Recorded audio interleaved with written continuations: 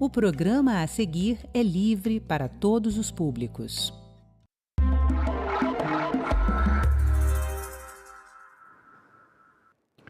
A gestão dos serviços de atendimento em saúde está passando por uma grande transformação. O novo paradigma da atenção à saúde será centrado na experiência do paciente, uma metodologia que aplica princípios do design em tratamentos clínicos e hospitalares. Para você entender melhor o assunto, assista a entrevista que faço agora com a pioneira em experiência do paciente no Brasil, Kelly Rodrigues. Kelly, muito bem-vinda ao Cidadania, obrigado pela sua presença na TV Senado. Obrigada, Marcelo, um prazer, uma honra estar aqui, podendo falar desse assunto tão pertinente que todo mundo precisa saber mais. E é um assunto novo, né? A gente estava falando sobre isso agora há pouco. Embora você seja pioneira e já esteja, né, atuando nessa área desde 2014, ainda é um assunto desconhecido de grande parte da população e até mesmo nos sistemas de saúde, né, tanto público quanto privado. Então vamos começar pelo principal, né? O que é a experiência do usuário enquanto metodologia? É um instrumento de gestão? É mais do que isso? Explica para a gente o que é. É um instrumento de gestão, sem dúvida nenhuma, mas é mais do que isso. É a gente, na verdade, prover melhores desfechos clínicos para o paciente. Então, quando a gente fala aqui em gestão, a maior parte, principalmente quando a gente fala das instituições de saúde, a maior parte das pessoas pensa que a gente acompanhar índice de satisfação. O paciente está satisfeito ou não, enfim. E eu sempre digo que é muito mais do que isso. Então, a gente desenvolveu uma metodologia onde a gente olha a experiência do paciente por 3 pilares estratégicos. O primeiro é segurança e qualidade assistencial. Não adianta a gente estender o tapete vermelho e causar um evento adverso. Um evento adverso aqui, as pessoas entendem às vezes como, vou dar uma traduzida, uma infecção hospitalar, por exemplo. Quanto que a gente escuta leigamente falando, né? O paciente morreu numa infecção hospitalar. Então, isso é um evento adverso, que não deveria acontecer. Então, a primeira coisa é um cuidado seguro. O segundo pilar estratégico é o cuidado centrado no paciente.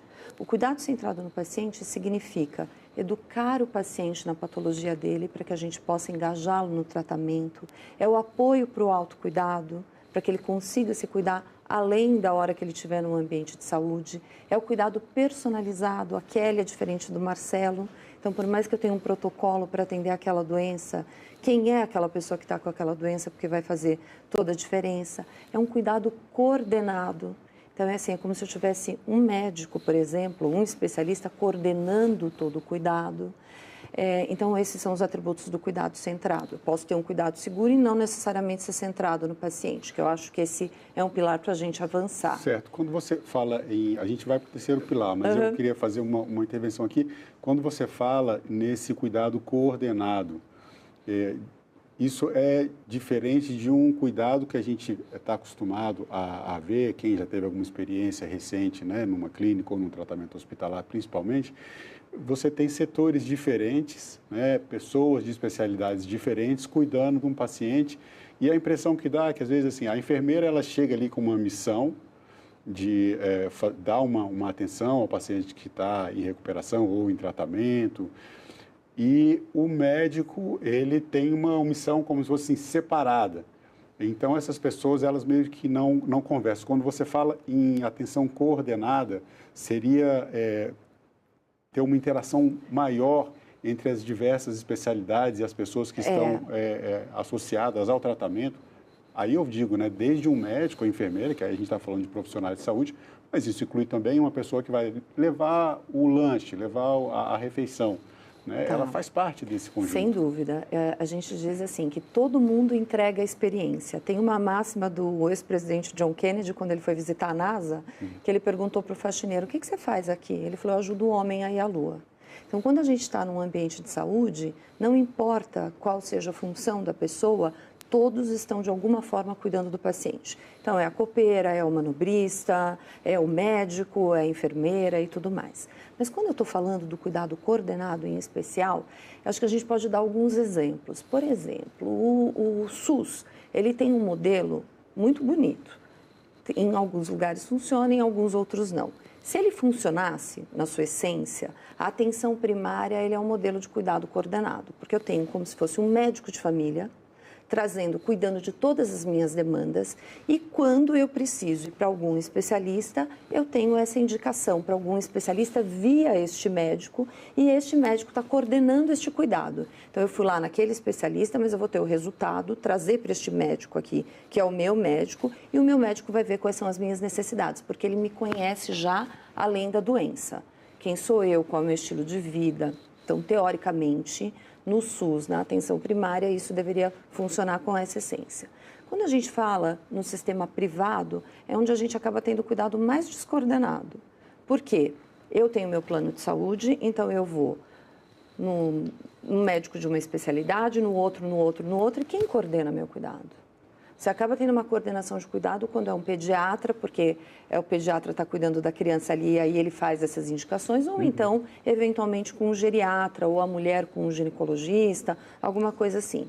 Agora, o que mais me chama atenção, e o que eu acho que a gente precisa muito, muito, muito trabalhar, é que, teoricamente, quando um paciente está internado, quando ele está numa internação, esse cuidado deveria ser coordenado no seguinte aspecto. A enfermagem, nessa ligação da enfermagem com o médico, também respondendo a tua pergunta, a enfermagem ela faz aquilo que o médico é como se fosse o líder ali do tratamento. E ela executa aquilo que o médico está pedindo. Então, ok, se há descoordenação é porque não tem, as informações não estão no prontuário, enfim, são outras questões de gestão. Mas o que eu vejo é assim, se você está internado num hospital, e você tem vários especialistas, então você tem um neurologista, você tem um infectologista, você tem um médico da dor. Muitas vezes o que acontece é não ter uma coordenação deste cuidado, não ter um dono do caso, alguém cuidando daquele paciente. Então tem cada especialista cuidando de uma parte e a gente não está cuidando do todo. E muitos pacientes morrem por causa disso, porque não tem essa coordenação do cuidado. Então, a gente precisa, urgentemente, Marcelo, mudar isso. A gente precisa mudar a conscientização das pessoas, nós, todos, um dia vamos ser pacientes. Ou então as pessoas que a gente ama vão precisar usar assistência. Nós precisamos saber dos nossos direitos e das nossas obrigações também. Então, o que é que a gente tem que perguntar? O que é que a gente tem que exigir? Né, para que essa interação seja positiva. E a gente precisa mudar esse mindset dos profissionais de saúde, das instituições. O cuidado precisa ser coordenado e centrado no paciente. E quando a gente fala em centrado no paciente, isso inclui os familiares? Sim, sim. O cuidado, ele tem que ser centrado ali naquelas questões. Quando eu falo do paciente... Às vezes o paciente, ele está até numa situação, quando é uma situação mais grave, ele está uma pessoa que está com acesso mais difícil, inclusive da comunicação, que é um outro ponto que a gente pode falar aqui. E daí são os familiares que vão receber a notícia, vão entender o que está acontecendo, e desse que é o ponto central, né, da experiência do paciente. Então, os familiares, eles entram nesse segundo pilar. Exatamente, eles estão... O familiar, quando eu falo da experiência do paciente, eu digo de algumas coisas assim, é como se o paciente estivesse abarcando aqui várias outras questões. A gente precisa olhar para os familiares, né? A gente precisa responder as coisas para os familiares. Os familiares, muitas vezes, o cuidador é muitas vezes aquele que é o responsável pelo tratamento do paciente, que faz a coisa acontecer. Então, ele está junto nessa história. Mas, além disso, a gente também tem que olhar para os profissionais de saúde. O que eu sempre digo, a gente precisa também cuidar de quem cuida. Não adianta a gente querer que o nosso colaborador preste uma boa experiência se ele não tem uma boa experiência. Então, quando eu estou falando da experiência do paciente, eu digo que a gente traz muitos outros stakeholders. A gente precisa trazer todos os profissionais de saúde, todos os colaboradores e também, obviamente, o paciente e a família. Agora vamos para o terceiro pilar estratégico. Isso. Você viu que tem muita coisa, né? A gente vai abordando muitas questões. Mas me parece que o segundo pilar é o centro mesmo da questão, é o coração de toda essa metodologia. É isso mesmo. E o que eu sinto é o que a gente está mais despreparado no Brasil é para o cuidado centrado. A gente vê que na Europa eles falam muito de cuidado centrado e agem muito com cuidado centrado, porque a maior parte do sistema de saúde na Europa, apesar da gente ter as diferenças entre os países, é público. Então, como eu só tenho um dinheiro para atender todo mundo, eu tenho que educar o usuário, eu tenho que engajar no tratamento. Então, eu tenho uma questão de educação em saúde, de literácia, que a gente chama, né, que é a alfabetização em saúde, muito forte. E aqui no Brasil, não. Nós não temos, o cuidado centrado é algo que a gente está muito distante. E a gente não tem isso de forma muito sistematizada. Terceiro pilar. Terceiro pilar é o que todo mundo pensa que é a experiência do paciente, que é a excelência na jornada. E aí a gente olhar a jornada clínica e não clínica dessas pessoas. Então, por exemplo, como te trataram, né? As pessoas foram cordiais, você teve todas as informações necessárias para o seu deslocamento, isso é algo que é não clínico, mas que impacta na sua experiência e na sua experiência clínica. Então, quando a gente está falando da jornada, da excelência na jornada, é a gente entender a jornada toda dessas pessoas que estão enfrentando uma condição de saúde e entender aqui onde ocorrem as experiências mais difíceis para a gente poder transformar. Então, os três pilares: segurança e qualidade, cuidado centrado e excelência na jornada.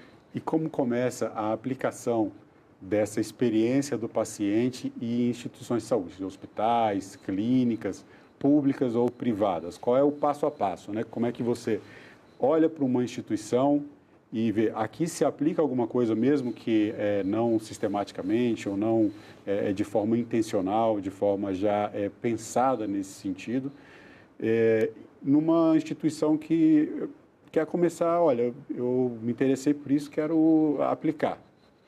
Qual é o passo a passo? Como é que começa? Por onde começar? Pois é, vamos lá. A gente pode sempre atuar, mesmo em instituições que não têm grandes recursos, né? Então, a gente pode fazer coisas de A a Z e a gente tem feito os trabalhos em hospitais públicos, em hospitais privados, em instituições de diversos tamanhos, não só hospitais, como clínicas, laboratórios, enfim. Mas a primeira coisa que a gente precisa fazer é a gente precisa ter uma formação da liderança e experiência do paciente. A liderança precisa entender que a experiência do paciente não é só índice de satisfação ou NPS. NPS, gente, para quem não sabe, é aquela perguntinha, o Net Promoter Score, que perguntam para você, de 0 a 10, você indicaria essa instituição para os seus amigos e familiares? E aí você dá uma pontuação.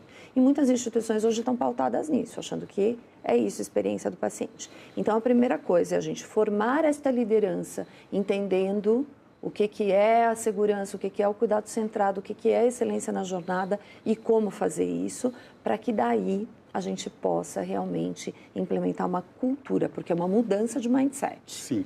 Quando você fala nessa formação das lideranças para a aplicação da experiência do paciente, o foco é mudar o líder ou a líder, aquela pessoa que está exercendo a liderança, ou preparar essa liderança para mudar a sua equipe?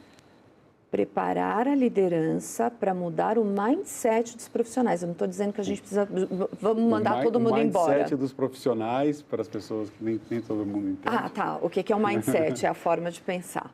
Então, a forma de pensar dos profissionais. Até hoje, a gente teve uma forma de mandar os pacientes fazerem as coisas. Os pacientes, eles não tinham uma participação. Até hoje não, até alguns anos atrás. Se a gente pegar, por exemplo, os médicos mais velhos, o médico, ele era o mago, dono das poções, só ele tinha as informações. Então, os pacientes, eles costumavam fazer o que o médico mandava ele fazer. Não existia uma interação. Com o advento das redes sociais, da internet, hoje, bem ou mal, porque todo mundo reclama do Dr. Google, né? Mas bem ou mal, as pessoas têm acesso às informações, então elas chegam com alguma informação. Então, a postura do profissional de saúde não pode ser mais, faça isso. Por que você deve fazer ou não? O que a gente pode fazer, tomada de decisão em conjunto, né? Porque até eu entender qual é o teu estilo de vida vai ajudar a te dar um tratamento que você vai fazer e que você vai ter melhores desfechos clínicos. Então, o que a gente precisa fazer é mudar a forma de pensar dos profissionais de saúde. E quando eu digo formar a liderança, é para que a liderança entenda exatamente essas questões, entenda exatamente o que é a experiência do paciente, para que ela possa começar a fazer esse movimento de transformação. Então, primeiro, formar as pessoas para que a gente possa engajá-las e torná-las multiplicadores. A partir disso, a gente sempre olha dentro da instituição, que a gente chama de curadoria de informações, é entender tudo que, de certa forma, a gente faz de experiência. Porque toda instituição já faz alguma coisa. A grande questão é que não existe, normalmente, um método, as coisas são feitas empiricamente e você acaba tendo ações específicas e você não tem uma sustentabilidade disso. Então, a ideia é entender o que a gente já faz, a gente depois fazer aqui um diagnóstico, então, o que a gente precisa complementar e entrevistar as pessoas, ter o ponto de vista do usuário e não, que é o ponto de vista de fora para dentro e não de dentro para fora, que normalmente é o que acontece, né? As pessoas falam assim, eu trabalho aqui há 500 anos, eu já sei o que o paciente quer, só que não. Só que você nunca perguntou, né? E esse é um ponto que você trata bastante também, a voz do paciente, né? Ouvir o paciente, engajar o paciente dentro do procedimento, dos tratamentos. Como absorver a voz do paciente, muitas vezes numa situação delicada, e como equilibrar essas vontades do paciente, as características pessoais do paciente, com os procedimentos e os protocolos médicos que são considerados necessários pelos profissionais de saúde. Marcelo, se a gente for fazer uma analogia de um paciente nadando de uma margem do rio para o outro, o médico sabe sempre onde vai estar mais raso e onde vai estar mais profundo, mas quem está nadando é o paciente. E isso muda toda a história. Então, os profissionais de saúde sabem muita coisa tecnicamente, mas quem está enfrentando aquela condição é o paciente. Então, por isso que a gente precisa dar voz ao paciente. E aí a gente diz que a era da experiência é a era da cocriação. É fazer as coisas em conjunto com as pessoas, com os pacientes, com os familiares, entendendo a perspectiva deles. A gente tem que fazer tudo que o paciente quer? Não. O paciente nem sempre sabe o que é o melhor para ele. Ele pode imaginar o que é melhor para ele, né? E eles estão emocionalmente abalados. Então, tem muitas questões aqui envolvidas. Mas o que a gente precisa fazer é preparar os profissionais, os pacientes, para que os pacientes entendam quando tiver que acontecer alguma intervenção onde essa decisão tem que ser dividida. Eu vou te dar um exemplo. Eu contei já aqui um pouco da minha história para o Marcelo, que eu atuo na área de saúde há muitos anos, mas eu comecei a atuar em experiência o que te levou do a isso? paciente. Traz essa história para a gente. Posso, porque eu vou dar um exemplo exatamente Claro. dividir uma decisão. Sim. Então, o que me levou a atuar com a experiência do paciente, eu atuo na área de saúde há mais de 20 anos, mas eu trabalhava na área de marketing, era diretora de marketing de uma instituição, e minha mãe teve um câncer superagressivo. Minha mãe era muito jovem, tinha 58 anos, uma falta de ar, descobriu que era um câncer muito agressivo, ela morreu em 1 ano. Mas ela teve o diagnóstico, ela estava sozinha no quarto, o médico chegou, oi, tudo bom? A senhora está com câncer. Ela me ligou chorando, fui correndo para o hospital. Fui conversar com outro médico que me disse assim, de acordo com os estudos clínicos, esse tipo de paciente morre em 8 meses. Isso aí você está falando da comunicação médica, que é outro ponto importante, mas termina. A gente já volta para a comunicação, lá, que é outro Conta outro essa história, ponto. porque é bom as pessoas entenderem como é que você chegou a isso, porque é uma vivência que tem tudo a ver com o que a gente está falando aqui. E foi uma vivência muito dolorosa, Marcelo, e o que eu pensei foi o seguinte, se eu, que já estudei tanto, que atuo na área de saúde, que sei como a área de saúde funciona, que conheço todo mundo, minha mãe que tem acesso aos principais hospitais aí, privados, teve esta jornada e quem não tem nada. Então, isso foi o que me fez estudar. Fui estudar fora, porque no Brasil não existia nada a respeito. Fui para os Estados Unidos, depois tive uma formação na Europa, enfim. Essa é a parte do porquê eu cheguei até aqui. Mas voltando ao assunto do dividir decisão. Para vocês terem uma ideia, quando chegou, minha mãe sobreviveu, ela não viveu, ela sobreviveu 1 ano. E ao final deste 1 ano, a gente já tinha mudado de hospital, já tinha mudado de equipe, o médico chegou para o meu pai, para mim, para o meu irmão, para dividir uma decisão clínica. A minha mãe tinha muita dor e a morfina já não adiantava. Ela estava já no nível mais alto de morfina e continuava com dor, delirando.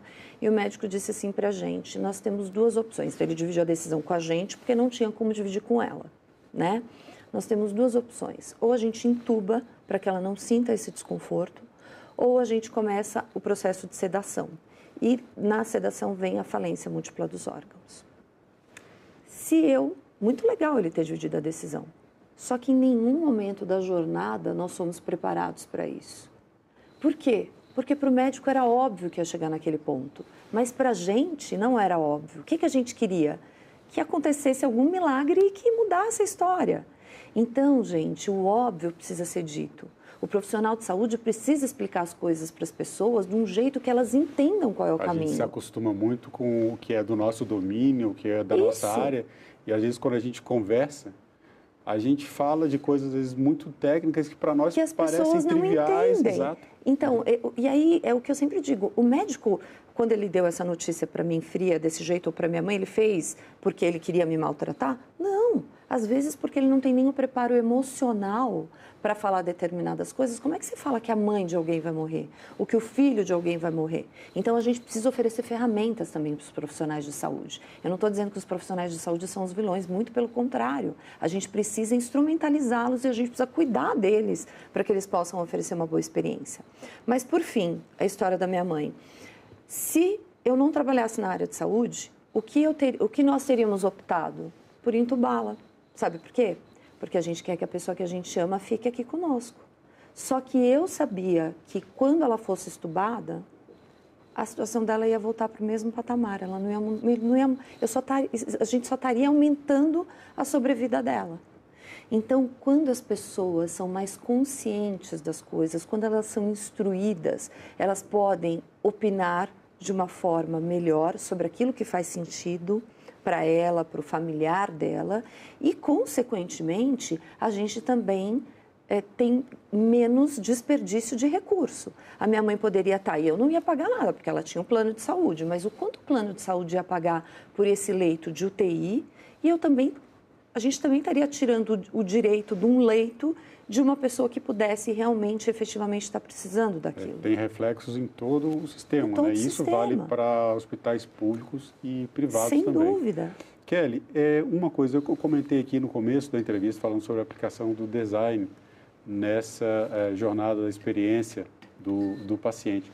Como se aplicam esses princípios do design de serviços? Sim. Como eles convergem com uma área que parece tão distante, que é a área da saúde, da medicina, a área hospitalar, para se chegar a essa metodologia da experiência do paciente? O design, ele tem tudo a ver com a experiência do paciente, porque o design thinking, ele é centrado no ser humano. Então, é trazer a perspectiva das pessoas, é a visão de fora para dentro. Então, as ferramentas, que eu ainda não contei de todo o método, né? Então, a gente forma as pessoas, a gente faz diagnóstico, e uma das formas de fazer diagnóstico é usando as ferramentas de design thinking. Então, a gente pode desenhar mapeamentos de jornada, a gente pode fazer várias técnicas qualitativas de pesquisa. Isso é trazer a voz do usuário, isso é trazer a cocriação. Então, a partir do momento que eu trago a voz do usuário, eu entendo quais são as questões, eu vou atuar em cocriação com os pacientes e com os próprios profissionais de saúde. E aí eu parto, então, trazendo a coisa do design, trazendo aqui a metodologia de diagnóstico, aí eu faço um planejamento estratégico da experiência do paciente, entendendo quais são os nossos grandes gargalos, fazendo as coisas em ondas, porque possivelmente vai ter coisa para muitos anos para fazer, né? E depois eu associo isso com métricas específicas para entender onde é que a gente está evoluindo, porque o que a gente não mede, a gente não sabe o que está acontecendo. A definição dessas métricas é um ponto importante também. É diferente quando você trabalha com métricas a partir de pesquisa de satisfação e as métricas que você define para aplicar essa metodologia. Assim, a gente tem algumas métricas validadas internacionalmente, alguns questionários de experiência, por exemplo, um questionário americano que chama HCAHPS, tem um questionário inglês que é do Picker Institute, mas no Brasil nós não temos métricas específicas que, assim, este é o conjunto de métricas que a gente precisa olhar para a experiência do paciente. E aí eu digo que experiência não é satisfação, mas se você não mede nem a satisfação e nem o NPS, é por aí que você precisa começar, né?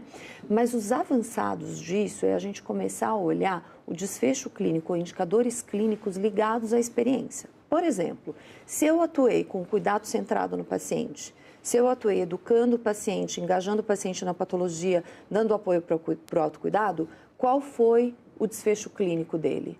Então, qual é o indicador que eu vou acompanhar aqui correlacionado com a experiência? E tem muitos outros, Marcelo, mas que são muito técnicos. Sim, mas já como os indicadores de desfechos clínicos que importam para o paciente, que a gente chama de PROMs, e de experiência que importam para o paciente. Mas são questões mais avançadas e muito técnicas para a gente falar aqui para todo mundo. Com pouco tempo de entrevista não dá para a gente entrar em detalhes do assunto, mas eu acho que a gente já explicou bastante aqui, caberia outras entrevistas. Para a gente fechar a nossa conversa, Kelly, a pergunta que eu trago para os convidados do Cidadania, para você, o que é cidadania? Cidadania, vou fazer aqui um link com a questão em saúde. Cidadania em saúde é fazer com que os pacientes entendam os direitos deles, os direitos e os deveres. A gente tem que deixar de deixar as pessoas decidirem por nós. Então, para isso, a gente precisa entender. A gente precisa entender, quando a gente estiver numa consulta, o que a gente precisa perguntar para os médicos. Quando a gente está numa internação, quais são os nossos direitos, o que a gente precisa saber. A gente tem direito ao nosso prontuário clínico, vocês sabiam disso? Então, muitas coisas precisam serem colocadas luz para que as pessoas entendam. Então, cidadania, para mim, cidadania em saúde é você entender quais são os seus direitos e quais são os seus deveres. Kelly Rodrigues, eu quero agradecer mais uma vez a sua presença no programa Cidadania. Eu quem agradeço, é um prazer estar aqui com vocês. E eu agradeço também a você que acompanha a programação da TV Senado. Assine o canal da TV Senado no YouTube, ative as notificações e acompanhe toda a produção do Poder Legislativo diretamente da fonte. Na TV Senado, democracia é todo dia.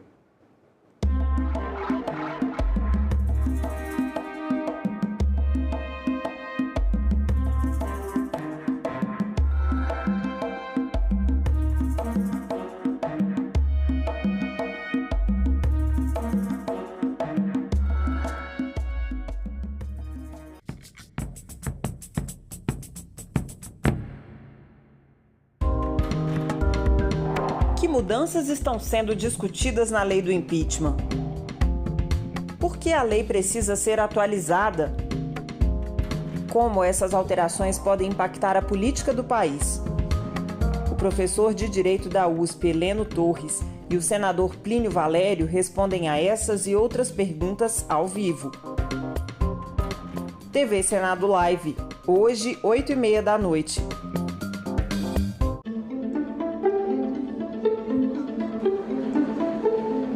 A reforma tributária brasileira se impôs. 5 dias depois da aprovação final da reforma tributária, as agências de classificação de risco já começaram a reconhecer e a subir a nota de crédito do Brasil, deixando o Brasil a poucos passos de reconquistar o grau de investimento. Fechamos o ano com dólar em queda e uma previsão de crescimento de 3,1% do PIB, o que permitirá ao Brasil se tornar a 9ª economia do mundo. É a única reforma que faltava para fazer o Brasil realmente crescer pela primeira vez em 30 anos, acima da média medíocre de 1% ao ano.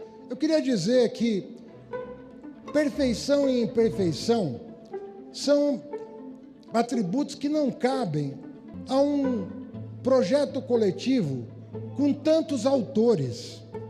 Isso aqui é o vetor.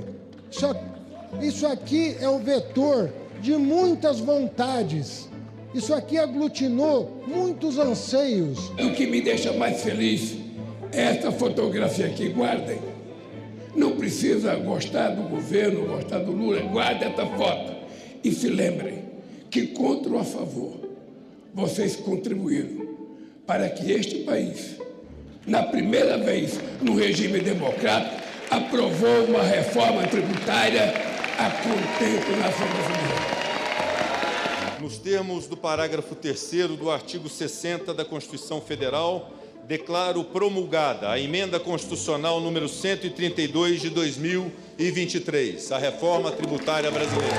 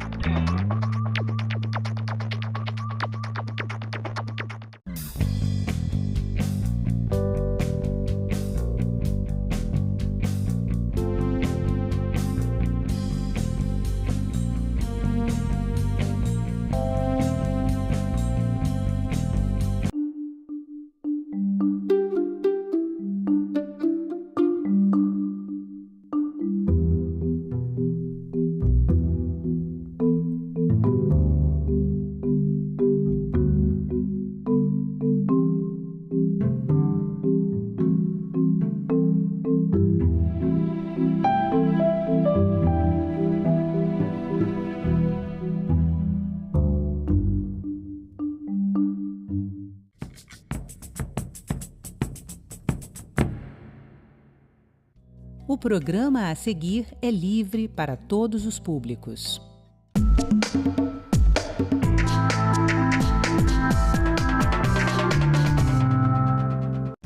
Olá! Muito do que impacta a nossa vida é resultado do trabalho parlamentar. Seja bem-vinda, seja bem-vindo ao Parlamento Brasil. Aqui, sempre em parceria com as TVs legislativas, a gente conta para você os assuntos que mobilizam as casas de leis do país. Você vai ver. Aumenta a violência contra indígenas no Amazonas. Mas em Mato Grosso, o projeto Quintais Produtivos ajuda os chavantes a produzirem alimentos. No Espírito Santo, produtores de cacau temem que novas pragas entrem no país por meio da importação do produto da Costa do Marfim.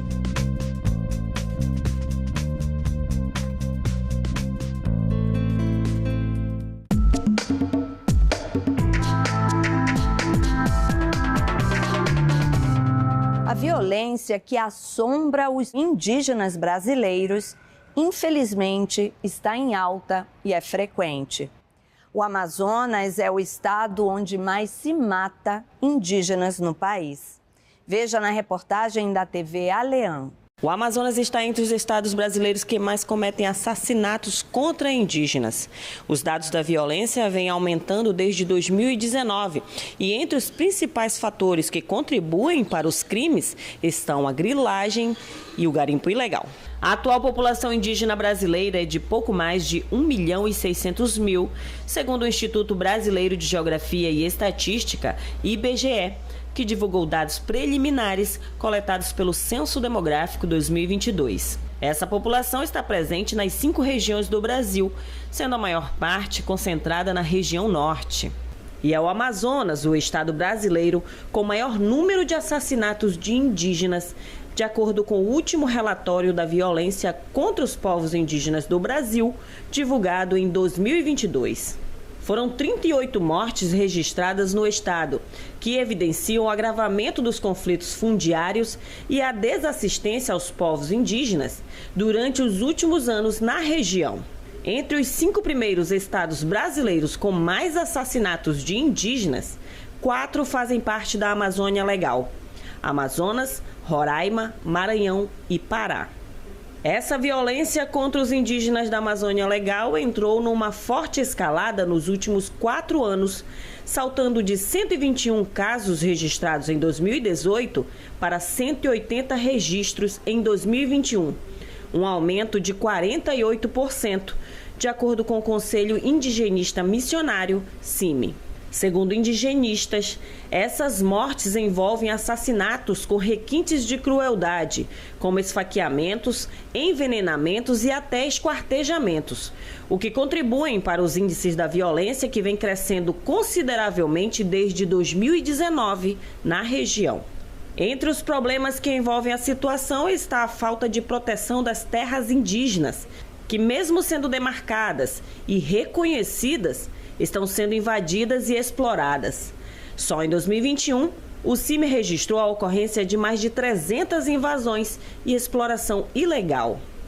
Essa apropriação indevida das terras é acompanhada de danos ao território causados por extração ilegal de madeira, pesca ilegal, venda de lotes, grilagem e o avanço do garimpo. A situação de trabalhadores submetidos a condições análogas à escravidão foi debatida na Câmara de Vereadores de Caxias do Sul. E no Ceará, a Comissão de Direitos Humanos avaliou o trabalho do colegiado nos últimos 2 anos. Foram mais de 400 atendimentos envolvendo violações de direitos. Veja o que foi notícia nas casas legislativas do país. O debate atendeu o requerimento do deputado Renato Roseno, presidente da Comissão de Direitos Humanos e Cidadania. Foi apresentado um balanço da atuação da comissão no biênio 2021-2022. O parlamentar destacou que o número de violações supera a marca de 400 atendimentos pela comissão nos últimos 2 anos. São dados que vão desde desrespeito ao direito à diversidade, políticas sociais, terra, território, moradia, combate à tortura e violência institucional e defesa da liberdade e proteção aos defensores de direitos humanos e socioambientais. A Comissão de Direitos Humanos ela tem 2 braços. Um braço é o escritório Frei Tito e, de fato, são números muito abrangentes, né, dezenas de milhares de famílias. Né? Então, isso para nós é um motivo de orgulho, mas, por outro lado, diz o tamanho do nosso desafio. E também o outro braço, o Comitê de Prevenção da Violência, que faz pesquisas e estudos para recomendar ações para prevenir a violência. Nesse biênio, nós nos dedicamos em especial à violência contra meninas. Né?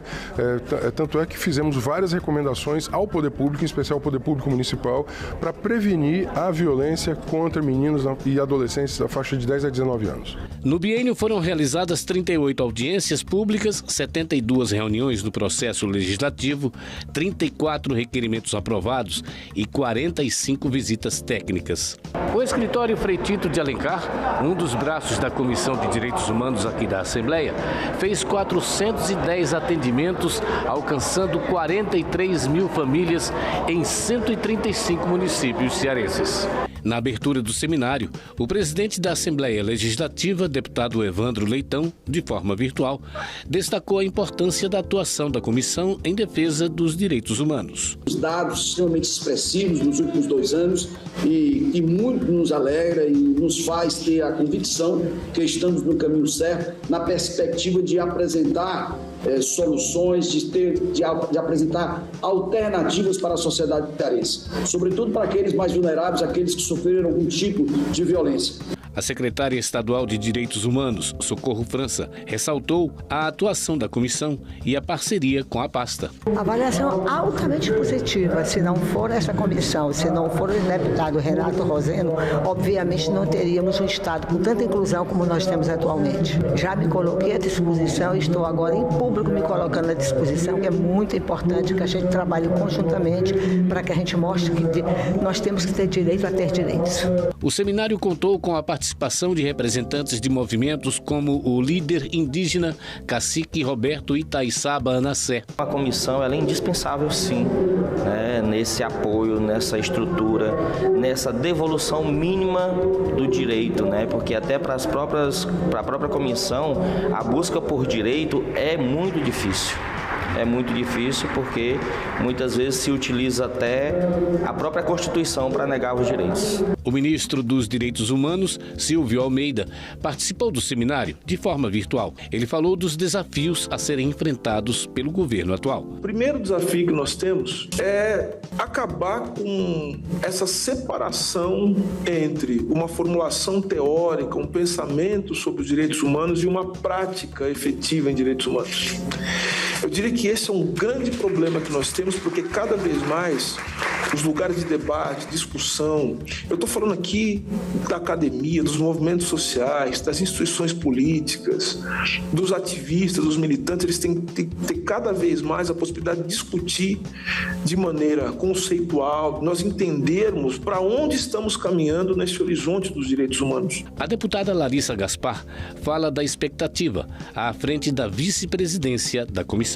Como nós somos um estado que ainda é marcado por muita desigualdade, existem muitos problemas, muitos conflitos sociais que precisam desse suporte, dessa mediação e dessa intermediação da Comissão de Direitos Humanos da Assembleia, junto ao governo, junto à Prefeitura, junto à União Federal, para que a gente possa buscar soluções para os dramas que as pessoas enfrentam cotidianamente.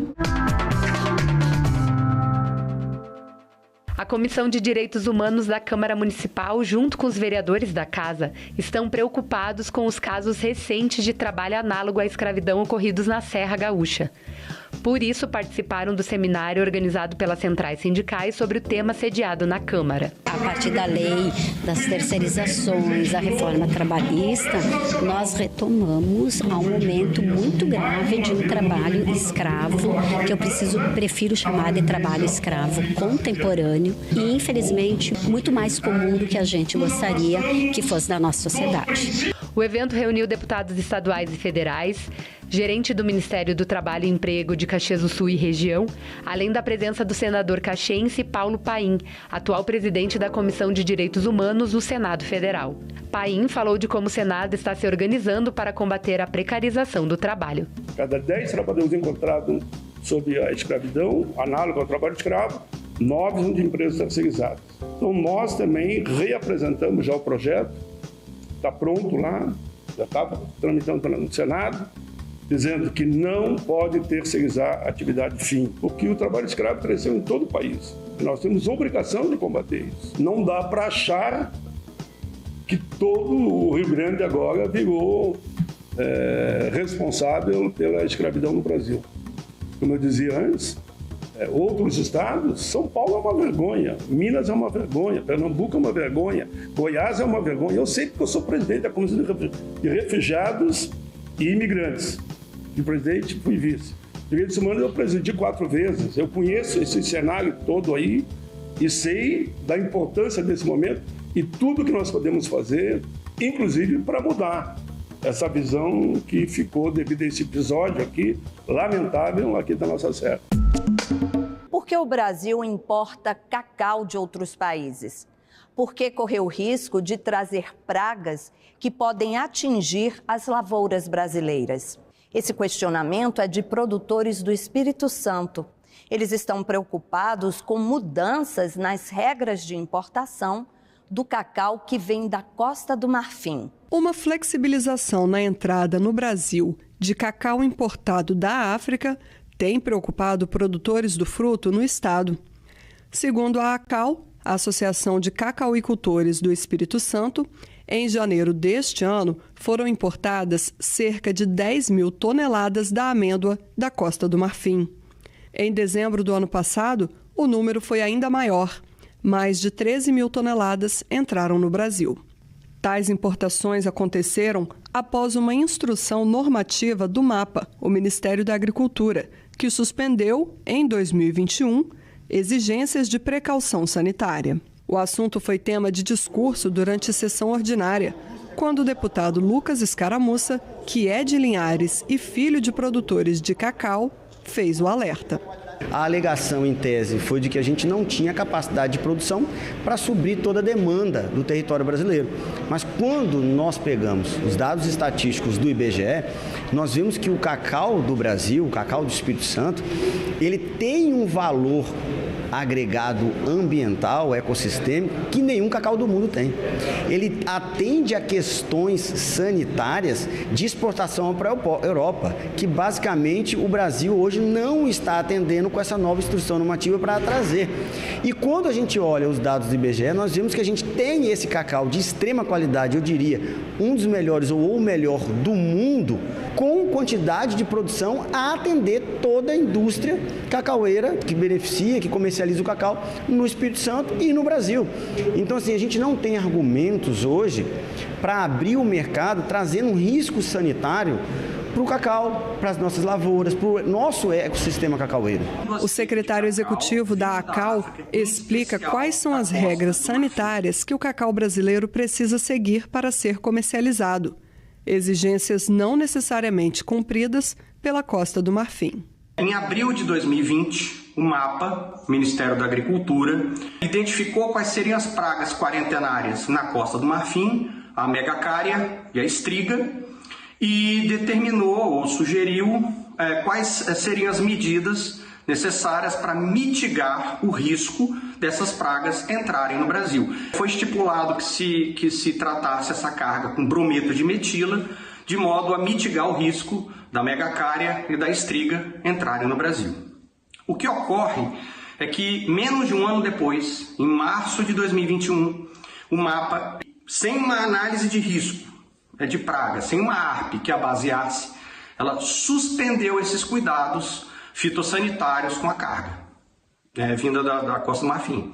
Ou seja, já não se utiliza mais o brometo de metila para mitigar o risco dessas pragas quarentenárias entrarem. Então agora nós estamos com receio de que essas pragas possam entrar no nosso país, essas doenças não existem no nosso país, no nosso ecossistema, no nosso ambiente. Nós estamos com receio dessas doenças entrarem no nosso país, porque esses cuidados não estão mais sendo tomados. André ainda explica os riscos que essa abertura de mercado traz para os produtores locais. Então aí a pergunta que os produtores estão se fazendo é: por que importar cacau de outros países se o Brasil produz mais do que o suficiente para a indústria nacional absorver? A questão que nós estamos levantando aqui é que com a importação desses produtos de outros países, isso vai aumentar a oferta no mercado interno, fazendo os preços do cacau, da amêndoa seca do cacau, se reduzirem aqui no Brasil. E de fato, no ano passado, em 2022, o preço da saca do cacau estava abaixo do preço de custo de produção. Que produtor de cacau tem ânimo, tem vontade de produzir essa matéria-prima do chocolate se o custo de produção não é pago na hora da compra? O deputado Escaramuça vai propor aos deputados a formação de um grupo para alterar a normativa do Ministério da Agricultura. Nossa missão aqui na Assembleia é chamar a atenção do governo do Estado, pedir para que o governo do Estado entre nesse diálogo junto conosco, provocar a nossa bancada federal e ir lá em direção ao MAPA, em direção ao Ministério Brasileiro, para tentar rediscutir essa instituição normativa, falar que tem um erro nela e que nós temos qualidade, produto e preço que atende ao mercado brasileiro, sem precisar de colocar em risco a produção do cacau no estado do Espírito Santo, no Brasil, correndo um grande risco de retomar tempos passados, onde tivemos a vassoura de bruxa que devastou o cacau brasileiro, a geração de oportunidade para as famílias, para o agricultor, para o campo, por décadas aqui no Brasil. É isso que a gente não quer. A pergunta que nós fizemos hoje é: por que nós estamos fazendo isso? A que isso atende? Não é compreensível essa instituição normativa.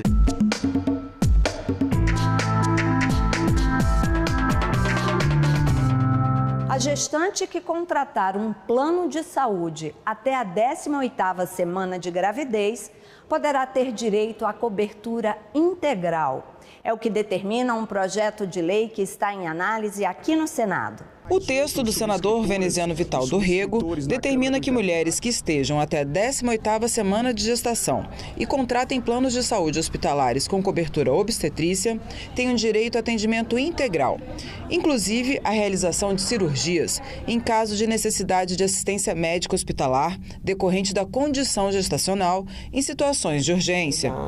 Na justificativa, o parlamentar diz que espera que, com a aprovação do texto, mais mulheres possam se vincular aos planos de saúde com a certeza de que não serão deixadas à própria sorte nos momentos de maior necessidade. Para esse advogado especialista em direito constitucional, o o projeto é bem-vindo. Muito importante porque controla os abusos do convênio, principalmente nessas questões relacionadas a desequilíbrio econômico.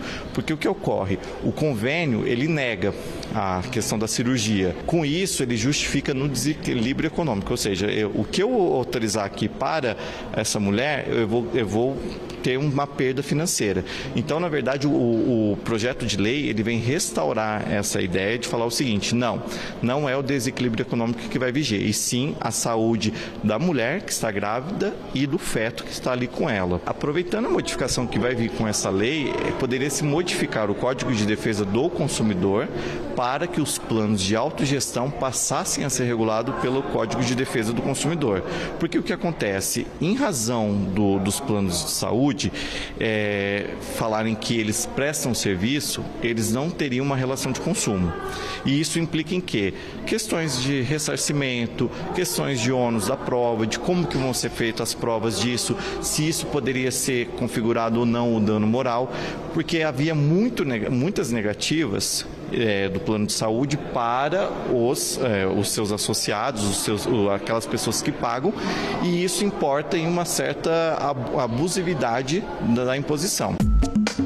6 milhões de brasileiras sofrem com a endometriose, uma doença que pode deixar as mulheres de cama, sem condições para trabalhar ou estudar. E o pior é que muitas delas nem conhecem a enfermidade que têm e que muitas vezes é chamada de frescura. Uma sessão solene aqui na Câmara dos Deputados marcou o Dia Nacional de Luta contra a Endometriose.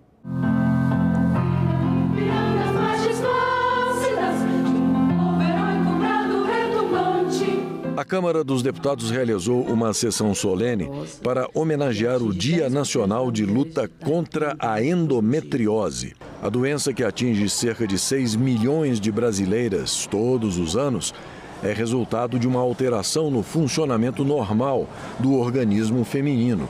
As células do endométrio, o tecido que reveste o útero, em vez de serem expulsas durante o período menstrual, se movimentam no sentido oposto e acabam caindo nos ovários ou na cavidade abdominal. Ali, as células voltam a se multiplicar e a causar sangramentos, além de cólicas severas e incapacitantes, gerando graves problemas físicos e emocionais para a mulher a qualquer momento do mês. O evento, realizado no plenário Ulisses Guimarães, foi solicitado pela deputada cearense Daiane do Capitão. Neste dia, podemos unir nossas vozes para exigir mais investimentos em pesquisas e tratamentos eficazes para essas condições. Podemos clamar por hospitais mais bem equipados e profissionais mais preparados para realizar o diagnóstico precoce da doença. Por tudo isso, apresento o projeto de lei que garanta que a mulher com endometriose receba atendimento integral, multidisciplinar, pelo Sistema Único de Saúde, com acesso aos exames complementares e acesso facilitando aos médicos e terapias.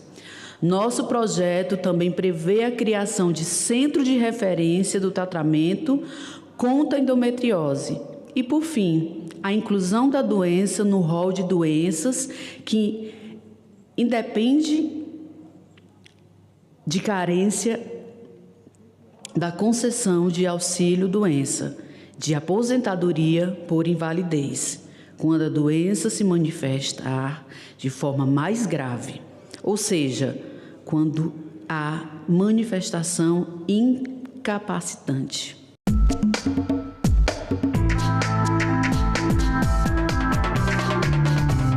A gente falou aqui de assassinatos de indígenas na Amazônia, mas felizmente a gente pode terminar o programa mostrando uma boa iniciativa envolvendo os Chavantes em Mato Grosso.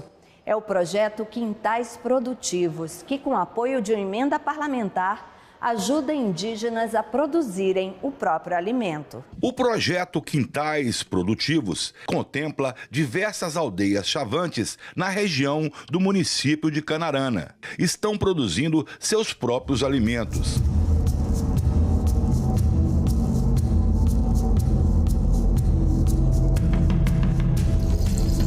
A emenda parlamentar de R$ 400 mil garantiu os investimentos iniciais necessários para a aquisição de equipamentos para limpeza, gradagem e preparação do solo para o plantio, além de sementes e mudas para a lavoura. Eles sempre foram criados na selva, sobrevivendo da pesca, da caça, que hoje cada vez está mais extinta, mais escassa.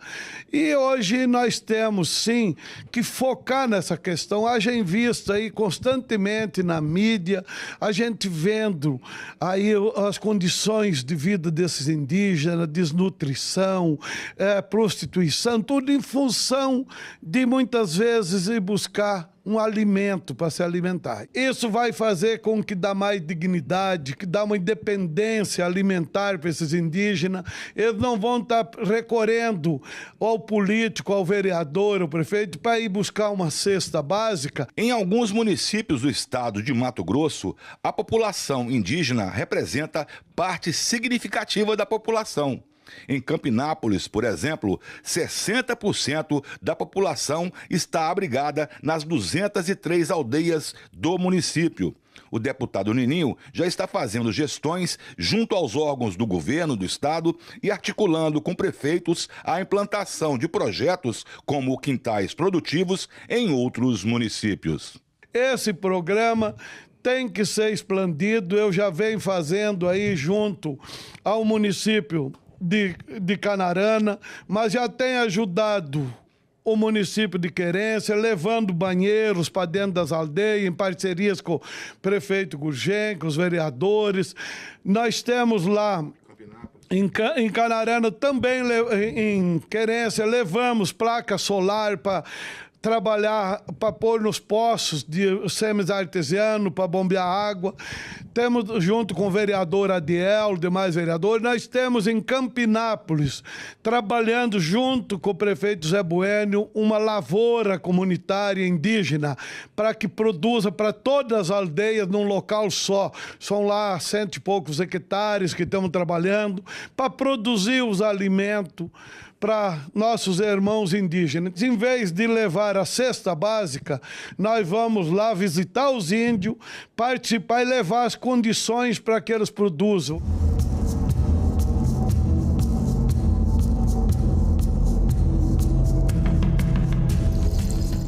É desse tipo de notícia que o Brasil precisa, né?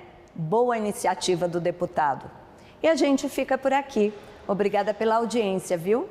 Se você quiser rever qualquer um dos nossos programas, já sabe, tem tudo na internet.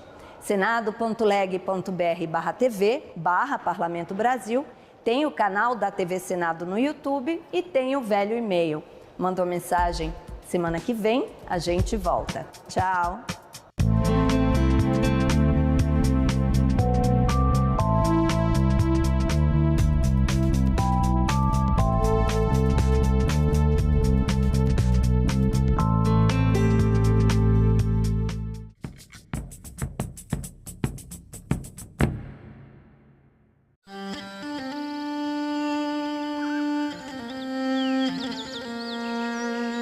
Em Inhotim, eu acho que para nós interessa usar os recursos da arquitetura a favor de uma experiência artística, a princípio. Nesse sentido, a gente acredita muito nesse poder transformador de uma obra de arte. Arquiteturas, neste sábado, 7h, aqui na TV Senado. Alteza, se me permite a ousadia, a maior demora em levantar âncora só piorará a nossa situação. O almirante Sidney Smith já está em Lisboa, com sua esquadra pronto para zarpar. É meu dever fazer com que Vossa Alteza e a princesa Carlota Joaquina fiquem livres desse lacaio de Napoleão.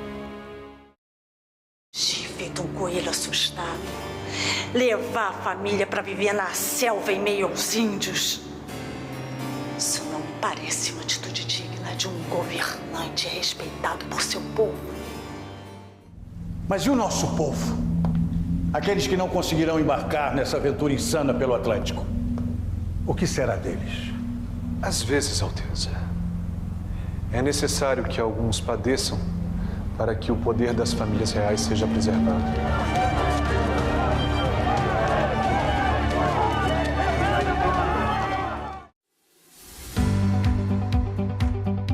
Sabia que o Brasil teve sua primeira constituinte 200 anos atrás? Ela foi dissolvida pelo imperador Dom Pedro I em meio aos trabalhos. Mas algumas ideias discutidas lá estão presentes até hoje em nossas vidas. Estamos na Praça dos Três Poderes, onde ficam as sedes do Executivo, Legislativo e Judiciário. Aqui no Brasil, essa divisão foi debatida pela primeira vez na Constituinte de 1823, influenciada pelos ideais iluministas, pela independência americana e pela Revolução Francesa.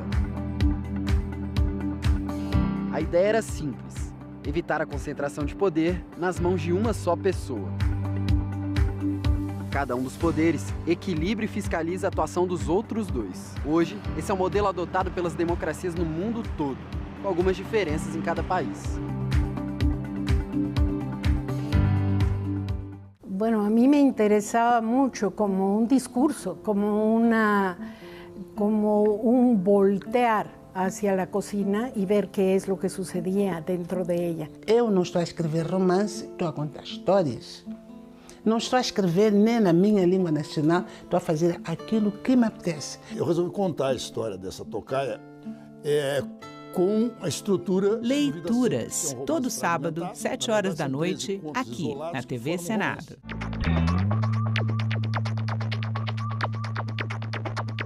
Não sei exatamente do que me acusam. Já a nação vive sob os efeitos do terror. Se me forem retirados os direitos políticos, como se anuncia em toda parte, não me intimidarei, não deixarei de lutar. Do ponto de vista de minha biografia, só terei do que me orgulhar desse ato. TV Senado. Democracia todo dia.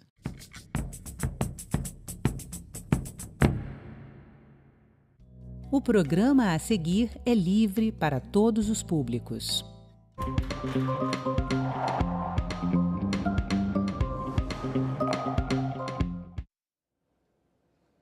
O presidente do Senado, Rodrigo Pacheco, apresentou um projeto de nova lei do impeachment para substituir a legislação atual, que é de 1950. O texto foi elaborado por uma comissão de juristas presidida pelo ministro do Supremo Tribunal Federal, agora aposentado Ricardo Lewandowski, que também presidiu o processo de impeachment de Dilma Rousseff. Uma das alterações é fixar um prazo para que o presidente da Câmara decida se abre ou não o processo de impeachment contra o presidente da República. Hoje nós vamos discutir essa proposta com o professor da Universidade de São Paulo, Heleno Torres, que fez parte da comissão de juristas autora do texto, e com o senador Plínio Valério, que tem algumas sugestões de mudança no projeto. Sara Reis apresenta este programa junto comigo, trazendo as dúvidas da internet. Eu agradeço a presença dos nossos dois convidados e começo perguntando ao professor Heleno Torres por que a necessidade de mudança da lei, se a gente já teve 2 processos de impeachment que foram concluídos, né, sob essa lei de 1950. Excelente pergunta. Realmente, a lei 1079, de 10 de abril de 1950, ela é uma lei que foi produzida à luz da Constituição de 46. Então, consequentemente, após a Constituição de 67, todos os movimentos que aconteceram na década de 60, 70, tivemos também a Constituição de 88 e nesses contextos todos, não é? Logicamente, vimos essa lei envelhecer. Ela não responde mais aos procedimentos necessários para o cumprimento daquilo que nós entendemos que seja essencial nos dias atuais, que é, por exemplo, ter celeridade num caso de processo dessa natureza. E também, ao mesmo tempo, precisamos respeitar fortemente aquela escolha democrática que se faz das urnas e que, logicamente, precisa de que o processo seja um processo coetâneo com a magnitude, não é, de eleições diretas, livres e, ao mesmo tempo, majoritárias. Então, esse aspecto é fundamental na medida em que nós vimos no último impeachment da presidente Dilma, não é, o Supremo Tribunal Federal, por exemplo, declarar uma série de artigos da Lei 1079 inconstitucionais. Não é? E temos também a experiência dos impeachments de governadores, de tal modo que essa experiência colhida ao longo desses últimos anos, não é, permitiu que a comissão chegasse a uma conclusão de que merecia aquela lei ser revisada. Agora, que fique bem claro que essa revisão ela tem teve um norte muito objetivo por essa comissão formada pelo presidente do Senado Federal, Rodrigo Pacheco, presidida pelo ministro Ricardo Lewandowski, que foi justamente de estabelecer, não é, uma compatibilidade rigorosíssima com o texto da Constituição, com as autoridades que devem responsabilidade perante a nação, com as instituições novas que surgiram, por exemplo, naquela época não existia Conselho Nacional de Justiça. O Ministério Público não tinha as funções que tem hoje, não é? Para os senhores terem ideia, naquela época o chefe do Ministério Público sequer apresentava, sequer tinha as ações, né, de inconstitucionalidade como se conhece hoje, né, pelo menos no formato que se conhece hoje. Então, há muitas mudanças institucionais no Brasil que justificavam e justificam a reforma dessa lei. E eu acredito que o texto final reflete exatamente os anseios da Constituição e da sociedade brasileira. Senador Plínio Valério, o senhor apresentou já 8 emendas a esse texto, né? Tem algumas críticas naturalmente, mas o senhor concorda que é preciso atualizar essa lei de 1950? Eu não tenho a menor dúvida. Um abraço a vocês, obrigado aí, é um prazer imenso estar com vocês aqui. Eu não tenho a menor dúvida que precisa ser atualizado. E tem avanços, por exemplo, quando dá prazo para que o presidente do Senado publique, cumpra, precisa, é de 1950. Mas eu gostaria de ter vivido ali, porque o que enquadrava os ministros eram coisas bem simples. E eu não vejo nenhum daqueles incisos para empichar o ministro contemplado aqui nesse projeto. Por exemplo, lá o ministro era passivo de cassação quando ele era patentemente decidioso no cumprimento do seu dever ao cargo. Eu não vejo mais isso aqui, porque o que a gente vê, a gente percebe aí, alguns ministros sendo decidiosos no tratamento daquilo. Não tem prazo, não cumpre, pede vistas, trabalho. Então, eu gostaria, e a gente está querendo colocar de volta alguns valores no que era antigo. Agora, precisa sim ser modernizado, e essa lei tem muitos avanços. Mas tem alguns que a gente gostaria de discutir, não vai dar tempo aqui, mas o professor poderia nos clarear algumas dúvidas que eu tenho, mas eu deixo a pergunta para vocês, eu tenho algumas dúvidas aqui. O áudio está no mudo aqui. Bom, assim como a gente perguntou, né, se o senhor acredita aí que precisa passar por mudanças, a gente também fez essa mesma pergunta para os nossos internautas. Pelo Instagram, a gente lançou uma enquete, vamos dar uma olhada nesse resultado? A gente perguntou, né, se o processo de impeachment precisa passar por mudanças. Olha só, 56%, né, dos usuários que responderam disseram que concordam. 38% disseram que não. 6% disseram, olha, precisa mudar, mas não acreditamos que este seja o momento. Há outros temas mais relevantes para se debater agora. E a Amanda Rodrigues, que é do Rio de Janeiro, ela pergunta qual é a maior mudança prevista para esse processo, né? Para essa nova lei. Eu vou perguntar para o professor Heleno Torres. Professor, qual é a grande novidade? Pergunta de milhões, né? Vamos dizer assim. São muitas, né? Olha, tem várias novidades. Eu acho que era uma comissão plural. Eu mesmo nem conhecia, talvez, não vou dizer a maioria, mas uma boa parte dos membros dessa comissão, que é uma comissão de juristas preparatória do texto, que será apresentado, que o presidente Pacheco apresenta como, né, nós entregamos como um anteprojeto.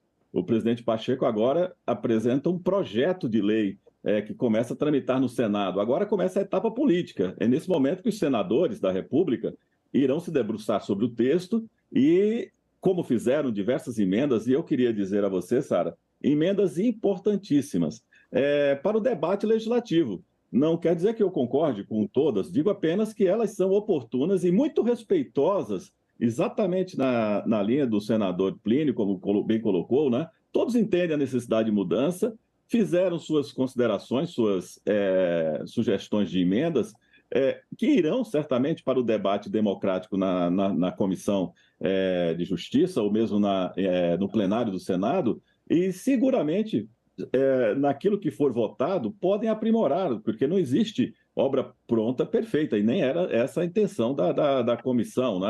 O ministro Ricardo Lewandowski todo o tempo dizia isso, né? Nós queremos entregar o melhor texto, mas é claro que a obra pronta é que vai servir para o debate parlamentar. Essa foi a nossa finalidade, uma função absolutamente desprovida de qualquer outro interesse. Tanto que começa no governo do presidente Bolsonaro, segue agora no governo do presidente Lula o debate e certamente pode terminar agora, talvez o processo legislativo, né, passe até desse mandato, porque ninguém sabe o tempo que levará para a aprovação dessa lei. Mas uma coisa é certa, houve muitas mudanças e eu diria, todas elas positivas. A primeira grande mudança foi a alteração do rol daqueles que podem ser alcançados pela lei do impeachment. Veja, como eu disse, né? Nós não tínhamos, à época da Constituição de 46, o Conselho Nacional de Justiça, o Ministério Público tinha outras funções, nós não conhecíamos a figura do advogado-geral da União com as funções que existem hoje, que tem lei complementar a partir da década de 90, que alterou fortemente a atuação do advogado-geral da União. Né? Os ministros do Tribunal de Contas, que também não estavam alcançados, uma série de questões.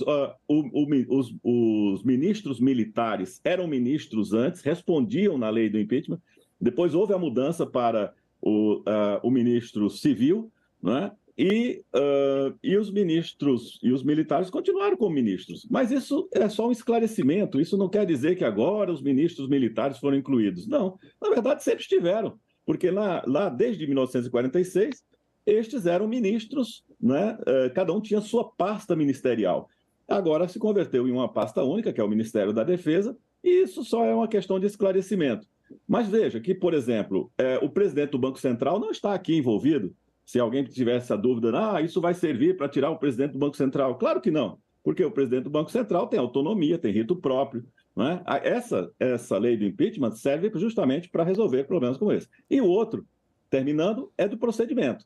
Realmente, o procedimento era muito longo, não é? Penoso, e se há uma maioria relevante de 2/3 da Câmara de Deputados que vota a favor da abertura do impeachment, nós temos que considerar a relevância desse quórum qualificado, não é? Que democraticamente foi posto no Congresso Nacional.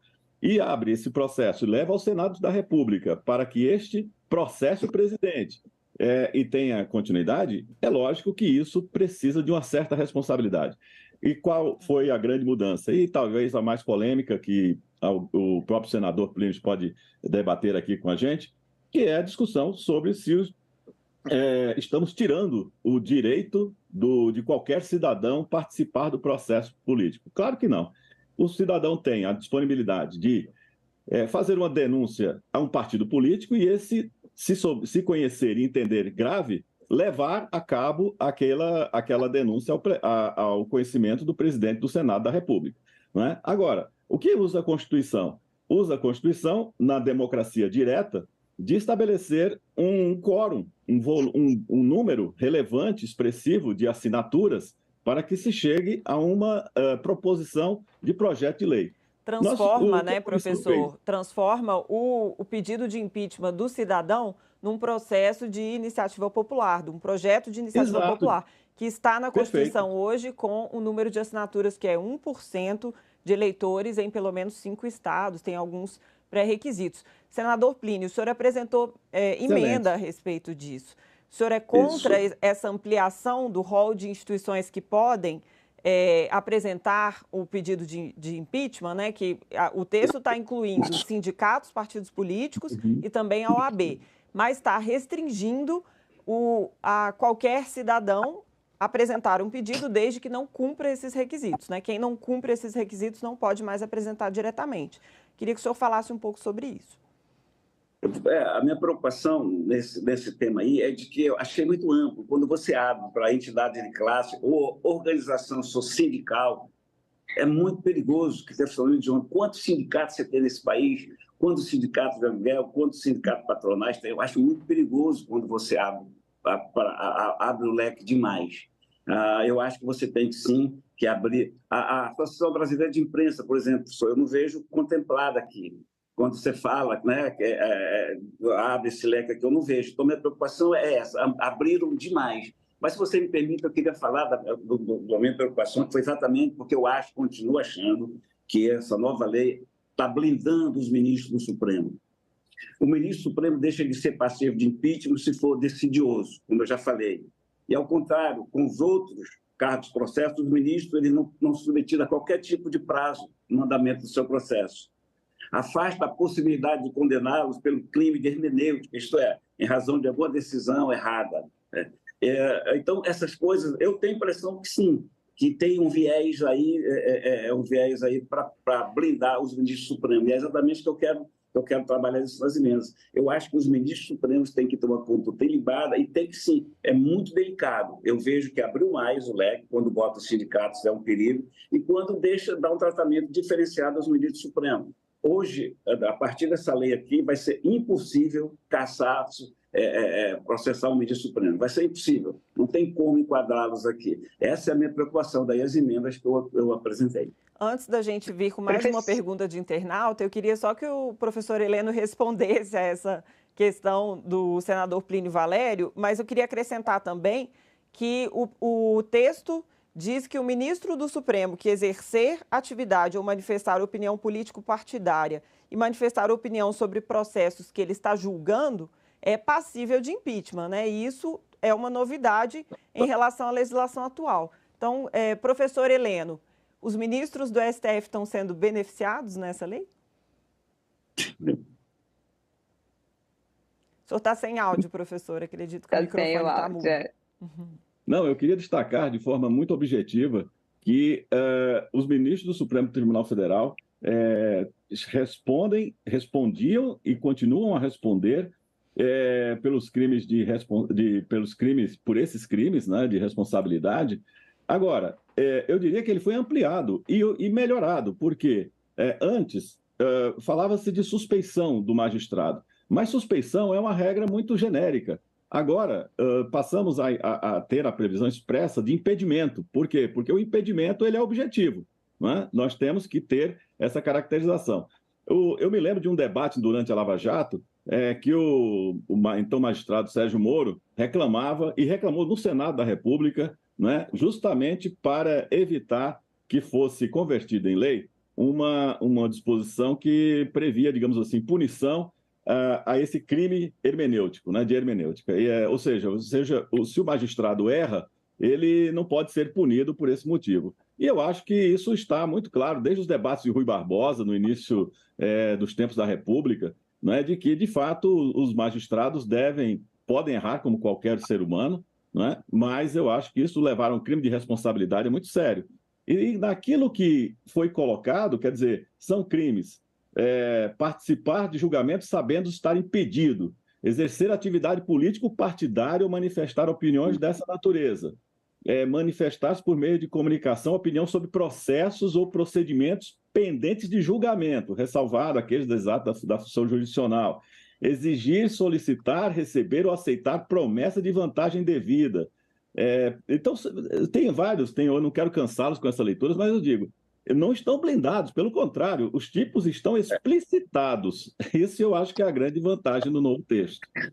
Eu acho que quando amplia, mas quando você tira a possibilidade dele ser cassado por ser preguiçoso, por pedir vista de 8, 10 anos, 5 anos, por errar, eu acho que você acaba blindando. E onde está a prova dessa blindagem é quando você intimida o denunciante a apresentar o impeachment. Hoje, no novo arcabouço aí, no artigo 6º, do parágrafo 6º do artigo 29, identificado o abuso do oferecimento da denúncia, será encaminhada cópia de seu inteiro teor comparada a razões de arquivamento. Está intimidando, porque você tem, quando apresenta o pedido de impeachment, você tem, no caso do Senado, tem o jurídico para analisar. Não procede, então não vai adiante. Tá bom, procede, vai de agora. Querer dizer, se você apresentar denúncia, dizer, qualquer denúncia é passível de punição, isso é intimidação, não precisa. Não tem nenhum maluco que vai apresentar um pedido de impeachment translocado. Então, eu acho que isso intimida, isso precisa sair daí, porque vai intimidar as categorias, as pessoas a apresentar pedido de impeachment, porque se não deu certo, se não foi adiante, ela vai para o Ministério Público ser denunciada. Ora, a gente já vai falar sobre esse instituto, senador. A gente já vai falar sobre esse instituto do abuso da denúncia, que é bem importante mesmo. Vamos trazer só mais uma pergunta de telespectador que está acompanhando a gente. Isso. Bom, queria voltar um pouquinho, porque o professor Heleno falou, né? Uma das grandes novidades é dessa ampliação do rol, né? De quem pode sofrer aí um processo de impeachment. E a dúvida de alguns internautas aqui, que é do Marcos Paulo Silva, que é lá de Pernambuco, tem a dúvida também da Bruna de Almeida, do Paraná, é se não há um risco de se banalizar o uso, né, do impeachment. Eu queria que o professor Heleno pudesse comentar isso aí. Sara, essa pergunta do nosso cidadão que apresenta muito bem o seu questionamento é importantíssimo e vai ao encontro do que dizia há pouco o senador Plínio, né? Ou seja, nós não podemos banalizar o processo e, mesmo que o rol de potenciais pessoas que estão, digamos, na condição de sujeito passivo, né, dessa legislação, que podem sofrer o impeachment, tenha sido ampliado, as responsabilidades de quem propõe o impeachment também precisam ser acompanhadas de ajustes, né? Então, antes não havia muito essa preocupação.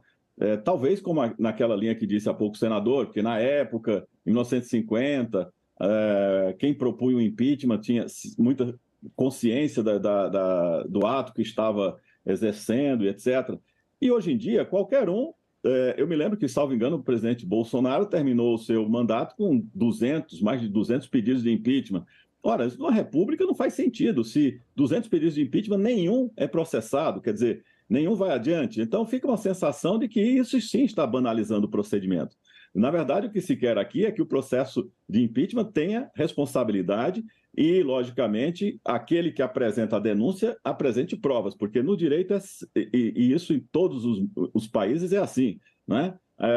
A prova cabe a quem alega na denúncia o ato ilícito cometido pela autoridade. Então, nesse sentido, eu acho que a responsabilidade é ampliada, como também foram ampliados os poderes da comissão processante. Isso é importante também que seja destacado, né? A celeridade existe, mas os trabalhos da mesa e o trabalho do colegiado, do plenário, são antecipados pelo trabalho da comissão também. E essa comissão processante, ela ganhou poderes de apreciação dessa prova de forma inequívoca, né? Então, isso para mim também é relevante para destacar o seguinte: o rol foi ampliado, mas as responsabilidades daquele que apresenta a denúncia também foram. Senador Plínio, esse é exatamente o ponto de crítica do senhor, que é a questão do abuso de denúncia, né? Se a denúncia não tiver um fundamento muito claro, a pessoa pode ser responsabilizada por apresentar essa denúncia, né? O senhor apresentou uma emenda para retirar esse trecho, não é isso? Isso, porque veja só, a lei livra o ministro de ser decidioso, de não ser passível de punição por crime de hermenêutica. Ele pode errar à vontade, não tem problema. Ele errou, não vai ser passivo. E o cidadão que acha que, a entidade que acha que é verdadeiro aqui, ele faz a denúncia, vai ser punido se não for adiante. Não foi adiante nenhuma desses 200 que o professor fala, não foi adiante nenhuma. Isso aqui não vai. A Comissão Jurídica do Senado, da Câmara, abandona. Então, ao mesmo tempo que você livra o ministro, ele pode errar à vontade, ele pode interpretar a Constituição e errar à vontade, e a entidade, o cidadão, não pode errar, vai ser punido. Então, essa desigualdade, por isso que eu falo, a minha queixa toda, professor, a minha atenção toda é voltada para essa blindagem dos ministros do Supremo. Então, por isso que a gente faz emenda, mas é como o professor diz, discutir, apresentar emendas, discutir, fazer o melhor possível disso aí. Então, eu estou tentando citar. Claro. Que é o seguinte, veja, o fato de apresentar a denúncia não leva à punição.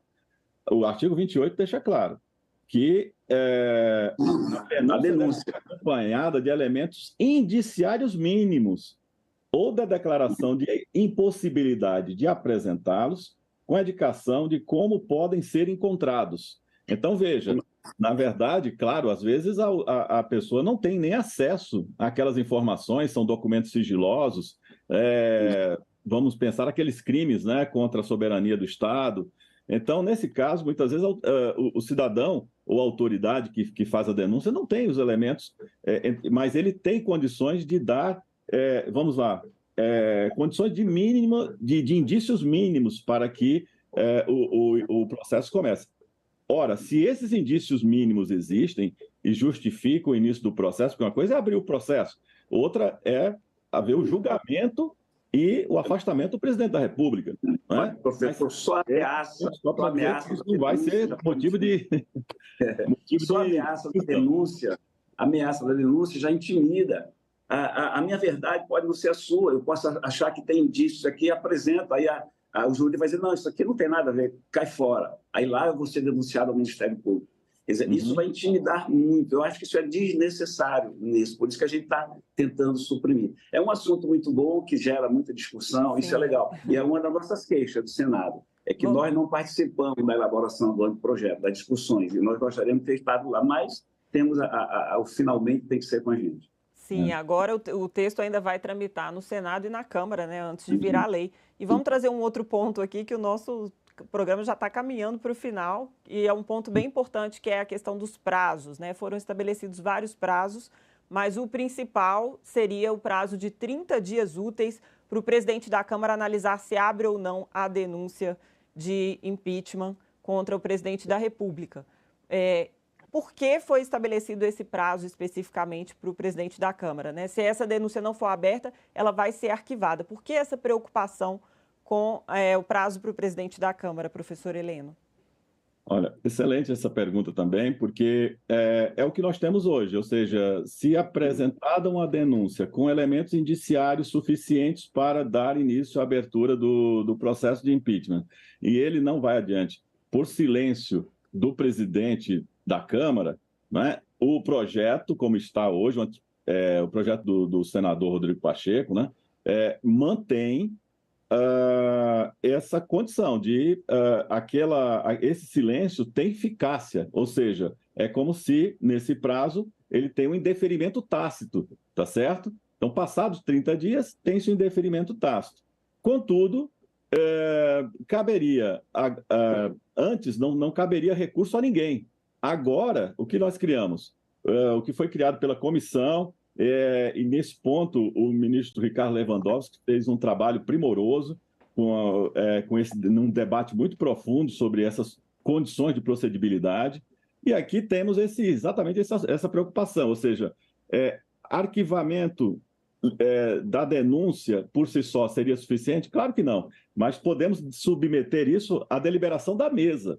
Então, é nesse ponto aqui que a deliberação do presidente pode ser de encaminhar a mesa, para a mesa deliberar, não ele pessoalmente, mas a mesa deliberar como um todo. Agora, se houver o silêncio, esse for mantido como indeferimento tácito, aí nesse prazo de 10 dias que nós temos aqui previstos, né, a partir da publicação, 1/3 do plenário da Câmara de Deputados, né, pode propor por líderes. Esses líderes não são muitos, eu quero destacar, ou seja, aqui a previsão, senador, é interposto por 1/3 da composição da respectiva casa ou por líderes que representem este número. Então, perceba que não é necessário que 130 pessoas estejam no plenário pedindo pela continuidade do impeachment. Os líderes representativos desse número podem chegar a essa solução. Professor, aí, a gente só tem mais 1 minuto. Eu queria que o senador falasse também sobre essa questão rapidamente, se isso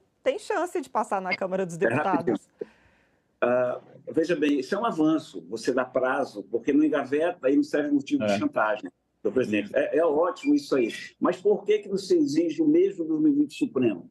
Eles podem errar à vontade, ser decidiosos e não tem punição para ele, não é passivo de cassação. Então, esse tratamento diferenciado, agora, isso que o senhor falou, é um tremendo avanço. Prazo é fundamental. A minha queixa toda, para encerrar, nacionalmente, esses 20 segundos, é exatamente esse. Eu estou no olhar para o ministro Supremo, porque eu acho que houve uma intenção de blindar. Não participaram, mas deliberadamente do presidente, que foi o Lewandowski, e da relatora, que foi assessora do ministro Lewandowski. Naturalmente, ele teve um viés lá olhando para o Supremo. E é contra isso aí, esse exagero, que a gente vai tentar tirar. Um grande abraço, foi um prazer participar com você, professor. Um abraço. Está que eu pessoalmente não concordo, mas respeito a opinião do senador, mas não concordo. Eu agradeço a participação dos dois no nosso programa quentíssimo, né? Um tema de bastante debate, e o programa fica por aqui. Se inscreva no nosso canal no YouTube e compartilhe essa live para que mais pessoas possam discutir esse assunto. Se você quer enviar comentários ou sugerir temas, entre em contato pelos nossos perfis. Obrigada pela audiência e até a próxima.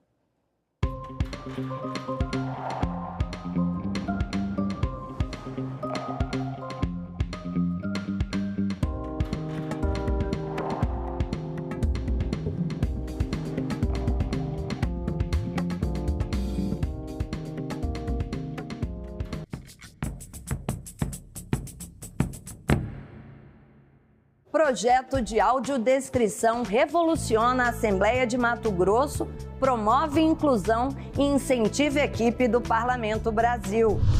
Aumenta em 18% os casos de suicídio entre policiais. Você sabia que o grito da independência não foi às margens do Ipiranga? Tudo isso você vê no Parlamento Brasil. Parlamento Brasil. Hoje, 20h, aqui na TV Senado.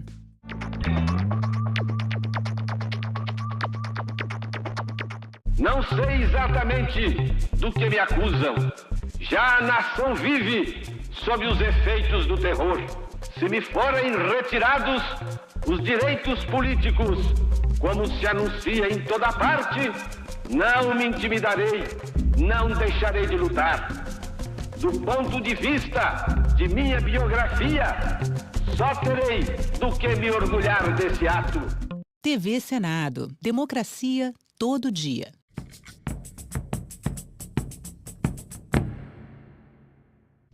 O programa a seguir é livre para todos os públicos.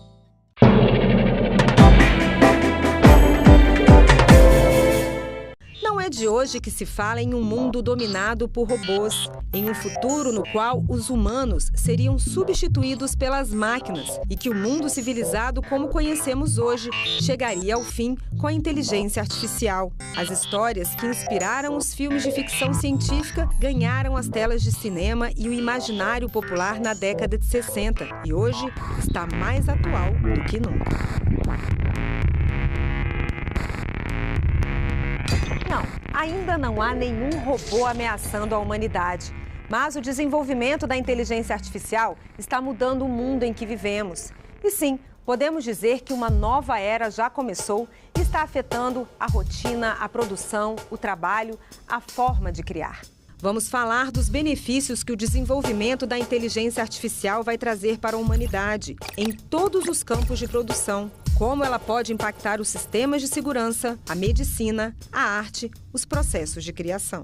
A gente pode citar, por exemplo, reconhecimento de padrões em imagem de satélite. A gente pode citar reconhecimento de padrões ou de problemas em diagnósticos médicos, em raio-x. A gente pode citar criação de texto, que é o que está chamando maior atenção da nossa sociedade hoje, ou a criação de imagens artísticas, por exemplo. Vamos apresentar também os riscos que o uso da inteligência artificial pode trazer, como a extinção de postos de trabalho, a invasão da privacidade das pessoas, o comprometimento da segurança de informações, a discriminação e o desrespeito aos direitos humanos e aos princípios éticos. Praticamente caça a sua privacidade, a sua individualidade, que investiga a sua vida.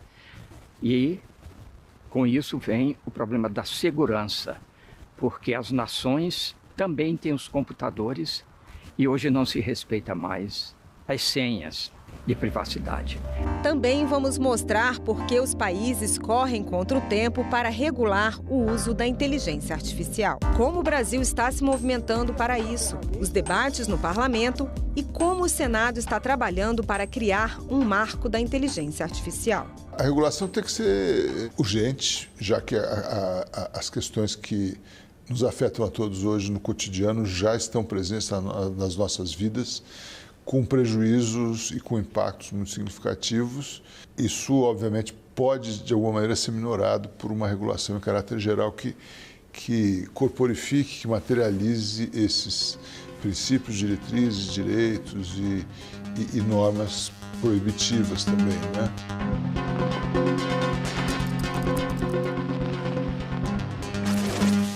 Inteligência artificial. Afinal, o que significa essa revolução que está mudando o mundo como conhecemos? É o que as pessoas estão buscando entender. Inteligência, a gente pensa no homem. Se ela é artificial, a gente pensa o quê? Na máquina, no robô. Então são dois elementos ali que se juntam. Como a máquina consegue, vamos dizer, pensar por si própria, ela consegue aprender sozinha. O algoritmo assim, da rede capta, parece nosso pensamento, né? Às vezes a gente quer saber de algum assunto e não tem total clareza ou não lembra, dos fatos certinho.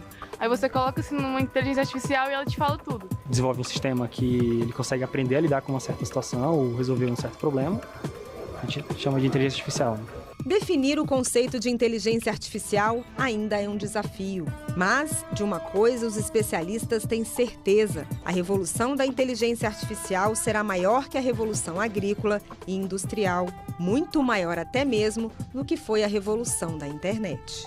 Para o coordenador do Laboratório de Inteligência Artificial da UNB, Fabrício Braz, inteligência artificial é a capacidade que as máquinas e sistemas digitais têm de realizar tarefas parecidas com as dos humanos. O que a gente já tem de novidade e até onde ela pode ir? Se é que é possível definir esse limite? Hoje é impossível definir os limites da IA, né? Ela é capaz de pensar? Hoje ela não é capaz de pensar. Ela é capaz de reproduzir coisas que o ser humano faz. Ela não é capaz hoje de, por exemplo, a inteligência artificial entrar na minha caixa de e-mail, né, e reconhecer demandas atribuídas para mim e resolver meus problemas, os problemas da minha vida, ou que são demandados para mim. Hoje a gente não pode esperar que a inteligência artificial faça isso. Você pode esperar, de fato, que ela resolva tarefas específicas. A inteligência artificial já está presente no nosso dia a dia em várias ações que realizamos com a mediação de uma máquina. Por exemplo, Alexa, qual a previsão do tempo de hoje? No momento, a temperatura é de 22 graus Celsius com céu ensolarado e poucas nuvens. Tudo que acessamos pela internet se transforma em dados que alimentam os sistemas de inteligência artificial. A inteligência artificial também já se manifesta na arte, na medicina e até nos relacionamentos. Estamos sendo monitorados o tempo todo. Nossos passos, nossos rostos, nossos cliques, nossos interesses. É capaz de aproximar pessoas por interesses comuns, de oferecer propagandas baseadas nos cliques dos usuários e até apresentar interações de algum perfil nas redes sociais de acordo com o tempo que você destina a cada publicação. Como que eles conseguem isso? É monitorando os seus passos na rede. Você vai lá dar um likezinho, ou você começa a observar, entrega seu tempo para uma determinada imagem, então ele está monitorando quanto tempo você se dedica para aquela imagem, né? Isso significa que, essa imagem aqui ela é mais relevante para a Carla, então o meu mecanismo de aprendizagem aqui vai associar isso à Carla. Próxima imagem, eu sei o que vai fazer o coração dela bater mais forte, né? A inteligência artificial está em todos os lugares, em diversas áreas. É destaque todos os dias nos jornais e nas redes sociais. O reconhecimento facial é outra evolução da inteligência artificial. Quando você, por exemplo, entra num aplicativo no seu celular sem precisar digitar a senha, o dispositivo reconhece o seu rosto e o acesso está liberado. Isso é a IA em ação. A inteligência artificial também está presente nos sistemas de navegação de transportes, como o GPS. Em dispositivos móveis, com a análise de satélites, os aplicativos coletam e interpretam dados de tráfego em tempo real e conseguem escolher a melhor rota e identificar também onde há blitz ou um radar no trajeto. Recife está a 29 horas do seu local, de carro e com trânsito leve. Nas plataformas de streaming, a inteligência artificial ajuda a personalizar os perfis dos usuários e avaliar as preferências de cada um para sugerir filmes, séries e músicas. A A inteligência artificial está evoluindo de forma tão rápida que provavelmente entre o momento em que estamos fazendo essa gravação e o momento em que você está assistindo a reportagem, muita coisa pode ter mudado. Enquanto a tecnologia, de uma maneira geral, pode ficar obsoleta em meses e às vezes anos, o tempo de evolução para a inteligência artificial pode ser reduzido a semanas, dias e até mesmo horas, numa velocidade hiperexponencial. A grande virada na forma como percebemos a inteligência artificial e em como podemos aplicá-la no nosso dia a dia veio com o lançamento do ChatGPT em 2022. Foi o início da chamada inteligência artificial generativa, capaz de evoluir aprendendo com os dados já disponíveis e gerando novos conteúdos. O chatbot cria a partir do que aprende e vai aprimorando esse conteúdo com comandos denominados prompts. Ele interage e apresenta respostas para diferentes questionamentos. Quer resolver problemas matemáticos? Que tal um roteiro de viagem? É só perguntar aqui para o ChatGPT. Vamos testar um? Vou pedir aqui um roteiro de viagem para o Pantanal por 7 dias. E tá aqui, ó. Tem caminhada em trilha, passeio de jipe ou a cavalo e até safari fotográfico. A IA generativa está em alta. Na esteira do ChatGPT, as grandes corporações do mundo digital já criaram também seus novos projetos de inteligência artificial. Em um debate no Senado sobre o tema, o doutor em ciência da informação, João Lima, ajudou a explicar esse conceito. Esse nome IA generativa é que ela está gerando coisas, seja texto, seja imagem, seja som, o que for, né? Não é uma máquina pensante, é uma máquina de previsão muito boa, porque ele consegue saber essa relação entre palavras em todos os idiomas, né? De acordo com o contexto. E o ChatGPT é uma daquelas ferramentas em que o criador da ferramenta não previu os usos. Normalmente, quando eu crio uma ferramenta nova, eu já sei para que ela vai ser usada. O ChatGPT não, isso está sendo descoberto agora. A imaginação para o uso da IA não tem limites. Até gravações com artistas que já se foram são ferramentas que o show business já utiliza para recuperar um passado que não volta mais. Um recurso que já está sendo utilizado também na publicidade e tem gerado controvérsias. Tantas possibilidades de criação inspiraram o artista plástico Christos Nóbrega a idealizar a obra Brasília, enfim, uma versão da capital do país totalmente criada pela inteligência artificial. Nenhuma das imagens aqui expostas é real. Foram todas elaboradas artificialmente com a ajuda de aproximadamente 20 softwares de inteligência artificial, que se basearam nos traços do arquiteto Oscar Niemeyer e no urbanismo de Lúcio Costa. Eu descrevo, textualmente o que eu quero que a máquina produza e essa máquina ela vai estudar imagens parecidas com aquilo que eu fui descrevendo e ela vai construindo do zero essa imagem. Depois de 1 ano e meio de estudo, ela já é capaz de produzir essas imagens numa velocidade muito mais rápida, né?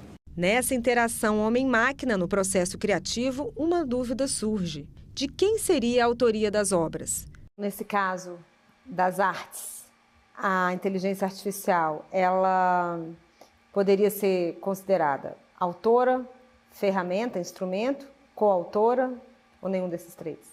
Então, na minha posição, só me resta dizer que ela foi usada como autora, né? Porque eu estou, digamos, do lado do balcão que pensa e constrói esses mecanismos para aprender e construir, né? Aprender e gerar esses resultados. Por não ser uma entidade, ela não pode ser considerada autor, né?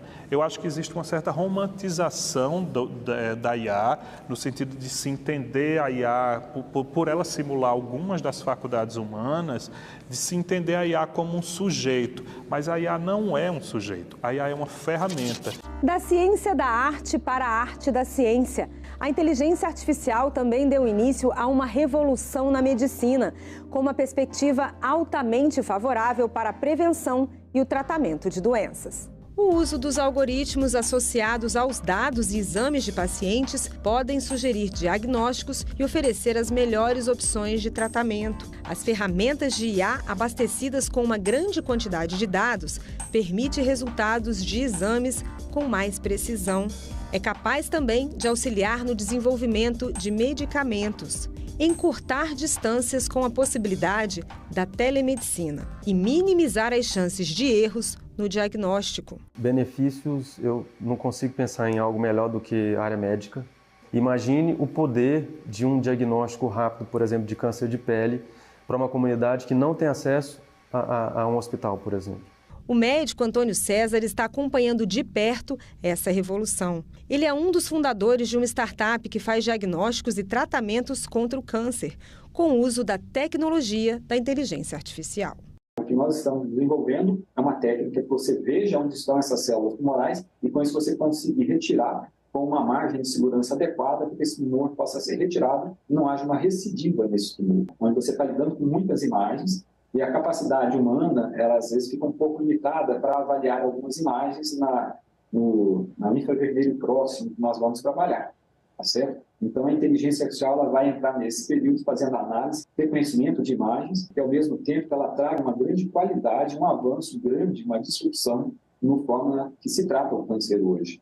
Além dos avanços na medicina e em diversas outras áreas, o uso da inteligência artificial também pode trazer maior precisão e eficácia na tomada de decisões em processos administrativos, contábeis, financeiros e de gestão, com menor possibilidade de erros humanos. Outra vantagem da IA é o funcionamento ininterrupto e a realização de tarefas repetitivas, além da automação dos processos produtivos e, consequentemente, do aumento da produtividade. Se tem vantagens, e são muitas, o uso da inteligência artificial também traz riscos que podem colocar em perigo a sociedade como a conhecemos hoje. A automação de tarefas, por exemplo, pode significar a extinção de milhares de postos de trabalho e, consequentemente, o aumento do desemprego. Vai ocorrer disrupção em muitos setores, né? Essa tecnologia é similar à energia elétrica no século passado, né? Vai afetar tudo. Então, é necessário repensar os processos de trabalho. As máquinas também podem apresentar falhas de controle e trazer riscos à segurança dos dados coletados, afetando, inclusive, a privacidade das pessoas e a segurança de informações importantes para o Estado. O risco maior hoje é este. É o Estado entregar o dado dele para uma instituição, para uma empresa privada, para outro Estado, e esse Estado aprender o que aquele Estado faz bem ou mal e conseguir vender serviço para aquele Estado. Em uma recente conferência da cúpula dos países desenvolvidos, a conclusão foi a de que é preciso garantir segurança jurídica a todos os envolvidos. Criar um marco legal para a inteligência artificial passou a ser prioridade em vários países. E no Brasil não foi diferente. Em 2020, o tema passou a ser debatido aqui no Congresso Nacional. E em 2022, o Senado criou uma comissão de juristas exatamente para estabelecer os mecanismos de regulamentação da IA. Regular a inteligência artificial, para mim, é mandatório. Mas não é trivial. Não é à toa, não é por coincidência que no mundo ocidental, até agora, nós não temos um marco regulatório. O trabalho da comissão resultou num relatório que foi acolhido pelo presidente do Senado, o senador Rodrigo Pacheco, como um projeto de lei e que está tramitando na casa. Os juristas realizaram 11 reuniões públicas e ouviram mais de 60 especialistas de diversas áreas da IA. O foco do trabalho é evitar danos e riscos à sociedade sem impedir o desenvolvimento da inteligência artificial. A gente está falando de riscos muito reais, né? De erros, de discriminações, simplesmente dos sistemas não funcionarem como a gente espera que eles funcionem. Há um consenso de que é preciso uma regulação. Talvez a discussão seja qual é a regulação, como se deve regular. Se propor um marco legal de IA no Brasil, é preciso ter a dimensão de que os sistemas de IA são diferentes entre si e que tentar agrupá-los sem considerar seu uso ou potencial risco é prejudicial para o desenvolvimento da tecnologia e aplicação no Brasil. O texto elaborado pela comissão de juristas que define a regulação da IA começou a tramitar como um projeto de lei por uma comissão especial criada só para debater o tema da inteligência artificial. Esse assunto é absolutamente necessário, urgente mas que precisa também do debate tão amplo que agora várias comissões estão analisando, mas essa em especial será responsável pelo texto final. Para o ministro do STJ, Ricardo Vilas Boas Cueva, que presidiu a comissão de juristas, a proposta de marco legal da IA apresentada tem como eixo central o ser humano. A ideia geral é de que os sistemas de inteligência artificial devem ser usados com base no princípio da centralidade do ser humano. Quer dizer, o ser humano é a medida de todas as coisas e os sistemas de inteligência artificial devem ser utilizados para respeitar os direitos e garantias fundamentais dos seres humanos. Entre os principais pontos da proposta estão os direitos das pessoas afetadas pela inteligência artificial, como o direito a ser informado previamente durante as interações com os sistemas, e ainda o direito a contestar decisões ou previsões que produzam efeitos jurídicos ou impactem os seus interesses pessoais. E, finalmente, o direito de solicitar, inclusive, a participação humana nas interações em sistemas com inteligência artificial. É uma garantia de que não se vá cometer um erro com base numa análise meramente estatística, que não leve em conta a postulação individual, a situação individual de cada um. Os juristas sugerem que, antes de ser lançado no mercado, todo o sistema de IA seja avaliado quanto ao seu grau de risco. Entre as atividades classificadas como de alto risco estão as aplicações na medicina, no controle do trânsito e nos sistemas biométricos de investigação. Há ainda algumas situações em que a inteligência artificial não pode ser aplicada. São aquelas classificadas como de risco excessivo. Entre elas está a possibilidade de classificar ou ranquear pessoas com base no seu comportamento social ou nos atributos da sua personalidade. A categorização de riscos, ela é a parte que mais se vale da experiência europeia, na medida em que procura definir de antemão quais são riscos considerados excessivos, que não são admissíveis. Outras questões se colocam para reflexão sobre o uso da inteligência artificial, como discernir, por exemplo, o que é certo do que é errado. E se a máquina errar? Quem será punido? A quem reclamar? Muitas vezes não é possível determinar em que momento o erro humano foi decisivo ou não para a operação daquele sistema, em que momento, em que medida a máquina foi. Caso a inteligência artificial seja aplicada de maneira inadequada, o projeto estabelece níveis de punição. Ainda não há um consenso sobre os impactos que as punições podem trazer para os desenvolvedores dos sistemas de IA. Nas entrevistas que eu realizei no doutorado, os desenvolvedores eles se sentem atualmente, brasileiros, inseguros de serem responsabilizados futuramente porque não tem essa segurança jurídica que pode ser trazida pela regulação. Com ou sem regulação, uma coisa é certa: a inteligência artificial veio para ficar e não tem volta. Anjo ou demônio? Qual papel o futuro reserva para a inteligência artificial? A humanidade ainda não sabe, mas ainda temos tempo para descobrir. Até quando?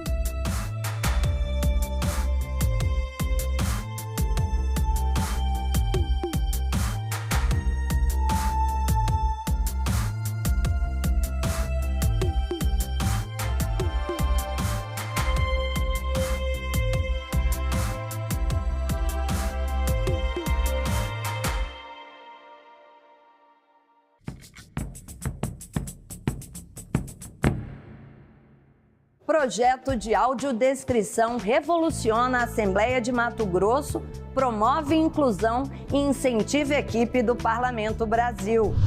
Aumenta em 18% os casos de suicídio entre policiais.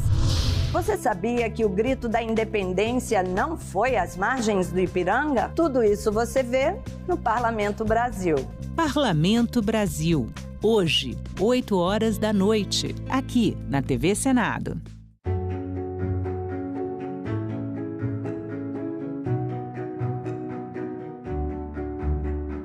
Queremos proclamar a nossa abolição.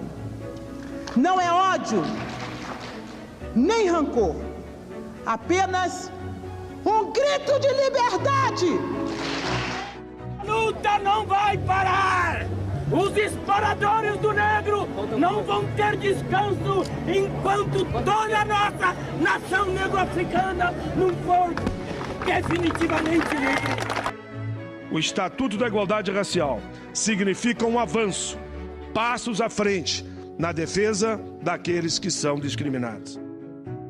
O Estado, infelizmente, criminaliza a cor da pele. Não há sonho impossível. Seremos o que queremos ser. TV Senado. Democracia todo dia. Eu nasci numa cidade do interior, no sertão nordestino. A minha cidade, o nome é Fronteiras. Fui para Teresina, que é a nossa capital, e lá eu fiz o ensino médio. Depois eu resolvi que queria fazer sociologia. A minha família é uma família de políticos lá no interior. E eu falei para o meu pai, olha, eu quero ser candidata a vereadora. Não vejo uma mulher aqui se colocando o seu nome para fazer política. E falar também que viva a mulher brasileira, viva todas as mulheres que aqui se encontram. E eu fui atrás e fui a primeira mulher candidata e a primeira eleita na minha cidade, até porque fui a primeira, né? Depois fui vice-prefeita. Muitos amigos nossos que trabalham conosco na política falaram assim, por que não a senhora ser a primeira suplente do governador Wellington Dias? E eu aceitei esse desafio. E aqui estou, aprendendo muito, porque isso aqui é tudo muito intenso. E eu convivo com cabeças pensantes, com homens que fizeram história nos seus estados. Mas estou aqui também pretendendo fazer a minha história como mulher, como mãe, como sertaneja, como nordestina e piauiense. E estou procurando dar o melhor de mim. Para mim é algo assim importante, muito importante, a questão da mulher, o posicionamento da mulher na política, porque entendo que as mulheres elas precisam ocupar o seu espaço de poder.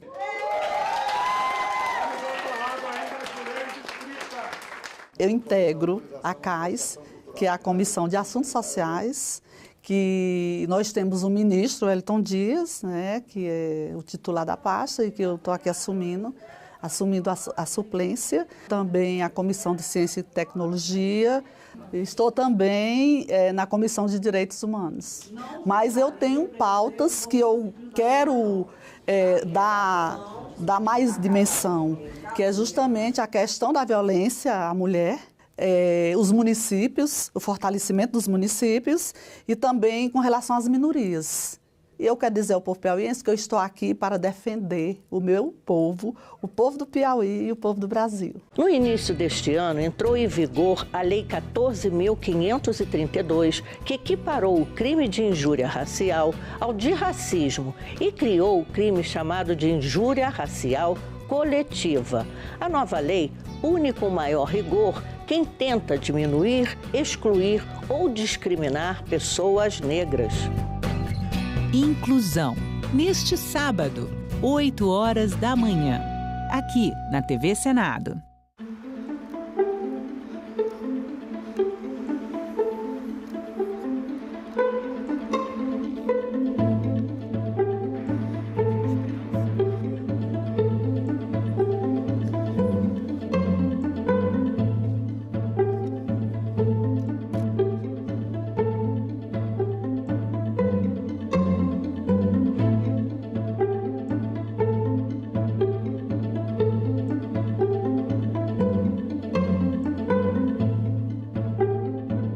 Esse enorme ato, repito, de generosidade, de respeito e de consideração de um artista consagrado para com o Congresso Nacional, o Senado Federal e a democracia brasileira, fazendo dos cacos e dos resquícios e dos resíduos de atos antidemocráticos uma belíssima obra de arte que estará aqui nesse prédio eternizada como um símbolo de resistência democrática.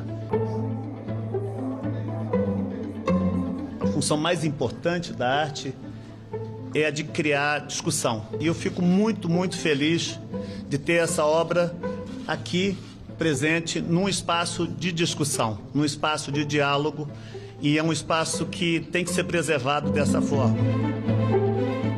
Com esta obra perpetua um alerta para nós, mas sobretudo para os que virão, para as gerações futuras. Que nunca mais as sedes dos poderes da República e da democracia sejam violentados. A gente queria mostrar que o que se viveu faz parte da história, mas que nós saímos maiores, melhores e mais fortes. E isso é através da arte. Uma notícia falsa pode vir de quem a gente menos espera, no grupo da família ou nas nossas redes sociais. Mas como saber se uma informação é verdadeira? Agora, as informações sobre o Senado podem ser checadas pelo WhatsApp. Envie texto, link, foto, captura de tela ou vídeo de qualquer notícia duvidosa sobre o Senado Federal. Nossa equipe vai analisar o material e responder se a informação é falsa, verdadeira ou imprecisa. Ficou na dúvida? Senado verifica. Lei de Diretrizes e Bases da Educação Nacional. O nome é grande, mas a importância dessa lei é maior ainda. Ela define todo o processo de organização da nossa educação brasileira, do ensino infantil ao ensino superior. Hoje ela faz parte da história da nossa sociedade, mas, claro, também faz parte da história do Senado. Em 1961, vem a primeira ideia do que seria uma lei de diretrizes e bases da educação. É um pontapé inicial para a gente pensar nas bases da educação brasileira. Fala pessoal, aqui é o Sr. Josu, professor de História e de Geografia, influenciador digital, e hoje eu estou aqui para falar sobre a Lei de Diretrizes e Bases da Educação. Quando chega 1971, a Lei de Diretrizes e Bases da Educação sofre uma nova transformação. Transformação importante, professor. O ensino à distância é instituído, o supletivo também. Eu sou alguém que deixou de estudar aos 17 anos de idade, voltou a estudar com os 24 anos de idade e só pude voltar a estudar por causa do supletivo, né? Daquilo que a gente chama de EJA. É em Fernando Henrique Cardoso, em 96, e com o Darcy Ribeiro, que a Lei de Diretrizes e Bases da Educação toma um outro rumo, um rumo mais sólido. Temos também o Plano Nacional de Educação, que é renovável, estudado a cada 10 anos. Outra conquista da lei de Diretrizes e Bases, né, professor? Perfeito. Olha só como foi importante essa lei, porque a partir da lei a gente pensa na educação brasileira de forma sólida. Uma lei nacional de regras gerais sobre a educação. Na verdade, uma carta magna da educação no Brasil. Conquistas muito importantes para quem aprende, muito importantes também para quem ensina. Uma trajetória que também passou por aqui. Senado, 200 anos.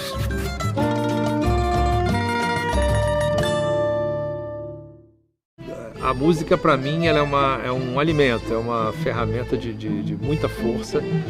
E mesmo, assim, para mim não é trabalho, é assim, é um prazer, é uma diversão, é uma coisa que eu faço com extremo gosto. Concertos em Geral, neste sábado, 6 horas da tarde, aqui na TV Senado.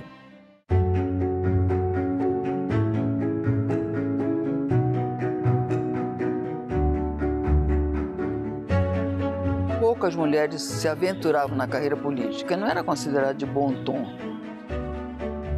A luta da mulher não é apenas um princípio, é uma questão social. Temos os mesmos direitos, devemos também ocupar os mesmos espaços. Nós estamos chegando à conclusão que não basta reivindicar os nossos direitos, que é preciso gritar. Nós somos 52% da população e temos uma representatividade no Senado de 13%. Nós estamos falando abertamente que nós queremos sim espaços de poder. Liderança no Senado Federal, não há dúvida nenhuma, é uma grande conquista, nós conseguimos avançar. A gente não quer privilégio, a gente quer justiça, né? TV Senado. Democracia todo dia. O direito ao trabalho, a consolidação das leis trabalhistas e a carteira de trabalho são conquistas importantes do nosso povo. Mas há 200 anos era tudo muito diferente. O Brasil ainda não tinha leis que regulamentassem o trabalho. E a Constituinte de 1823 foi o primeiro momento em que esse tema foi debatido. Seu anteprojeto faz menção ao direito ao trabalho livre e remunerado, regulamenta profissões ligadas ao Estado e trata até dos direitos autorais de inventores e escritores.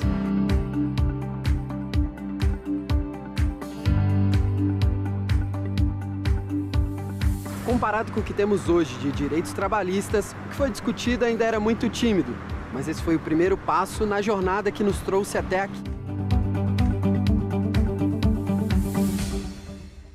Que me chamou muito a atenção essa necessidade de falar do Brasil mais interiorano. Por que o Brasil interiorano acaba se destacando nesses contos? Um movimento que eu tento fazer do livro é essas viagens a essas cidades de um Brasil distante, né, de um país que a gente quase não conhece, né? Queria explorar esse tema e a profundidade íntima dos personagens também. Então a intenção do livro é fazer esse duplo movimento, né? Quanto Leituras, vão, neste sábado, 7 horas da noite, aqui na TV Senado.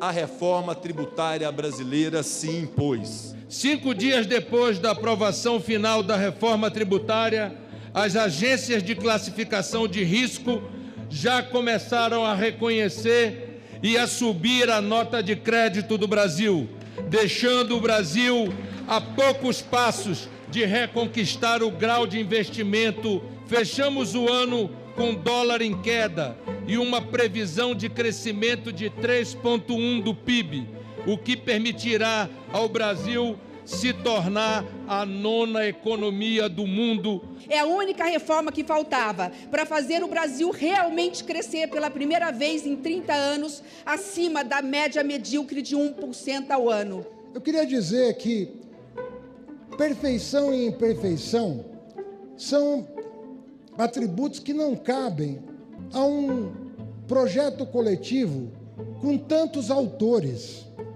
Isso aqui é o vetor. Isso aqui é o vetor de muitas vontades.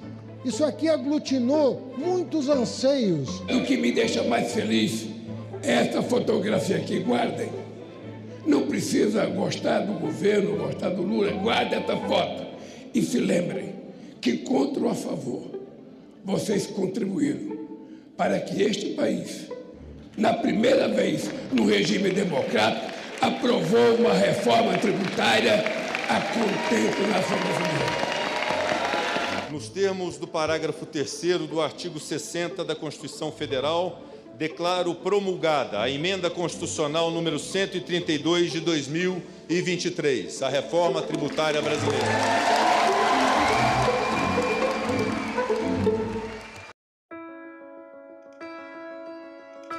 Para a maioria das pessoas, a energia é acessível. Ela simplesmente está lá. Basta apertar um botão e pronto. Ela está tão presente no dia a dia que não pensamos muito em como a energia chega até nós. Até que chegue a conta de luz. Ou que ela falte. Apagão, falha no Sistema Interligado Nacional afeta a distribuição de energia em 11 estados. Aí então percebemos o quanto a energia é vital às nossas vidas. Durante a pandemia de Covid-19, o acesso à energia elétrica foi essencial para a refrigeração de vacinas, serviço de saúde e comunicação.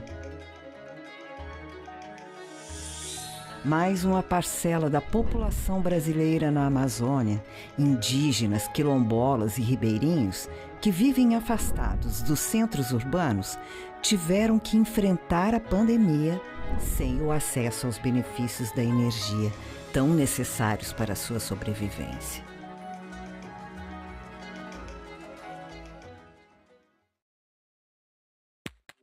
Somos o Instituto Brasileiro de Defesa do Consumidor, o IDEC, uma organização independente que defende as pessoas e luta por relações justas de acesso a bens e serviços essenciais. Energia e comunidades, iluminando a esperança na Amazônia. fazemos parte da Rede Energia e Comunidades, um coletivo de organizações que atuam na região da Amazônia Legal, atentas à causa do pleno direito à energia limpa e sustentável para todas as pessoas. O importante é que temos mais um momento para trocar conhecimentos e apresentar propostas sobre acesso à energia. A falta de acesso à energia atinge cerca de 1 milhão de pessoas na Amazônia, segundo um estudo do IEMA, o Instituto de Energia e Meio Ambiente. O Sistema Interligado Nacional, o SIN, é um enorme sistema elétrico que leva energia para a maior parte do país. Mas uma grande parcela da Amazônia não está conectada. Nesses locais, nos sistemas isolados, a população recebe energia que é gerada por usinas, movidas principalmente a óleo diesel, que são caras e muito poluentes. Em muitas comunidades e aldeias, o acesso à energia elétrica tem como fonte geradores movidos a diesel. Na região, chamados de motor de luz. Esses geradores têm um alto custo de geração. São pouco eficientes, barulhentos e muito poluentes. E exigem uma logística complexa para abastecimento do combustível e manutenção frequente. Eles também contribuem para mudanças climáticas. Existem soluções melhores.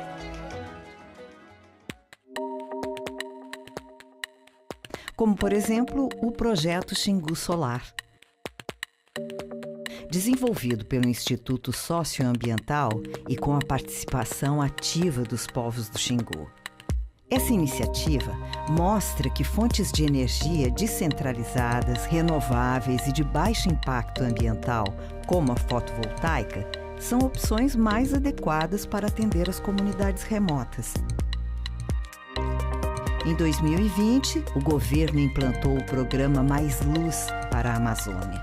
As fontes renováveis e descentralizadas foram incorporadas ao programa para atender as populações da região. Mas a realidade é que o programa Mais Luz para a Amazônia teve poucos avanços. E a previsão é que o atendimento a essas pessoas ainda pode levar até 7 anos.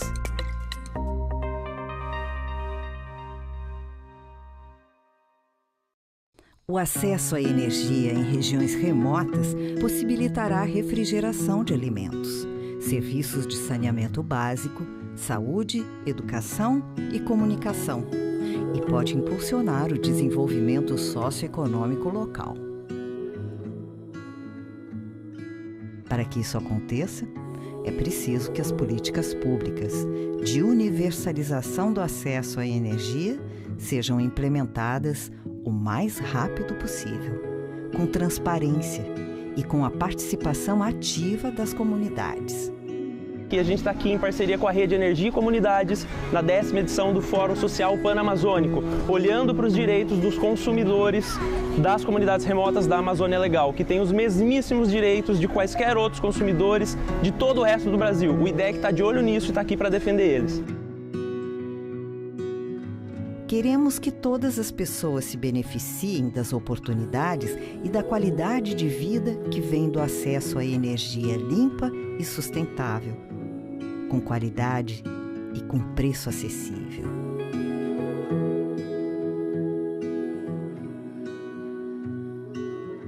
Apoie essa luta.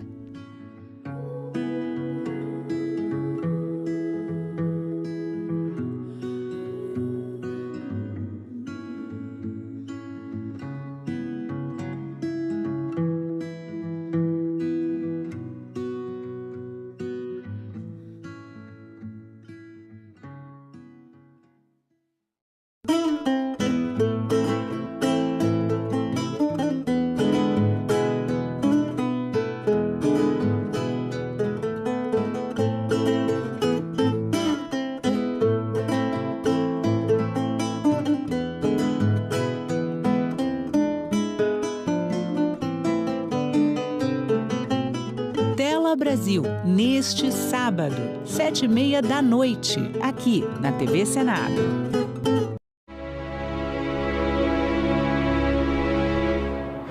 Alteza, se me permite a ousadia, a maior demora em levantar âncora só piorará a nossa situação. O almirante Sidney Smith já está em Lisboa, com sua esquadra pronto para zarpar. É meu dever fazer com que Vossa Alteza e a princesa Carlota Joaquina fiquem livres desse lacaio de Napoleão. Feito um coelho assustado.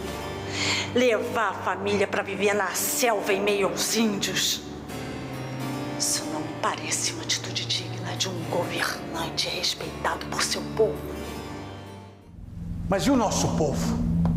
Aqueles que não conseguirão embarcar nessa aventura insana pelo Atlântico. O que será deles?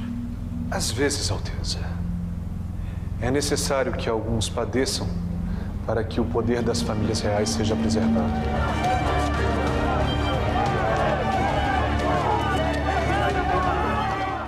Traidor da Constituição é traidor da pátria. Conhecemos o caminho maldito: rasgar a Constituição, trancar as portas do Parlamento, garrotear a liberdade. Declaro promulgada o documento da liberdade, da democracia, da justiça social do Brasil. TV Senado. Democracia todo dia. Olá, eu sou Isabela Dutra e esse é o programa Argumento. O financiamento do Sistema S foi retirado do orçamento da União pelo relator da Lei de Diretrizes Orçamentárias, deputado Danilo Forte. O relator atendeu a pedidos tanto do governo como de empresários. O Sistema S é formado por instituições como SESC, SENAI e SENAC. E um dos defensores da retirada do orçamento foi o senador Laércio Oliveira, do PP de Sergipe, com quem eu converso agora. Senador, seja muito bem-vindo aqui ao programa. Muito obrigado, é um prazer grande. Senador, por que foi importante retirar o Sistema S do orçamento da União? Porque os recursos do Sistema S não pertencem à União. Não cabe a inclusão dele no orçamento da União. Esses recursos são recursos privados, geridos pelo governo apenas como um agente recebedor. É onde os recursos são depositados e, com o pagamento de uma taxa, existe inclusive, e a sociedade talvez não saiba, uma taxa, tipo uma taxa de administração, que é cobrada pela Receita Federal para arrecadar esses recursos e depois repassar para o Sistema S, indústria, comércio, serviços, agricultura, passar para todos esses agentes. Então, há uma interpretação muito equivocada.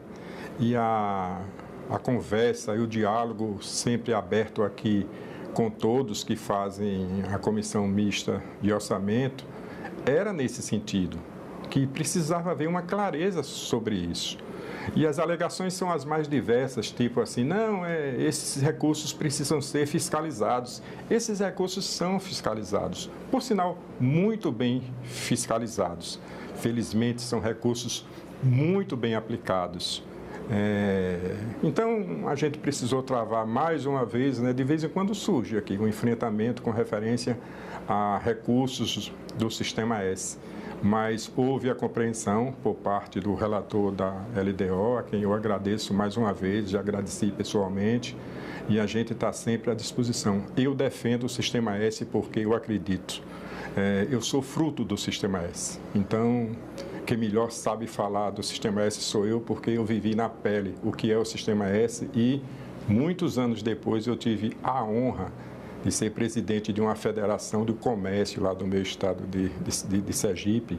Já fui vice-presidente da Confederação Nacional do Comércio de Bens, Serviços e Turismo, a CNC, e tenho um conhecimento profundo do assunto. Jamais eu defenderia uma causa aqui que não tivesse coerência, que não tivesse razão de ser. O Sistema S merece a minha defesa intransigente, porque Como eu já falei aqui, eu conheço profundamente e sei a real aplicação de todos esses recursos. Por que teve tanta crítica quando o relator incluiu no orçamento?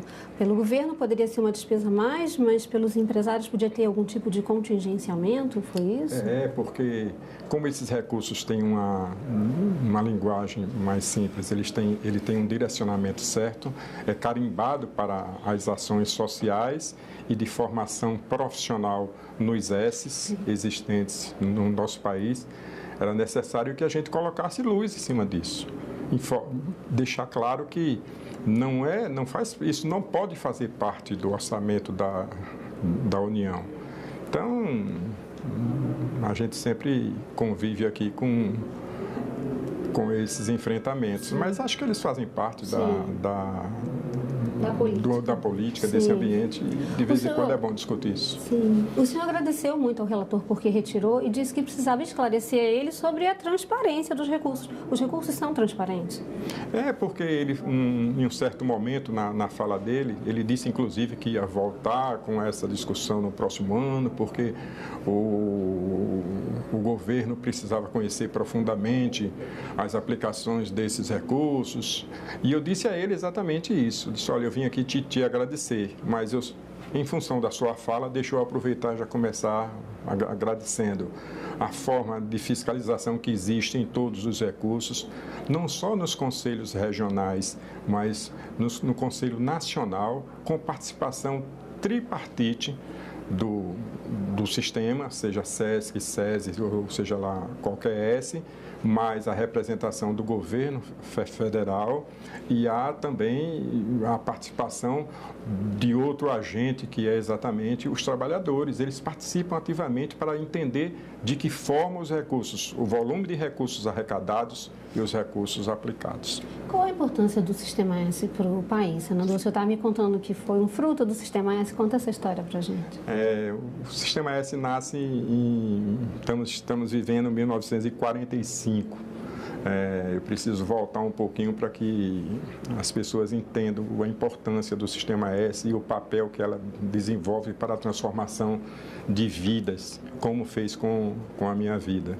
Nasce em um momento, em 1945, para você ter uma ideia, só 2 cidades tinham uma população de 1 milhão de habitantes, que era Rio e São Paulo. Em 1945, a primeira rodovia pavimentada existente no Brasil foi a Via Dutra. Então, em 1956, empresários entenderam que precisavam tentar ajudar de alguma maneira o desenvolvimento do país. E esses empresários, num dia iluminado, e que eu sou muito feliz quando eu lembro da história de 1956, eles se reuniram e produziram a Carta de Teresópolis, chamada Carta da Paz Social. Era uma declaração de amor daqueles empresários naquele momento, todos os setores, transporte, o agronegócio estava presente, comércio, serviços, indústria, todo mundo reunido, 185 representações do país inteiro. Estamos falando de 1956. Nossa, longe. Pois é, e resolveram dar a sua contribuição ao país. Por quê? Porque naquele momento a mão de obra era uma mão de obra sem qualificação nenhuma. Era mão de obra de chão de fábrica. E os empresários entendiam que precisavam qualificar aquela mão de obra para que existissem produtos finais melhores do que aqueles que eram produzidos. E só o conhecimento trazia isso. Mas isso não foi pouco. Eles também entenderam uma coisa que eu acho maravilhosa. Eles entenderam que era preciso olhar o lado social. Não apenas a formação profissional, mas o lado social também. Como era o final de semana de um operário naquela época? Qual era o lazer que ele tinha? Muitos deles, inclusive, trabalhavam nas cercanias da própria indústria, no caso específico de uma indústria. Sim. Então, eles resolveram oferecer bem-estar social. Por isso que é Carta da Paz Social. Então, ofereceram espaços onde os trabalhadores poderiam levar as suas famílias, tipo clubes. E é aí que se instala o sistema. E para que isso tudo acontecesse, eles entenderam que precisavam oferecer uma contribuição. e definiram um percentual sobre a folha de pagamento dos salários. Veja que ideia inteligente. Sim. Uma participação na folha de pagamento dos salários, e esse valor seria destinado tão somente para formação profissional e bem-estar social. Quem era da indústria, cuidava da indústria. Quem era do comércio, cuidava do comércio. E assim foi feito. É por isso que esse volume de recursos arrecadados hoje precisava de um controle mais centralizado. É aí que entra o governo e faz a arrecadação através da guia da Previdência Social e distribui. Agora, o que se deve levar em consideração, Isabela, é o valor social de tudo isso. É como isso transforma vidas. Sim. Quando eu tinha 18 anos, eu tinha acabado meu curso de contabilidade como técnico e eu precisava me qualificar para o mercado de trabalho além do curso.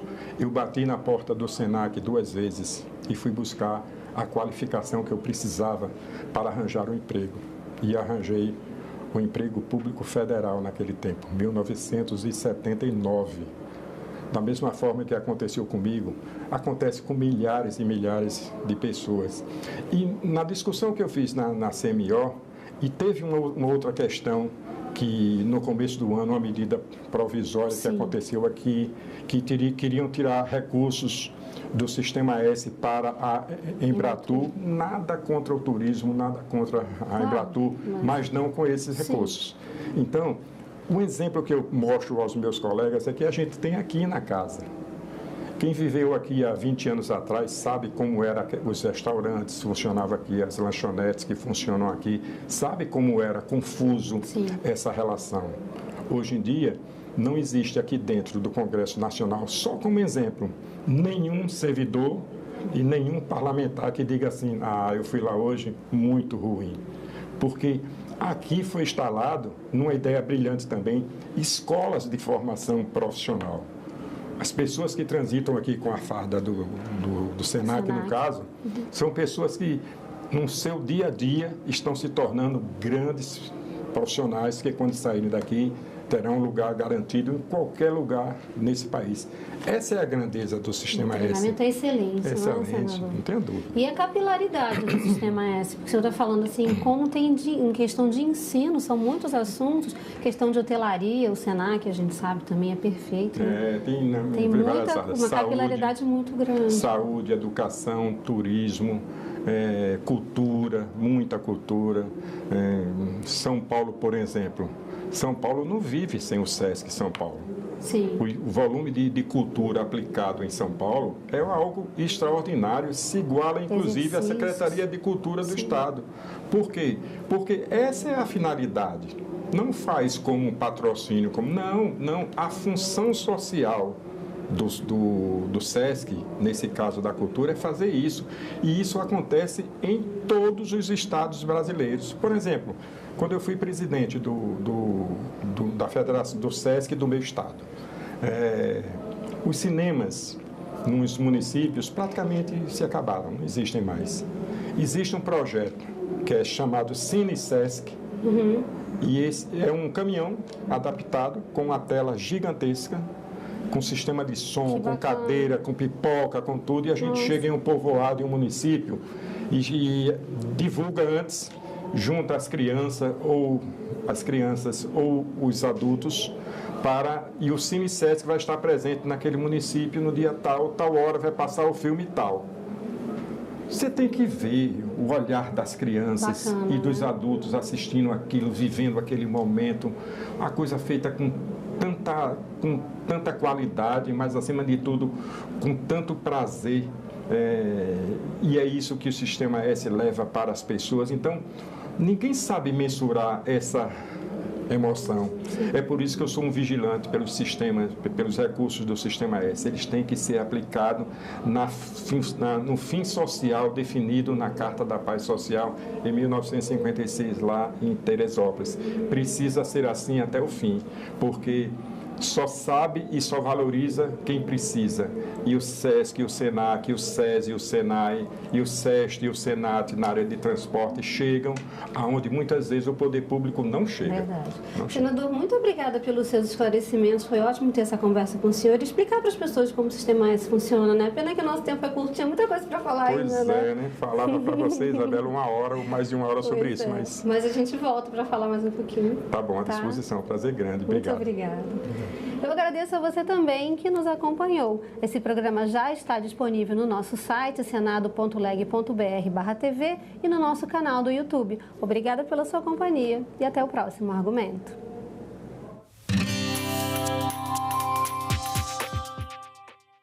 Passei no teste da sinceridade, mereço seu amor e quero.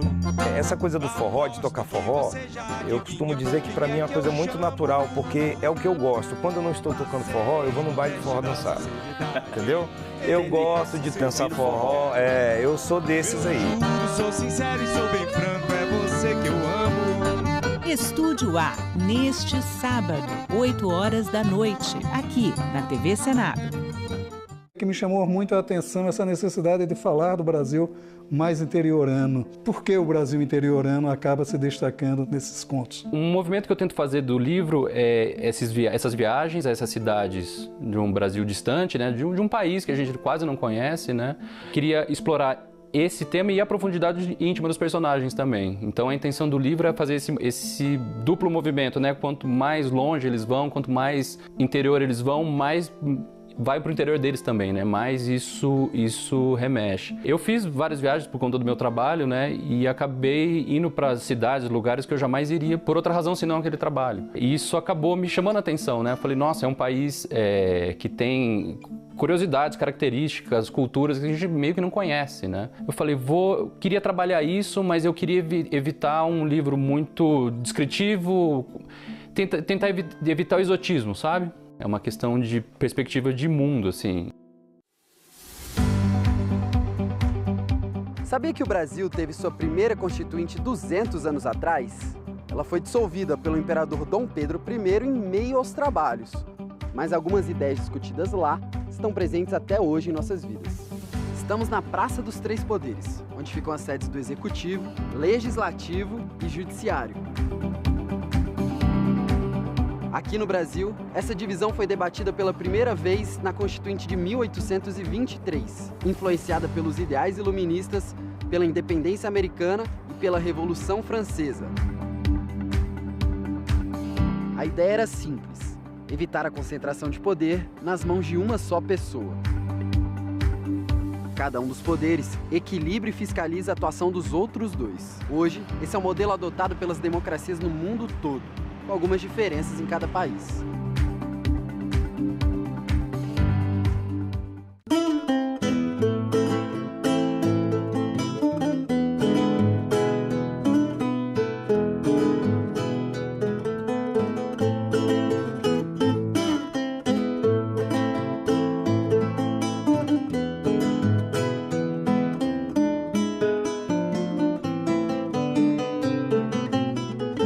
Brasil, neste sábado, 7h30 da noite, aqui na TV Senado.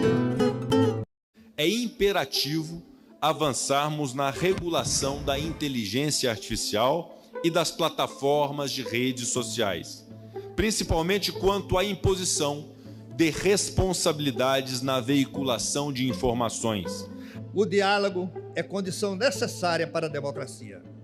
Diálogo que supera filiações partidárias, que ultrapassa preferências políticas ou disputas eleitorais.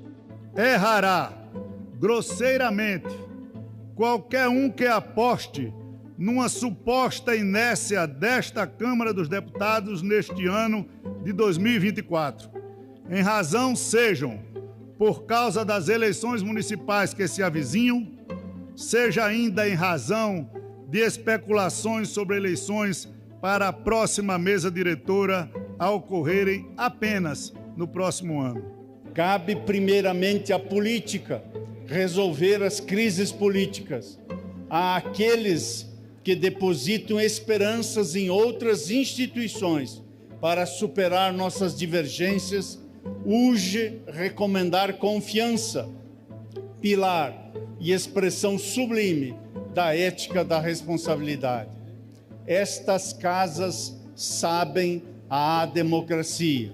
Discutiremos temas muito relevantes e temas que, inclusive, tocam aos demais poderes, como a limitação das decisões monocráticas no âmbito do Supremo Tribunal Federal, os mandatos de ministros do Supremo Tribunal Federal e a reestruturação geral das carreiras jurídicas, considerando as especificidades e a dedicação exclusiva inerentes à atividade desempenhada pelos membros do Poder Judiciário.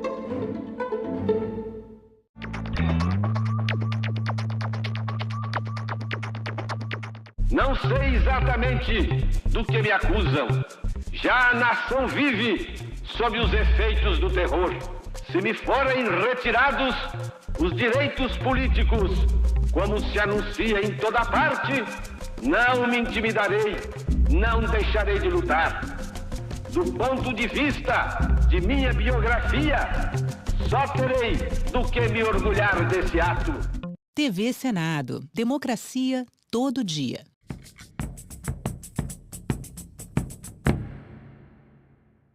O programa a seguir é livre para todos os públicos.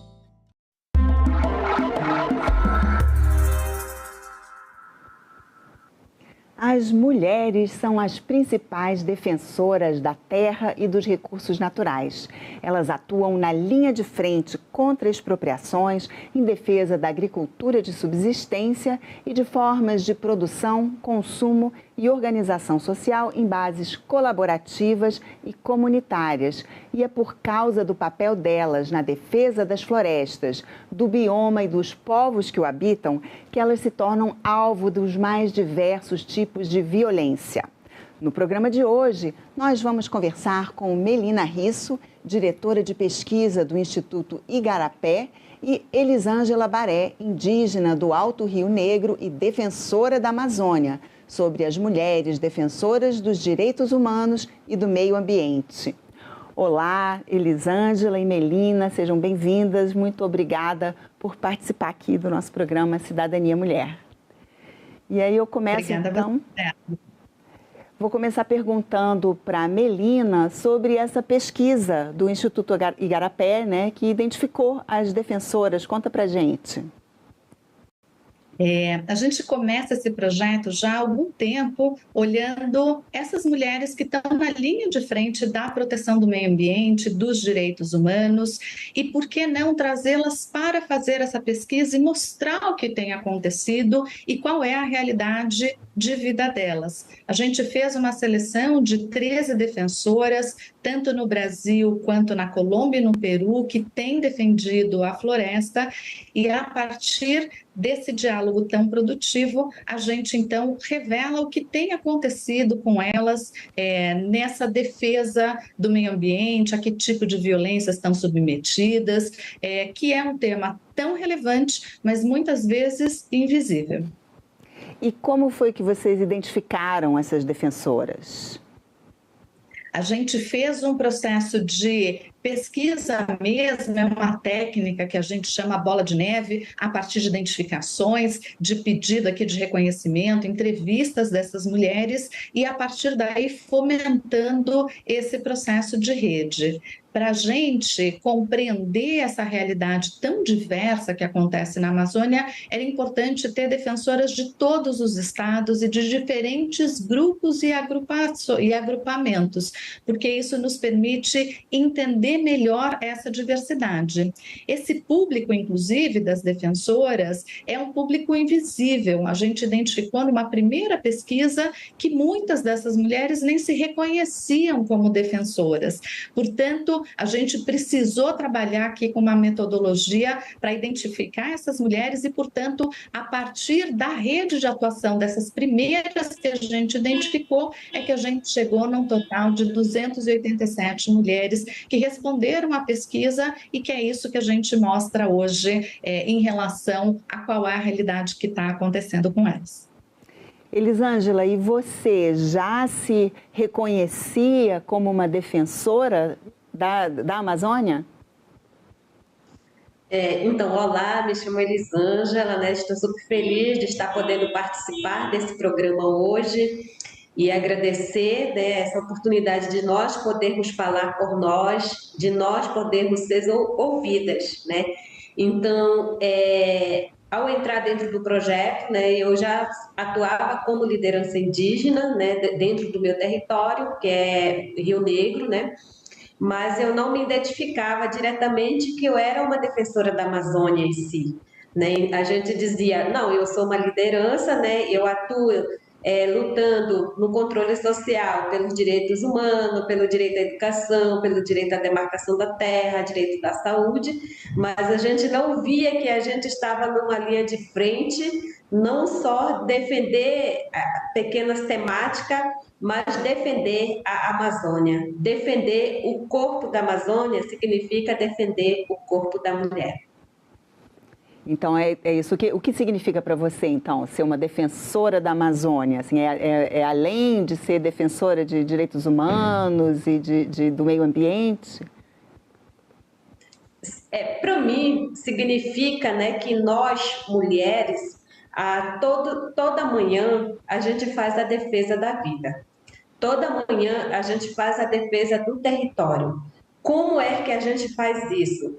Através das nossas atividades milenares, através do nosso saber milenar, a gente vem fazendo a defesa do território, através da nossa produção agrícola, que é uma produção do sistema agrícola tradicional do Rio Negro. Através disso, a gente busca atuar com alimentos sustentável, aonde não faz a destruição da natureza, né? Então, por isso que eu falo, né? Sempre eu falo para o pessoal, quando pergunta o que é ser defensora da Amazônia. Ser defensora da Amazônia é você fazer os seus hábitos alimentares a partir da sua realidade, a partir da sua vivência, para que outros possam contribuir, né, na defesa desse território.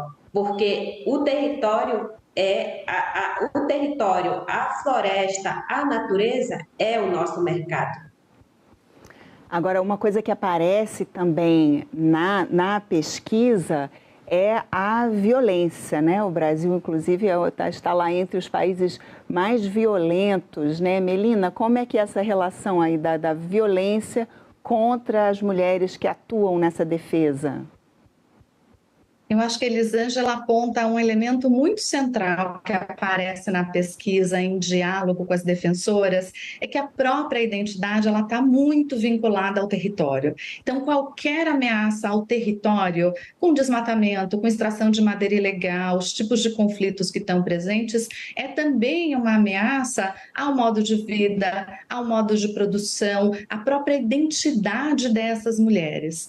E esse tipo de violência, ele é bastante difuso, ele é muito presente e muitas vezes um tipo de violência é invisível, porque a ameaça em relação a essa defesa que essas mulheres estão fazendo no seu cotidiano, no seu modo de vida, ela muitas vezes não é reconhecida.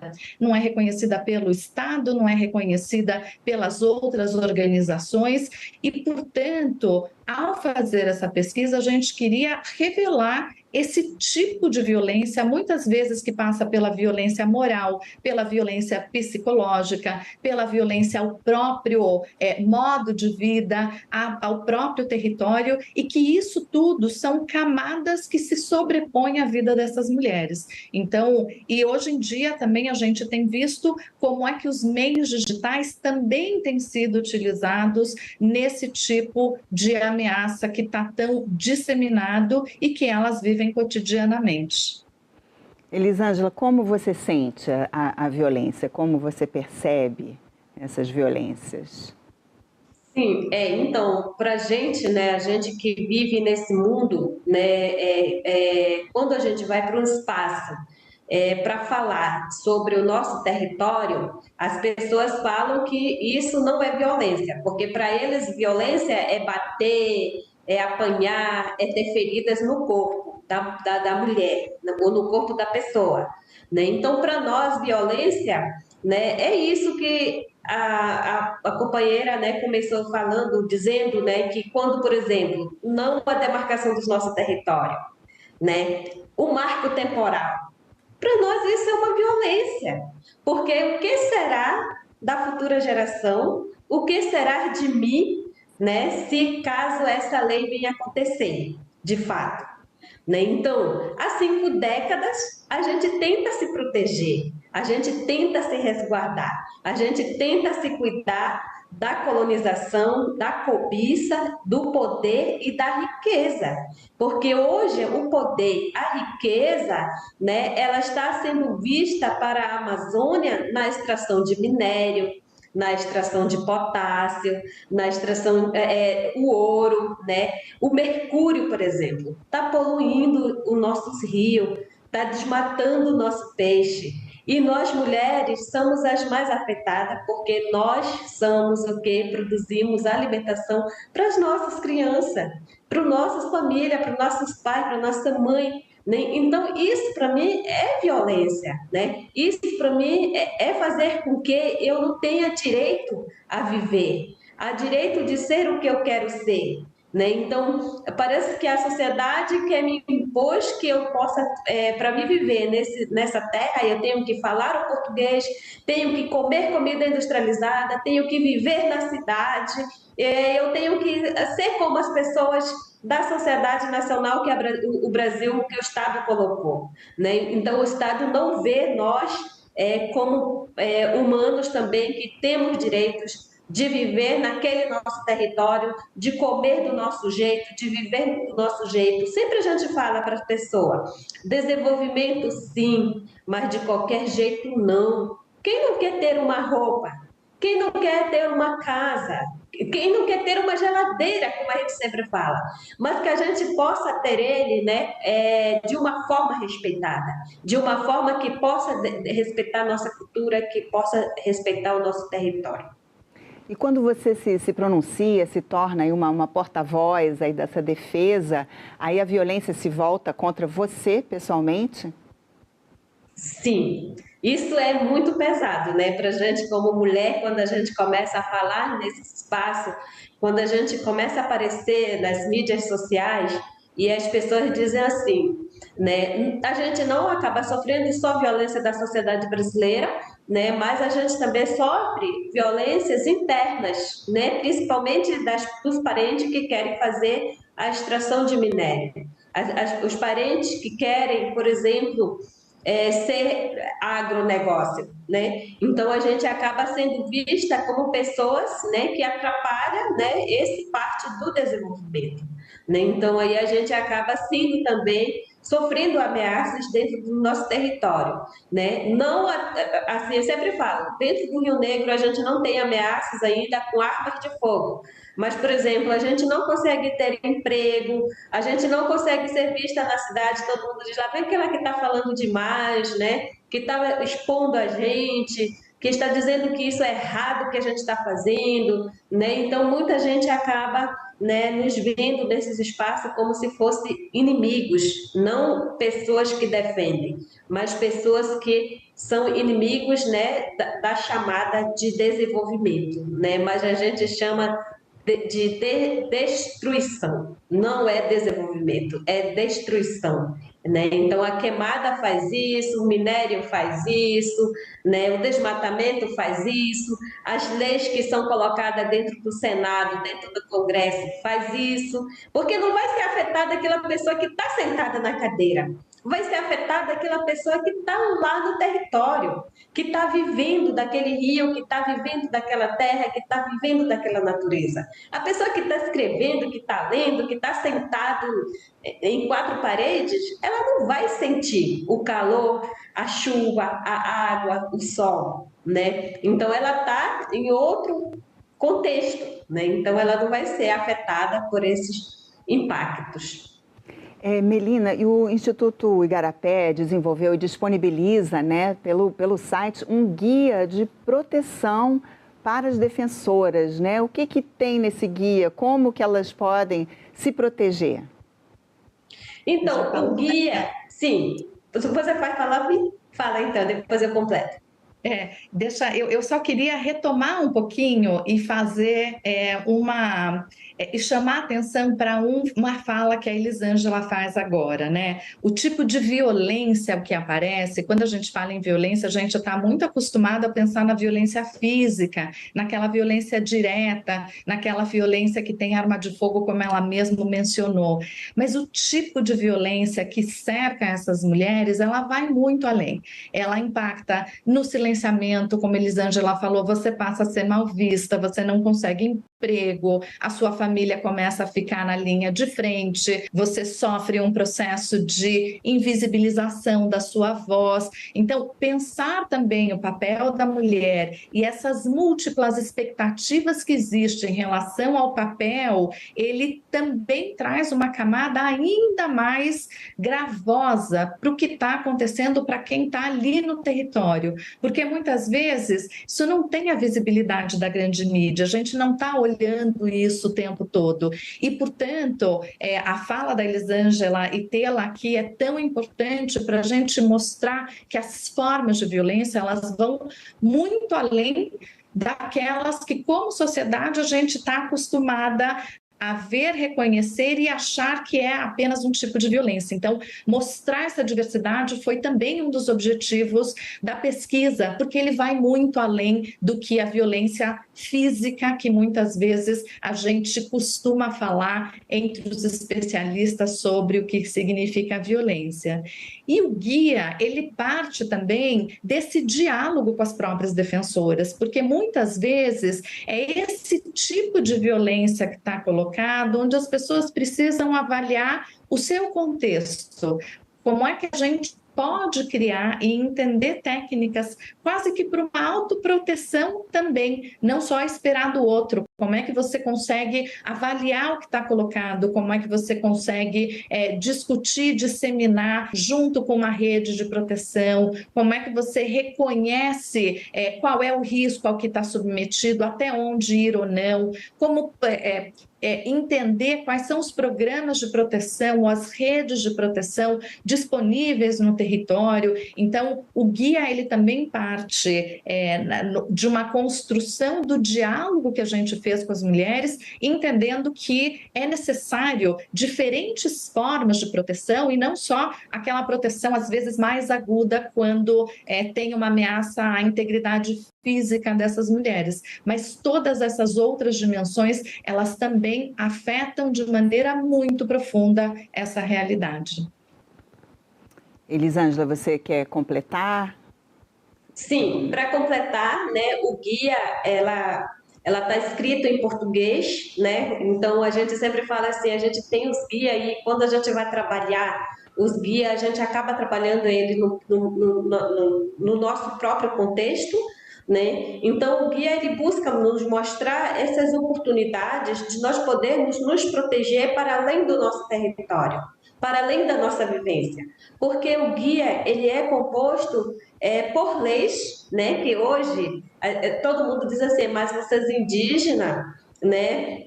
Vocês têm o próprio contexto de vocês de vivência. Sim, a gente tem o nosso próprio contexto de vivência, mas a gente somos obrigados também, por exemplo, a saber as leis que nos amparam, as leis que nos defendem, os caminhos que nos podem nos proteger, os caminhos que podem nos resguardar, né? Então, o guia também ele tem essa orientação, né, de como a gente poder fazer um resguardo, né, do nosso território e do nosso corpo, principalmente como defensora, né? Então, esse que vem escrito dentro do guia, né? E além disso, o próprio guia, ele nos orienta de nós podermos criar um guia nosso dentro do nosso território. Por exemplo, dentro do meu território, a gente tem, né, um projeto que se chama Promotoras Legais Indígenas, né? Então, o guia, ele não só serve para a gente se proteger internacionalmente, nacionalmente, mas ele também serve para a gente poder se proteger internamente, dentro das nossas casas, dentro dos nossos territórios, né? Então, através disso, a gente vai criando redes de proteção, né? Então, era isso que eu tenho a falar do guia. E no seu território do Alto Rio Negro, né, quais são as principais ameaças, os principais desafios? Os nossos principais desafios dentro do Rio Negro, né, é a mineração. Né, porque mesmo que as pessoas sabem que o território do Rio Negro ele está demarcado, está homologado, né, e está decretado que é uma terra indígena, mesmo assim a gente vê, né, que muitos agentes mineradores, né, ainda fazem, né, solicitações, né, para fazer a pesquisa, né, de minério dentro das terras que já estão demarcadas, que já estão homologadas desde 1988. Né? Então, isso para a gente ainda é um grande desafio, né, de poder estar sempre nessa luta, né, da proteção do território, né, contra a exploração, né, de mineradores, né, que querem atuar de uma forma ilegal dentro das nossas casas, dentro do nosso território. E quando você fala que tem essa compreensão diferente, às vezes até dentro, né, do próprio povo, né, o que é desenvolvimento, o que é destruição, como você, enquanto uma liderança, né, como você lida, como você tenta chegar aí nesse consenso de entendimento? Então, a gente sempre fala, né, que quando se fala de desenvolvimento, a gente já tem a nossa maneira de desenvolver, que são os nossos artesanatos. Né? Então, a gente tem os artesanatos, né? A gente tem os nossos hábitos alimentares. Né? Então, a gente pode, por exemplo, fazer um turismo comunitário, que você não vai destruir a natureza. Você pode fazer uma pesca esportiva, você pode ouvir o som dos pássaros. Então, tudo isso pode gerar renda, porque você, né, tem que matar uma árvore, cavar uma terra, tirar uma pedra do lugar, né, e você fazer com que gere dinheiro, vamos dizer assim, né? Então, dentro do nosso território, a gente também procura sempre fazer, incentivar, né, essa parte de geração de renda sustentável a partir das coisas que a gente tem, né? Então, como, por exemplo, fazer uma organização, né, que possa atuar de uma forma comunitária com o próprio, né, turismo comunitário, né? Então, a própria venda de artesanato, né? Na minha região, por exemplo, tem muitas mulheres ceramistas, né? A gente tem muitas mulheres que produzem bolsas de tucum, né? Então, a gente tem também projetos pilotos, né, que são esses turismo de base comunitária que estão sendo desenvolvidos nas terras indígenas. Melina, e a pesquisa, na verdade, ela não é só na Amazônia brasileira, né? As mulheres são defensoras em toda a Amazônia?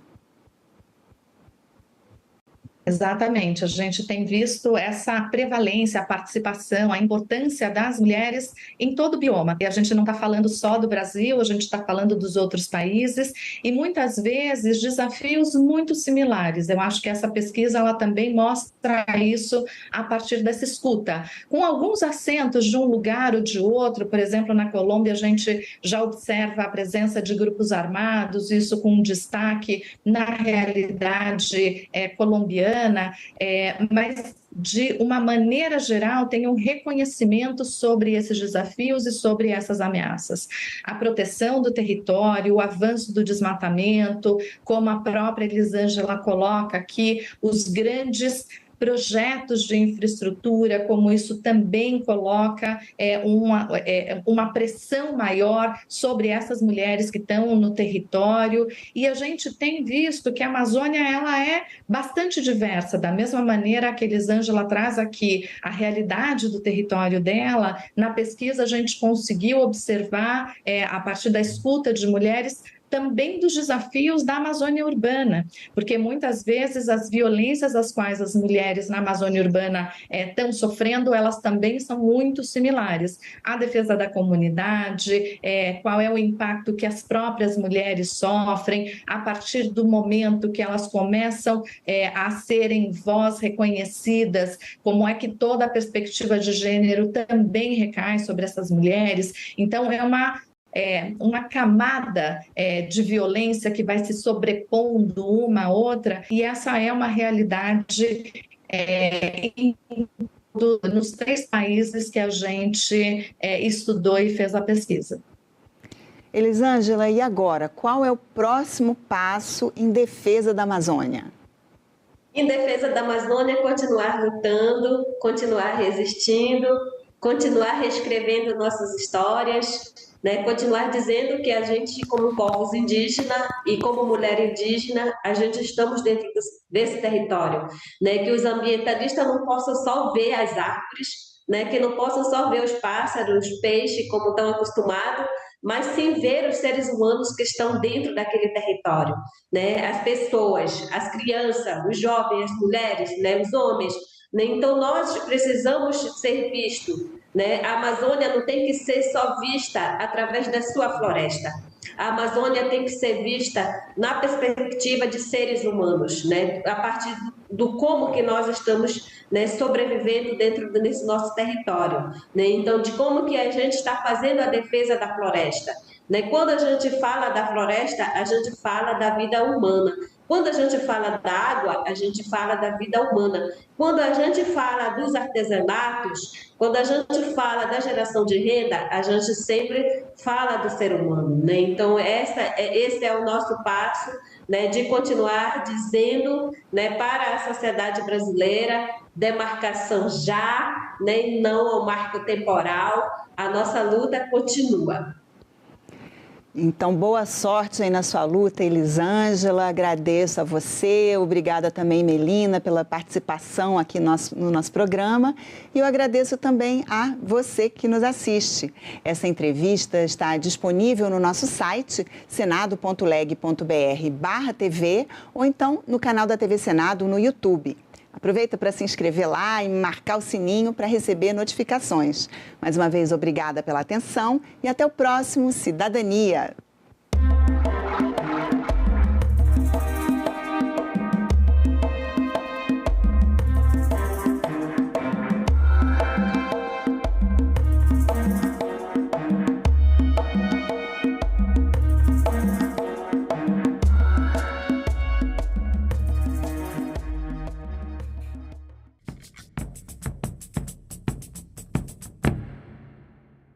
Projeto de audiodescrição revoluciona a Assembleia de Mato Grosso, promove inclusão e incentiva a equipe do Parlamento Brasil.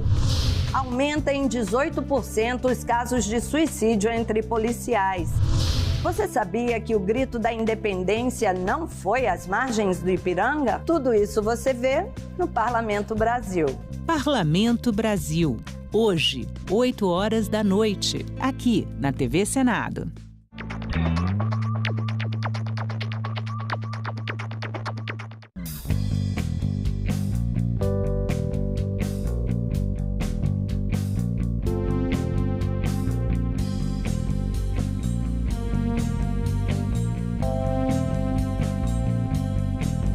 Não sei exatamente do que me acusam. Já a nação vive sob os efeitos do terror. Se me forem retirados os direitos políticos, como se anuncia em toda parte, não me intimidarei, não deixarei de lutar. Do ponto de vista de minha biografia, só terei do que me orgulhar desse ato.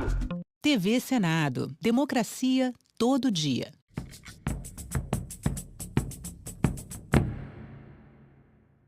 O programa a seguir é livre para todos os públicos. O pedestre tem responsabilidade, ciclista... Uma cadeira na academia me foi negado pela história e pelo meu país. Hoje nós podemos, com o nosso megafone, que é o diploma na mão, nós não podemos recuar nesse debate. Declaro aberta a 7ª reunião da Comissão Senado.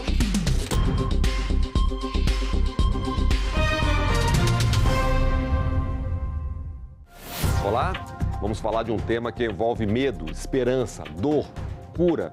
É isso, o câncer de mama tem cura. Tudo começa com a prevenção, exames, o autoexame. E se o diagnóstico for positivo, o tratamento. Etapas distintas, complexas, mas que a legislação garante. Mas só a lei não basta.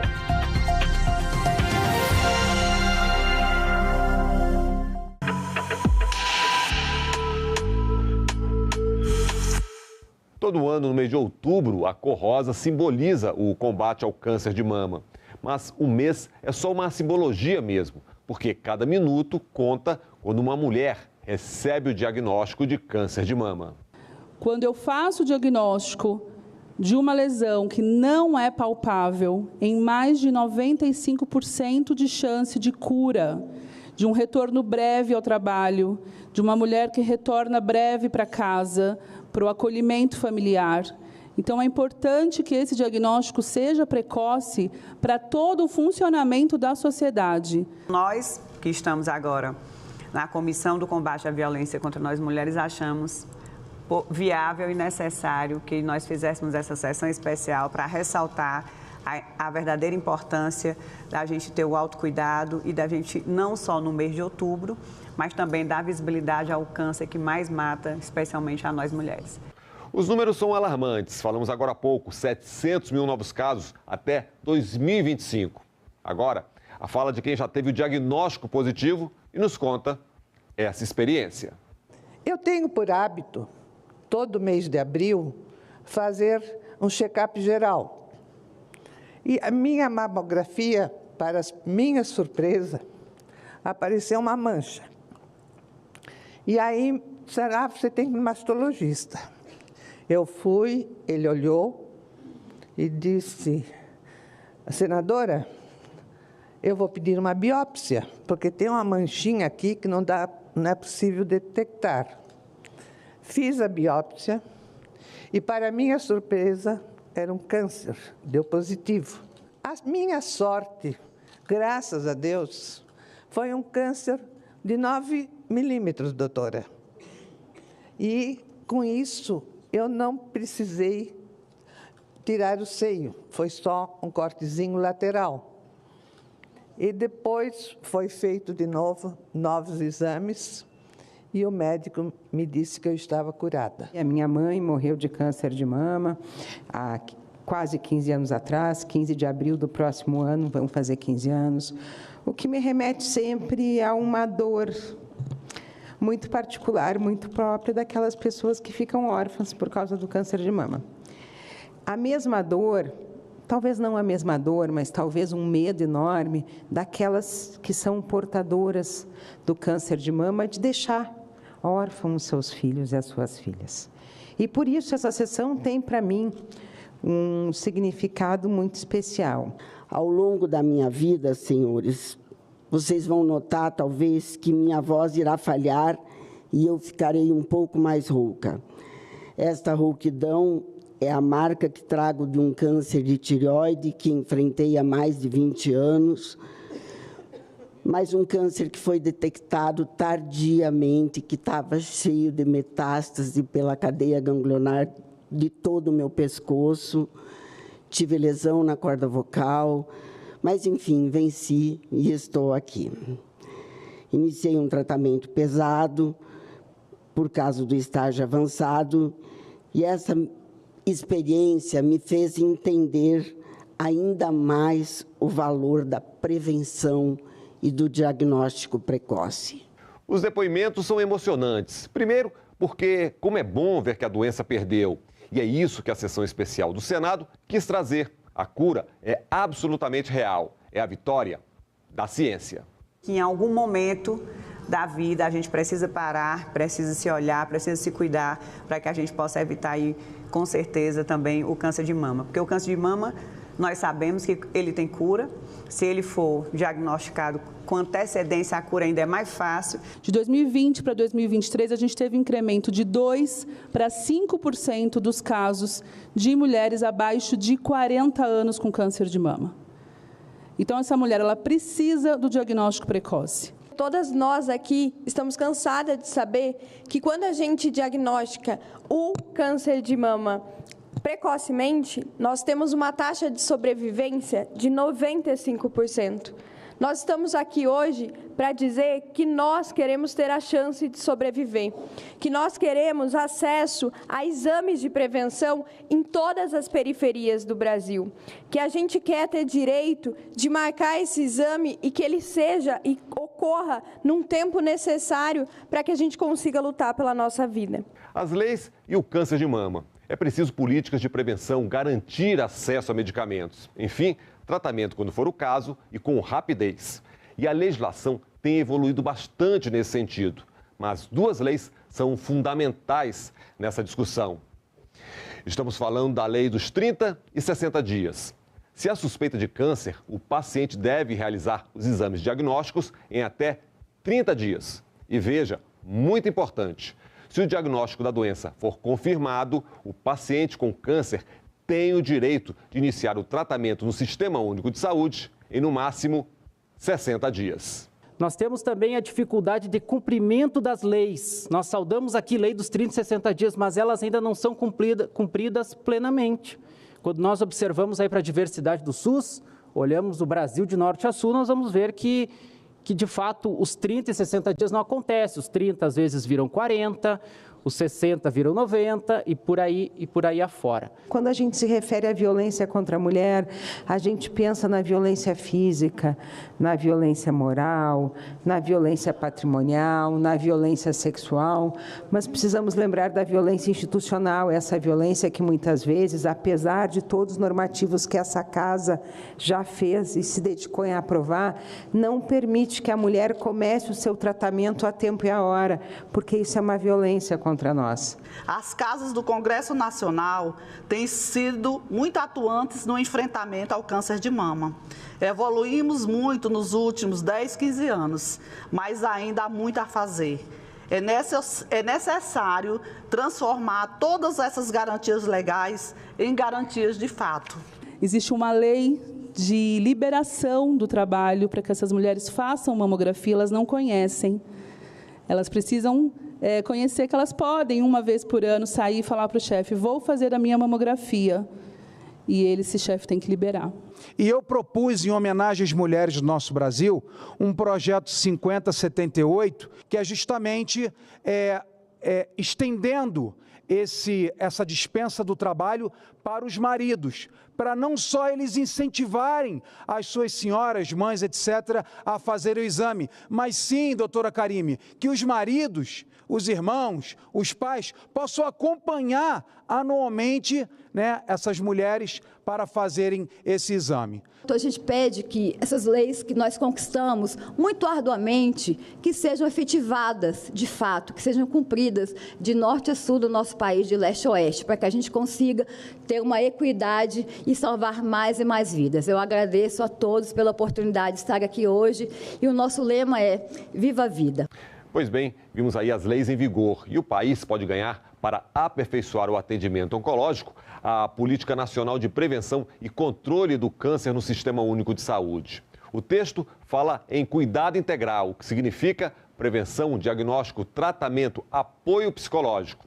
E mais, se uma nova tecnologia de combate ao câncer for aprovada, ela deverá estar disponível no SUS em até 6 meses. Então, que nós possamos, a partir do ano que vem, aí com o horizonte de aprovação do PL da Política Nacional do Câncer, que está aqui nessa casa, com o senador Irã, que eu tenho certeza, né, que todas as senadoras e senadores vão abraçar agora. Então, nós teremos esse marco importante, que nós possamos aí atuar no cumprimento da legislação que já existe. E esse texto, ele prevê um cuidado multidisciplinar para as pacientes, prevê também a modalidade de compra centralizada de medicamentos, porque, infelizmente, tem muitos hospitais que não conseguem pagar o valor da PAC que o Ministério tem. Vamos falar de prevenção, dentro e fora de casa. Primeiro, o toque, quando o autoexame é sinônimo de conhecimento do corpo. Saúde. O autoexame é também importante porque para que nós nos valorizemos como mulheres e possamos, inclusive, exigir o respeito aos nossos corpos que pertencem a nós, é necessário que nós o conheçamos. E o autoexame não deixa de ser uma excelente iniciativa para que nós conheçamos a nós mesmas, tiremos um tempo para nos olhar, né, nos sentir, né, e, se for o caso, detectar precocemente qualquer modificação nas nossas mamas. A gente tem diversas iniciativas pelo Brasil para amparar as mulheres, para ajudar, para amparar as famílias e para nos incentivar a fazer o diagnóstico precoce, como o toque, por exemplo. Mas a gente precisa também cobrar para que dentro do orçamento público a gente ofereça a chance de lutar pela vida para todas as mulheres. É a primeira parte que salta aos olhos quando nós fazemos a transição de menina para mulher. É aquela parte que não só nos afirma na nossa feminilidade, como para aquelas que escolhem a maternidade, nos afirma também em um vínculo inquebrantável da mãe com o filho, que é a amamentação. Por isso, talvez, que tanto tabu se tornou e se formou em torno do câncer de mama. Continuamos na prevenção, agora no sistema de saúde. É hora de fazer os exames. A mamografia. Os mamógrafos no Brasil, tanto na rede privada como na rede pública, ainda são subutilizados. A gente tem mamógrafo, a gente precisa de mais mamógrafos e a gente precisa que os mamógrafos existentes sejam mais utilizados. Quando eu conto isso, algumas pessoas não acreditam. Existem mamógrafos parados, ou por peça, ou por manutenção, ou por falta de uso. Nesse momento, no DF, existem mamógrafos parados à disposição para exame.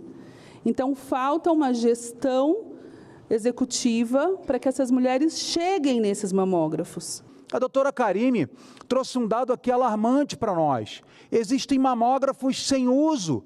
E eu creio que não é só no DF, é em todo o Brasil. Ou seja, um exame simples, uma doença muitas vezes silenciosa. A senadora Jussara tem uma amiga nossa lá, na verdade duas, mas uma que realmente bate com o relato da doutora Karime, com menos de 40 anos teve que fazer a cirurgia para retirada da mama, porque quando descobriu o câncer de mama, já era tarde demais. Uma amiga nossa de mais de 30 anos. E o diagnóstico veio e deu positivo para câncer de mama. Tem um tabu, tem um medo, mas é sempre bom destacar, o diagnóstico precoce faz toda a diferença. A partir do momento que a gente tem o diagnóstico, e a mamografia vai me trazer um diagnóstico em estadio inicial, com tratamento melhor, eu preciso colocar essa paciente para tratar, porque senão ela vai evoluir de um diagnóstico inicial para um diagnóstico avançado, e não faz sentido. Além de todo o estresse que gera para essa família, porque tratar o câncer de mama não é tratar só a mulher, é tratar a família junto. Muitas mulheres são abandonadas pelos maridos durante o tratamento. Então, o acolhimento é fundamental. Quase 40% dos óbitos causados pelo câncer de mama, lamentavelmente, ocorrem de forma precoce em mulheres entre os 30 e 69 anos de idade. Os números podem assustar, mas, felizmente, hoje nós sabemos que o diagnóstico precoce, combinado com o tratamento adequado, podem reduzir significativamente a mortalidade associada a essa neoplasia. Então, eu queria aqui fazer um apelo a todos os homens, maridos, irmãos, filhos, nesse Brasil, que vocês possam, sim, incentivar aquelas esposas, mães, que não têm tanto esse cuidado, acabam se acarretando das tarefas do dia a dia, da rotina, e por vezes falam, eu não estou sentindo nada, eu não fico doente, eu sou muito forte, mas que vocês possam incentivar essas mulheres que estão ao seu entorno, que Papai do Céu também lhes outorgou o cuidado dessas mulheres, que elas se cuidem. Nós temos medicamentos que foram já aprovados, ou seja, a ciência fez o seu papel, a ciência trouxe a solução, né? Ele está disponível, ele tem resolutividade, ele atende a necessidade do paciente, mas o sistema público não consegue incorporar de fato, né? Incorpora, mas não dá o acesso. Então, isso é um problema bastante grave. Agora, a médica, o diagnóstico, o depoimento. Eu sou uma médica que atende essas mulheres, que faz o diagnóstico. Sou eu que conto para essa mulher que ela tem um câncer de mama, que aquele nódulo que ela palpou, que aquela imagem que veio alterada é uma doença, que muitas vezes ela tem que passar por uma amputação de um órgão tão significativo que é a mama. Sou eu que tenho que falar que ela precisa fazer uma quimioterapia, onde ela vai perder todos os cabelos que ela sempre teve tanto cuidado. E isso afeta desde a mulher muito vaidosa e jovem, até aquela senhorinha que está na roça. Quando eu falo que eu vou precisar fazer uma cirurgia de mastectomia e que o cabelo dela vai cair, aquilo impacta muito. Então, todas nós sabemos a importância que é um diagnóstico de câncer de mama. A sessão especial foi no Senado e a Casa tem ações voltadas para o combate ao câncer de mama. É a atuação da Liga do Bem. Este ano são mais de 300 terceirizadas a quem foi oferecido a mamografia custeado por meio de um trabalho conjunto entre a Liga do Bem e a área de saúde do Senado. Até a presente data, arrecadamos e confeccionamos em nossas ações do Outubro Rosa, voltadas a mulheres e a crianças também, gente, crianças em tratamento e prevenção do câncer. Por volta de 700 acessórios adultos e infantis, dentre faixas, turbantes, necessaires, coração, que é uma almofadinha de conforto, mulheres mastectomizadas, e 1.000 mechas de cabelo, durante o nosso corte gratuito solidário com nossos salões parceiros. Para a confecção de perucas e um total de 230 exames de mamografia, que nossas terceirizadas acima de 40 anos... O Senado, além disso, trabalha também com a Liga Feminina de Combate ao Câncer, fazendo a coleta de mechas que se transformarão depois em perucas. Só o ano passado foram mais de 3.000 mechas. No entanto, de todos esses trabalhos, que são trabalhos preventivos, trabalhos de colaboração, o que mais nos alegra é quando esses trabalhos dão a oportunidade da detecção precoce do câncer de mama, né, e a cura. E ninguém larga a mão de ninguém, todo mundo junto pela mesma causa. Vencer a doença, vencer o câncer de mama. É hora de todo o apoio. A gente precisa se fortalecer para que, quando descobrir, né, que tem o câncer de mama, a gente não fique desesperadamente achando que vai morrer, mas para isso a gente precisa estar verdadeiramente com a rede de apoio, que seja através da Liga do Bem, que seja através de hospitais, de médicas, de instituições que existem, que fazem esse amparo, mas a gente tem que saber que existe a possibilidade de cura. Nós mulheres trabalhamos em cadeia, para tudo, para tudo. Sempre tem uma mulher segurando a mão da outra. E Outubro Rosa, para mim, dá esse recado. Conscientização é isto, é cumplicidade, é compartilhamento, é divisão, é apoio, é amor e é afeto. O câncer de mama é uma doença que afeta milhões de mulheres todos os anos no mundo. Portanto, o enfrentamento ao câncer não é só uma batalha do legislativo, exige a colaboração e a união de diversas partes da nossa sociedade. O enfrentamento ao câncer diz respeito ao poder legislativo, ao executivo, ao judiciário, às sociedades médicas, aos profissionais de saúde, às ONGs que estão aqui e a toda a nossa sociedade. Quando eu cheguei em Brasília, cerca de 10 anos atrás, a dona Maria Tereza, presidente da Rede Feminina, eu falei para ela assim, eu quero ajudar. Como é que eu posso fazer? Eu posso arrecadar lenço? Eu posso arrecadar cabelo? Eu posso fazer, o que a gente pode fazer na nossa clínica para que a gente possa ajudar a Rede Feminina? Ela falou, Karime, eu preciso de cesta básica. E aquilo foi impacto, porque a gente quer ajudar no implante capilar, a gente às vezes quer doar esmalte, a gente quer doar lenço. E ela falou, essas mulheres, elas durante o tratamento de câncer de mama, elas ficam sem comida para a família, porque são mulheres diaristas, mulheres que trabalham muitas vezes sem carteira assinada, e quando o câncer vem, acabou o dinheiro. São elas que cuidam da família, muitas vezes são as chefes da família. Então, eu preciso de cesta básica para essas mulheres, não preciso de lenço, eu preciso de cesta básica, para que elas possam levar comida para casa e conseguir fazer o tratamento mais confortável, porque elas não estão nem preocupadas com a vida delas, elas estão preocupadas com a vida dos filhos. E isso é sobre ser mulher. E você sabe o que é a linha rosa? É um termo fundamental para conhecer, visualizar o paciente oncológico no seu percurso rumo ao tratamento. É a navegação que salva. Se eu não coloco essa paciente para tratar, ela vai evoluir em doença e aumentar a mortalidade. Então, eu preciso que essa paciente seja operada, eu preciso que essa paciente seja tratada, ela tem que chegar na rede. E essas dificuldades acontecem na rede pública e na rede privada. Tá? Isso não é uma realidade só da rede pública. Eu atendo mulheres na rede privada com diagnósticos avançados, mulheres com plano de saúde com diagnóstico avançado. Então, a gente precisa parar para pensar em como gerir essa rede, a gente chama de linha rosa. Então, essa linha que vai caminhar com o paciente e navegar esse paciente para que ele chegue onde ele precisa chegar. A história e a vitalidade do SUS, criado na Constituição de 1988, são conhecidas há muito tempo.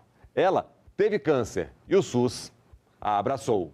Eu tive o tratamento custeado pelo Sistema Único de Saúde. Morava na Austrália na época que tive o diagnóstico. Voltei para o meu país e o SUS me abraçou. Deu todo o tratamento que eu precisava. Eu tive um câncer muito agressivo, né? A doutora sabe que o triplo negativo é aquele mais impactante, mais agressivo, que se desenvolve mais rápido. Então, se a gente não tratar rápido, eu não estaria aqui. Então, é graças ao SUS que eu devo a minha vida e dedico a minha vida para fortalecer o nosso Sistema Único de Saúde, para poder salvar mais e mais mulheres, para que elas tenham acesso ao tratamento digno e de qualidade na capital do nosso país. A gente não cansa de agradecer e parabenizar o nosso SUS, mas é óbvio que muita coisa ainda não anda como desejado. Por isso, é importante sim o alerta. Ainda não estamos fazendo o suficiente. Nós temos o crescimento da incidência do câncer em mulheres jovens, algo bastante preocupante. Temos o crescimento da mortalidade, temos dificuldade de diagnóstico.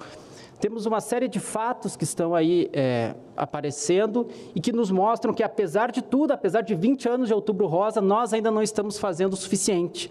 Não estamos mobilizando o suficiente, não estamos conscientizando o suficiente, não estamos prevenindo da maneira como deveríamos, não estamos diagnosticando, talvez com a velocidade, com a eficácia que o caso demanda. O Congresso e as leis, a sociedade e o cumprimento das leis. E a notícia é boa. Vamos espalhar. Se as senhoras sentirem que o Congresso está falhando, nos cobrem. Se precisarem de ajuda para que os projetos melhorem a vida dos pacientes de câncer, que sejam aprovados, nos procurem. Autoestima é muito mais do que nos conscientizar meritoriamente, necessariamente, contra o câncer de mama através da prevenção e do diagnóstico precoce. É, sobretudo, essa afirmação do nosso direito a ter vida plena, do nosso direito a sermos bonitas, do nosso direito a transitarmos entre uma mutilação, se for necessária, e uma reconstrução, que é necessária. O SUS tem problema de financiamento e tem problema de gestão.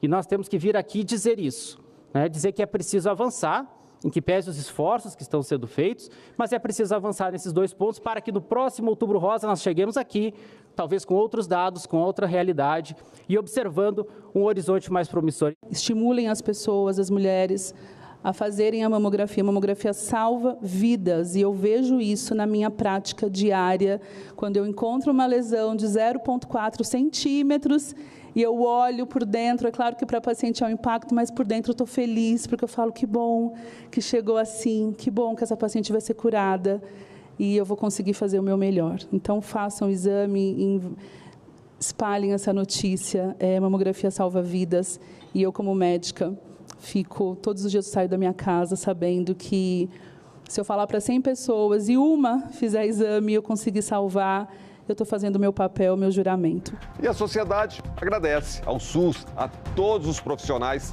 da saúde. Então, vamos espalhar. Mamografia salva vidas. O Em Discussão fica por aqui. Até o nosso próximo programa.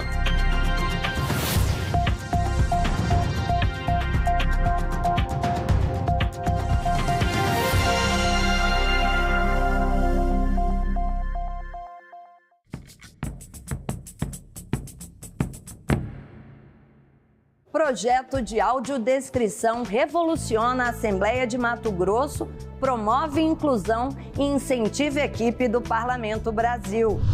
Aumenta em 18% os casos de suicídio entre policiais. Você sabia que o grito da independência não foi às margens do Ipiranga? Tudo isso você vê no Parlamento Brasil. Parlamento Brasil. Hoje, 8h, aqui na TV Senado. Nasci em Maringá, que é uma das terras mais férteis do país, tanto que é muito forte na agropecuária. Eu tive uma infância normal, era filho de professores. Meu pai é professor de geografia, minha mãe era professora de língua portuguesa. E cresci cercado por livros. Hoje em dia vai ser meio cheio, pelo jeito. Então, isso foi sendo construído no decorrer do curso de Direito. No final do curso, em particular, que eu pensei, olha, eu gostaria de ser juiz para poder decidir os casos com independência, sem estar vinculado ali a qualquer das partes.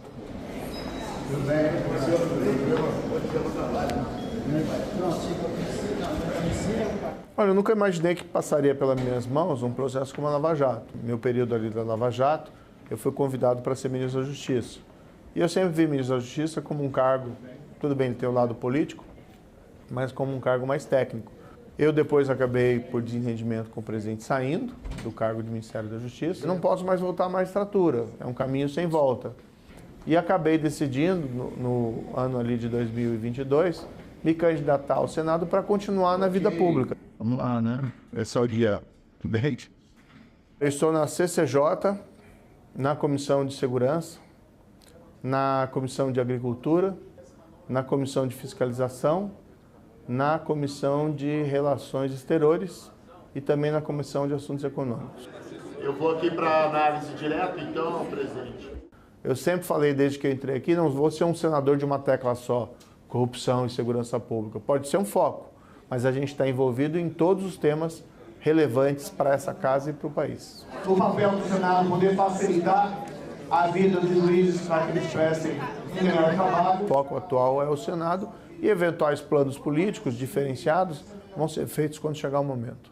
Tudo isso porque nós precisamos continuar apresentando propostas, pautas propositivas para a sociedade.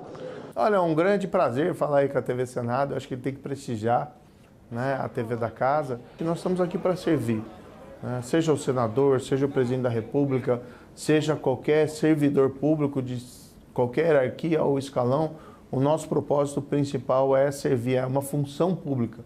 A gente não está aqui em benefício próprio. E esse tem sido o mote, né? Governar no interesse dos governados.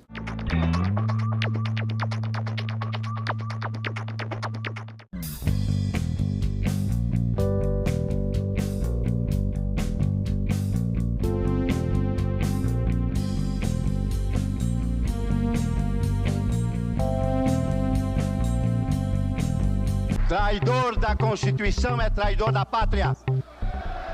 Conhecemos o caminho maldito: rasgar a Constituição, trancar as portas do Parlamento, garrotear a liberdade. Declaro promulgada o documento da liberdade, da democracia, da justiça social do Brasil. TV Senado. Democracia todo dia.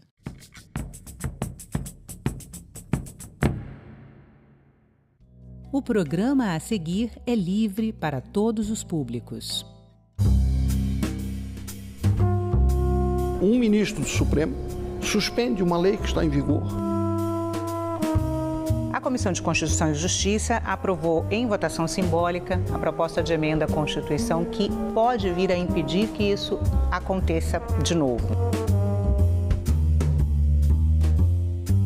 A insatisfação no Senado já era majoritária com esse tipo de decisões monocráticas e este tipo de pedido de vista.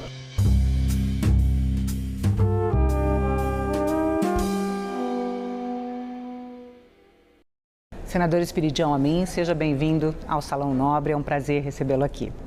Senador, hoje uma decisão tomada por um único ministro do Supremo Tribunal Federal pode suspender os efeitos de uma lei aprovada pela Câmara dos Deputados, pelo Senado e sancionada pelo presidente da República.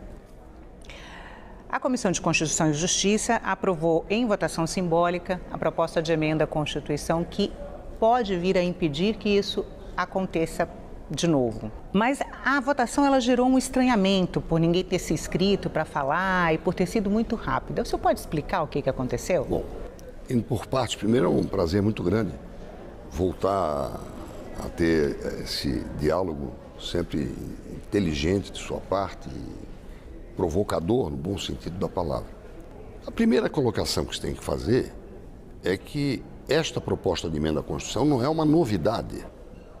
O próprio senador Uriel Visto liderou uma proposta de emenda à Constituição em 2019, quando nós iniciávamos o nosso mandato, que foi aprovada depois de muita discussão na Comissão de Constituição e Justiça, com muitas emendas, com muitas contribuições, e quando chegou ao plenário, foi num dia de baixo quórum.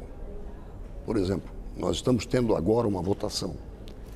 Se na votação de uma autoridade houver menos de 60 votos, a votação não será validada, ou seja, será anulada. E já aconteceu isso aqui. Nós fizemos uma votação para uma PEC, que precisa de 49 votos a favor, com 53 eleitores presentes. Então, nós conseguimos 38 votos contra 15.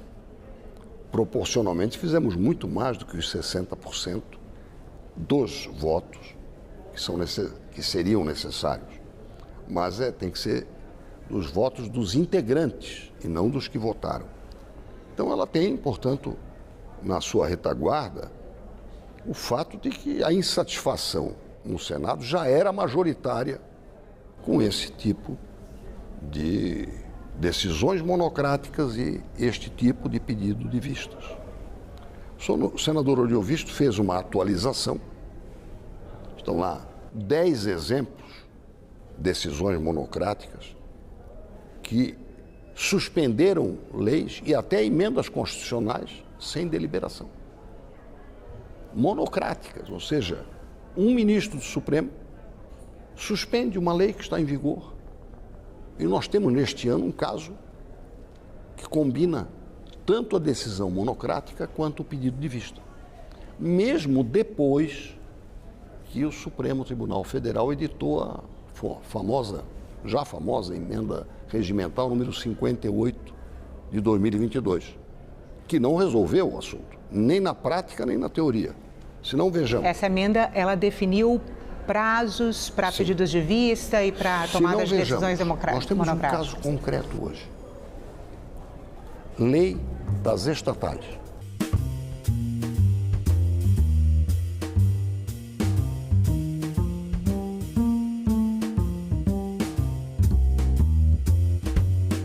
Esta lei, não estou dizendo que ela é perfeita, mas ela foi aprovada em 2016 no bojo da loucura que se percebeu sobre a depravação na gestão das principais empresas públicas brasileiras, a começar pela Petrobras.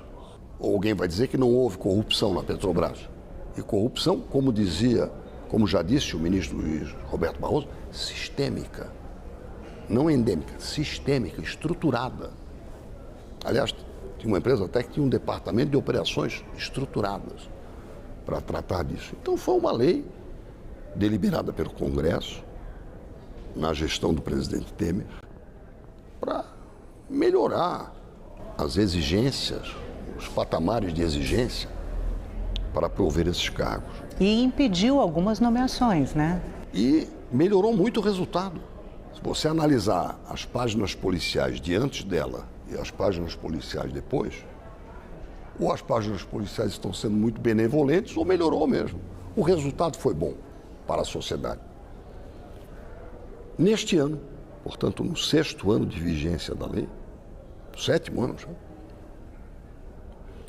o ministro Ricardo Lewandowski, na iminência da sua aposentadoria, acolhendo a uma ação direta de inconstitucionalidade de um partido comunista, não sei qual é a sigla certa, ele considerou inconstitucional a parte substancial da lei. Isso foi no dia 15 de março. Em função desta emenda regimental, um ministro pode pedir vista por 90 dias. Mas não impede que outro ministro peça vista. Portanto, teoricamente,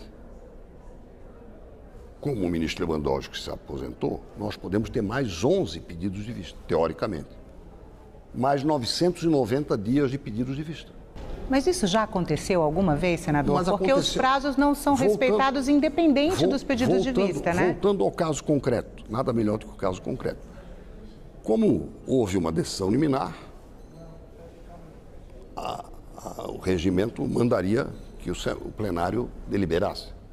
No dia 31 de março, um outro ministro, no caso o ministro Toffoli, pediu vista. E a lei está suspensa. Enquanto isso, você pode nomear. Devolveu em agosto, não se deliberou ainda. Então é um caso concreto de como uma lei boa, que estava dando resultado, é suspensa por decisões monocráticas. A primeira do ministro Lewandowski e a segunda, até aqui, o pedido de vista, eu acompanhei isso até agosto, setembro, pode ser que tenha alguma movimentação mais recente. Dia 14 de agosto ele devolveu. O que significa isso? Vamos falar do... Assim, e daí? E daí, segundo o jornal Valor Econômico e a CNN, portanto, eu estou dando a fonte, isso libera para nomeação 587 cargos que agora podem ser providos de maneira mais liberal, para não usar outra expressão, ou permissiva, cuja remuneração oscila entre 214 mil ano, 214 mil mensal, e 3 milhões ano. Portanto, é um caso concreto. Quando alguém do Supremo diz, não, já resolvemos isso. Olha, eu não vou falar das outras 9, dos 8, 9 exemplos, outros 9 exemplos, vou dar esse. Tem data, infelizmente, sou obrigado a mencionar nomes, e lucros. Lucros, sim. Lucros pela liberação desses cargos para o jogo político, que todos conhecem, e que já levou o Brasil a este vexame internacional da Lava Jato. Você pode anular provas. Que provas? Como é que vai anular provas? Eu não vou entrar nesse mérito. Mas se o dinheiro chegou a ser devolvido, em parte, como é que... Portanto, essa vergonha está sendo, de alguma forma, ressuscitada. E um dos efeitos disto é a reação do mercado à possível modificação de regras para prover cargos na Petrobras. Agora, aconteceu há poucos dias isso. A queda na Bolsa de Valores de 6% dos valores. Se a empresa vale 550 bilhões, então é um prejuízo de 33 bilhões de reais para o patrimônio do povo brasileiro, porque o petróleo é nosso, né?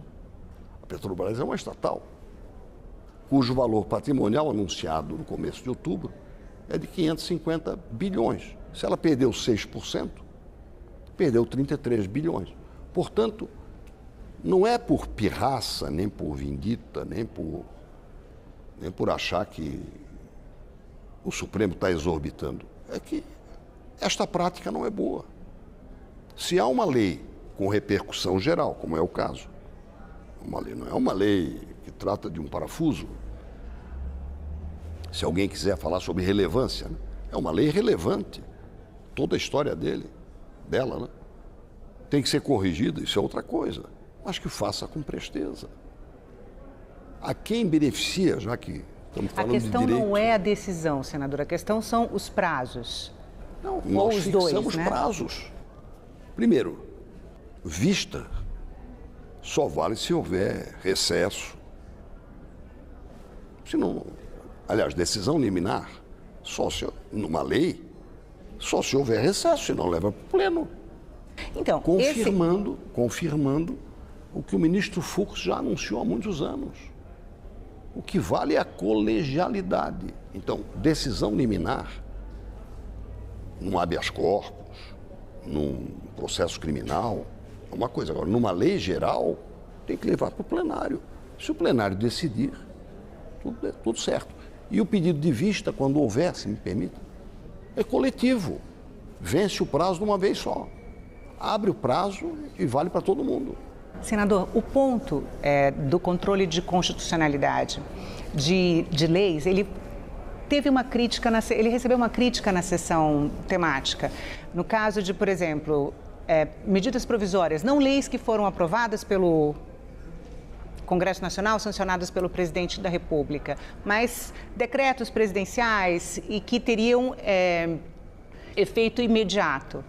E esses decretos só poderiam ser suspensos, medidas provisórias ilegais só poderiam ser suspensas por decisão colegiada, elas poderiam ficar em vigor. Essa foi uma das críticas que a proposta recebeu de um dos juristas que participou da sessão plenária. Como é que o senhor avalia a questão? Bom, nós estamos falando de decisões monocráticas e de pedidos de vista, porque neste caso, por serem leis de repercussão geral, o regimento interno do Supremo Tribunal Federal não pode reger o prazo que vai valer para a lei, senão o Congresso não precisa fazer mais nada.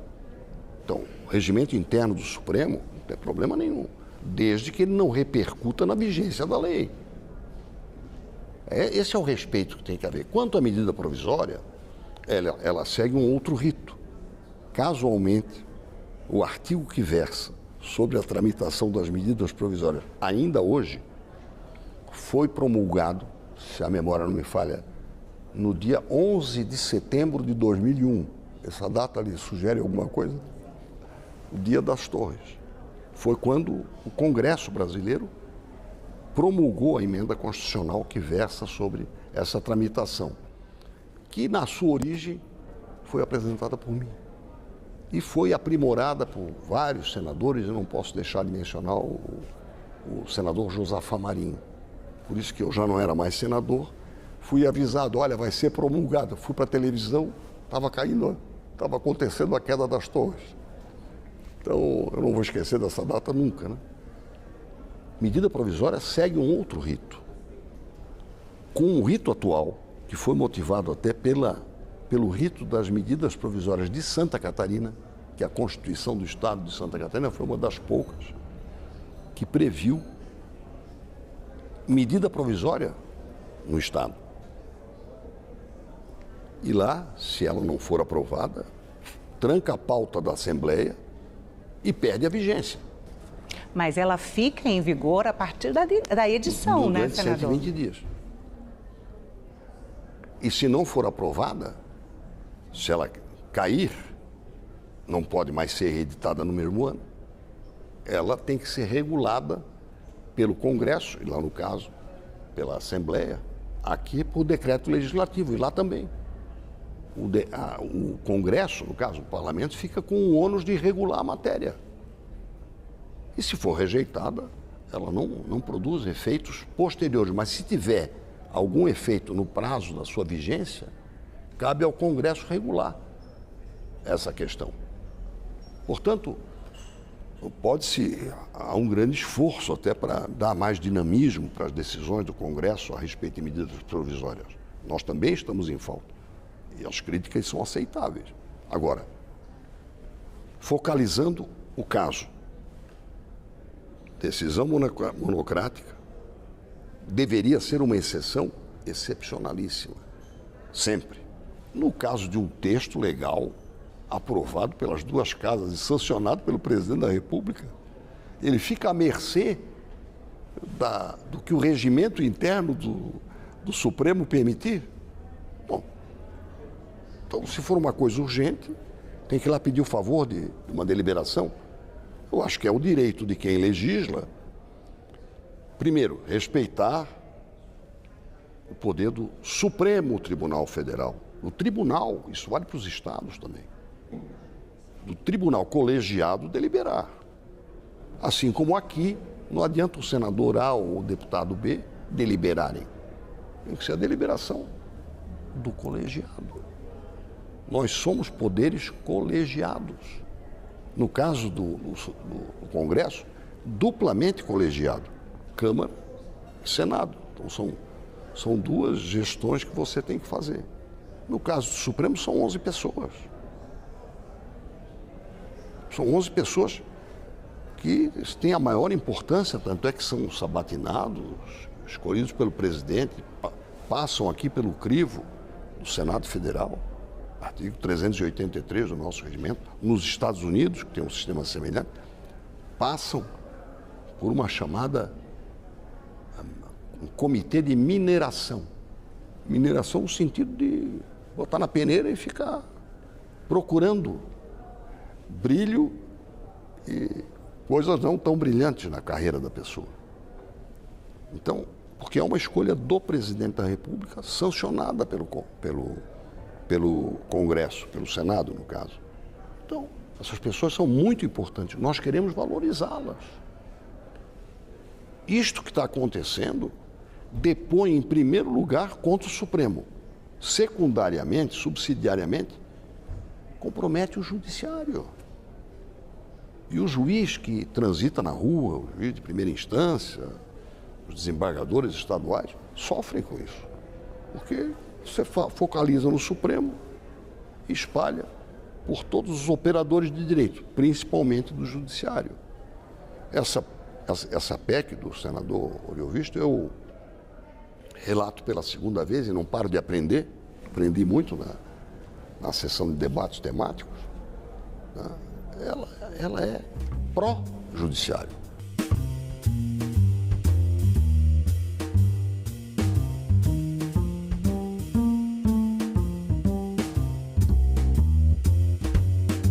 Agora, pró-justiça, pró-cidadania, pró-respeito a quem tem a responsabilidade de legislar e maior respeito ainda a quem tem a possibilidade de sancionar ou não, e ainda maior respeito a quem tem a última palavra para dizer. Mas não uma pessoa, como colegiado. Isto está errado aqui e ali. Se vocês querem esta lei, tem que corrigir nesses aspectos. Isso é competência que nós queremos que o Supremo tenha. Na sessão temática, um dos convidados, o jurista Nabor Bulhões, disse que o Supremo Tribunal Federal brasileiro é a corte constitucional mais poderosa do mundo. Mais empoderada. Em controle de constitucionalidade. E eu queria que o senhor explicasse, porque esse é um papel que foi destinado ao Supremo pelo Congresso, na Constituinte, e ele é importante para o equilíbrio de poderes. Né? E eu queria só que o senhor explicasse o que é o controle constitucional, de constitucionalidade que o Supremo faz e a importância dele. Devo a um colega seu, o consultor jurídico, doutor João Trindade, o fato de ter aprendido um pouco mais sobre controle constitucional das leis no mundo ocidental, pelo menos. É a tese de doutorado dele, a que eu tive acesso. E até honra muito grande para mim. Visitei a banca da sua apresentação. Eu não me considero competente para julgar, mas me considero muito sortudo por poder assistir. E o controle da constitucionalidade das leis tem que valer mundo afora.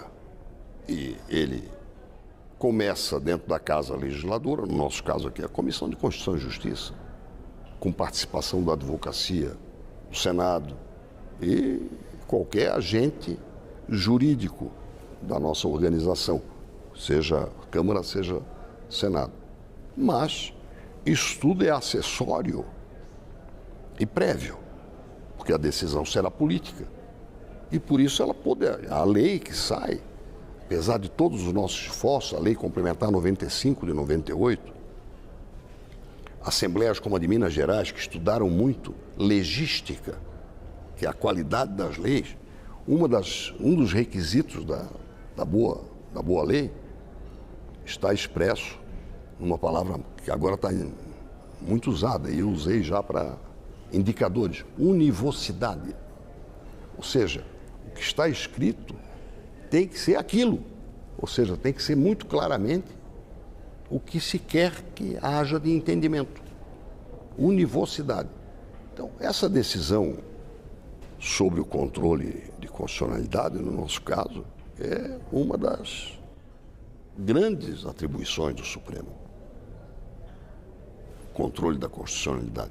Agora, quando a lei tem um efeito geral, isso não pode ser aprisionado. Não pode ser. Nem a lei foi fruto de uma pessoa, nem a sua avaliação final, que é do Supremo, pode ser de uma pessoa ou de um recurso de que essa pessoa disponha, que é pedir vista e fica por isso. Ou virtualmente fica por isso. Como a própria versão do regimento mais atual permite teoricamente. Para que não haja nem teórica nem praticamente, a nossa solução é: o pedido de vista é coletivo. Se houver divergência, tem mais um prazo, mais 90 dias. Mas ninguém está sendo impositivo, imperativo e usando de uma determinação absurda. Não se está esgotando o prazo. Pelo contrário, está coletivizando o transcurso do prazo, nos casos de repercussão, digamos, importante para a sociedade.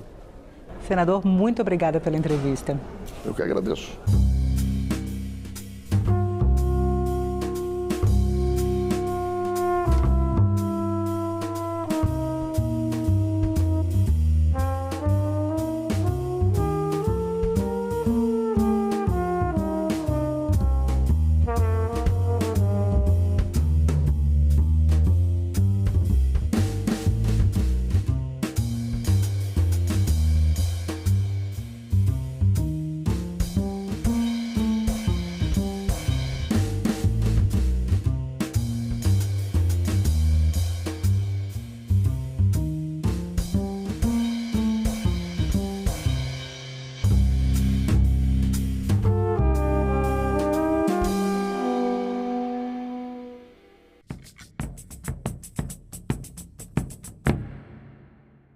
Projeto de audiodescrição revoluciona a Assembleia de Mato Grosso, promove inclusão e incentiva a equipe do Parlamento Brasil.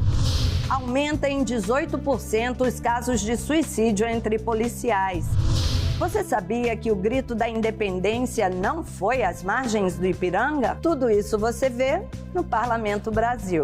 Parlamento Brasil. Hoje, 20h, aqui na TV Senado. Quando foi o final da rede ferroviária, o pessoal começou a cortar locomotivas, vagões, tudo para vender a 1 centavo o quilo. E aí eles vieram e começaram a cortar essa locomotiva. E nós entramos no Ministério Público, fizemos a denúncia e aí nós conseguimos fazer com que eles ficassem aqui. Ainda que nesse estado precário, né? Mas ficou muito interessante porque dá para ver como é que ele era por dentro, né? E assim também mostrar como nós tratamos os nossos patrimônios históricos, né? Essas locomotivas tracionaram toda a riqueza desse país que saiu e trouxe a imigração e trouxe a industrialização e levou também o nosso café e a soja e o milho e tudo que se produziu nesse país. Eu nasci numa cidade do interior, né, no sertão nordestino. A minha cidade, o nome é Fronteiras. Fui para Teresina, que é a nossa capital, e lá eu fiz o ensino médio. Depois eu resolvi que queria fazer sociologia. A minha família é uma família de políticos lá no interior. E eu falei para o meu pai: olha, eu quero ser candidata a vereadora. Não vejo uma mulher aqui se colocando o seu nome para fazer política. E falar também que viva a mulher brasileira, viva todas as mulheres que aqui se encontram. E eu fui atrás e fui a primeira mulher candidata e a primeira eleita na minha cidade, até porque fui a primeira, né? Depois fui vice-prefeita. Muitos amigos nossos que trabalham conosco na política falaram assim, por que não a senhora ser a primeira suplente do governador Wellington Dias? E eu aceitei esse desafio e aqui estou aprendendo muito, porque isso aqui é tudo muito intenso. E eu convivo com cabeças pensantes, com homens que fizeram história nos seus estados, mas estou aqui também pretendendo fazer a minha história como mulher, como mãe, como sertaneja, como nordestina e piauiense. E estou procurando dar o melhor de mim. Para mim é algo assim importante, muito importante, a questão da mulher, o posicionamento da mulher na política, porque entendo que as mulheres elas precisam ocupar o seu espaço de poder.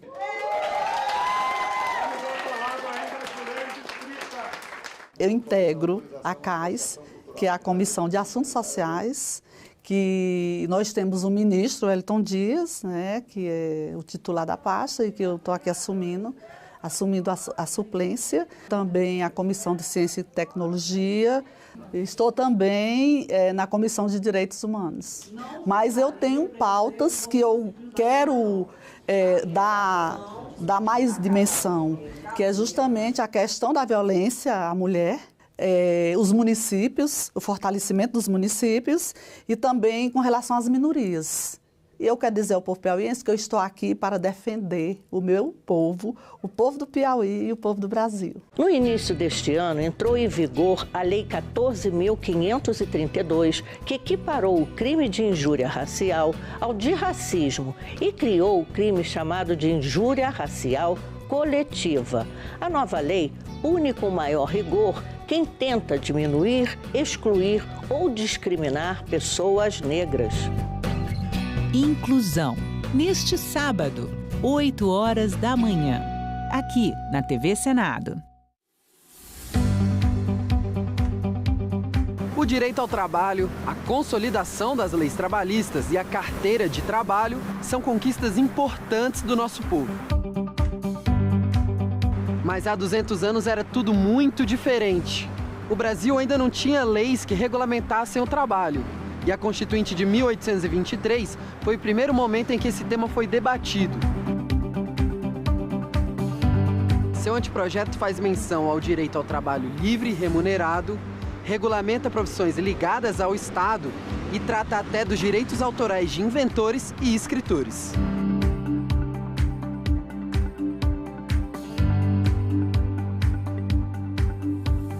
Comparado com o que temos hoje de direitos trabalhistas, o que foi discutido ainda era muito tímido, mas esse foi o primeiro passo na jornada que nos trouxe até aqui.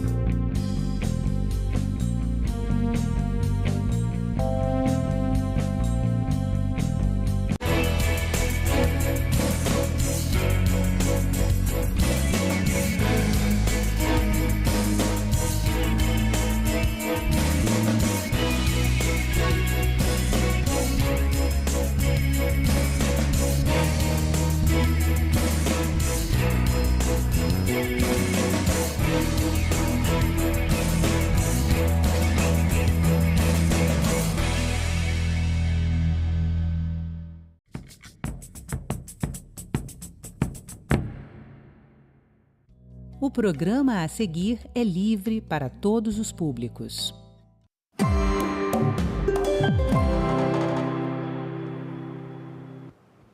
Olá, estamos começando mais uma Agenda Econômica.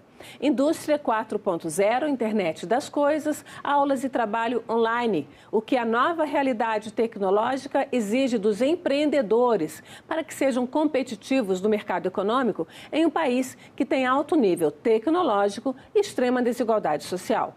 O que os candidatos a empresários, especialmente os que têm menos recursos, precisam fazer e estão criando para entrar no mundo dos negócios. Para saber algumas das respostas a essas e outras questões, eu converso neste Agenda com o Marcelo Camargo, que é o Superintendente de Pesquisa Aplicada e Desenvolvimento Tecnológico da FINEP, a agência financiadora de estudos e projetos do Ministério da Ciência, Tecnologia e Inovação. O Marcelo coordena o projeto Centelha, montado para estimular o empreendedorismo inovador no país. Marcelo, muito obrigada pela sua presença aqui na Agenda Econômica. Um prazer, Antônia. Quase que não saiu aqui o empreendedorismo. Vamos para a nossa conversa aqui. Eu queria que você nos falasse um pouquinho sobre o projeto Centelha, sobre essa questão de estímulos ao empreendedorismo inovador e o que o Ministério da Ciência e Tecnologia está falando sobre isso, está fazendo sobre isso, né? Eu queria que você nos falasse um pouquinho o que é o projeto Centelha. Bom, retomando a sua pergunta inicial, né, como você abriu o programa, hoje a inovação é uma realidade que tem que estar presente para todas as empresas, independente do porte dela. E para que a gente possa entender a inovação, a gente precisa entender o que contempla um projeto de inovação, porque logo em seguida a gente vai falar sobre os recursos, o funding necessário para isso. Um bom projeto de inovação, ele identifica claramente qual é o risco tecnológico, ou seja, se não há risco tecnológico, você não tem inovação. Então, a empresa, a microempresa, o pequeno empresário, ele tem que ter a noção clara de que para que ele consiga um recurso, ele precisa identificar qual o risco tecnológico que ele vai abordar. O segundo ponto muito importante é que inovação está relacionada ao grau de novidade que ele traz com aquele produto, que pode ser, pela própria teoria da inovação, pode ser alguma coisa que esteja com uma inovação incremental, com um nível menor de novidade, ou com, de repente, uma inovação disruptiva. E o posicionamento dele, ou seja, aquilo é inovador para o mundo. Se é inovador para o mundo, provavelmente vai ser uma inovação disruptiva, né? E provavelmente ele vai necessitar de recursos maiores para desenvolvimento. Terceiro ponto muito importante é a questão das barreiras, né? Ou seja, as barreiras que ele vai enfrentar.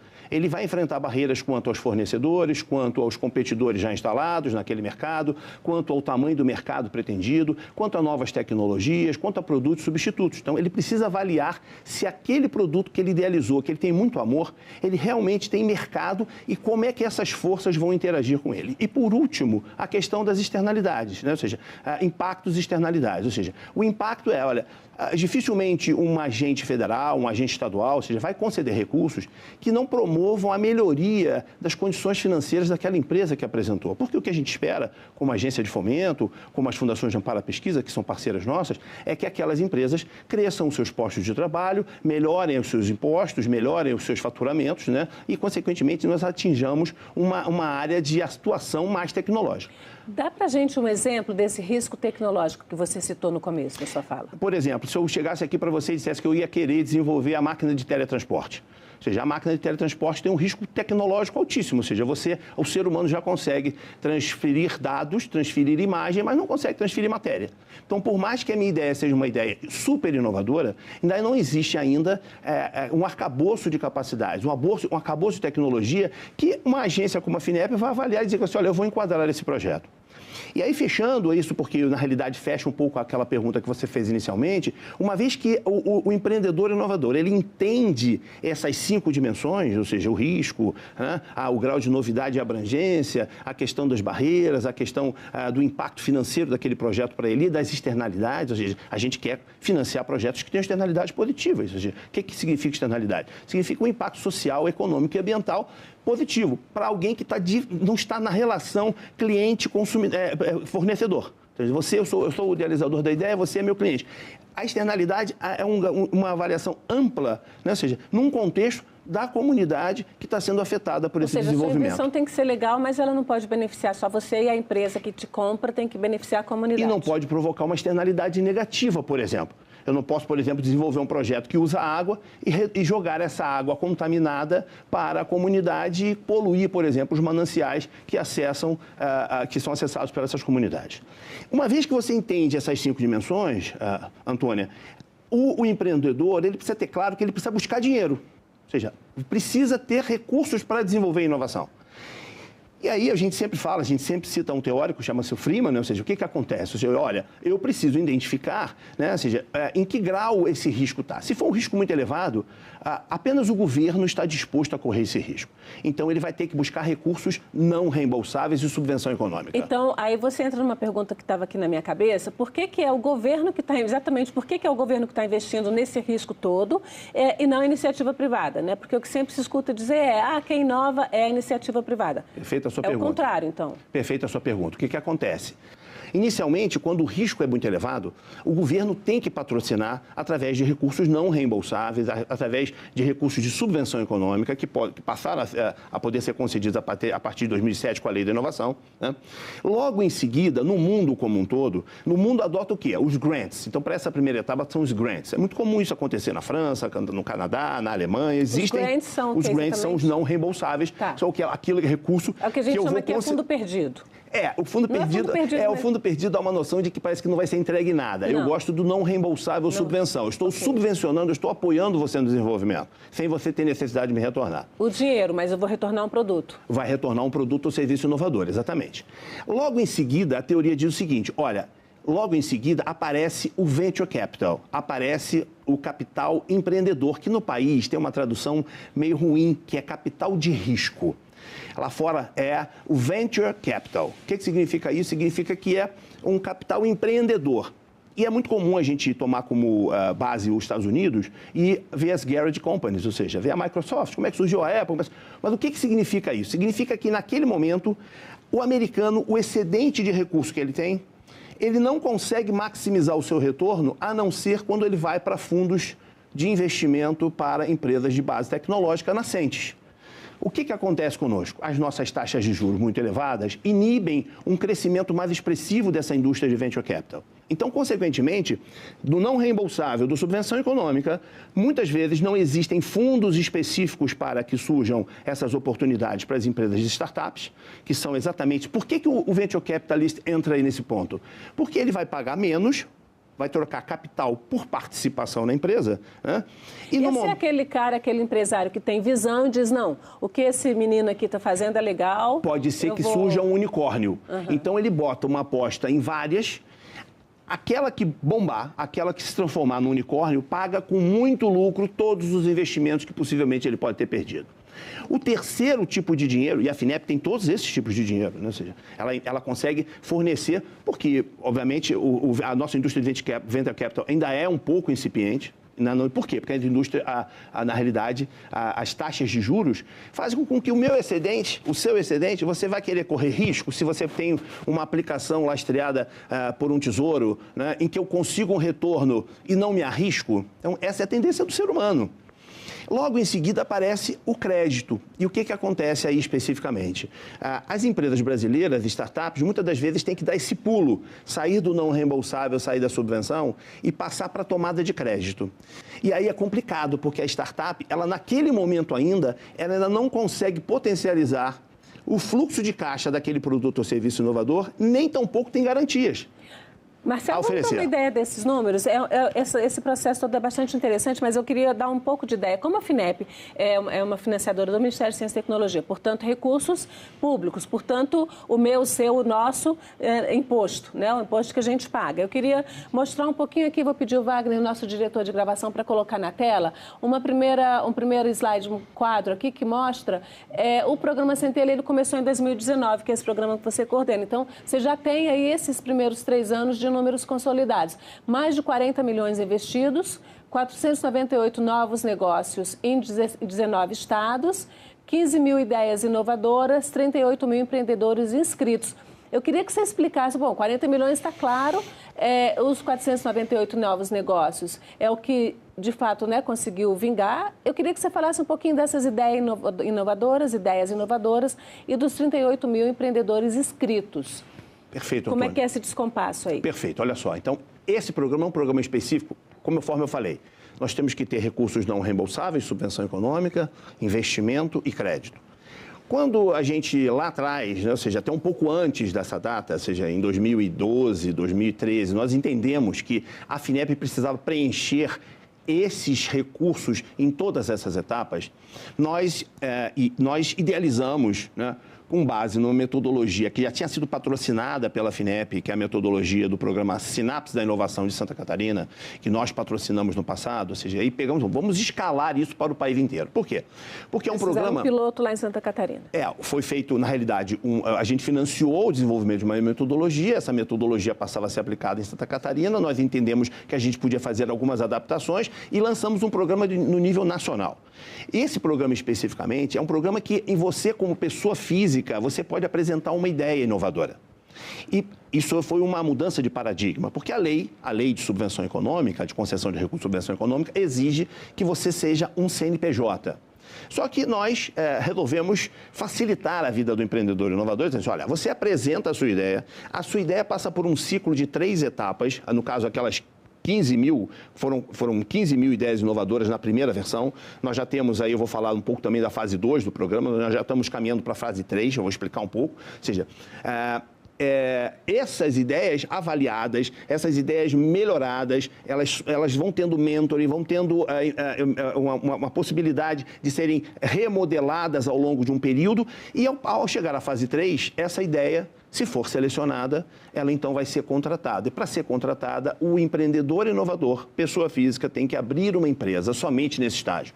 Então, isso resultou, por exemplo, como você falou, seria quase um vestibular para a medicina. Até porque empreendedor inovador não pode ser panaceia, ou seja, não é para qualquer um. Tem que ter até porque envolve recurso de subvenção econômica, que os órgãos de controle estão sempre muito atentos a essas concessões de subvenção econômica. Então, na primeira rodada, ou seja, tivemos, e é um programa que tem que ser ressaltado, é um programa que tem parceria da MCTI, Ministério da Ciência, Tecnologia e Inovação, tem a FINEP, as fundações de amparo à pesquisa dos estados, que aportam recurso também, junto com a FINEP, o CNPq concedendo bolsas, né? Ou seja, e a nossa parceria com a Fundação CERT. Então, é uma atuação sinérgica de vários entes, de vários atores, com o foco de você fazer que a inovação no Brasil passe a ter escala de atuação. Quando você bota 15 mil ideias inovadoras, e aí não tem esse dado aí, mas você envolveu quase 1.100 municípios, isso aí permite que você entenda que o programa conseguiu ir para o interior, não ficar encapsulado nas capitais, começa a você promover muito mais do que a contratação dos 498 negócios, inicialmente nos 19 estados, você promover uma mudança de cultura, Ou que seja, é exatamente... tem que criar inovação no país inteiro, não interessa o tamanho, né? Exatamente, Eu queria passar para uma outra tela, vou pedir o Wagner para colocar a tela 2, onde a gente tem os dados que mostram os resultados, né? Os projetos das áreas dos projetos. Eu peguei aqui as 3 maiores áreas, a gente tem mais ou menos de 50%, que é tecnologia social. Então, vocês financiaram projetos na área de tecnologia social, 20%, biotecnologia e genética, um pouquinho mais de 14%, inteligência artificial e machine learning, em 10%. 175 empresas já estão vendendo, ou seja, realmente produziram produtos, né, comercializáveis, e um faturamento de 37 milhões de reais, 37,5 milhões de reais. Eu queria que você falasse um pouquinho dessas tecnologias. Biotecnologia e genética é mais ou menos fácil da gente entender. O que é tecnologia social? Que você explicasse e como que essa tecnologia social é o mais...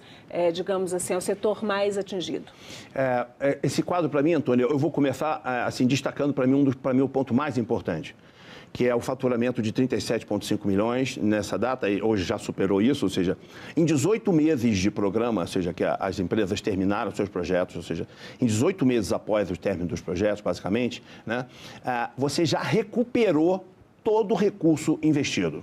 Isso é muito interessante, mostra o acerto. E eu tenho que destacar também um ponto. Ou seja, a gente no país, e eu sou funcionário de carreira, concursado, trabalhei 20 anos em empresa privada e estou há 16 na FINEP, concursado. As mudanças de governo, né, muitas das vezes provocam cortes que são muito ruins. A gente brinca lá na FINEP que, às vezes, o gestor ele quer deixar a sua marca e deixa uma cicatriz. porque aquilo ali acaba sendo cortado e aquilo não tem continuidade. Inovação exige que você entenda o risco tecnológico que você vai enfrentar, pode dar certo ou não, e aí o Estado tem que entender que aquilo ali vai ter uma externalidade. Eu falo, por exemplo, sempre cito, eu vendo o caso da disfunção erétil. A pesquisa inicial não era para disfunção erétil, era para você está falando aí do medicamento. Do medicamento, tá. Vou citar, fazer propaganda aqui, mas, assim, fazia-se uma pesquisa para estudar novos medicamentos para hipertensão e, fazendo os testes pilotos e com as pessoas, chegou à conclusão que aquilo melhorava sobremaneira a performance sexual. E aquilo ali, então, foi, mesmo que não se alcançasse o propósito inicial, aquilo gerou um faturamento que hoje é um dos principais dos remédios para essa indústria específica. Então,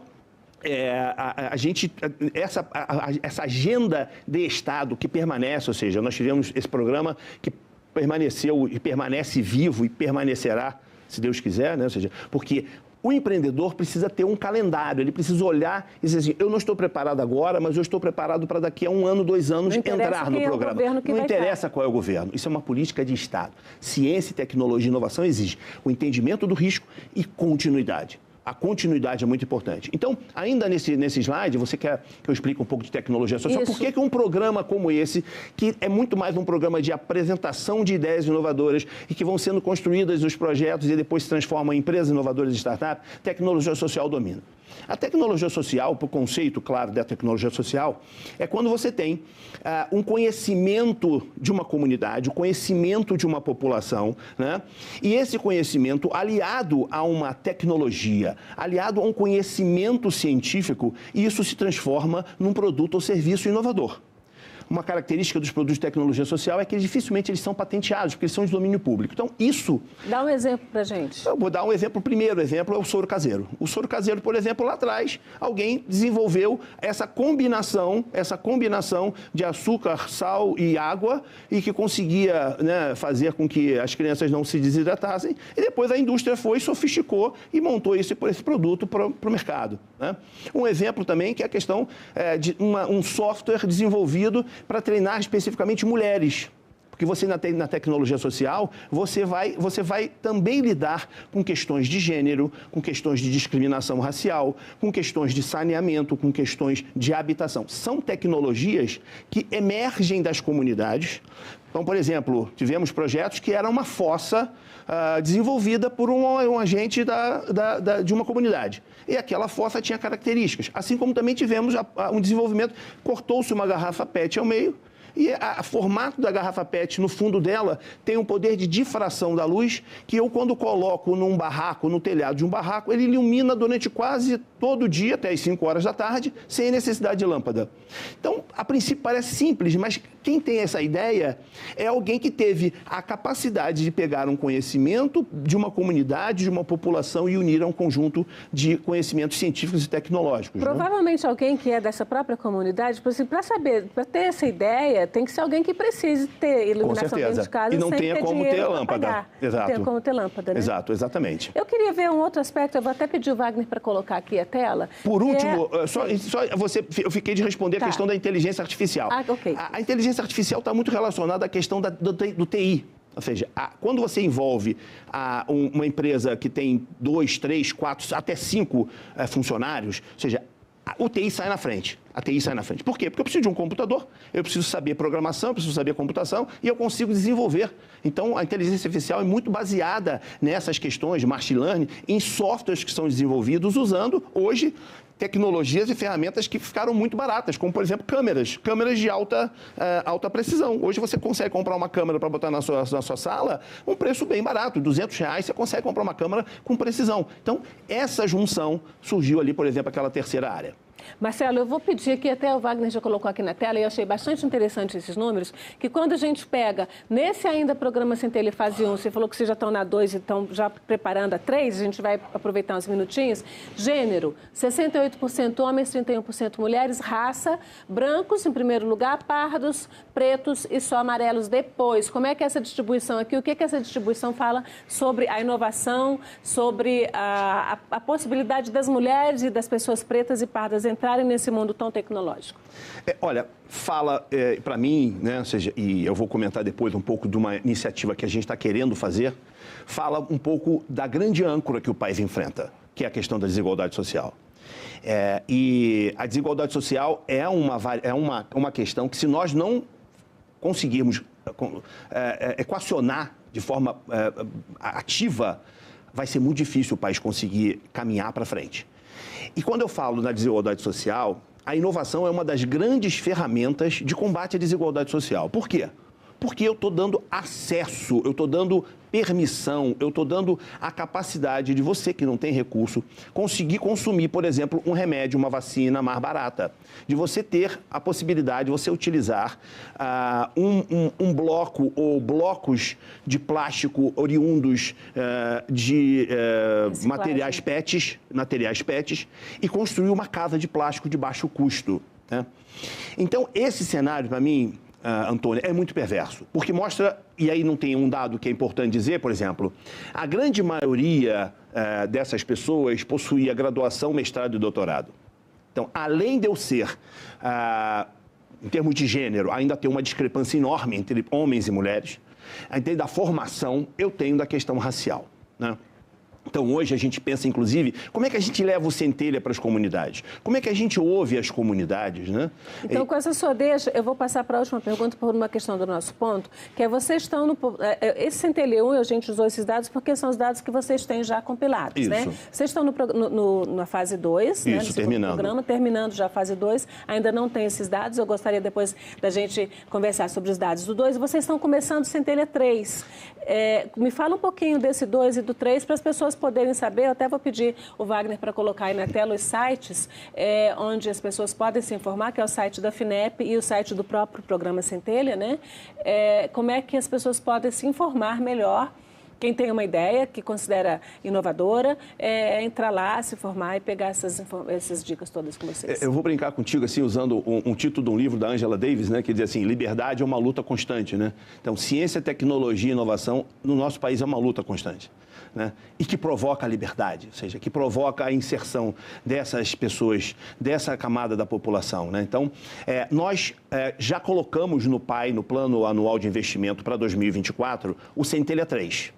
E eu tenho muito orgulho, sabe, Antônia, de ter esse 3, assim como a gente tem um outro programa sequencial ao Centelha, que é o Tecnova 3, em que você tem um pipeline hoje de programas para apoio a microempresas inovadoras na FINEP, que começa com o Centelha, depois vai para o Tecnova, ainda não reembolsável subvenção, mas um ticket bem maior de recursos. Depois você vai para o FINEP Startup, que é o investimento, a FINEP investindo diretamente, trocando capital por participação. E, por último, o InovaCred, que é operado com os bancos. Eu vou pedir a você só uma vírgulazinha aí, para pedir o Wagner para colocar aqui na nossa tela, para o nosso telespectador acompanhar, os dados do fase 2, do Centelha fase 2, que são 50 selecionados, né, e vocês deram apoio financeiro, captação e suporte. Explica um pouquinho, a gente ainda tem um tempinho, 70 mil, até 70 mil em subvenção econômica, e 26 mil em bolsas de apoio técnico. Explica um pouquinho essas questões aí para nós. Perfeito. Se você percebeu, o Centelha 1, nós tínhamos por estado 19 estados, nós tínhamos a meta de contratação de 25 empresas, e agora no Centelha 2 nós temos 25 estados, né? Ou seja, 26 estados, né? Somente o Acre não entrou, e duplicamos o número de empresas a serem contratadas, passando de 25 para 50. O ticket também, nós tivemos a condição de esses 70 mil, né? Ou seja, são 70 mil que envolvem 50 mil em média de recursos da FINEP e do FNDCT, que é o Fundo Nacional de Desenvolvimento Científico e Tecnológico, mais 20 mil em média das fundações de amparo à pesquisa, que é um recurso que vem do Estado. E 26 mil reais em bolsas de apoio técnico dadas pelo CNPq. Então, olha a oportunidade que está sendo criada. Então, são 70 mil para a ideia, o desenvolvimento do projeto. E esses 26 mil em bolsas de pesquisa. Pagamento, digamos assim, do trabalho das pessoas envolvidas na pesquisa, através de bolsas do CNPq. Isso é para a duração do programa todo? Isso, é para a duração do programa todo. Que dura mais ou menos quanto tempo? A gente estabelece, são 12 meses. A gente quer um programa que tenha 12 Geralmente, as ideias, elas fecham 18 meses. Ela tem, geralmente, uma prorrogação de mais 6 meses, mas a gente está conseguindo ter sucesso com muitos projetos, né? Ou seja, tem muitas... A gente já começa a ouvir falar os ecos, porque a inovação tem um ciclo cauda longa, ou seja, ainda mais, por exemplo, quando você tem biotecnologia. Dá um exemplo de um programa, de uma ideia que já virou projeto, já virou um bem, digamos assim, um produto. Por exemplo, uma empresa que desenvolve... Imagine você fosse cega. E o seu médico receitasse que você tem que tomar um remédio líquido. Como é que você vai medir quantas gotas você está tomando? Olha o perigo. E uma empresa olhou para isso e falou assim, eu vou desenvolver um artefato que quando a gota cai, emite um som. Esse projeto já foi escalado, já foi investido por um fundo de investimento estrangeiro, por exemplo, né? E já está alcançando sucesso. Tem inúmeros casos. Eu estava aqui ontem no Congresso de Parques Tecnológicos e várias empresas que estão egressas do Centelha, do Tecnova, do FINEP Startup, se deslocam para os parques tecnológicos, porque é um ambiente protegido, de certa forma, e são empresas de sucesso, né? Então, essa é a vantagem de você ter uma política constante, contínua, né? E a gente está partindo para o Centelha 3, conforme você falou. Conforme eu disse, você precisa primeiro submeter ao orçamento, ser aprovado por Brasília. Esse orçamento, então, é constituído um termo de referência, e esse termo de referência vai dar origem a um edital. E aí, consequentemente, nós vamos repetir isso provavelmente a partir do segundo semestre de 2024. Então, o segundo semestre de 2024, e é muito importante eu pegar o gancho da sua pergunta que eu vi lá no início. O empreendedor inovador, eu sempre brinco assim, acordou, antes de falar com a esposa, com o cachorro, seja lá com quem for, ele abre o computador e vai ver quais são as oportunidades de financiamento. Então, vai ter que entrar no site da FINEP, vai ter que entrar no site do BNDES, da Caixa, do Banco do Brasil, para buscar esse recurso, para, dependendo do estágio do projeto dele, conseguir materializar o seu produto ou serviço inovador. Muito obrigada pela sua presença aqui na Agenda Econômica. A gente tem que encerrar, eu só vou pedir para colocar na tela o site finep.gov.br ou Projeto Centelha. Programa centelha.com.br. Você que está aí do outro lado, veja e busque os seus recursos. Obrigada, Marcelo. Muito obrigado. E agradeço também a você que nos acompanhou até aqui. Siga com a nossa programação ou vá lá na internet, escolha o que quer ver de acordo com o seu momento em senado.leg.br/TV ou o canal da TV Senado no youtube.com/TV Senado. Aproveite e inscreva-se aí no nosso canal no YouTube e garanta seu acesso à informação de qualidade. Até a próxima Agenda Econômica.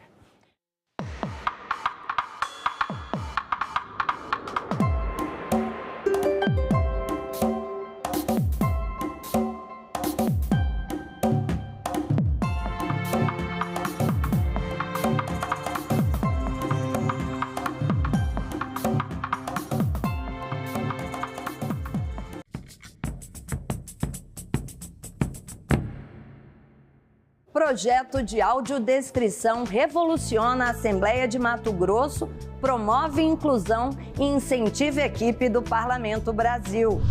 Aumenta em 18% os casos de suicídio entre policiais. Você sabia que o grito da independência não foi às margens do Ipiranga? Tudo isso você vê no Parlamento Brasil.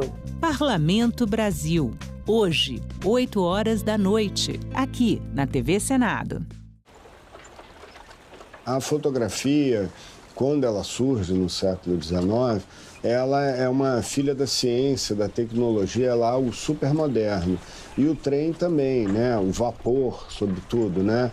Depois de Mauá, que é o nosso precursor brasileiro, as empresas que vêm são empresas estrangeiras. Então, você tinha que fazer uma documentação mostrando as realizações, né, as pontes, que eram chamadas de obras de arte, né, e os trechos mais expressivos, assim, viadutos, por exemplo, da Curitiba-Paranaguá, para você comprovar no exterior a realização efetiva dessas obras, né? Então, a fotografia teve um papel em muitos lugares de ser o primeiro meio de expressão visual que retrata essas cidades.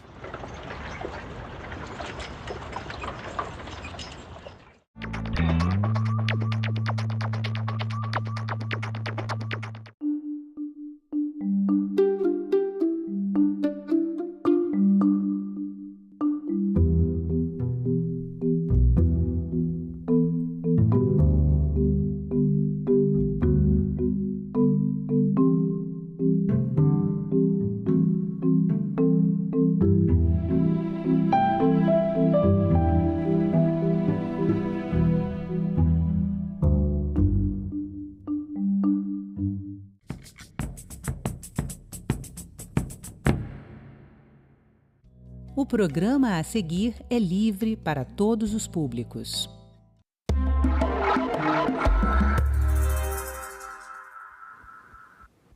Você já teve dúvida se alguém próximo a você pode ter Alzheimer?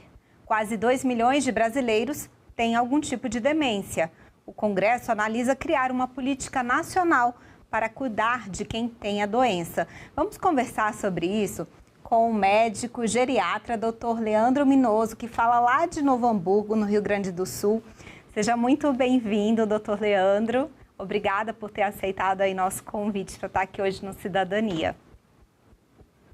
Eu que agradeço, Sara, agradeço também a participação de todos os telespectadores da TV Senado. Leandro, então, o Congresso está analisando aí criar uma política de cuidado integral às pessoas que têm Alzheimer. Foi apresentado pelo senador Paulo Paim, já passou no Senado, agora está lá na Câmara dos Deputados. E eu fiquei sabendo que você ajudou nesse processo aí de idealização da proposta. Explica melhor para a gente, como é que foi isso? Bom, a gente está muito próximo de conseguir essa conquista para, como você comentou, né? Quase 2 milhões de brasileiros com Alzheimer. Os números mais recentes mostram que 2,4 milhões de pessoas no Brasil vivem com alguma forma de demência. E entre as demências, a causa mais comum é a doença de Alzheimer. Para os próximos 20 anos, esse número pode ser que dobre. É a estimativa que nós temos mais recente. Ou seja, muita gente está vivendo, muitas famílias estão enfrentando esses desafios enormes que são causados pelas demências. Em 2018, comecei aqui no Rio Grande do Sul com iniciativas em termos de leis para justamente provocar o poder público a cuidar melhor dessas famílias. A gente pode falar depois, Sara, dificuldades enormes na forma como nós cuidamos das pessoas que vivem com demência atualmente. A gente tem grandes dificuldades, inclusive costumo chamar isso de uma crise social invisível. Então, em 2018, no Rio Grande do Sul, iniciei com alguns movimentos legislativos, com uma lei gaúcha de cuidado de demências, e a partir desse movimento eu busquei o senador Paulo Paim. Na época a gente era da mesma cidade, de Canoas ali, eu conheci ele por de outros momentos também. Ele foi patrono da Universidade de Terceira Idade, no qual eu trabalhava na La Salle, em Canoas. Eu estudei com os filhos dele, então tinha uma proximidade muito grande com o senador Paim. E pela proximidade dele com a causa das pessoas idosas, eu o procurei para falar justamente sobre isso. Senador, a gente precisa cuidar melhor das pessoas com Alzheimer. Já tem coisas sendo feitas em outros lugares do mundo, e o Brasil tem que entrar também nessas iniciativas. O Brasil tem que fazer algo, a gente não pode ficar colocando as coisas para debaixo do tapete. O senador e o gabinete dele prontamente se sensibilizaram com a causa. A gente trabalhou junto na elaboração do modelo inicial da lei, e desde então, desde 2019, a gente tem trabalhado. Em 2020, o PL foi protocolado e hoje ele está, assim, na fase na Câmara dos Deputados. Então, participei e continuo participando desse PL, que vai criar a Política Nacional de Cuidado Integral em Alzheimer, e tem bastante expectativa que, sim, a gente pode melhorar a vida dessas pessoas. Leandro, a gente vai detalhar aí os principais pontos ao longo do programa. Lembrando que recentemente você também esteve aqui no Senado participando de audiência na Comissão de Direitos Humanos sobre essa temática. E eu separei aqui umas dúvidas que foram levadas, aí, que foi uma audiência interativa, teve bastante participação do público aí pelo portal E-Cidadania. E eu queria trazer umas dúvidas aqui do pessoal que participou da audiência. A gente tem uma dúvida aqui de São Paulo, é do Elcio Siqueira Barbosa. Ele pergunta justamente sobre esse auxílio integral, né? Se esse auxílio integral que está disposto aí, né, nessa política nacional, se ele vai cobrir a necessidade de um cuidador, se já existe um valor, se teria isenção de imposto. Quando a gente está falando, então, de cuidado integral, do que a gente está falando exatamente? É excelente o ponto que o Elcio trouxe. Ele pode abre um leque de análise sobre o que a gente precisaria para essas famílias que enfrentam as dificuldades das pessoas com demência. Em primeiro lugar, é diferente auxílio integral de cuidado integral. Cuidado integral é um termo mais, a gente pode dizer assim, médico e social, de olhar de qual forma essa pessoa e a família precisam ser amparados e empoderados para conseguir lidar com as dificuldades das demências. Então, fala mais sobre cuidado integral. Então, esse seria o foco. E cuidado integral, no princípio do SUS da integralidade, é aquele cuidado que visa não só a pessoa que vive com demência, ou como a gente chama na medicina, o paciente, mas também a sua família. Então, cuidado integral tem a ver com isso. E integralidade no SUS tem a ver com a promoção da saúde, a prevenção da doença, o diagnóstico em tempo adequado, os cuidados pós-diagnósticos, a oferta do tratamento medicamentoso, não medicamentoso, a continuidade do cuidado, o acesso a exames de maneira necessária, a introdução de cuidados paliativos também no momento adequado, né? Inclusive os cuidados mais ao fim da vida e depois mesmo do paciente vir a falecer, se chama cuidado integral. Esse é o foco importante, né? Então, a gente tira um pouco só do cuidado da pessoa, ou do tratamento, ou só do diagnóstico, a gente fala em cuidado integral. A dúvida do Elcio me pareceu ter a ver com uma iniciativa que também tem no artigo 9º do PL, da Lei Nacional de Alzheimer, que é sobre o cuidado dos idosos carentes que residem em instituições de longa permanência para idosos. Ali, o projeto de lei modifica a LOAS para que se crie dentro do SUAS, do Sistema Único de Assistência Social, programas de amparo para justamente essas pessoas que são extremamente fragilizadas. E a gente sabe que as prefeituras têm grande dificuldade atualmente com idosos carentes que necessitam de institucionalização. Então, a gente tem dentro da lei esse olhar também para as pessoas que residem em lares geriátricos, para ficar uma linguagem mais facilitada. Grande parte delas estão com quadro demencial e vivem em risco social. Então, a gente pensa em amparar também essas pessoas. O último ponto que o Elcio trouxe, acredito que ele possa ter entendido ao longo, né, da discussão, foi uma audiência pública, Sara, muito extensa. Foram quase 5 horas de audiência e o senador Paim aguentou firme, mas foi interessante porque a gente conseguiu ouvir diversas vozes distintas. A gente tinha, inclusive, uma pessoa que vive com comprometimento cognitivo que participou, isso é extremamente raro. A gente teve 2 participantes que estavam fora do Brasil, a gente teve a CEO da maior entidade de Alzheimer do mundo.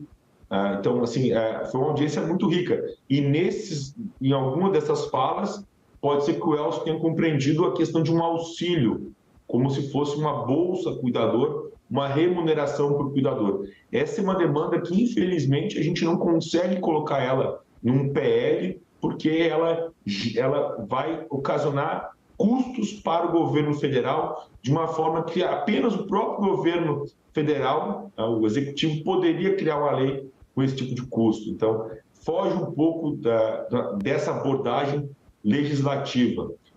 Sabe, Sara e Elcio, eu achava muito utópico nós falarmos em bolsa, o auxílio cuidador de pessoas idosas ou pessoas com quadro demencial, mas os dados mais recentes me levam a crer que seria bom para as famílias que tem dificuldades financeiras, seria bom para o idoso acometido pela doença de Alzheimer em fase mais moderada ou avançada, e poderia também ser muito bom para o poder público, em alguns casos, disponibilizar um auxílio para esse cuidador em conjunto com, por exemplo, uma assistência médica individualizada, um cuidado para o cuidador e etc. Não apenas o repasse financeiro. Acho que a gente vai caminhar para o futuro para algum tipo de auxílio para casos específicos. Isso acho que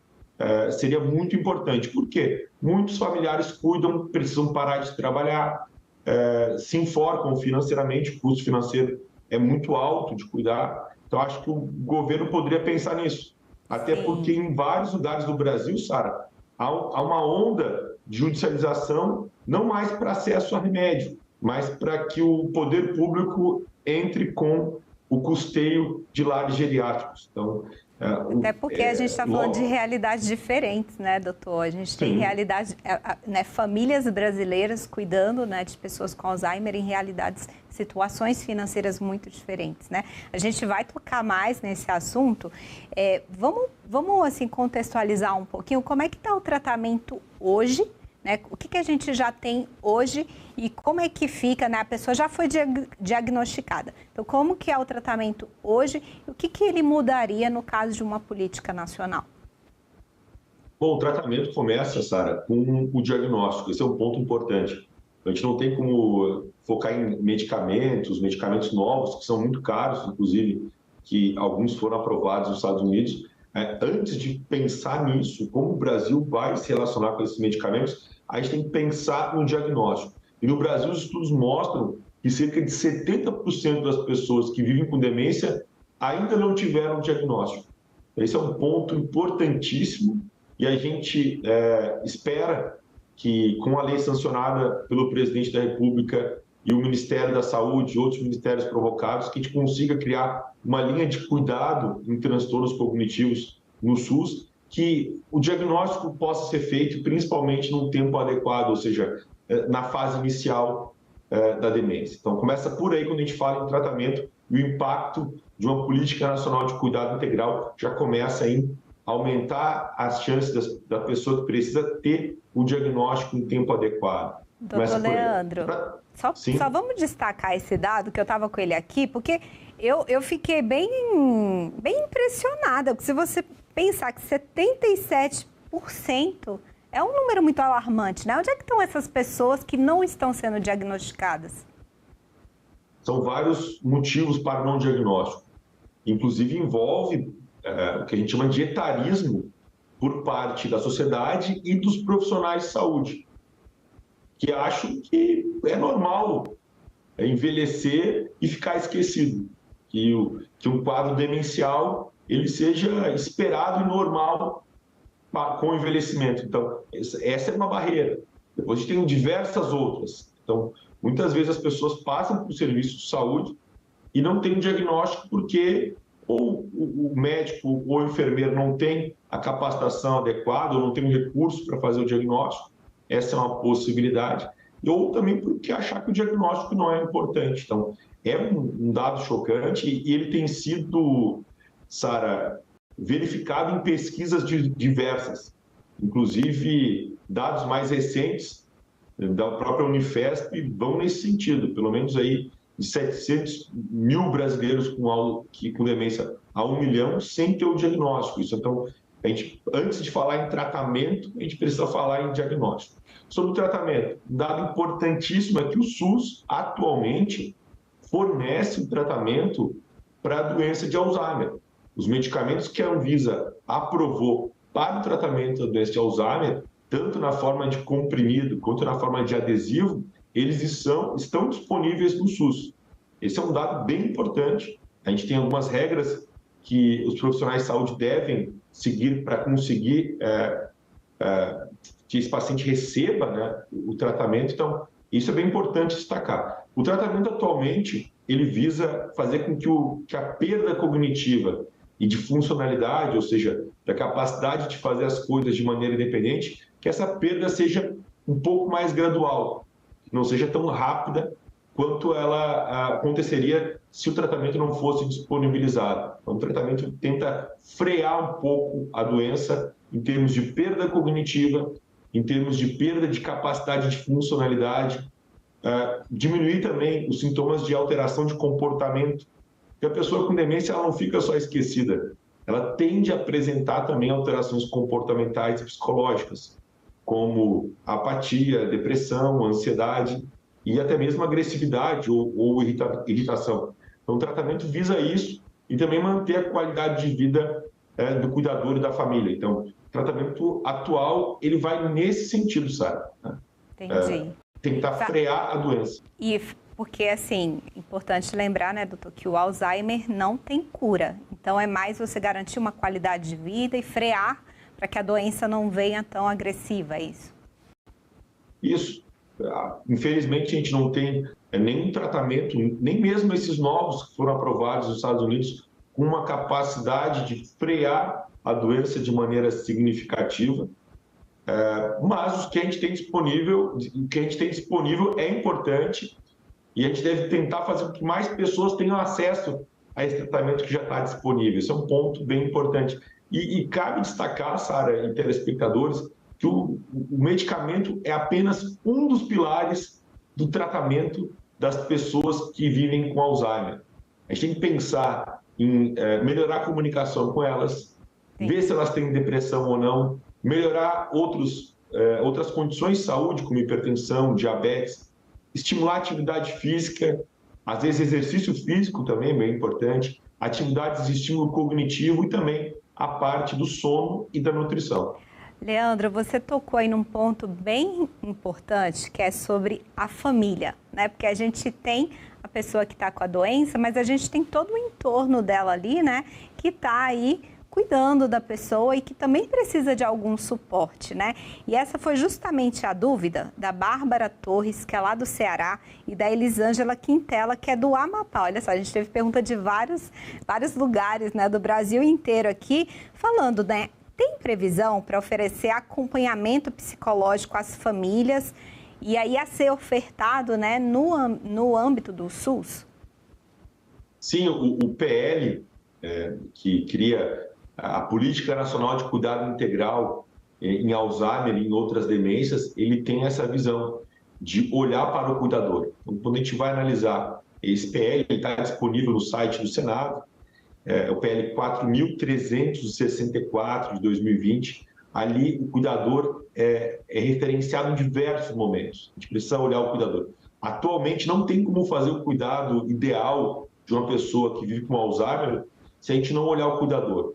Então esse é um ponto importante. A própria Organização Mundial da Saúde, Sara, ela, através do Pacto Global de Ação para Enfrentamento das Demências, de 2017, coloca essa atenção ao cuidador como uma das diretrizes para que os países construam seus planos nacionais de demência. Então, isso é importante. O cuidador vai ser contemplado caso a lei seja sancionada e o governo federal comece, quem sabe, já em 2024, um plano nacional de cuidado integral em demência. Doutor Leandro, queria que a gente também deixasse um pouco de serviço nesse programa. O que a gente não deve fazer de jeito nenhum se a gente tem uma pessoa diagnosticada com Alzheimer dentro da nossa casa? Um dos erros mais comuns, Sara, é viver na negação. A gente não consegue transformar um familiar num cuidador se esse cuidador ele viver em negação. Ou seja, achar que o familiar que está com Alzheimer está fazendo aquilo para provocar, ou que ele está só escolhendo o que ele quer lembrar ou não, ou que está fazendo de pirraça, ou que é só teimoso. Então, quando a gente tem a negação, a gente não consegue fazer essa transformação de ser um familiar para virar um cuidador. E isso dá muito problema. Outra coisa importante é não buscar ajuda, não querer aprender também como cuidar, porque é um desafio muito grande. Eu aqui no consultório atendo, inclusive, familiares de enfermeiros e de médicos, tem seu pai ou sua mãe com Alzheimer, e até para profissional de saúde é complicado, eles vêm buscar orientação. Imagina para quem não tem uma formação técnica em saúde, é mais difícil ainda. É importantíssimo aprender sobre demência, como cuidar melhor, quais são as fases da doença, o que é esperado, o que não é, para que a gente consiga cuidar melhor e, ao mesmo tempo, não adoecer. Quando a gente fala em cuidado integral em demência, esse é o foco. Cuidar melhor da pessoa que tem demência e, ao mesmo tempo, o cuidador não entrar nesse processo tão comum que é o estresse do cuidador e também a depressão em decorrência do cuidado. Então, viver na negação, não buscar ajuda e não querer aprender, eu acho que são 3 coisas que a gente não deve fazer quando a gente tem um familiar com Alzheimer. Leandro, vamos falar um pouquinho da doença no Brasil. Em que idade, né, é mais comum as pessoas terem Alzheimer? E você tem mais casos em homens ou mulheres? Não é só aqui no consultório, que são mais mulheres acometidas pela doença de Alzheimer. O risco das mulheres desenvolverem Alzheimer ao longo da vida, ele chega a ser 1,9 vezes maior do que o risco em homens. Então, tem alguns motivos que a gente está ainda investigando que façam com que as mulheres tenham um risco aumentado para a doença de Alzheimer. O Alzheimer pode acontecer em pessoas, inclusive, muito jovens, com menos de 60 anos. Mas, felizmente, isso é extremamente raro. Isso é importante a gente destacar. Grande parte dos casos acontece após os 65 anos de idade. E no Brasil, a idade média de diagnóstico de Alzheimer fica ao redor dos 75 anos. Né? Isso não impede que a gente vai ter casos de pessoas mais jovens e de pessoas mais velhas também com diagnósticos de Alzheimer. 85, 90. Inclusive, quanto mais idade a gente tem, aumenta mais o risco de a gente desenvolver uma síndrome demencial. Leandro, como é que a gente cuida? É possível se prevenir? Se eu tive um caso na minha família, eu preciso me preocupar?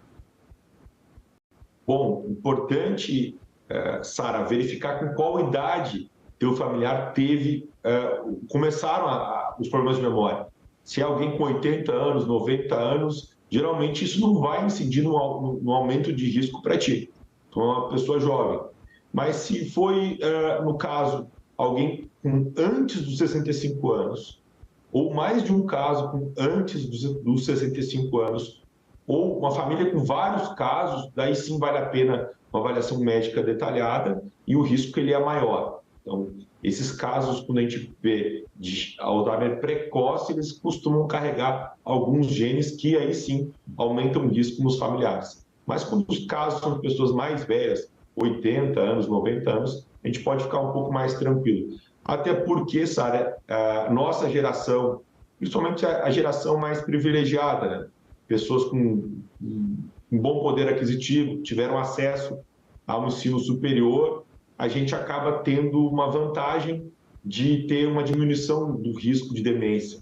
Em países desenvolvidos, já se percebe isso, né? Pessoas com poder aquisitivo bom e pessoas com ensino superior acabam, a gente conseguiu ver uma redução na incidência de demência, enquanto pessoas com menos escolaridade, pessoas com pior condição financeira, pessoas com menor acesso a serviços de saúde ao longo da vida, com mais hipertensão e diabetes, essas pessoas têm um risco aumentado. Leandro, a gente tem outra pergunta aqui bem interessante, indo aí para o lado da pesquisa, né? Dos investimentos também. O Alex Vitor Tavares, que é lá de Pernambuco, ele pergunta sobre essa possibilidade de parcerias internacionais para melhorar os cuidados aos pacientes com Alzheimer. Então, indo um pouco para essa questão, né, do estudo, das pesquisas, de uma busca também de uma cooperação internacional. O que você tem a falar para o Alex? Bom, o texto que cria a Política Nacional de Cuidado Integral em Demências, o texto do projeto de lei, contempla pesquisa como um dos, a gente pode dizer assim, uma das diretrizes para o Plano Nacional de Demência. Então, pesquisa é importante. Não só pesquisa de medicamento e de diagnóstico, que são fundamentais, mas pesquisas que envolvem também o cuidado, como deve ser o cuidado. Como comentei antes, a questão de uma bolsa, um auxílio cuidador. A gente precisa de pesquisa que mostra que isso é custo efetivo para o poder público. Um exemplo, pesquisa sobre cuidado, medidas não farmacológicas, etc. Tudo isso é muito importante. Eu sou otimista em relação ao cuidado de pessoas com demência, que isso vai melhorar, Por que eu sou otimista? Por causa do SUS. O SUS é um dos melhores sistemas de saúde do mundo e há muita pesquisa no SUS. A gente viu isso na pandemia de diversas formas. E o que a gente pode também ser otimista no cuidado de demência? O Brasil tem pesquisadores, não só médicos, mas na área de enfermagem, na área de psicologia, na área de gerontologia, na área de fisioterapia, diversas áreas, mas na área de neurologia e na área de geriatria, a gente tem grandes pesquisadores de renome mundial no que diz respeito à demência. Isso é muito importante a gente destacar. A professora Sônia Bruck, de São Paulo, o professor Ricardo Vetrini, o professor Bertolucci, a professora Cláudia Suemoto, de São Paulo, a professora Cleusa Ferri, tem uma série, o professor Paulo Caramelli, o professor da Universidade Federal aqui, o Eduardo Zimmer, são pessoas que no mundo todo têm renome e eles já trabalham com institutos de pesquisa de outros países. Ou seja, o que nos falta é a sanção da lei e o governo federal começar a criar um plano para que a gente consiga já incorporar o conhecimento dessas pessoas. E eu conheço a maioria delas, são pessoas muito bem intencionadas e querem contribuir. Então, falta só o governo federal, o poder público, criar esse plano para que esse conhecimento mundial comece a ajudar as pessoas aqui no nosso país. Tá certo, Leandro. Muito obrigada pela sua participação aqui hoje. Passou muito rápido. A gente ainda teria muito assunto para tratar aqui hoje, né? Mas eu agradeço você ter aceitado o nosso convite. Vamos torcer, né, para os deputados. Só um pouquinho, Sara, só para não deixar passar. No Senado, a gente teve a contribuição de duas pessoas importantíssimas para o andamento do PL. Além de todo o gabinete do senador Paim, do assessor do Leandro Lemos, a gente teve o trabalho do deputado Romário. Desculpa, o senador Romário. Eu estou querendo rebaixar o Romário aqui, o nosso grande artilheiro da Copa do Mundo de 94. Então, o senador Romário foi fundamental para a qualificação do PL. A relatoria foi dele. Como relator, né? Isso. E a Loni, a assessora dele, contribuiu demais também. Então, vale a pena destacar aqui essas duas pessoas que contribuíram para a nossa causa. Tá joia, Leandro. Fica registrado. O senador Romário, né, que foi o relator, o senador Paim é o autor do projeto. E se você quer saber mais sobre o projeto, é só escrever PL 4364/2020 no buscador do Google mesmo. Você encontra lá no site do Senado. Essa entrevista já está lá no YouTube da TV Senado. Compartilhe com quem precisa ver esse conteúdo. Espero você no próximo Cidadania. Tchau.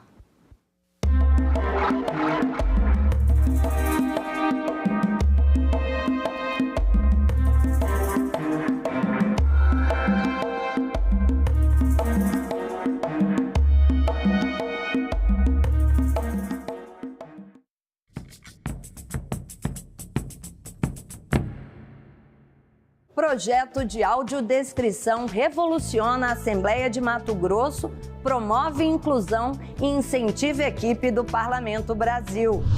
Aumenta em 18% os casos de suicídio entre policiais. Você sabia que o grito da independência não foi às margens do Ipiranga? Tudo isso você vê no Parlamento Brasil. Parlamento Brasil.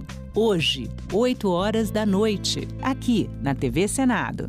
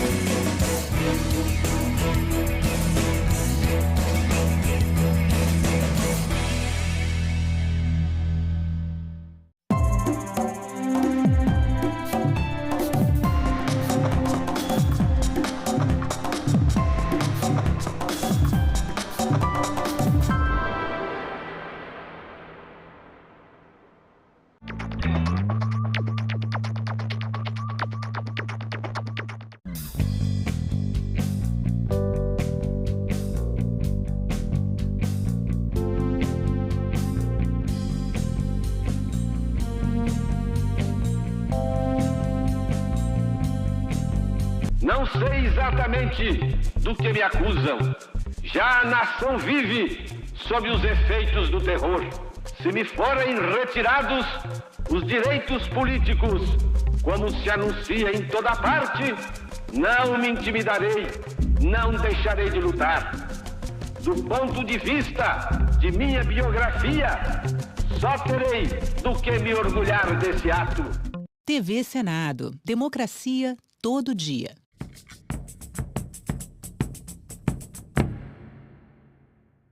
O programa a seguir é livre para todos os públicos.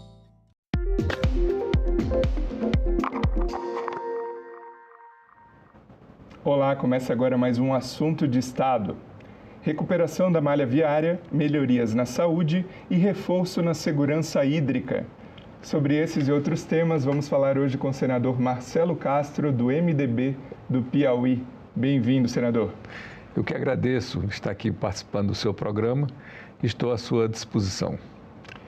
Senador, ao longo dos últimos 3 anos, o senhor contribuiu com a destinação de cerca de 500 milhões de reais para a recuperação da malha viária no seu estado, principalmente ali na região da produção de grãos. Quais são os reflexos disso para o estado do Piauí? Fico muito feliz, Sérgio, em você me fazer essa pergunta, porque o estado do Piauí é um estado que vem batendo recorde de produção. Todos os anos, a gente vem produzindo uma quantidade de soja e milho superior ao ano anterior. Este ano, nós estaremos produzindo aproximadamente 7 milhões de toneladas de grãos. O que isso representa? Representa que o Piauí é hoje o 9º estado brasileiro maior produtor de grãos de todos os 27 estados da federação. Então, o Piauí está muito bem posicionado. Qual é o nosso problema? O nosso problema é o problema de toda nova fronteira agrícola. É a falta de infraestrutura adequada para escoar a produção e para chegar aos insumos para essa produção. Ou seja, é estrada, em uma palavra. Então, aqui como senador da República, representando todo o estado do Piauí, eu tive essa grande preocupação de destinar grande parte dos recursos conseguidos aqui exatamente para dotar o Piauí de uma infraestrutura necessária e suficiente para o escoamento da nossa produção. Estou muito feliz, muitas obras já foram realizadas, estão sendo realizadas e quando a gente concluir, nós poderemos dizer que o estado do Piauí talvez seja um dos estados que terá uma das melhores malhas rodoviárias do Brasil na área de produção de grãos dentre todos os estados brasileiros. Claro, eu não estou comparando com São Paulo, Paraná, Rio Grande do Sul, que são estados já muito tradicionalmente produtores de grãos. Mas comparando com os demais estados do Brasil, eu acho que o Piauí estará muito bem posicionado. Me sinto muito orgulhoso de poder estar dando essa contribuição para a área do nosso estado que mais cresce, que mais se desenvolve, que mais gera renda, melhoria das condições de vida, divisas para o nosso estado, porque grande parte, mais de 90% da soja que é produzida no Piauí vai para o exterior. E todo esse recurso volta na forma de dólares, gerando emprego, renda, divisas e melhoria da condição de vida do nosso povo. Como o senhor falou para a parte do exterior, né? Essas melhorias na malha viária para o escoamento, além de uma melhor competitividade nacional, deixa o Brasil também mais competitivo no mercado externo, certo? Sem nenhuma dúvida. Senador, outro assunto de Estado que o senhor também direciona esforços é a saúde. Eu estou falando aqui do exemplo do repasse de recursos federais para o Hospital da Mulher, em Teresina. O que o piauiense pode esperar, além disso, de melhorias nessa área? Sérgio, eu não sei se você sabe, eu fui ministro da Saúde. Sei. E como ministro da Saúde, foi no governo da presidenta Dilma, eu tive uma preocupação em melhorar o repasse do Ministério da Saúde para os estados mais deprimidos economicamente. Porque o Brasil, no dizer de Fernando Henrique Cardoso, não é só um país, digamos assim, atrasado em muitos aspectos, mas, sobretudo, o Brasil é um país injusto. E eu pude ver isso quando fui ministro da Saúde, que os recursos do Ministério da Saúde, eles iam e ainda vão em quantidade muito maior para os estados mais ricos do que para os estados mais pobres. Não estou falando em termos absolutos, não. Estou falando no SUS per capita, quer dizer, o dinheiro que o SUS manda para um estado, dividido pelos habitantes daquele estado. Quanto mais pobre o estado, menos o SUS manda recurso per capita, por cada pessoa.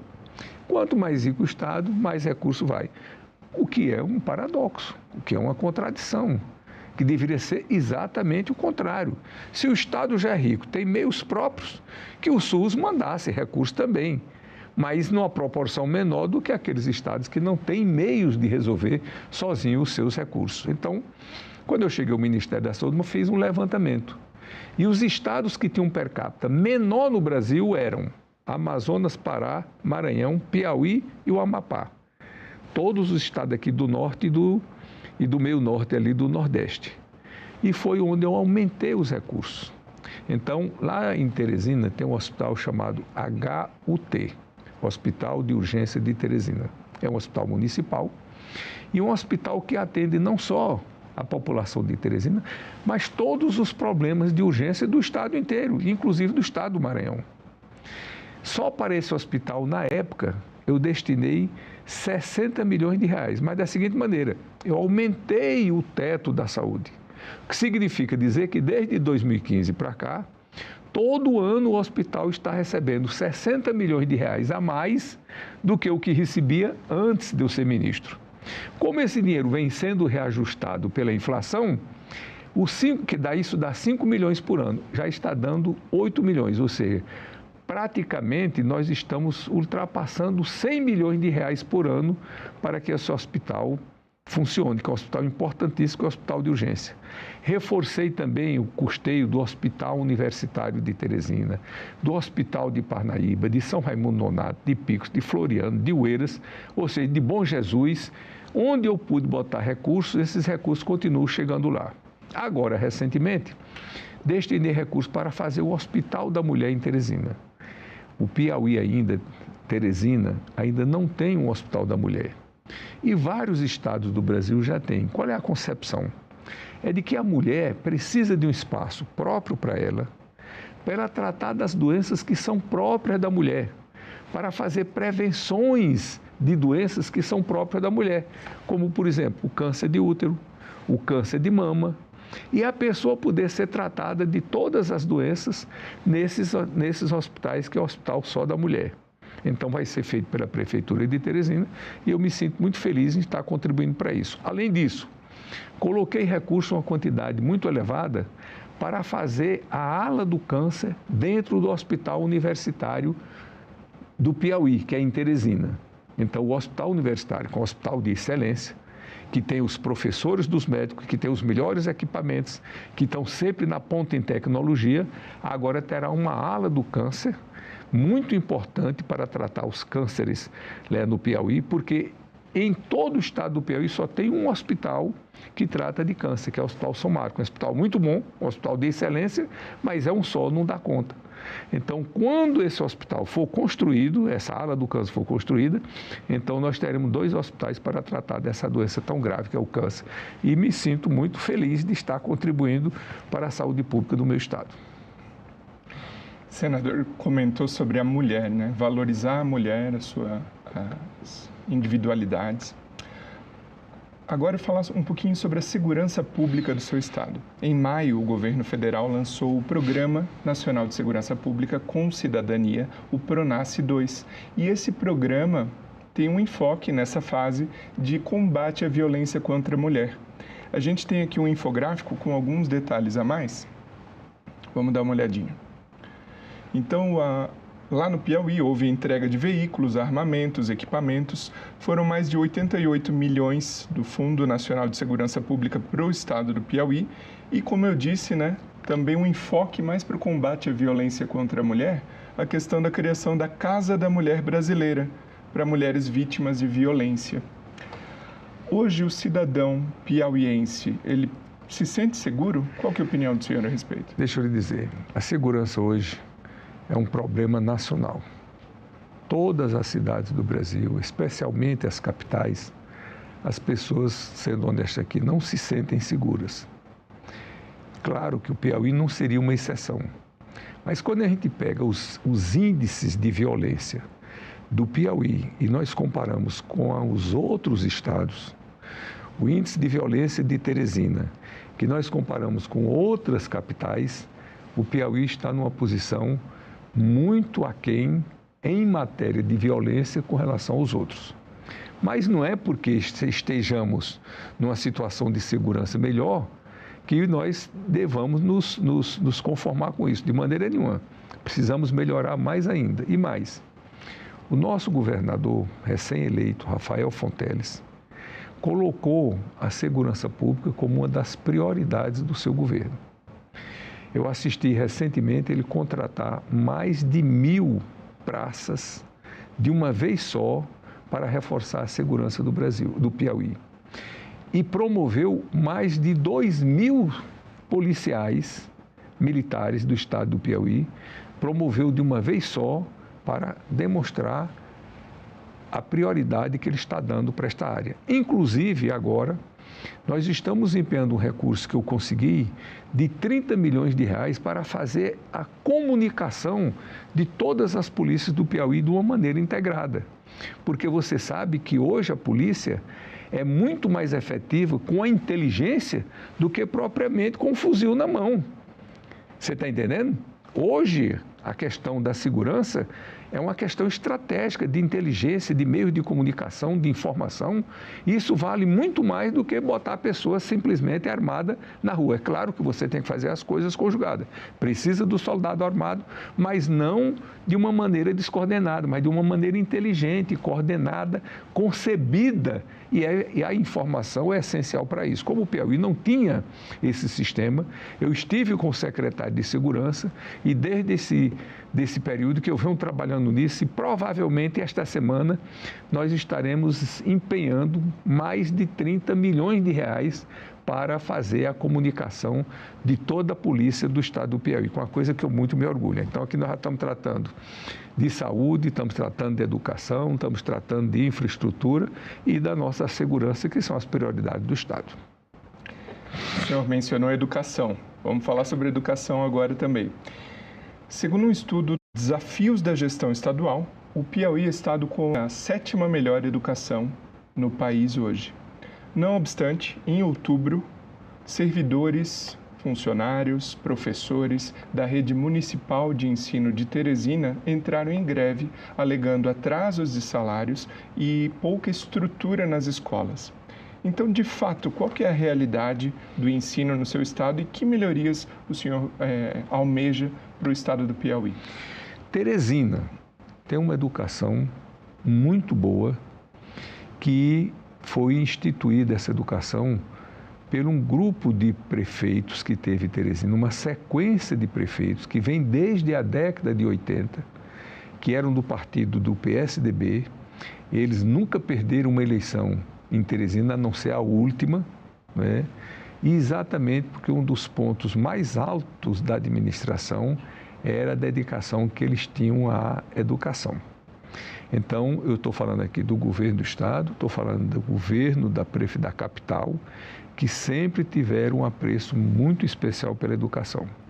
Agora, o nosso jovem governador Rafael Fonteles colocou a educação como a prioridade maior do seu governo e estabeleceu uma meta.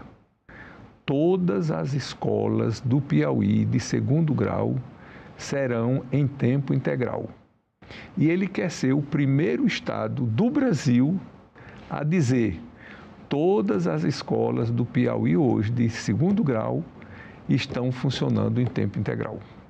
E, naturalmente, nós estamos todos juntos, coordenados, trabalhando para que isso venha acontecer.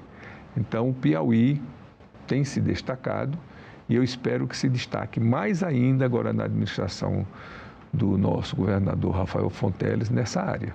Então, a área da saúde, o Piauí sempre teve uma avaliação muito boa A área da educação, nos últimos anos, vem melhorando significativamente. Na infraestrutura, o Piauí, apesar de ser um estado relativamente pequeno, com 250 mil quilômetros quadrados, nós temos 3 mil quilômetros de BRs no nosso estado, temos 7 mil quilômetros de PIs asfaltada e somos um dos 8 estados do Brasil que todas as suas cidades, sem exceção de nenhuma, são ligadas por asfalto. Então, devemos isso principalmente ao ex-governador Wellington Dias, que foi governador 4 vezes do nosso estado, foi eleito pela primeira vez em 2002 e ele teve essa prioridade para dar dignidade, fazer com que todos tenham um sentimento de piauiensidade e é uma coisa que muito nos orgulha. E, senador, segundo a Codevasf, mais de 1/3 dos 224 municípios do Piauí vivem sob um decreto de emergência em relação de problemas de estiagem. O que o senhor aqui, como senador da República, pode fazer para contribuir e reforçar essa questão da segurança hídrica no estado? Bom, nós estamos vivendo agora um momento do El Niño, que é um fenômeno cíclico que ocorre de tempos em tempos, que é o aquecimento das águas equatoriais do Pacífico. Então, há correntes marítimas no Pacífico que vão, normalmente, da América do Sul para a Ásia. Então, essa corrente marítima, que ela vai ao nível do Equador, ela vai recebendo a insolação ali do Sol que incide perpendicularmente sobre essa corrente. Então, normalmente, ela é aquecida. Mas tem um período que ela fica alguns graus acima da média.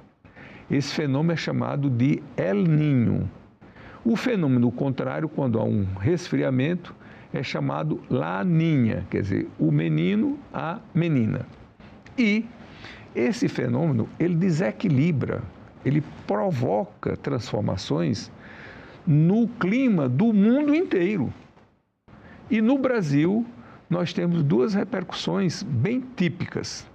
No norte e no nordeste, nós temos estiagem, falta de água, falta de chuva, e no extremo sul, nós temos enchentes. Então, se você observar o que é que está acontecendo agora no Brasil, essas enchentes que está acontecendo no Rio Grande do Sul, Santa Catarina, eu vi hoje a informação que o rio Itajaí, de um dia para outro, aumentou 8 metros. Olha que coisa extraordinária, por causa de uma chuva de 150 milímetros que teve lá em Santa Catarina, que é uma coisa absolutamente extraordinária, não é?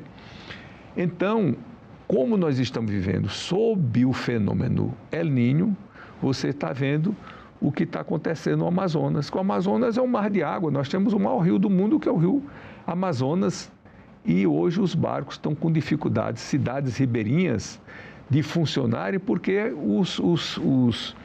os vapores, né, os barcos não conseguem navegar porque a água está tudo lá embaixo. Então, o Nordeste e o Norte estão sofrendo no momento esse fenômeno El Niño. Claro que a gente tem que tomar todas as ações para amenizar esse problema. Aliás, ao longo do meu mandato de deputado federal e de senador, é uma das preocupações centrais que eu tenho. Por quê? É um dever, é uma necessidade urgente, e eu sou de uma das regiões mais secas do Piauí e do Brasil, que é São Raimundo Nonato, a terra da Serra da Capivara, onde tem os sítios arqueológicos mais antigos das Américas, que é um ponto turístico muito importante do mundo.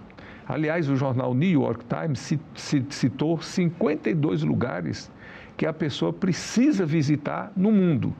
E dentre esses 52 lugares está São Raimundo Nonato, a minha terra natal.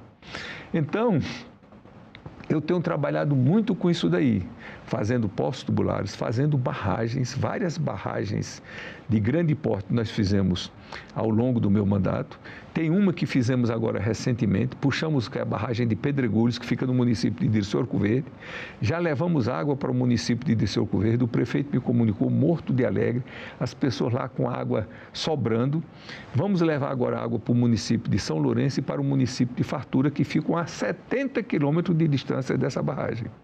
E a nossa cidade, São Raimundo Nonato, que é uma cidade de médio porte, né, que fica no sudeste do Piauí, nós estamos com um projeto agora, junto com o governador Rafael Fonteles, para a gente puxar a água da barragem Genipapo, que fica no município de São João do Piauí, a aproximadamente uns 70, 80 quilômetros de distância, e levar essa água para São Raimundo Nonato, que já tem toda a estrutura, já tem estação de tratamento, e nós vamos fazer essa adutora. Então, tem sido uma preocupação central do meu mandato. Sempre que eu representava como deputado uma cidade, o meu problema primeiro, número 1, que eu colocava como prioridade, era resolver o problema de água. Graças a Deus, resolvemos muito, mas é evidente que sempre tem algum problema a mais para ser resolvido.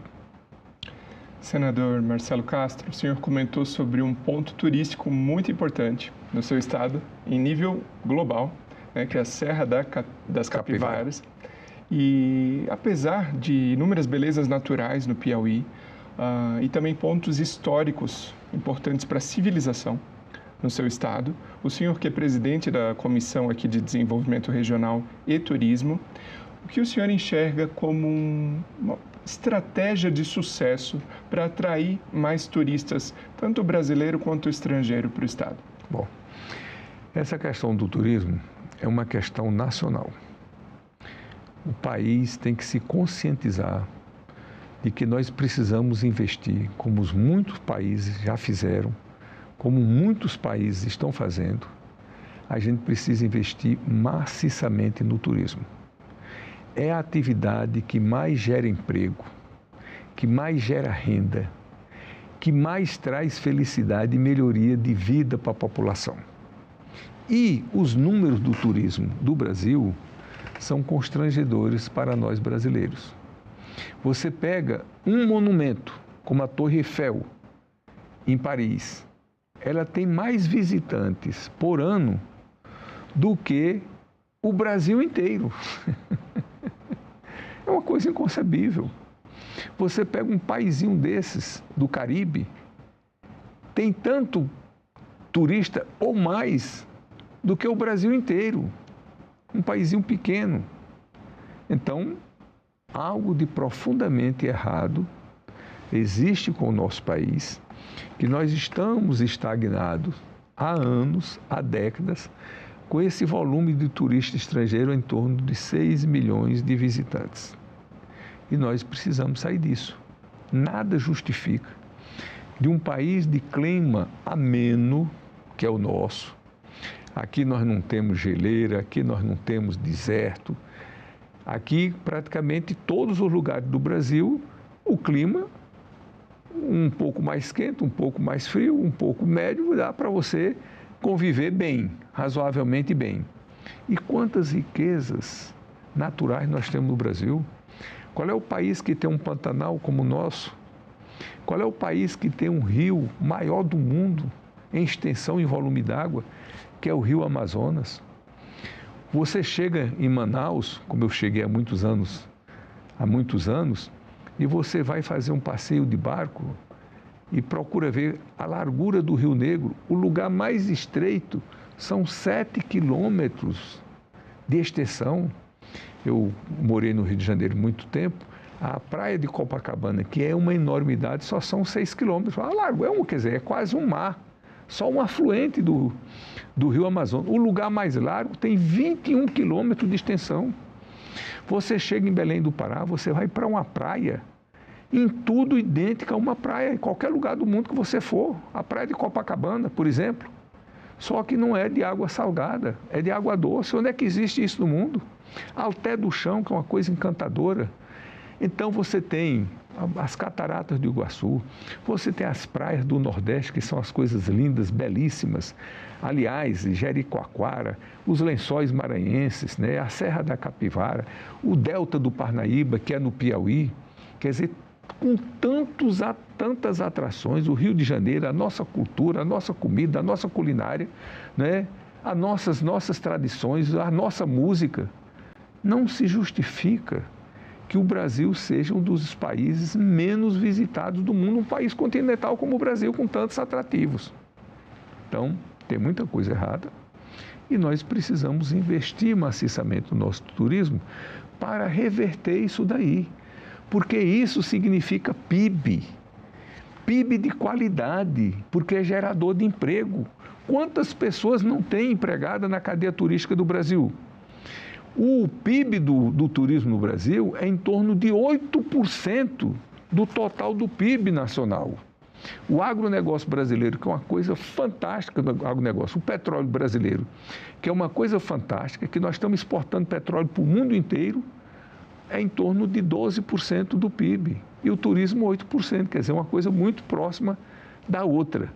Então, nós precisamos dar a relevância que o turismo precisa.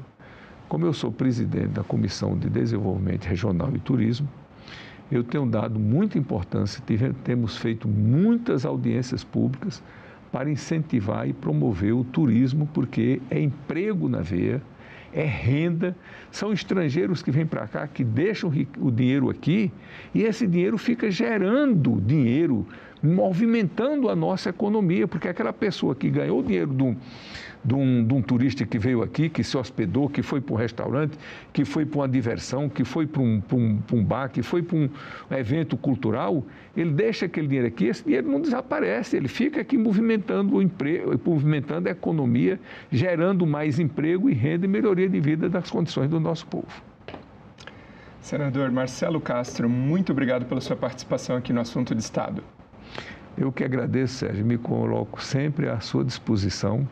Foi muito agradável aqui o nosso papo e eu fico muito feliz de poder estar prestando contas aqui para todo o Brasil, que eu sou um senador da República, mas, naturalmente, muito especialmente para o meu querido estado do Piauí. E o meu muito obrigado a você que nos prestigia com a sua audiência. Essa entrevista já está disponível para você rever ou compartilhar no nosso site senado.leg.br/tv, também no canal no YouTube, aproveita e se inscreve lá, ou em podcast nas principais plataformas de áudio. Até o próximo Assunto de Estado.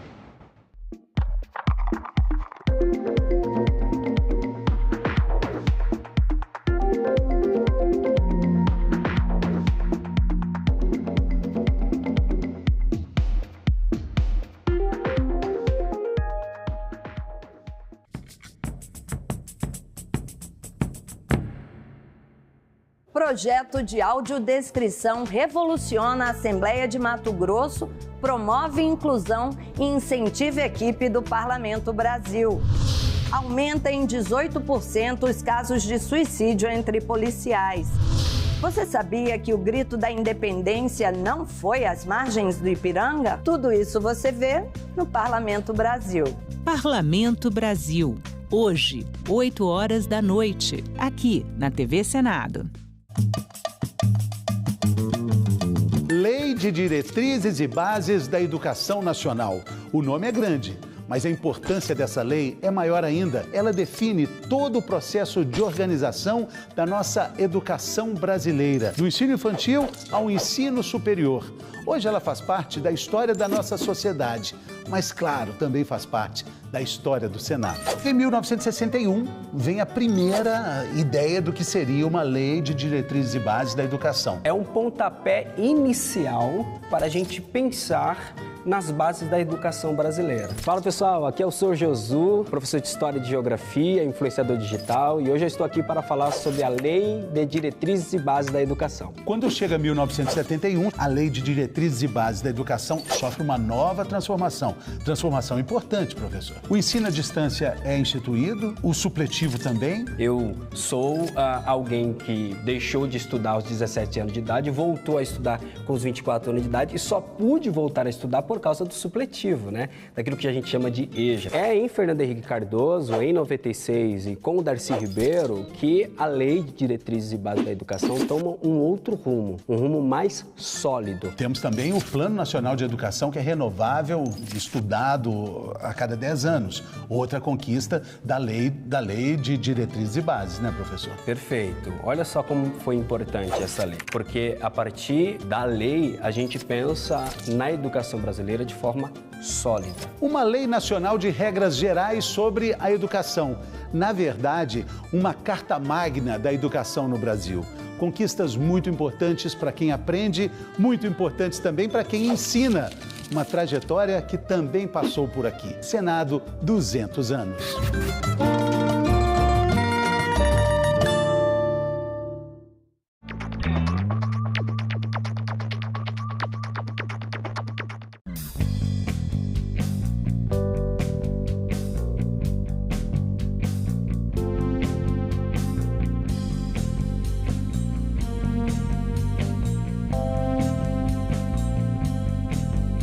Traidor da Constituição é traidor da pátria.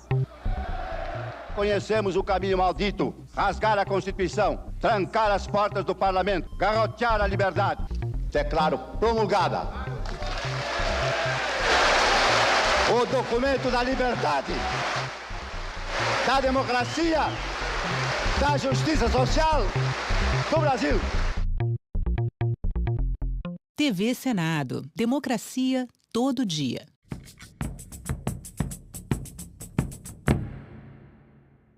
Senado aprova restrições para a saída temporária de presos.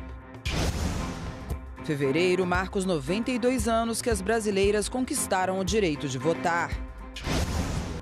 E a TV Senado estreia série sobre o Brasil Imperial. Independência ou morte! Olá, o Senado Notícias Revista está no ar.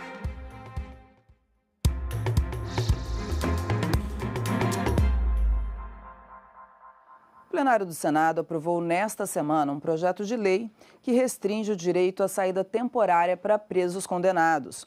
O texto voltou para análise da Câmara dos Deputados. Os senadores aprovaram mudanças na lei que restringe a saída temporária para presos condenados. Só terão direito ao benefício presos inscritos em cursos profissionalizantes ou nos ensinos médio e superior. Hoje, o benefício vale para condenados que cumprem pena em regime semiaberto e têm bom comportamento. Eles podem sair até 5 vezes ao ano para visitar a família, estudar ou participar de atividades de ressocialização. Nós tivemos no relatório a sensibilidade de colocar o nome nesta lei de Lei Sargento PM Dias, em alusão exatamente ao policial militar assassinado covardemente com um tiro a queima-roupa na sua cabeça em Belo Horizonte, estado de Vossa Excelência, presidente Pacheco, por alguém que estava foragido da justiça exatamente por não ter retornado após a saidinha de Natal do ano passado. A proposta aprovada trata ainda de temas como a progressão de regime.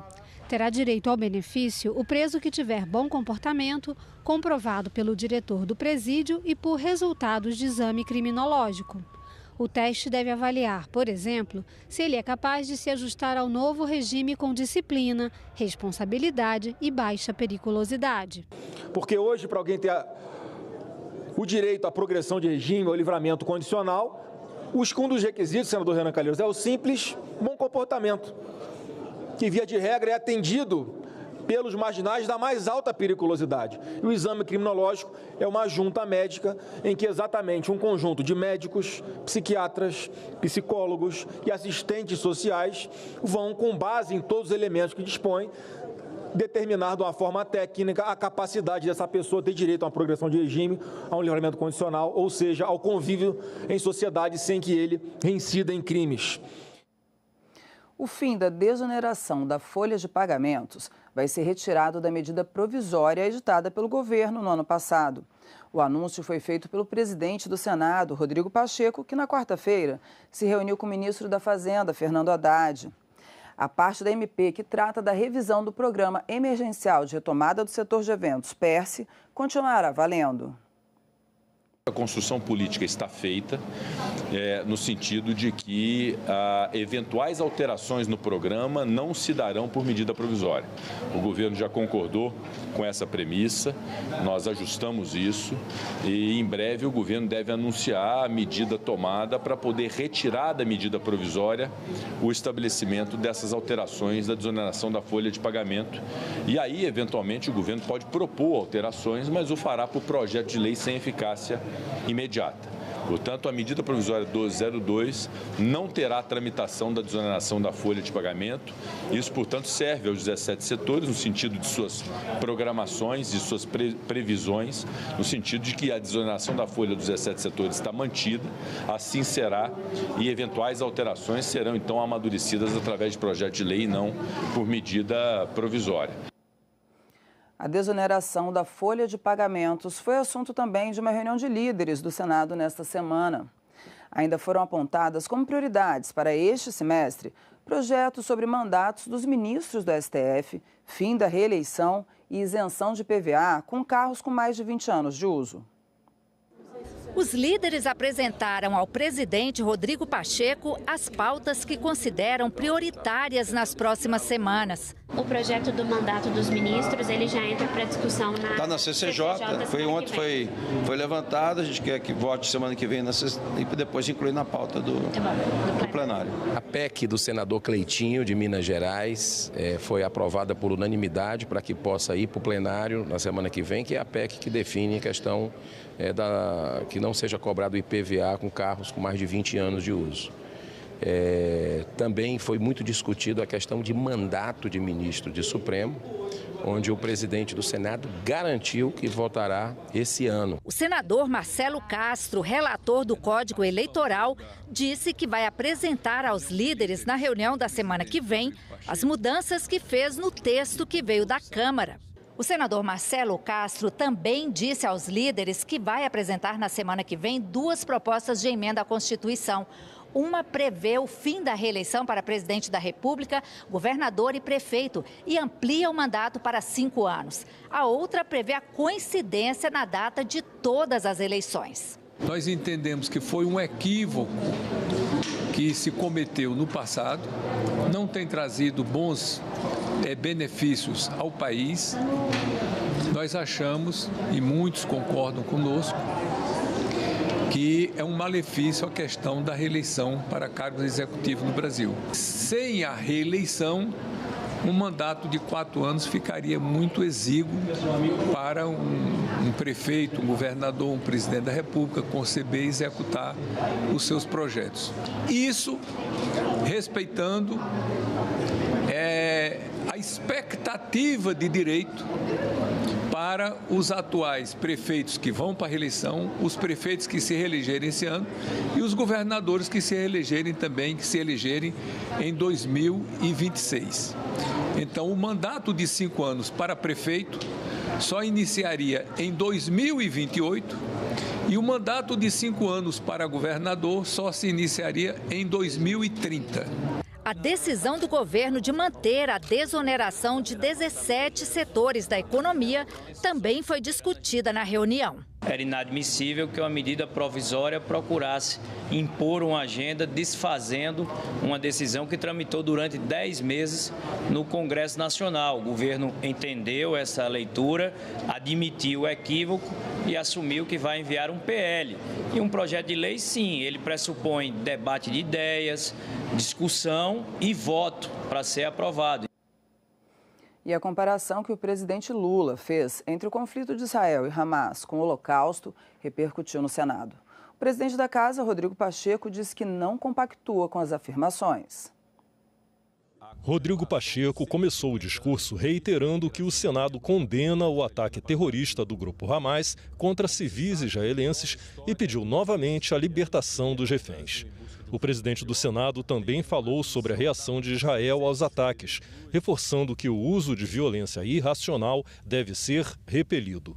Ele também afirmou não compactuar com as afirmações que compararam a ação militar ao Holocausto. Ainda que a reação feita pelo governo de Israel venha a ser considerada desproporcional, excessiva, violenta, indiscriminada, não há como estabelecer um comparativo com a perseguição sofrida pelo povo judeu no nazismo. No domingo, Lula classificou como genocídio e chacina a resposta de Israel na faixa de Gaza aos ataques promovidos pelo Hamas no início de outubro.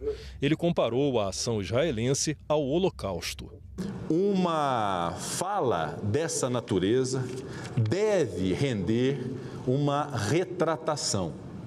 É fundamental que haja uma retratação e um esclarecimento com um pedido de desculpas em relação a uma parte da fala que estabelece esta premissa equivocada, pois o foco das lideranças mundiais deve estar na resolução do conflito entre Israel e Palestina. O líder da oposição no Senado, Rogério Marinho, considerou importante o posicionamento do Senado. É importante o posicionamento que Vossa Excelência faz, propondo pacificação, moderação, que se olhe com equilíbrio um conflito que certamente choca o mundo todo, né? Não só pelo que ocorreu inicialmente, que foi o bárbaro crime perpetrado contra civis, mas também a guerra que se estabeleceu de forma subsequente pela retaliação que está sendo colocada pelo Estado de Israel. Pode discutir aqui a questão de proporção, né? Qual seria a proporção de um povo que foi agredido com as suas mulheres estupradas, as suas crianças assassinadas. Então, isso é realmente uma questão extremamente delicada e que suscita as paixões até pelas posições políticas que cada um de nós pode ter. O senador Jacques Wagner, líder do governo, afirmou que não é necessária uma reparação sobre o discurso de Lula, mas ele ressaltou que a comparação com o Holocausto não deveria ter sido feita. O que motivou o presidente da República, até porque quem assistiu à fala inteira dele, não há nada a ser reparado quando ele se insurge contra o silêncio a que se refere o senador Omar Aziz, não dessa casa, mas das nações da Europa, da Ásia e de outros cantos, contra o absurdo que é tentar fazer o olho por olho, o dente por dente. Na minha opinião, não se traz à baila o episódio do Holocausto para nenhuma comparação, porque fere sentimentos, inclusive meus, de familiares perdidos naquele episódio, que era uma máquina da morte, com câmaras de gás. E a CPI da Braskem foi instalada em dezembro e, nesta semana, fez sua primeira reunião de trabalho depois de controvérsia sobre quem seria o relator. O nome definido foi o de Rogério Carvalho. O senador Rogério Carvalho, de Sergipe, foi designado relator da CPI da Braskem, criada para investigar os danos ambientais causados pela empresa petroquímica em Alagoas. Essa definição enfrentou dificuldades desde a instalação da CPI, em dezembro de 2023, e nesta quarta-feira causou um adiamento da reunião das 10 da manhã para as 4 da tarde. Alguns senadores alegavam que o indicado não poderia ser do estado de Alagoas, para dar mais isenção ao trabalho. Renan Calheiros, autor do pedido de criação da CPI e representante do estado, disse que essa condição limitaria o seu mandato. Eu respeito o Rogério, repito, um dos grandes senadores da casa, um amigo que cultiva aqui no dia a dia do Senado Federal, mas nós não vamos aceitar, porque essa designação, lamentavelmente, é prejudicial aos interesses do nosso Estado. E, portanto, mesmo tendo criado a CPI, mesmo tendo estabelecido o fato determinado, mesmo tendo coletado assinatura por assinatura, eu deixo essa comissão parlamentar de inquérito exatamente, presidente Omar, e respeito a sua decisão, por não concordar com o encaminhamento da relatoria. Vossa Excelência foi muito duro nas suas palavras. Não, eu estou sendo... Não, Vossa Excelência disse aí que era uma coisa para fazer de conta. Não, eu estou dizendo que estão tentando domesticar. Ninguém domestica o senador Omar Aziz. Dizendo que Vossa Excelência está domesticando. Veja bem. Eu não estou dizendo. Não, veja bem. Eu vou provar a Vossa Excelência que, independente da sua participação da CPI, o compromisso que nós estamos assumindo aqui hoje é levantar todos os cadáveres. Pode ser, né?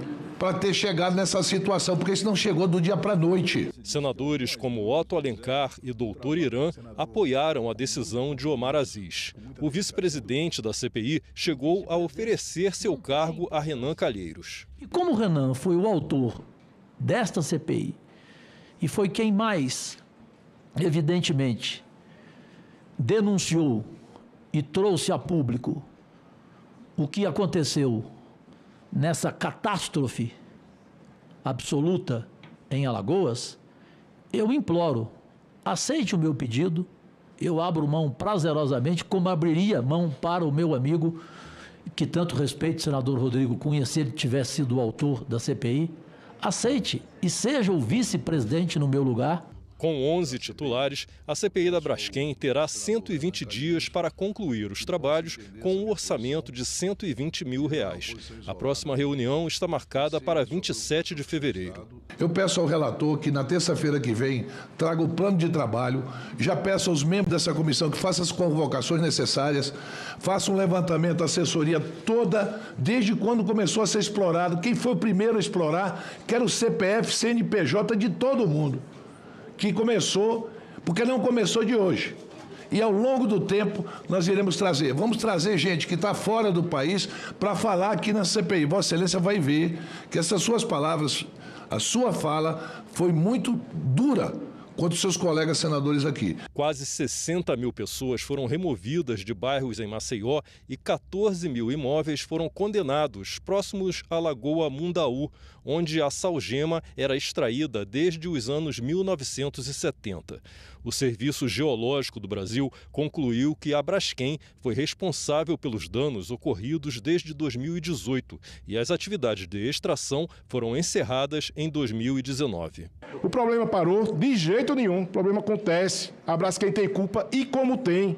Essa casa tem sim que agora cumprir um outro papel, que é evitar com que novas pessoas sofram um dano maior ainda em qualquer parte desse país. E aí nós vamos demonstrar, por exemplo, que quem deveria fiscalizar essa exploração não fiscalizou, que não tem funcionários, o governo federal necessário para realizar essa fiscalização, que delega ao Estado que se omitiu e que a própria Braskem fazia a fiscalização dela mesma e mandava um laudo.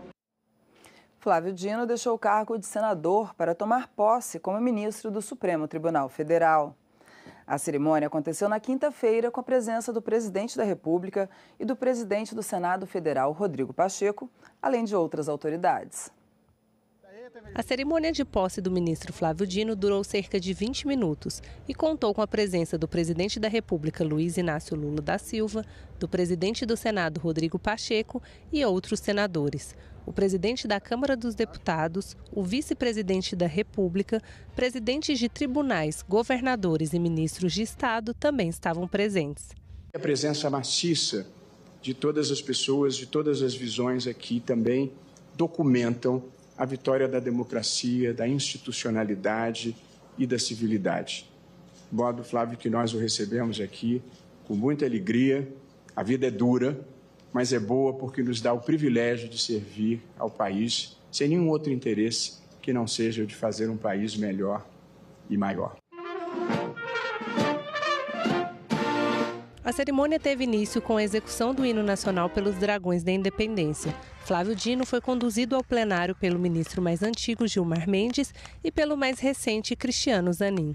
Em seguida, Dino prestou o compromisso de posse. Prometo bem e fielmente exercer o cargo de ministro do Supremo Tribunal Federal em conformidade com a Constituição e as leis do país. Indicado pelo presidente Lula para substituir a vaga em decorrência da aposentadoria da ministra Rosa Weber, Dino teve seu nome aprovado no plenário do Senado no dia 13 de dezembro. Maranhense, ele é formado em Direito e tem mestrado pela Universidade Federal do Maranhão. Já foi juiz federal e atuou como juiz auxiliar no Supremo. A carreira política começou em 2006, quando foi eleito deputado federal. Foi presidente da Embratur no governo Dilma Rousseff, governador do Maranhão por 2 vezes, senador e ministro da Justiça. E 2 dias antes da posse no STF, Flávio Dino se despediu do mandato de senador com um discurso em plenário sobre a importância da política e da harmonia entre os poderes. A sessão chegou a ser suspensa por 7 minutos para ele receber cumprimentos de outros parlamentares. Podem ter certeza da minha mais absoluta deferência aos poderes políticos do Estado. E essa deferência se manifestando, inclusive e sobretudo, pela capacidade de ouvir, de promover o bom diálogo institucional, para que nós possamos encontrar o modo pelo qual a harmonia entre os poderes vai se concretizar. Esperem de mim imparcialidade e isenção. Esperem de mim fiel cumprimento à Constituição e à lei. Nunca esperem de mim prevaricação. Nunca esperem de mim não cumprir os meus deveres legais, mas sempre com lhaneza no trato, com capacidade de compreender o outro, porque um bom juiz fala muito pouco e ouve muito. Eu quero, senhor presidente Rodrigo Pacheco, reiterar 3 compromissos fundamentais aqui. Agir no Supremo com respeito à presunção à constitucionalidade das leis. Agir no Supremo com respeito à presunção da legalidade dos atos administrativos. E agir no Supremo de modo consentâneo com o princípio da presunção de inocência.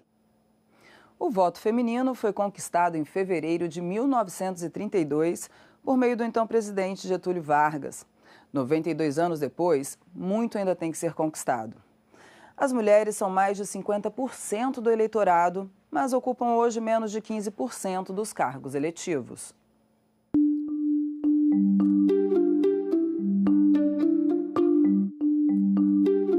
A década de 1920 assistiu a diversos movimentos de contestação à ordem vigente. A necessidade de mudança era explícita. Nesse contexto, ganhava força o movimento feminista, liderado pela professora Maria Lacerda de Moura e pela bióloga Berta Lutz. As duas criaram um grupo de estudos que lutava pela igualdade política das mulheres. Posteriormente, Lutz criou a Federação Brasileira pelo Progresso Feminino. As mulheres foram à luta. Elas queriam ter direito ao voto e maior presença feminina na política. Conquistaram. Em 1933, houve eleição para a Assembleia Nacional Constituinte e as mulheres puderam votar e ser votadas pela primeira vez. A Constituinte elaborou uma nova Constituição que entrou em vigor em 1934, consolidando o voto feminino, que ainda era facultativo e só se tornou obrigatório em 1965, sendo equiparado ao dos homens. Palavra dada é palavra cumprida. A primeira eleitora do Brasil foi a professora Maria do Céu, lá de Mossoró, e nós tivemos uma prefeita eleita em 1927, Alzira Soriano. Nascia ali a mulher eleitora, candidata. A voz delas começava a ecoar.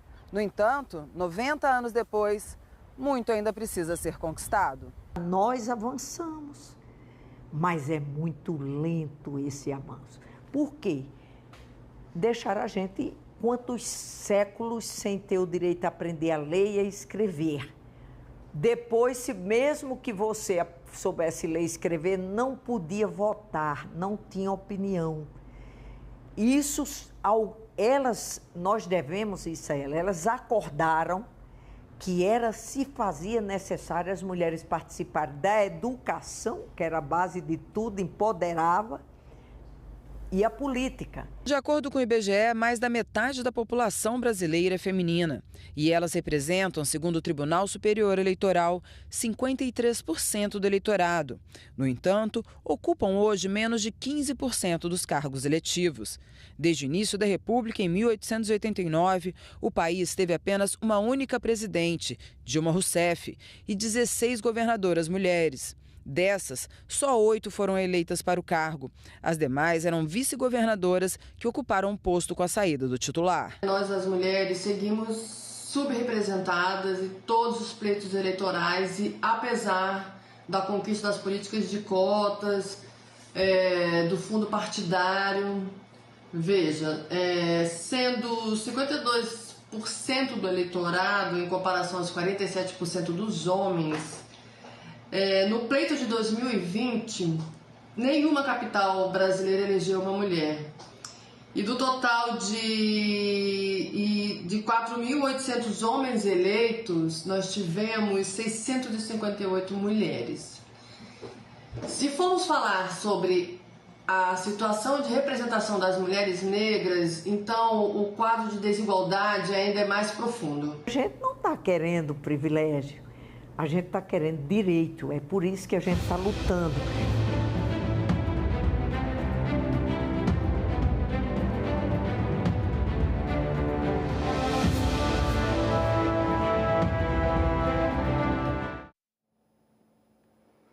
Todo mundo diz que estudar a história do Brasil é muito importante para poder entender quem somos e conseguir pensar em um futuro melhor para o país. Só que às vezes é difícil visualizar tantos acontecimentos só lendo, né? Agora você vai ter uma chance de aprender mais sobre o nosso passado com a série Brasil Imperial, produzida pela Fundação Sesgran-Rio e que estreia neste sábado aqui na TV Senado. A série Brasil Imperial traz os bastidores da nossa história desde a chegada da família real portuguesa ao Brasil em 1808 até o retorno de Dom Pedro a Portugal em 1831. Tudo isso com um pouco de humor e muito realismo. Eu gosto daquelas frutas da Bahia. Como é o mesmo nome, Rufino? Mangas, Alteza. O que mais a gente trabalhou foi o Dom João VI, porque de fato a gente não queria colocar um personagem tão rico, né, com uma história tão vasta, num lugar só da caricatura ou que só come frango. Eu gosto sempre de repetir a frase de Napoleão Bonaparte que disse: Dom João VI foi o único homem que conseguiu me enganar. E nós tivemos esse desafio de mostrar esse outro Dom João VI que nunca foi visto, assim como parte da história que também nunca foi vista.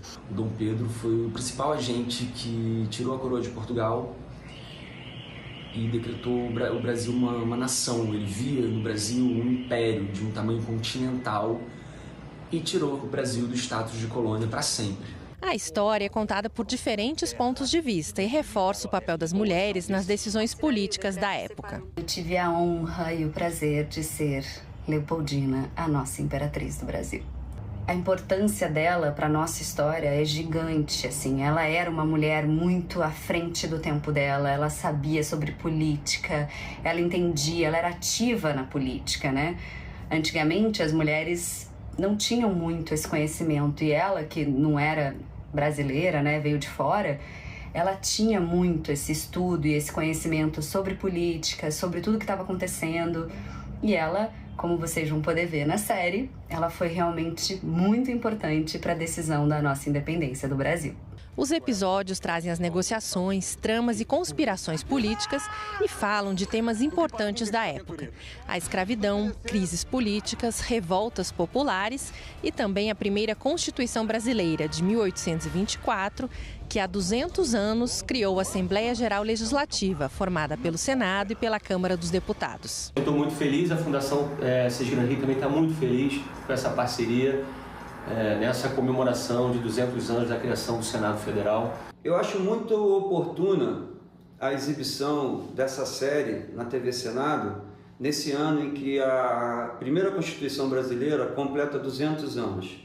Essa Constituição que foi outorgada por Dom Pedro I em 1824 e que na época foi considerada uma Constituição muito avançada. Por favor, assistam essa série que tem muito a dizer, é a nossa história e eu tive um prazer enorme, um orgulho de poder participar. Independência ou morte!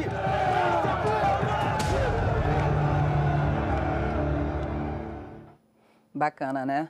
A série tem 10 episódios, eles vão ser exibidos de 2 em 2, sempre aos sábados, às 9 da noite, horário de Brasília. Este foi o Senado Notícias Revista. Muito obrigada pela companhia. Você pode rever as reportagens desta edição na nossa página na internet, senado.leg.br/tv. Até a próxima!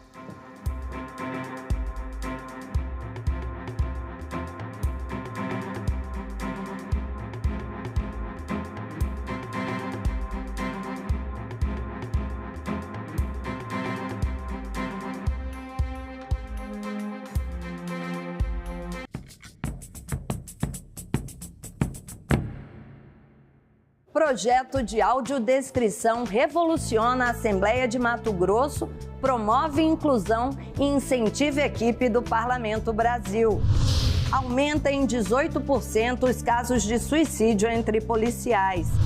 Você sabia que o grito da independência não foi às margens do Ipiranga? Tudo isso você vê no Parlamento Brasil. Parlamento Brasil. Hoje, 8h da noite, aqui na TV Senado.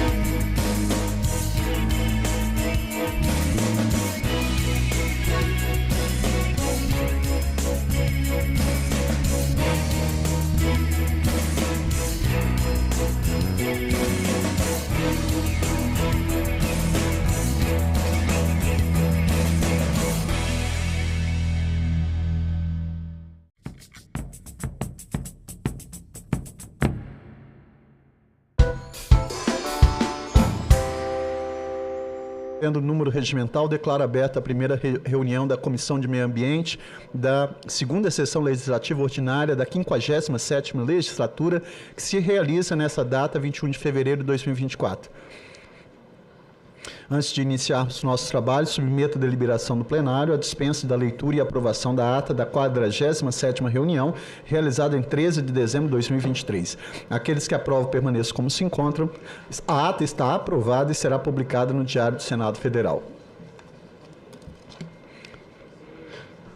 Comunico que foram apresentados à comissão os seguintes documentos: moção do CBH Piraponema, número 1, de 5 de dezembro de 2023, pela qual o Comitê de Bacias Hidrográficas dos rios Pirapó, Paranapanema 3, Paranapanema 4, vinculado ao Conselho Estadual de Recursos Hídricos do Paraná, manifesta-se contrária à manutenção dos artigos 2º e 3º do PL 2918/2021, que na CMA está sob relatoria do senador Nelsinho Trade. O documento será anexado à matéria nos termos do inciso 2º, parágrafo 2º do artigo 261 do RISF.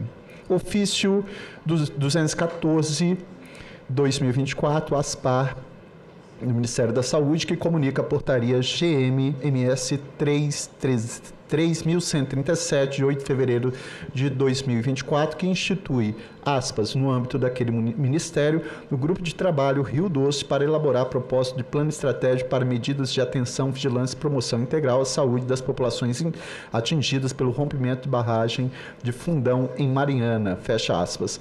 3. Ofício 2540/2023 da CE, Assembleia Legislativa do Estado da Bahia, que encaminha a indicação 27037/2023 para que o Senado Federal inicie o processo legislativo com o objetivo de revogar o artigo 66, inciso 3º, parágrafos 5º ao 9º, e demais dispositivos da Lei 12.651/12, Código Florestal, uma vez que o dispositivo regulamenta a grilagem verde e suas diversas consequências sociais, a exemplo do desmatamento e da violência no campo. Moção de repúdio. 4. Moção de repúdio. Número 6, 2023, da Câmara Municipal de Santo Antônio da Platina, Paraná, e ofícios 269 da Câmara Municipal de Antônio Prado, Rio Grande do Sul, que encaminha a moção 108. B. 441/2023, da Câmara Municipal de Naviraí, Mato Grosso do Sul, que encaminha a moção 07/2023. C. 419/23, da Câmara Municipal de Vila Maria, Rio Grande do Sul, que encaminha a moção número 8/2023. E 619 de 2023, da Câmara Municipal de Dourados, Mato Grosso do Sul, que encaminha a moção número 2 de 2023. Esses 4 documentos manifestam contrariedade ao decreto 11.615, de 21 de julho de 2023, que dispõe sobre a suspensão da licença para manejo de javalis no Brasil. 5º, ofício CRH número 30 de 2023 do Conselho de Recursos Hídricos do Estado do Rio Grande do Sul, que encaminha a moção CRH 14 de 11 de 10 de 2023 para manifestar contrariedade ao projeto de lei 2918, cujo objeto é alterar a compensação financeira à União, Estados, Distrito Federal e municípios pelo resultado da exploração de recursos hídricos para fins de geração de energia elétrica. O documento será anexado à matéria nos termos do inciso 2º, parágrafo 2º do artigo 261 do RISF. A presente reunião é destinada à deliberação de relatórios e projetos apresentados à comissão. Vamos ocupar a presidência aqui? Como? Vamos ocupar a presidência aqui. Cadê? Está o código aqui. Ai, gente, errei. Estou na tremedeira, gente.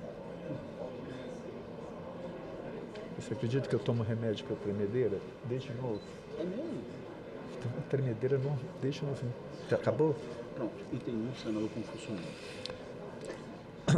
Anuncio o item 1, relatório de avaliação política pública, requerimento 20, 2023, CMA, requer a Comissão de Meio Ambiente avalie a Política Nacional de Saneamento Básico instituída pela Lei 11.445, com foco na prestação de serviços públicos em consonância com os princípios fundamentais definidos no artigo 2º, especialmente o disposto nos incisos 3, 4, 6, 12, 13, inclui avaliação quanto à eficiência e eficácia das políticas diante da aplicabilidade das atualizações promovidas pelas leis 13.329 de 2016,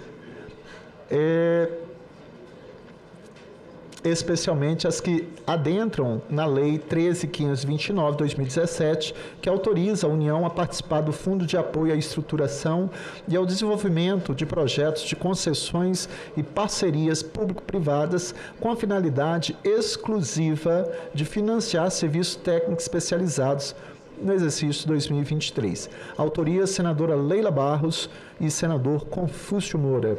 Relatoria, senador Confúcio Moura. Observação: a versão mais recente do relatório apresentada ontem à noite já está disponível nessa pauta e vinculada ao requerimento. 2. O relatório contém minutas de indicação ao Poder Executivo e de projeto de lei que serão votados simbólica e conjuntamente com o relatório. Concedo a palavra ao querido e nobre senador Confúcio Moura para a leitura de seu relatório. Senhor presidente, senadores presentes, senadores que estão nos seus gabinetes ainda. Senhor presidente, essa avaliação de política de saneamento, o objetivo dela é a nossa comissão observar que os compromissos assumidos na lei, que teríamos 99% de água até 2033 e 91% de esgoto sanitário em todo o país. É um desafio muito grande e nós fomos estudar o assunto, porque a lei é de 2020, né, a Lei Geral de Saneamento, e nós estamos em 2024, faltando 9 anos para realmente concluir esse período de todo o Brasil se movimentar para oferecer água e esgoto a todos. Então, realmente é muito importante essa avaliação. Como o relatório é muito longo, ele é de 100 páginas, não dá para fazer a leitura de 100 páginas aqui, né? Eu fiz um resumo, vou fazer a leitura desse resumo, para que todos possam ficar registrado aqui nos anais da nossa comissão, como é que está o trabalho dos governadores no Brasil sobre esse compromisso estabelecido em lei e que temos essas metas a cumprir. Após exausto ano de estudo e debate, apresentamos hoje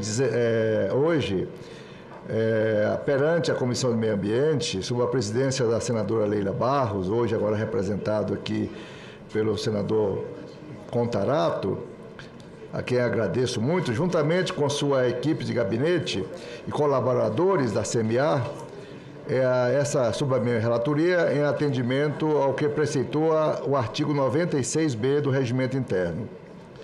Relatório de avaliação na Política Nacional de Saneamento Básico. Trata-se de um relatório substitutivo ao apresentado em dezembro, já publicado na página da comissão. Peço venha, portanto, para proceder uma leitura parcial e comentada desse grandioso estudo, que permanecerá disponível para a minuciosa análise de todos. Comentaremos os principais resultados e as propostas que sugerimos para avançarmos na universalização do saneamento básico no nosso país. Esse relatório não pode ficar aqui somente lido e guardado, mas ele tem que ser encaminhado ao Tribunal de Contas da União, ao Ministério das Cidades e à Casa Civil da Presidência da República, à Agência também Nacional de Águas.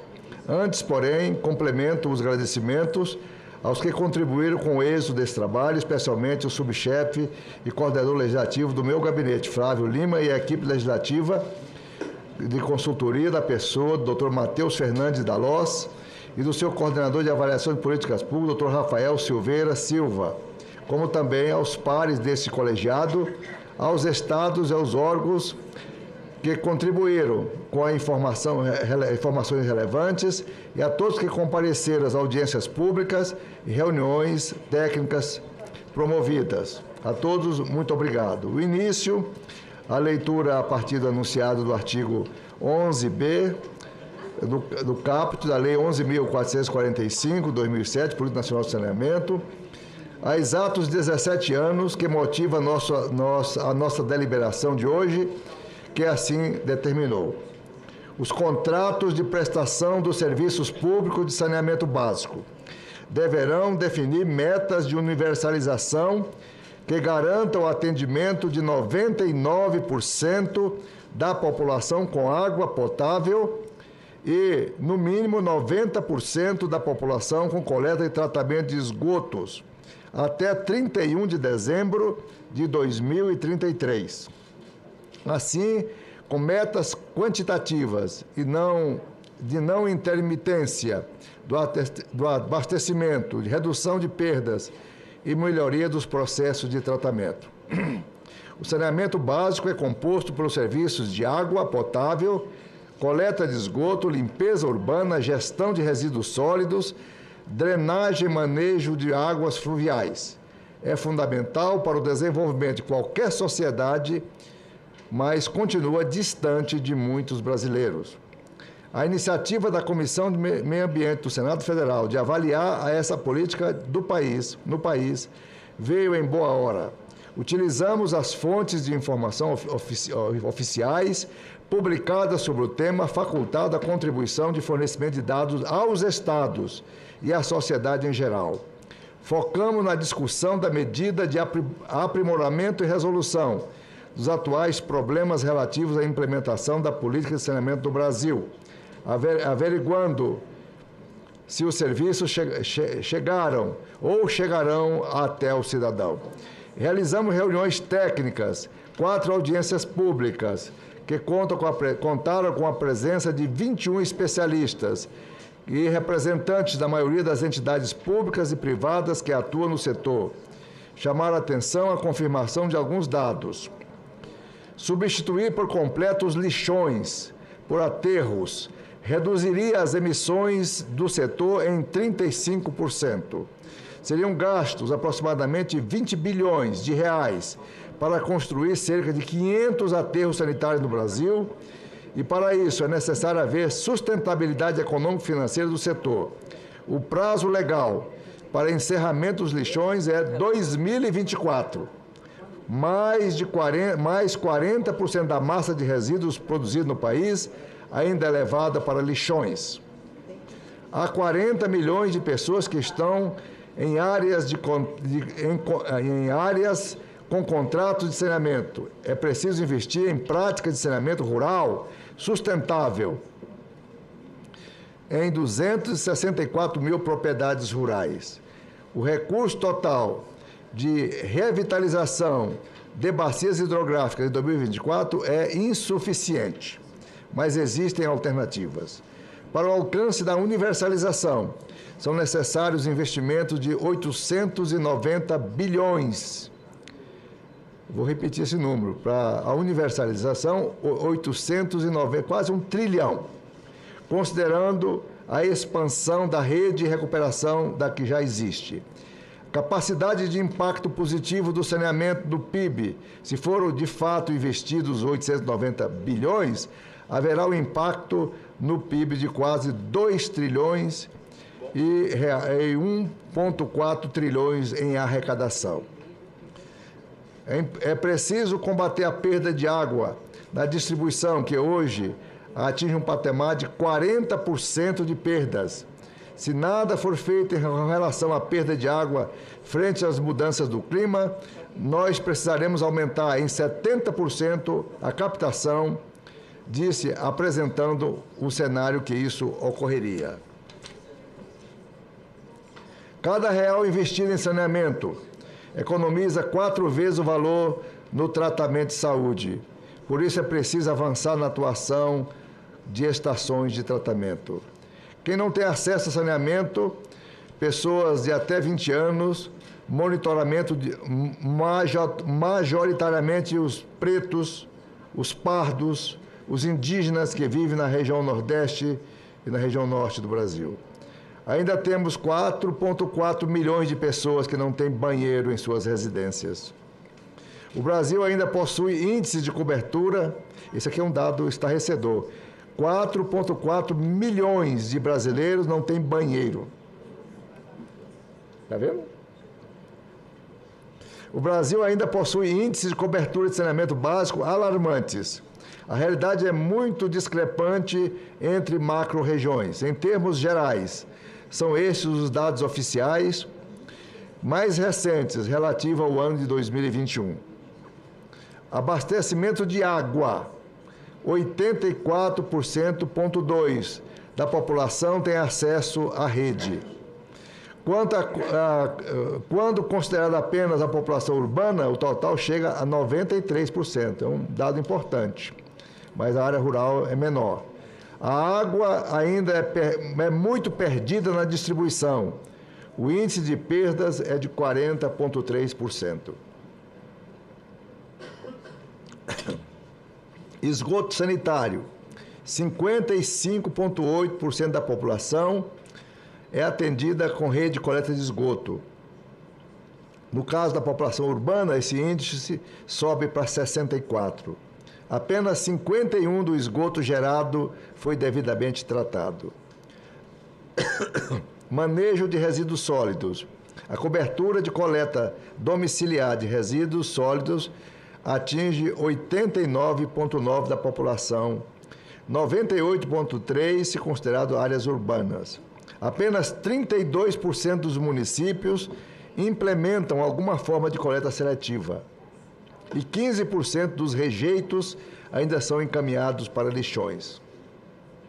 Apenas 55% dos custos são cobertos pela cobrança de serviço de manejo de resíduos sólidos urbanos.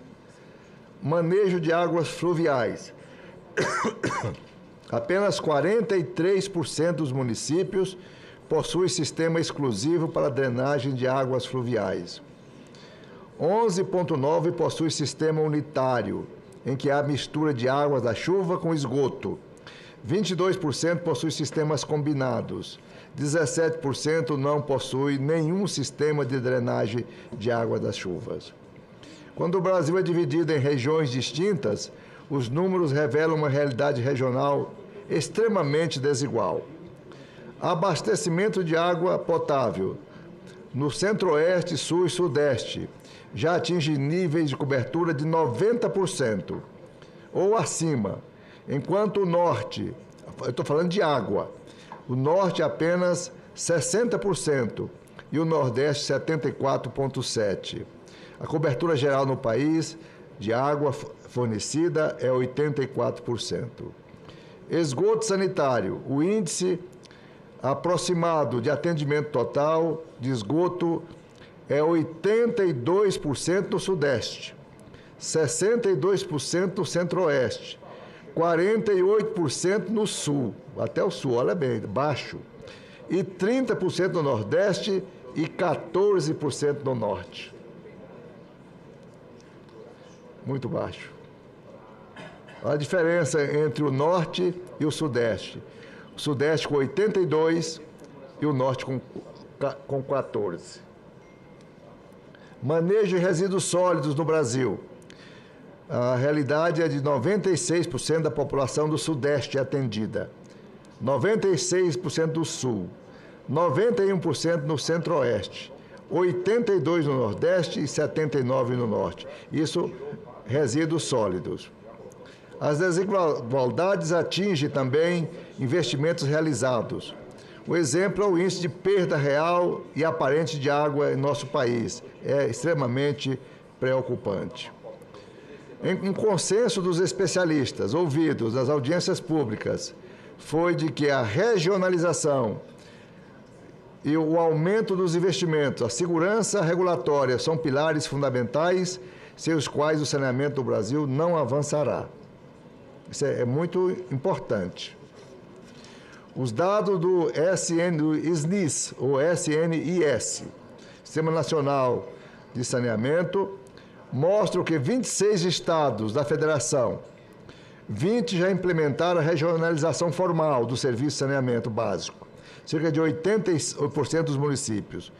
Passados mais de 3 anos da publicação da Lei 14.026 de 2020, 1.106 municípios ainda não concluíram seus processos de regionalização. Segundo os dados do Ministério das Cidades, cerca de 57% dos municípios já incluídos em alguns tipos de regionalização pelas leis estaduais ainda não implementaram de fato os serviços. Vou saltando. No PAC, o Programa de Investimentos anunciado pelo Governo Federal em agosto de 2023 prevê investir 52 bilhões de reais em saneamento básico, mas nós precisamos de 890 bilhões. O PAC garante 52, sendo aproximadamente 46 bilhões 2023 até 2026 e o restante após 2026. Está prevista a destinação de 37 bilhões para a seleção de novos projetos. A maioria dos recursos, 26, será destinado a esgoto sanitário. O Norte e o Nordeste, apesar de representarem 35% da população nacional, têm menos recursos investidos em saneamento básico do que as demais regiões. Atualmente, a Secretaria Nacional de Saneamento Ambiental do Ministério das Cidades possui 812 contratos ativos. Destes, 319 encontram-se com obras paralisadas. Olha, de 812 contratos, 319 com obras paralisadas. Há, portanto, o risco de não execução dos recursos disponíveis. Em um dos estudos consultados, foi verificado apenas 20% dos valores empenhados para investimento em água e esgoto, sob a gestão do Ministério das Cidades, entre 2008 e 2015 foram liquidados. Isso é um atraso impressionante. Esgoto, segundo o Sistema Nacional de Informações e Saneamento, atendimento total do país, 55%. Padrão da região sul, atendimento urbano, 55%, e no total 48%. Eu acho baixo. Centro-Oeste, 68%. Nordeste, 62% no Nordeste. Urbano, 39%, e o total de apenas 30%. Norte, ínfimos 18% urbanos, e no total somente 13%. Isso aqui está mostrando a estarrecedora desigualdade regional. Em Minas Gerais, cujo índice de cobertura total é de 74%, se considerados apenas as áreas urbanas, sobe para 83%, um valor relativamente alto se comparado ao total nacional. No tocante à gestão de riscos relacionados ao componente manejo de águas fluviais, 66% dos municípios não possuem mapeamento de área de risco para a inundação. 82% não possuem sistema de alertas de riscos hidrológicos, quase todos. 37% dos municípios possuem mais de 50% dos municípios em áreas de risco. É muito grave, com risco de inundação. A preocupação com chuvas intensas deve se somar ao impacto das secas severas. Estiagens mais intensas também afetam a segurança hídrica, mas no outro lado da moeda. São necessárias soluções tecnológicas alternativas para resolver o problema do saneamento básico em áreas rurais e, sobretudo, na macro-região norte. Deve-se integrar melhor as políticas de pesquisa, desenvolvimento científico e inovação com saneamento básico. O projeto de lei 3228/2023, de minha autoria, visa alterar a lei 11.445/2007 para ampliar a transparência sobre os aspectos quantitativos e qualitativos da água potável servida. Os estados de Pernambuco, Goiás, Amazonas, Minas Gerais, Tocantins, Acre, compartilharam suas experiências, o que nos permitiu confirmar por amostragem as dificuldades enfrentadas no decorrer da execução operacional. A unidade da Federação, na região norte do país, superando agora a fase inicial da operacionalização. Estados que precisam de ajuda do Ministério das Cidades. Não foi surpresa verificar a dificuldade em levar saneamento às áreas rurais e ribeirinhas, assim como ficou claro que é necessário driblar a burocracia excessiva para o sucesso da implementação, quer seja com a contratação direta dos serviços técnicos, quer seja com a realização de parcerias público-privadas. Unânime a carência e o enorme benefício do auxílio federal, dos ministérios, do BNDES, tanto quanto a consultorias jurídico-administrativas, em prol de possibilitar o arcabouço legal necessário para a operacionalização, quanto pela insuficiência de recursos para cumprimento dos ditames legais estabelecidos. Destacamos a tarifa social e a necessidade de comprovação da capacidade econômico-financeira exigidos pela legislação como gargalos que merecem maior debate e atenção de todos. Para evitar prolongar a universalização até o ano 2040, seria imprescindível que nessas áreas, primeiro, haja serviços rápidos na prestação de serviços regionalizados. 2, arcabouço regulatório institucional esteja maduro e estável. 3, os governos federal, estadual e municipais concentrem esforços prioritários nessas regiões, tanto em investimentos quanto em acompanhamento e implementação de soluções alternativas escaláveis, sobretudo em disponibilidade de água e esgoto. Nossas recomendações ao Poder Executivo para todas as áreas: priorizar o cumprimento das metas do saneamento, destinar e garantir a aplicação de fundos de saneamento básico instituídos pelos entes federados dos recursos, reconhecer, consolidar e apoiar, disseminar as diferentes cases de sucesso na implementação de serviços de cumprimento de metas de saneamento, reconhecer e regulamentar, apoiar, integrar o trabalho dos catadores de lixo às políticas nacionais de saneamento. Isso é o Poder Executivo. Agora, a União: reforçar o quadro de servidores na Agência Nacional de Águas, priorizar a destinação de recursos do Fundo Nacional de Desenvolvimento Regional, investir-se em seu papel de liderança federativa e estabelecer a governança das metas nacionais, observar as desigualdades regionais nos índices de saneamento como critério preponderante, implementar parcerias com entidades financeiras de fomento, órgãos de controle e demais organizações qualificadas, implementar painel de informações pela internet com uma ferramenta digital congênere, priorizar regiões de menores índices de cobertura e abastecimento de água e esgoto, intensificar os esforços em parcerias, publicação de editais, chamadas públicas, programas de busca de soluções técnicas, responder aos pleitos dos estados. A Agência de Água: elaborar com celeridade a norma de referência para a utilização da água, cinzas e água da chuva. Elaborar com celeridade a norma de referência para a redução progressiva do controle de perda. Promover a divulgação das normas, preferencialmente em cartilhas. Estou avançando para o final, gente.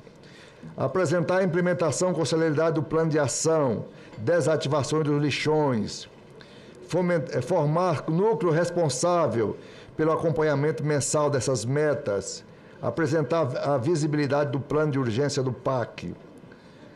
Recomendações aos estados e municípios: adaptar com celeridade o arcabouço regulatório institucional local às normas da ANA, concluir o processo de regionalização de serviços de água e atenção básica, encaminhando as leis para as assembleias legislativas, elaborar imediatamente o plano de saneamento básico próprios, respectivos projetos técnicos para a implementação e ampliação das melhorias de redes, implantar, dentro das possibilidades, agências reguladoras, ou designar os outros componentes que priorize regular, fiscalizar, acompanhar e implementar as metas. Incluir no calendário oficial a verificação e acompanhamento anual das metas, como debate e ações concretas. Observar os casos de sucessos nacionais. Nossas propostas de atuação legislativa. Indicação ao Poder Federal, Executivo Federal, quanto às recomendações dos itens 5.1 e 5.2 deste relatório. Aprovação da proposta de emenda constitucional número 2, 2016, que altera o artigo 6º da Constituição da República.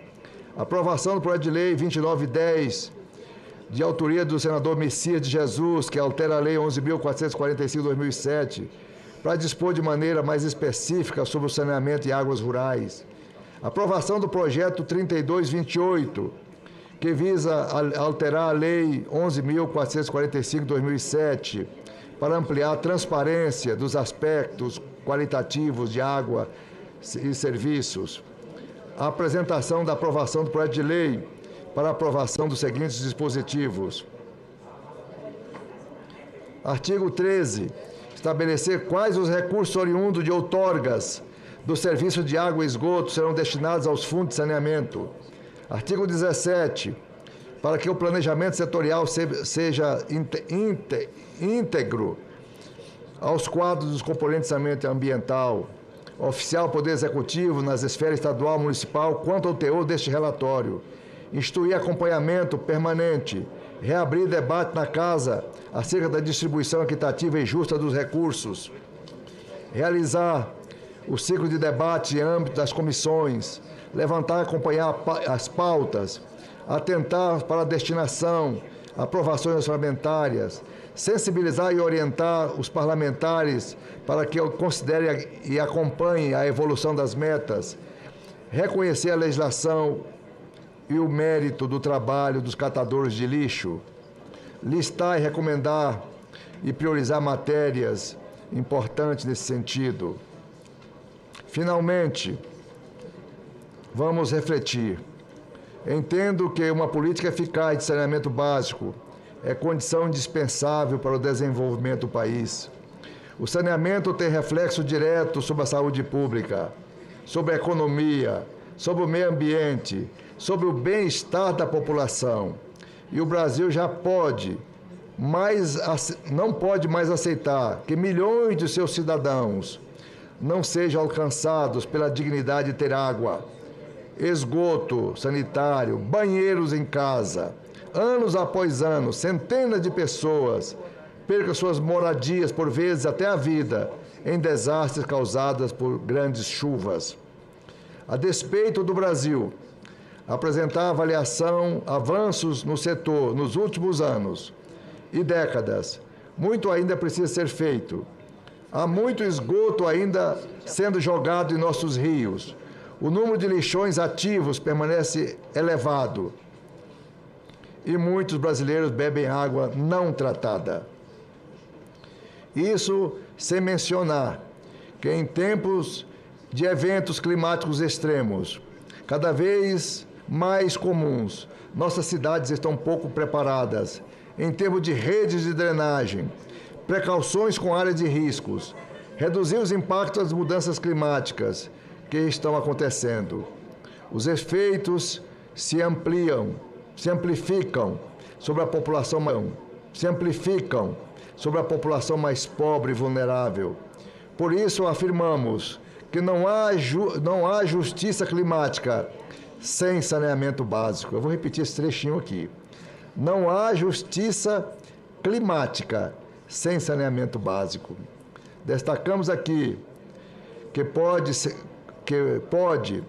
concretamente ser feito agora, através de uma série de medidas apresentadas nas sessões de recomendações e medidas legislativas. Essas medidas podem ser resumidas em ideias-chave: investimentos, capacidade de execução de obras, segurança jurídica, diversificação de modelos prestacionais, como a regionalização, despontando como estratégia fundamental soluções tecnológicas, integração de políticas públicas e planejamento. Como principal achado, registramos um importante alerta.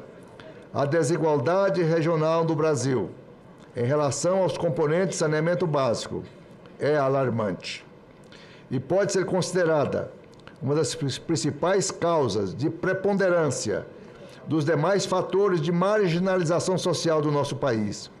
Não é razoável, aceitável, concebível que estados como Amapá e Rondônia mantenham índices de esgoto sanitário que não ultrapassam a 20% da população local atendida. A realidade do Norte e Nordeste, com índices de saneamento consideravelmente mais baixos do que os dos demais macro-regiões, também não pode ser negligenciada. Fato que se reflete em algumas das recomendações que faremos e fazemos ao governo federal. Encerrando o último parágrafo, a busca pela equidade regional e pela real priorização de atendimento das metas estabelecidas. É responsabilidade de cada autoridade pública, assim como o dever do cidadão, acompanhar e cobrar diuturnamente de seus representantes que empenhem todos os seus esforços em prol de água tratada esteja disponível em cada residência, assim como o tratamento de esgoto e de resíduos sólidos esteja ao alcance de todos. Aqui, só mais um. O olhar e o tratamento da nação com essas regiões não pode ser de igualdade, mas sim de equidade. Aliás, acreditamos que essa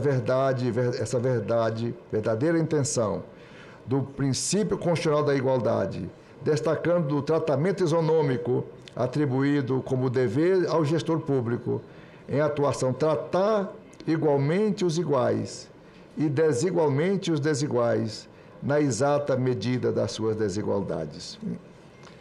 É só isso, senhor presidente, nosso relatório e a série de medidas que nós teremos que tomar aqui na Comissão do Meio Ambiente. Esse ano passado eu fiz esse relatório. Esse ano, agora em 2024, nós deveremos continuar avaliando até o ano 2033, ano a ano, e fazendo as cobranças necessárias para que as coisas não saiam do lugar, efetivamente. Aqui, eu saltei, deixei de falar aqui no fim. Por fim, eu destaco que o Senado Federal está atento e acompanhará a evolução do saneamento básico no Brasil, tendo como foco principal a saúde e a dignidade dos brasileiros, sem perder de vista o amplo desenvolvimento econômico sustentável do nosso país. Anexamos um resumo das audiências públicas no nosso relatório, minuta da indicação do Poder Executivo, minuta de projetos de leis que foram citados. É só isso, presidente. Muito obrigado, querido senador Confúcio Moura. Eu vou tomar a liberdade aqui e parabenizar a autoria da senadora Leila Barros, a nossa querida presidente, que muito dignifica essa Comissão do Meio Ambiente, e o senador Confúcio Moura. E agora, com a leitura do relatório apresentado pelo senador Confúcio Moura, senador, eu quero aqui dar um testemunho para o senhor, porque é muito difícil viver num Brasil com tanta desigualdade. Eu acho que a função de um parlamentar é ele acordar diuturnamente com algo que pudesse arranhar a sua alma e não perder a capacidade de indignação. A função de um parlamentar é usar a palavra para apresentar o Brasil ao Brasil, um Brasil diferente.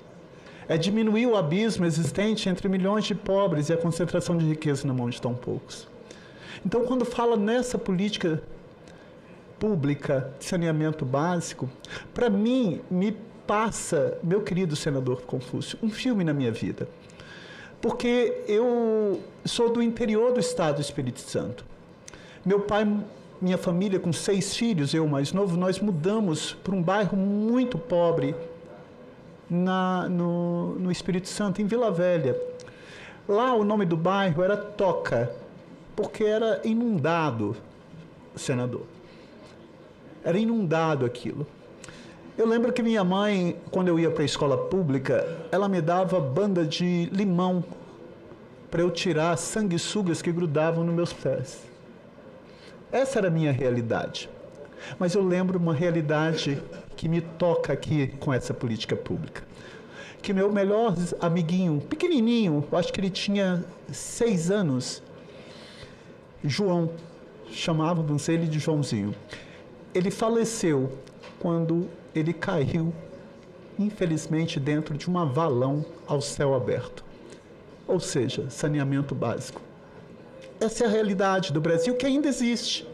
Que ainda existe nos rincões, e nos estados e nos municípios. Mas o que nós, políticos, efetivamente estamos fazendo? O que nós, políticos, estamos implementando? Porque passou da hora de nós, senador, com todo respeito, e eu não quero ofender nenhum dos meus colegas, porque eu faço parte dessa casa com muito orgulho, mas passou da hora de nós derrubarmos os muros do parlamento e interagir com o principal destinatário. Interagir olhando nos olhos, olhando para os nossos semelhantes, para os nossos irmãos brasileiros e brasileiros que são desprovidos daquelas garantias que já estão na Constituição Federal. Porque quando eu falo lá no artigo 6º da Constituição, são direitos sociais, e ele começa direito à saúde, direito à educação, direito à moradia, direito ao lazer, saneamento básico, trabalho. Nós não podemos permitir que um texto constitucional fique deitado eternamente. Nós temos que dar voz para reduzir essa desigualdade. Porque, infelizmente, nós temos um Brasil que é racista, não só na cor da pele, mas que há um racismo ambiental, sim. Porque quem mais vai sofrer com qualquer crime ambiental e com qualquer falta de política pública é a população mais pobre, é a população ribeirinha, são os pobres, são os pardos, são os indígenas, são os quilombolas. São essas populações que estão sendo fechadas as portas para ela, para a saúde pública. Porque vai você precisar de uma cintilografia, de uma ressonância, e você vai ver que você não vai conseguir. Vai aquela mulher que fica lá com um tumor e que precisa fazer uma ressonância e não vai ter a ressonância. Passou da hora de nós, políticos, e me perdoe o desabafo mais uma vez. Por isso que eu estou aqui, senador Confúcio, elogiando esse relatório do senhor. Porque o senhor traz para nós, dentro da sua forma sintética de resumir esse relatório, que ambos os queridos senadores promoveram, mas traz aquilo que o papel não traz, que é a humanização, que é a empatia, a certeza de se colocar na dor do outro. Então, parabéns por essa política, parabéns pelas proposições, e eu espero que efetivamente essa comissão e o Senado Federal dê uma resposta, mas uma resposta urgente, porque nosso querido e saudoso Rui Barbosa já dizia: justiça atrasada não é justiça, senão injustiça qualificada e manifesta. Parabéns, senador. Presidente, pela ordem, tá? Conceda a palavra ao senador... É pela ordem apenas. Não é... Com a palavra... Imagina que terá... Jaime, na ordem de inscrição. perdão, com a palavra, senador, pela ordem. É óbvio, evidente que eu gostaria inicialmente, presidente Fabiano, saudar e cumprimentar o ilustre senador Confúcio, que apresentou aqui um belo relatório em relação ao questionamento do saneamento básico do Brasil, né? Não vou nem aprofundar no assunto, que tive a oportunidade ímpar de ser prefeito por 3 mandatos da cidade, governador do meu estado e senador pelo 2º mandato. Conheço a realidade do meu estado em relação ao saneamento. E não é diferente dos demais estados da federação. Vossa Excelência fez um belo relatório. Essa é uma política pública que certamente demanda algum tempo, que precisa o governo focar, ou seja, colocar no radar, que é fundamental a questão dos investimentos nessa área, sobretudo a questão do saneamento básico. O que ocorre? Os índices, senador Confúcio, Vossa Excelência que é médico, da Organização Mundial de Saúde, o senhor doutora Zenaide aqui, nossa senadora querida, lá atrás tinha um índice muito claro. 17% das causas de morte desconhecida era fruto do quê? Desse saneamento básico neste país aqui. 17% das mortes, causa desconhecida, era questão de saneamento básico. Então, essa é a realidade do Brasil. Nós temos que investir no saneamento básico, seja por parte do poder público ou privatizando muitas vezes algum sistema que, lamentavelmente, muitas vezes a prefeitura, o próprio Estado não tem capacidade financeira, mas algo tem que ser feito para nós melhorarmos e minimizarmos o sofrimento de milhões de brasileiros que, lamentavelmente, não têm acesso nem à água potável, nem uma água tratada de boa qualidade. E com isso leva a óbito centenas, milhares, principalmente de crianças, que são maiores prejudicados, que vão a óbito por falta de saneamento básico do Brasil.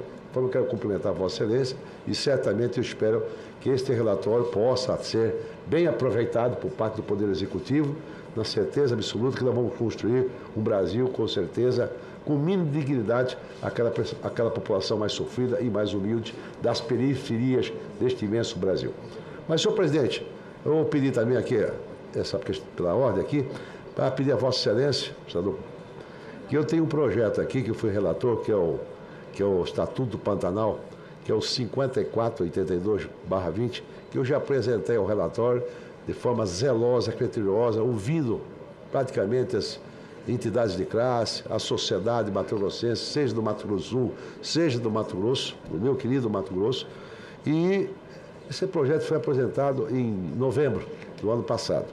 Entretanto, por recomendação do Ministério Público Federal, eles nos solicitaram, e de forma democrática e respeitosa, eles solicitaram que nós ouvíssemos aqui uma etnia, lá no município de Santo Antônio de Vara, que é o Instituto Ambiental Augusto Leveger. Através deste instituto, eles entraram no Ministério Público Federal, do MPF, pedindo que fosse feita mais uma audiência pública. Mais uma audiência pública. Com muito prazer, vamos atender. E eu quero, desta feita, apresentado já um requerimento, que Vossa Excelência insere aí, se possível, lê extra pauta, para que nós possamos sequenciar. É fundamental que nós fazemos essa audiência pública, já está protocolado aí na mesa do secretário-geral. É fundamental que nós fizemos essa audiência pública e colocamos em votação o Estatuto do Pantanal. Esse Estatuto, senador Fabiano, ele é fundamental para nós dirimirmos e, sobretudo, buscarmos uma regulamentação no uso dos 2 pantanais, que é o santuário ecológico, não é? Enfim, mas nós temos que ter uma regra imagino, diferenciado de outros biomas, como é o caso do Cerrado, como é o caso da floresta amazônica, das caatingas do Nordeste, da Mata Atlântica e assim por diante. Então, eu gostaria de pedir a Vossa Excelência, com muita humildade, em nome do senhor, como neste exato momento preside esta comissão, para nós lermos esse requerimento, marcarmos data para fazermos essa audiência e, a posteriori, fazemos o quê? Apreciar esse projeto 5482, que é fundamental para nós termos uma política pública bem definida, claro, em relação aos 2 pantanais, seja do Mato Grosso do Sul, seja do Mato Grosso. Esse é um apelo, é um pleito que eu me dirijo a Vossa Excelência a fazer. Tá bom? Muito obrigado. Obrigado, senhor senador Jaime Campos, sempre com muita coerência, de forma bem democrática e favorável ao diálogo. Essa presidência atendendo a um procedimento da senadora Leila. Consulta os colegas se alguém tem alguma objeção. Acredito que ninguém tem objeção. Então, considera-se incluída extra pauta e nós vamos deliberar hoje o requerimento e tenho certeza que será aprovada essa audiência pública para que seja realizada num curto espaço de tempo. Agradeço a Vossa Excelência, senhor presidente. Conceda a palavra à senadora Zenaide Maia. Senhor presidente, colegas senadores e senadoras, quero aqui parabenizar o amigo Confúcio por esse relatório maravilhoso. O que Confúcio quer mostrar para nós aqui do Parlamento e para o Brasil é que se faz necessário o acompanhamento de qualquer projeto de lei. Nós votamos o marco legal do saneamento, mas se não houver um acompanhamento, com certeza não vai ter efetividade esse marco legal. Porque a gente tem que olhar se, por exemplo, onde foi privatizado. Estamos acompanhando, porque a gente sabe dessa diversidade brasileira. Mas eu queria dizer que sobre saneamento nós tivemos um avanço, Confúcio. Porque hoje a população tem conhecimento da importância do saneamento, de água tratada e de esgoto. Porque há uns anos atrás, essa não era a maior cobrança pela população. Porque eram obras que depois ninguém via e não era cobrada. Se cobrava, eu fui secretária de saúde e onde eu chegava, cobrava o quê? Outras coisas, posto de saúde, tudo. Mas saneamento não era o número 1 do pedido. Devido a este congresso da visibilidade e a mídia também, porque eu costumo dizer, vamos mostrar a mídia, gente. Nós podemos aprovar aqui o melhor projeto de lei. Se a gente não der visibilidade à população, nem cobrar, ela vai saber, porque ela não vai ter conhecimento. Então, parabéns, Confúcio, isso veio na hora certa. A gente sabe que essas concessões, se não acompanhar, não funciona, que nós temos exemplo disso. Mas nós vamos acompanhar e a certeza que a população brasileira sabe que o saneamento, o tratamento de água, sem reduzir as desigualdades sociais, não tem desenvolvimento econômico. E não tem desenvolvimento econômico e social sem a gente ter esse olhar diferenciado para o meio ambiente. Era isso que eu queria dizer, parabenizar o colega Confúcio e dizer que nós vamos estar aqui olhando sempre. A cada ano, não vamos esperar 3 anos para falar sobre o avanço. A cada ano vamos olhar a cada município, cada estado que avançou, porque isso é uma maneira de estimular os outros também. Obrigada, senhor presidente. Muito obrigado, querida senadora Zenaide. Concedo a palavra à senadora Tereza. Serei muito breve, senhor presidente, ao lhe cumprimentar e cumprimentar também os demais membros desta comissão. Eu acho que o relatório tem 2 frases e eu acredito muito na força das palavras, né? Que a gente precisa realçar, e eu quero realçar todas as 2, porque são afirmações importantíssimas e tem muito a ver com a intervenção que Vossa Excelência fez. Textualmente, o relatório diz: não haverá justiça social e ambiental sem saneamento básico, que atinja justamente todas as camadas da população mais vulnerabilizadas e que precisam de saúde e que precisam de atendimento. E mais adiante, o relatório enfrenta uma discussão que é muito comum no senso comum. Comum no senso comum é meio feio, mas é muito presente no senso comum, do combate às desigualdades. E muitas vezes esse combate às desigualdades, como diz o relatório, quer tratar desiguais de maneira igual. E aí o relatório traz à tona o conceito da equidade. Esse sim, senador Confúcio, importante para que a gente possa enfrentar com desigualdade as políticas para quem mais precisa. Você vai dar igual a quem tem desigual? Né? Então, acho que o relatório traz à tona isso e é muito importante a gente trabalhar mais estrategicamente esse conceito de equidade. É um relatório muito bonito, é um relatório que eu diria que é um verdadeiro libelo em defesa do saneamento básico como política de combate às desigualdades e de justiça social e ambiental. Parabéns, senador. Muito obrigado, querida senadora Tereza Leitão. Concedo a palavra ao relator, senador Confúcio Moura. Senhor presidente, é só para fazer um agradecimento. Você sabe que um relatório desse, de 100 páginas, demandou muita pesquisa e estudo. Além de busca de fontes, como dos próprios estados, né? E também fontes oficiais dos ministérios. E isso não seria possível sem a participação ativa dessa menina que está sempre aqui cochichando no meu ouvido, que é a Isis Queiroz.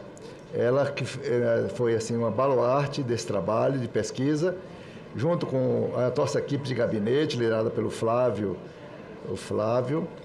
não é? Então, e os demais. Foi um trabalho conjunto da consultoria do Senado também. Muito bem feito, com a participação excelente dos consultores legislativos. Era apenas para registrar esse agradecimento a essas equipes do consultoria e a equipe do nosso gabinete. Obrigado. Obrigado e mais uma vez parabéns ao querido senador Confúcio, à senadora Leila, justificando a ausência da senadora Leila, porque ela está num evento presencial aqui em Brasília e ela pediu, ela teria total interesse de estar aqui. Ela foi a convite do ministro do Estado da Educação, Camilo Santana, da ministra da Saúde, Nízia, para a cerimônia de lançamento de mobilização nacional para o combate à Aedes aegypti nas escolas Brasil Unido contra a Dengue. Então, por isso que ela não está aqui e eu, com muito orgulho, me sinto lisonjeado por estar presidindo aqui momentaneamente. Não havendo mais quem queira discutir, encerro a discussão. A votação será simbólica. Em votação, o relatório é apresentado as 2 minutos de proposições legislativas neles contidas. Os senadores concordam, permanecem como se encontra. Aprovado o relatório do senador Confúcio Moura, que passa a constituir parecer da comissão favorável à apresentação de indicação ao Poder Executivo, a apresentação do projeto de lei para alterar a Lei 11.445 e as demais recomendações e ações legislativas apontadas. A matéria vai ao plenário para as providências pertinentes. Aproveito a oportunidade para informar aos membros da CMA que já podem sugerir à comissão, nos termos do artigo 96b, via requerimento, suas propostas de avaliação de políticas públicas para este ano. Faremos a escolha provavelmente na reunião deliberativa do dia 27 de março, em atenção aos dispositivos regimentais. Anuncio o item 2, PL 1303, terminativo, que altera o decreto 227 de 28 de fevereiro de 67, Código de Minas, para exigir que o plano de aproveitamento econômico da jazida contenha projeto de gerenciamento de risco de acidentes ambientais, autoria senadora Zenaide Maia, relatoria senadora Tereza Leitão, relatória pela aprovação do projeto e das emendas 1, 2, 3, observações. A matéria foi apreciada pela Comissão de Serviços de Infraestrutura, com parecer pela aprovação do projeto com as emendas 1, 2, 3. Será realizada uma única votação nominal para o projeto e para as emendas, nos termos do relatório apresentado, salvo requerimento de destaque. Concedo a palavra à senadora Tereza Leitão para a leitura do seu relatório. Obrigada. É um projeto já anunciando a aprovação muito importante. É um projeto que se vincula à realidade e isso é muito bom em uma lei, não é?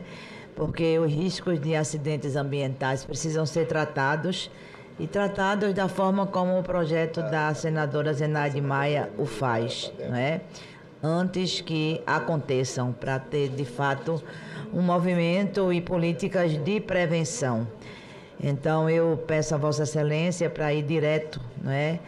Dizendo isso, direto à análise, destacando a identificação dos potenciais acidentes ambientais, bem como a análise de medidas preventivas propostas, incluindo o monitoramento de riscos, que isso é um adendo que foi acrescentado pela Comissão de Serviços de Infraestrutura. O projeto de lei em exame cuida de matéria inserida na competência legislativa privativa da União, conforme estabelecido no inciso 12 do artigo 22 da Constituição Federal. Ainda no tocante à constitucionalidade, não há impedimentos contra a iniciativa parlamentar, pois a matéria não se inclui entre as listadas no parágrafo 1º do artigo 61 da Carta Magna e reservadas à iniciativa privativa do Presidente da República. Também é atendido o critério da juridicidade, pois a proposição inova na ordem jurídica e apresenta as características de coercibilidade, generalidade, abstratividade e imperatividade. Ademais, a espécie legislativa adotada é adequada para regular o tema. Em termos regimentais, não há colisão de normas ou conflitos de qualquer natureza.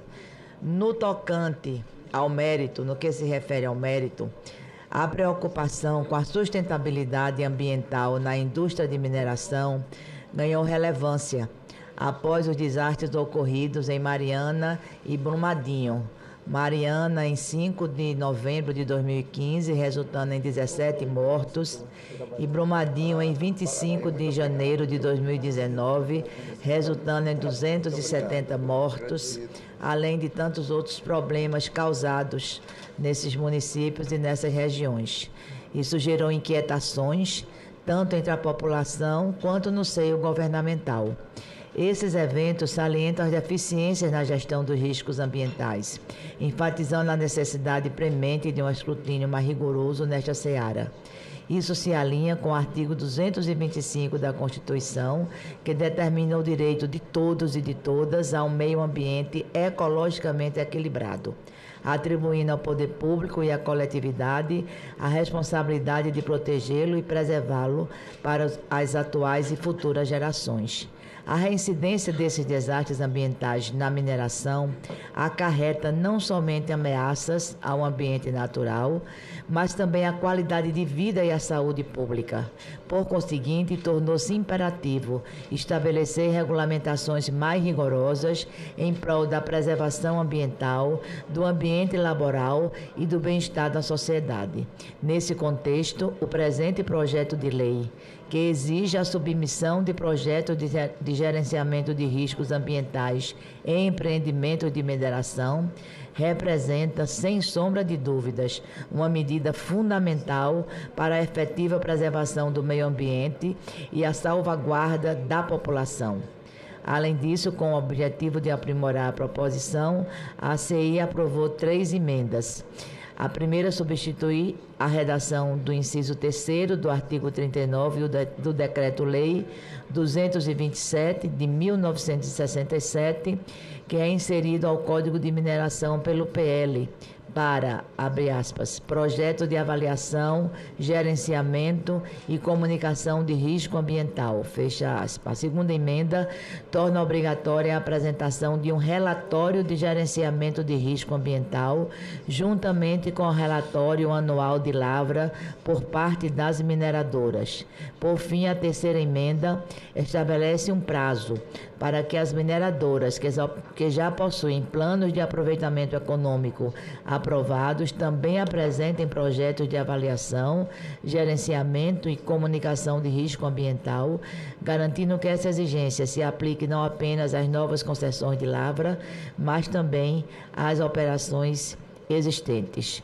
Comungamos com o entendimento da Comissão de Infraestrutura, cujas emendas aperfeiçoaram o projeto, revestindo de efetividade no tocante à proteção social e ambiental, já presente no teor do PL original. Nossa conclusão, portanto, é que o PL 1303 de 2019, juntamente com as 3 emendas aprovadas pela CI, inova e aperfeiçoa a legislação ambiental do Brasil e, sendo assim, merece ser aprovado. O voto, portanto, é pela aprovação do projeto de lei com as emendas já aqui referidas. E parabenizando a senadora Zenaide Maia por esse projeto tão importante para a sociedade brasileira. Senhor presidente, se possível, abrir o painel de votação enquanto se discute, né?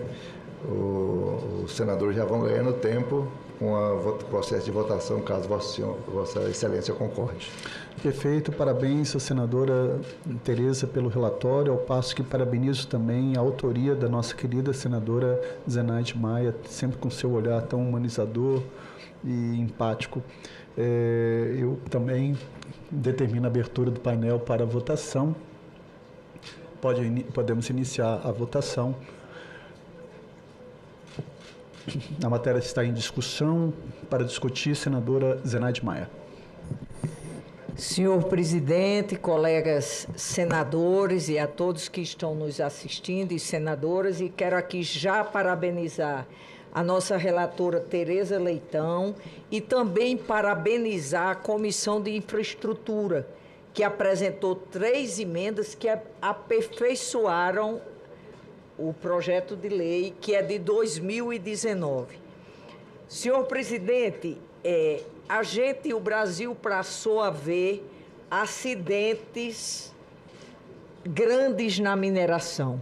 E quando completou 5 anos de Brumadinho, que esse acidente foi em janeiro de 2019, que aqui essa casa fez até CPI, a gente viu reportagens mostrando que aquelas pessoas atingidas, seja com suas residências ou aqueles que ficaram soterrados, que são mais de 270 pessoas, ainda não tinham sido devidamente indenizados por aquelas mineradoras, não só aqueles que perderam a vida de seus familiares, mas que perderam suas residências e aqueles que sobreviviam dos rios, do rio que foi contaminado. Então, eu vendo aquilo ali, aí eu digo, meu Deus, hora da gente ver esse projeto que está desde 2019. Me chamou a atenção a não indenização daquelas pessoas que vivem o tempo todo com medo. E como médica, quem é médico sempre se preocupa com a prevenção. Um código de mineração de 1969 e que não previa essa responsabilidade, esse plano de aplicação para ver, antes de autorizar a larva de qualquer produto mineral, ele ter que apresentar esse projeto defendendo a natureza. Gente, quando se defende o meio ambiente, se defende a vida de seres humanos, animais e tudo. Então, eu pedi um levantamento, presidente, e o que me mostrou essa nota informativa, só para ter, eu digo, por que será que a mineradora ainda não indenizou essas famílias? Por que será? Aí eu fui olhar, no período de janeiro de 2019 a setembro de 2023, aqui não tem o último trimestre de 2023, o lucro líquido acumulado da Vale S.A. foi de 265,2 bilhões de reais. Desses recursos, 133,5 foram distribuídos com os acionistas. E não indenizou as famílias que perderam seus entes queridos. Eu queria dizer isso, a gente tinha que falar isso aqui. Eu acho que a senadora Leila, que foi quem era a presidente dessa, ou era a nossa senadora Rose de Freitas, sobre a CPI. A CPI mostrou. 5 anos depois, nós estamos discutindo isso aqui. Então, gente, esse projeto é para prevenir a morte a curto prazo, que é o soterrar pessoas vivas, a médio prazo, a contaminação dos rios, que as pessoas não possam nem beber água. Hoje, quem está ao redor do Rio Doce, naquela área toda contaminada, a mineradora está fornecendo água mineral, água potável, mas só quem mora até 100 metros. Você imagine quem vive do rio e que mora a 300 metros ou 500 metros. Ou seja,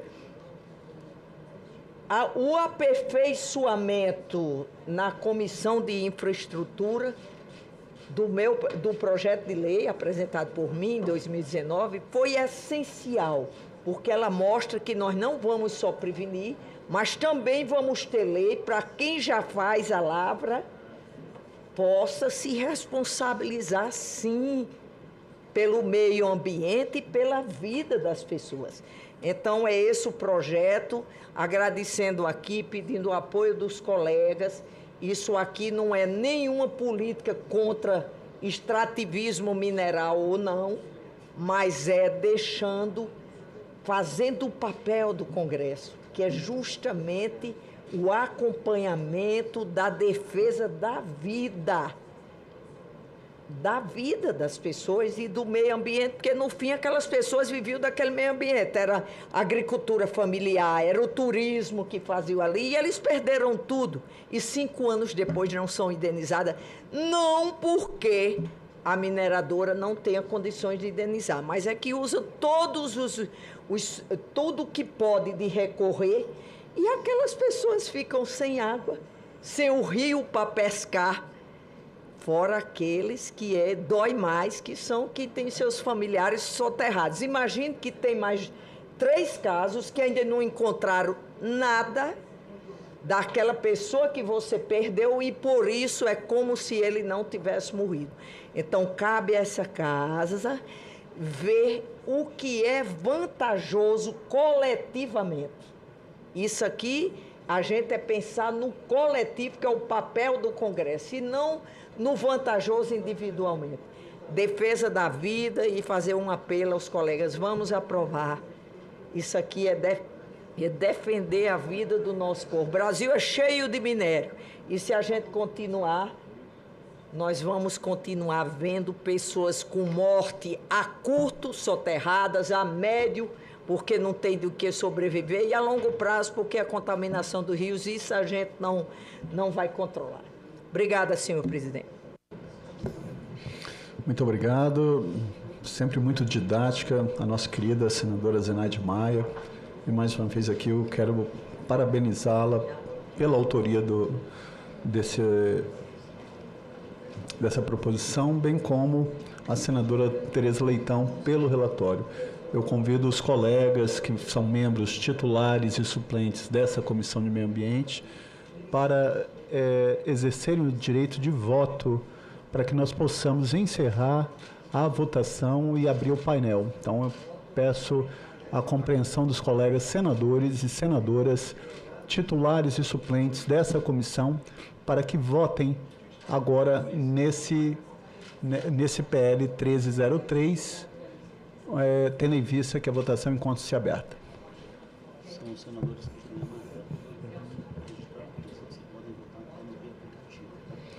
Informo ainda que os senadores podem exercer esse direito de voto pelo aplicativo. E aqui eu faço um apelo ao senador Marcos Duval, ao senador Plínio Valério, ao senador Eduardo Gomes, à senadora Margarete Busetti, ao senador Jacques Wagner, enfim, a todos os senadores que já registraram presença e que podem aí votar pelo aplicativo. Por gentileza, faço esse apelo aos colegas senadores e senadoras.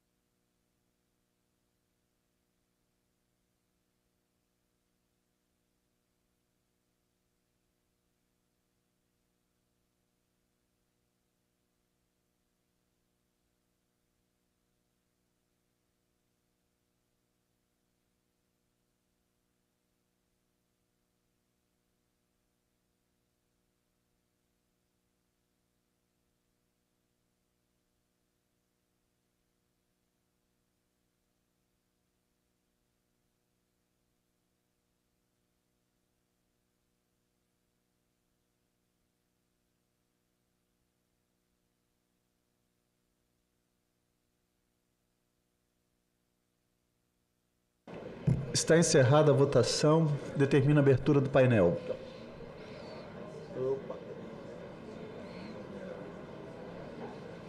Cadê?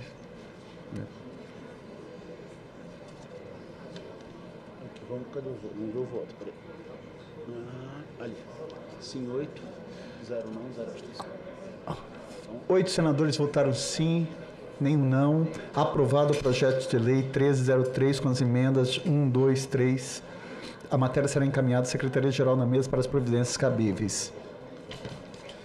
Anuncio o item extra pauta, requerimento de Comissão do Meio Ambiente, autoria senador Jaime Campos, requer nos termos do artigo 58, parágrafo 2º, 2 da Constituição Federal 93 do Regimento Interno do Senado Federal, realização de audiência pública com objetivo para discutir o PL 548220, que versa sobre o Estatuto Pantanal. A votação será simbólica. Em votação, os senadores concordam que permaneçam como se encontra. Aprovado o requerimento. Informo que no dia 27 de fevereiro teremos audiência pública conjunto com a Comissão de Serviços de Infraestrutura para debater o potencial e os desafios para viabilizar o uso do hidrogênio sustentável como fonte renovável de energia no país, sua utilização na indústria e contribuição para a redução da emissão de gases de efeito estufa. Nada mais havendo, declaro encerrada a reunião. Muito obrigado.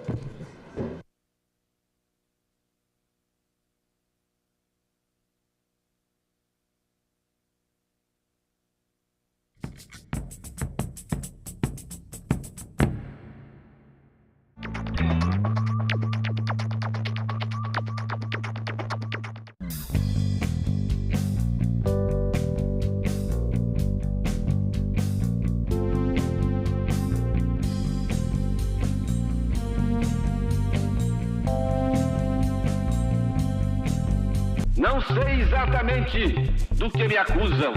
Já a nação vive sob os efeitos do terror.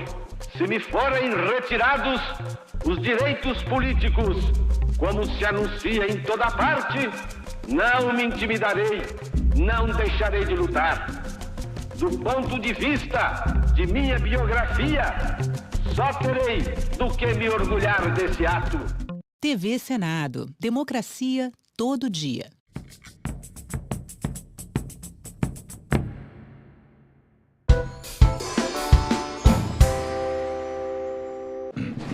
Havendo número regimental, declaro aberta a segunda reunião da Comissão de Educação e Cultura da segunda sessão legislativa ordinária da 57ª legislatura, que se realiza nesta data, 20 de fevereiro de 2024. Comunicados da Presidência. Comunico que foram apresentados à comissão os seguintes documentos. Moção de apoio número 17, 2023, encaminhada pela Câmara Municipal do Rio Grande da Serra, São Paulo, contendo manifestação de apoio à criação do Instituto Federal do Grande ABC.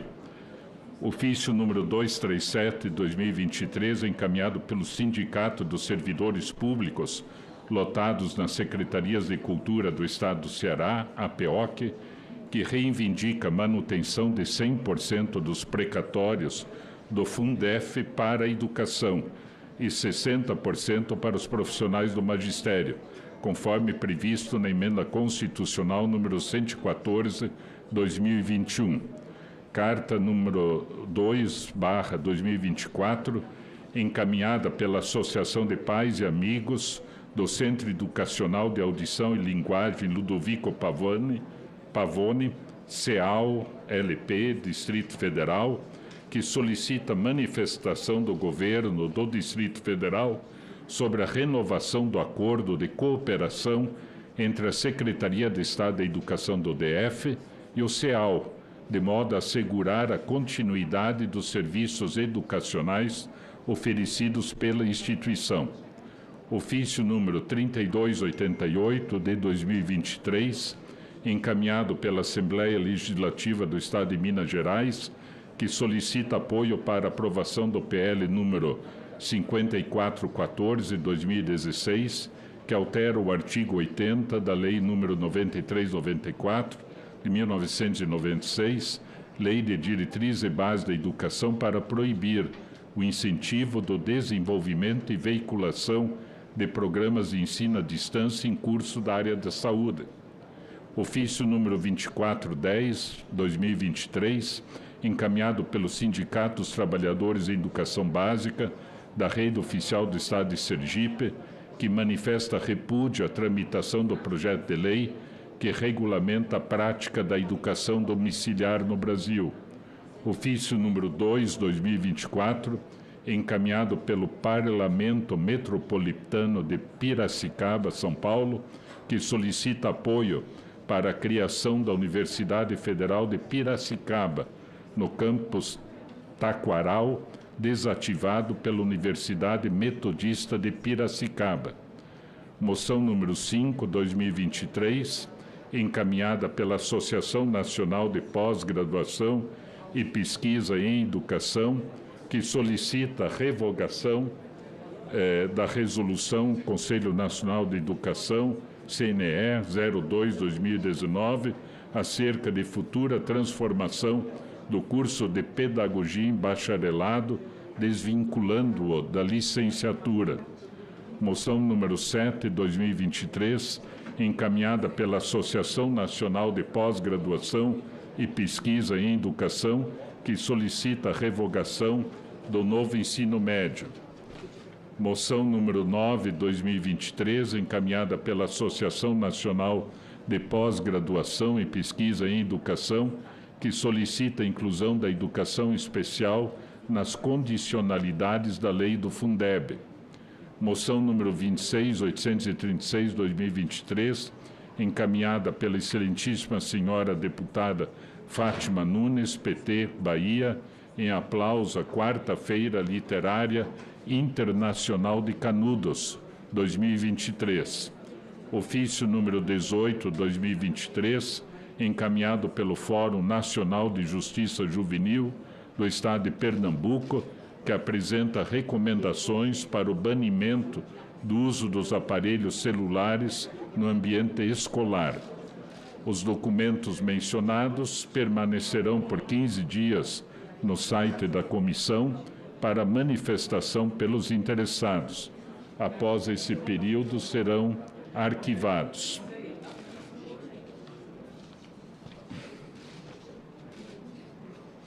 Antes de iniciarmos os nossos trabalhos, submeto à deliberação do plenário a dispensa da leitura e aprovação das atas das seguintes reuniões: 95ª, realizada em 12 de dezembro de 2023, 96ª, realizada em 12 de dezembro de 2023, 97ª, realizada em 14 de dezembro de 2023, e primeira de 2024, realizada em 7 de fevereiro de 2024.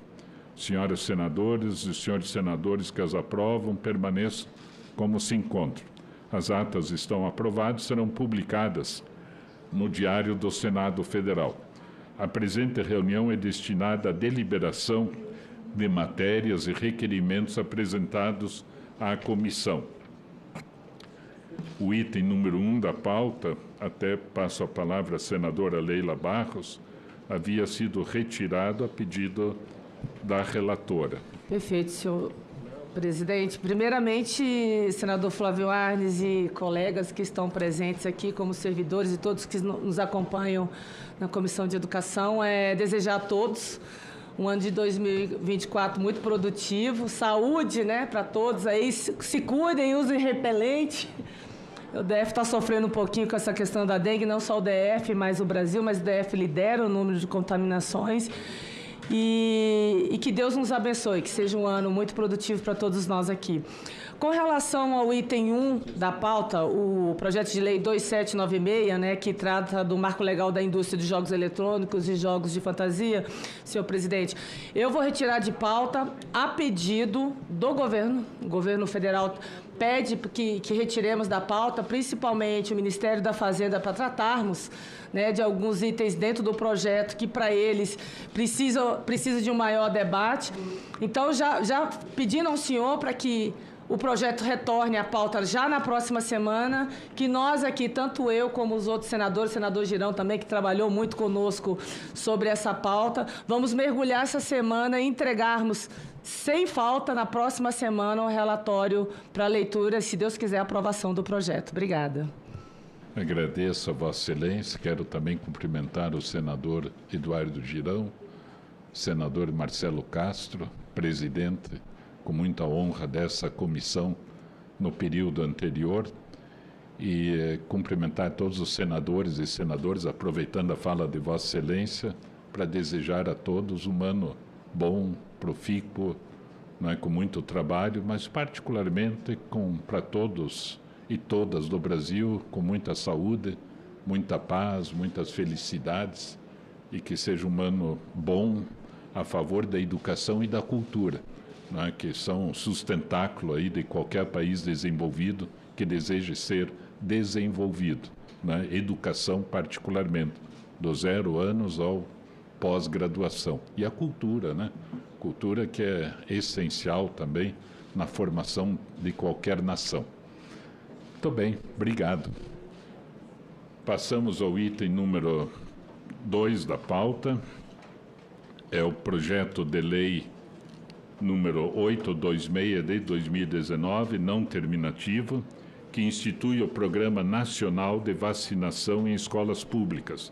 Autoria Câmara dos Deputados, relatoria senador Marcelo Castro, relatório pela aprovação do projeto e da emenda número 1 da CAS. A matéria foi apreciada pela Comissão de Assuntos Sociais, com parecer favorável ao projeto, com a emenda número 1 da CAS. A matéria constou da pauta da reunião do dia 12 de dezembro de 2023. Em 12 de dezembro de 2023 foi concedida vista coletiva nos termos regimentais. Uma vez que o relatório já foi lido, consulta o senador Marcelo Castro se gostaria de fazer uso da palavra. Presidente, só pela ordem, se o meu querido irmão, quase conterrâneo, com a palavra, senador Girão, Castro, permitir. Primeiramente, queria lhe cumprimentar, senador Flávio Arnes. O senhor é a pessoa certa no lugar certo, O seu DNA é de educação pela paz, e uma pessoa muito serena que tem conduzido aqui essa comissão com muita maestria. Quero cumprimentar o senador Marcelo Castro também, que foi um excelente presidente da Comissão de Educação no período anterior. Senadora Leila Barros, que faz um trabalho maravilhoso também em todas as comissões que participa. Senador astronauta Marcos Pontes, senadora Zenaide chegando também.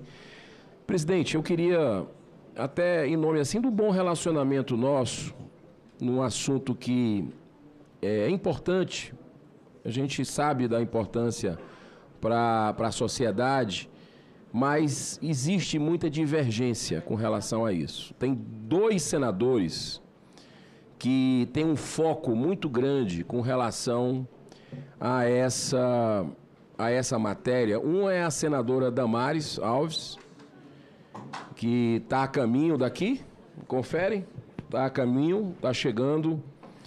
E outro é o senador Magno Malta, que inclusive tem um requerimento que eu gostaria de subscrever, que é para adiamento dessa votação específica por 1 semana. E vou explicar por quê, senador Flávio Arnes. Nós participamos, no ano passado, de um debate muito profícuo nessa casa, onde nós pudemos conversar na CAIS sobre esse PL de vacinação em criança, nas escolas. O senador Humberto Costa foi muito receptivo, procurou encontrar um caminho. Nós conseguimos encontrar um caminho para que pudéssemos aprovar naquela comissão, fizemos um acordo, inclusive. Na semana seguinte, eu entrei no plenário do Senado Federal com uma sessão de debates temáticos, com uma lista extensa de cientistas, de autoridades, de médicos, e nós aprovamos essa sessão de debates no plenário do Senado, que vai ocorrer na próxima segunda-feira, dia 26, às 9 horas da manhã. E tem está tendo uma expectativa muito grande da sociedade, muitas famílias preocupadas, e eu entendo por quê. Né? O Brasil, por exemplo, só dando um dado, o senador astronauta Marcos Pontes, é o único país do mundo que está exigindo a obrigatoriedade de vacina para criança em Covid. Vacina de Covid para criança. Em nenhum outro lugar do planeta existe essa obrigação. Então causa muita estranheza porque que o governo federal está querendo isso, se o resto do mundo inteiro viu que o custo-benefício não compensa. Porque as crianças não são um foco, não são um grupo de risco dessa doença da Covid.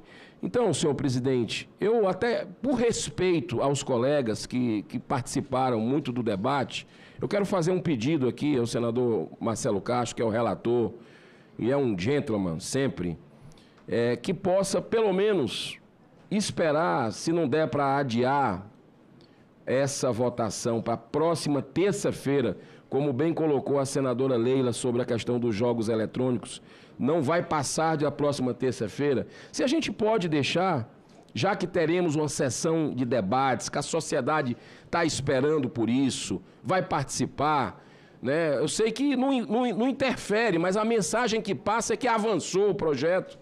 Eu acho que a gente poderia esperar esse debate no plenário do Senado Federal. Estamos até abrindo mão, senadora Leila, de uma audiência pública aqui que é legítima, seria legítima também, uma audiência pública aqui na Comissão de Educação, aqui na CE. Nós estamos abrindo mão. Só peço, se não pudermos adiar isso para a próxima semana, que espere o senador Magno Malta, que está chegando aqui no plenário, assim como a senadora Damares, para que eles possam colocar os argumentos. O senador Magno Malta tem um requerimento dele, que eu quero deixar muito claro que subscrevo, para que a gente possa votar o adiamento dessa matéria. Então, é só uma ponderação que eu faço com muito respeito, não tirando a importância desse assunto, que faz parte da democracia, que a gente possa chegar na resolução através do voto, mas pelo bom relacionamento eu só peço esperar. Temos outras 19 pautas aqui, se a gente pode pelo menos esperar umas 3, 4 pautas enquanto o senador Magno Malta e a senadora Damares chegam nesse plenário. Esse é o pedido que eu faço, se for possível atender, presidente. Continua em discussão a matéria. Antes do relator, senadora Zenaide Maia, aliás, quero cumprimentar o senador Marcos Pontes também, a senadora Zenaide Maia. Não.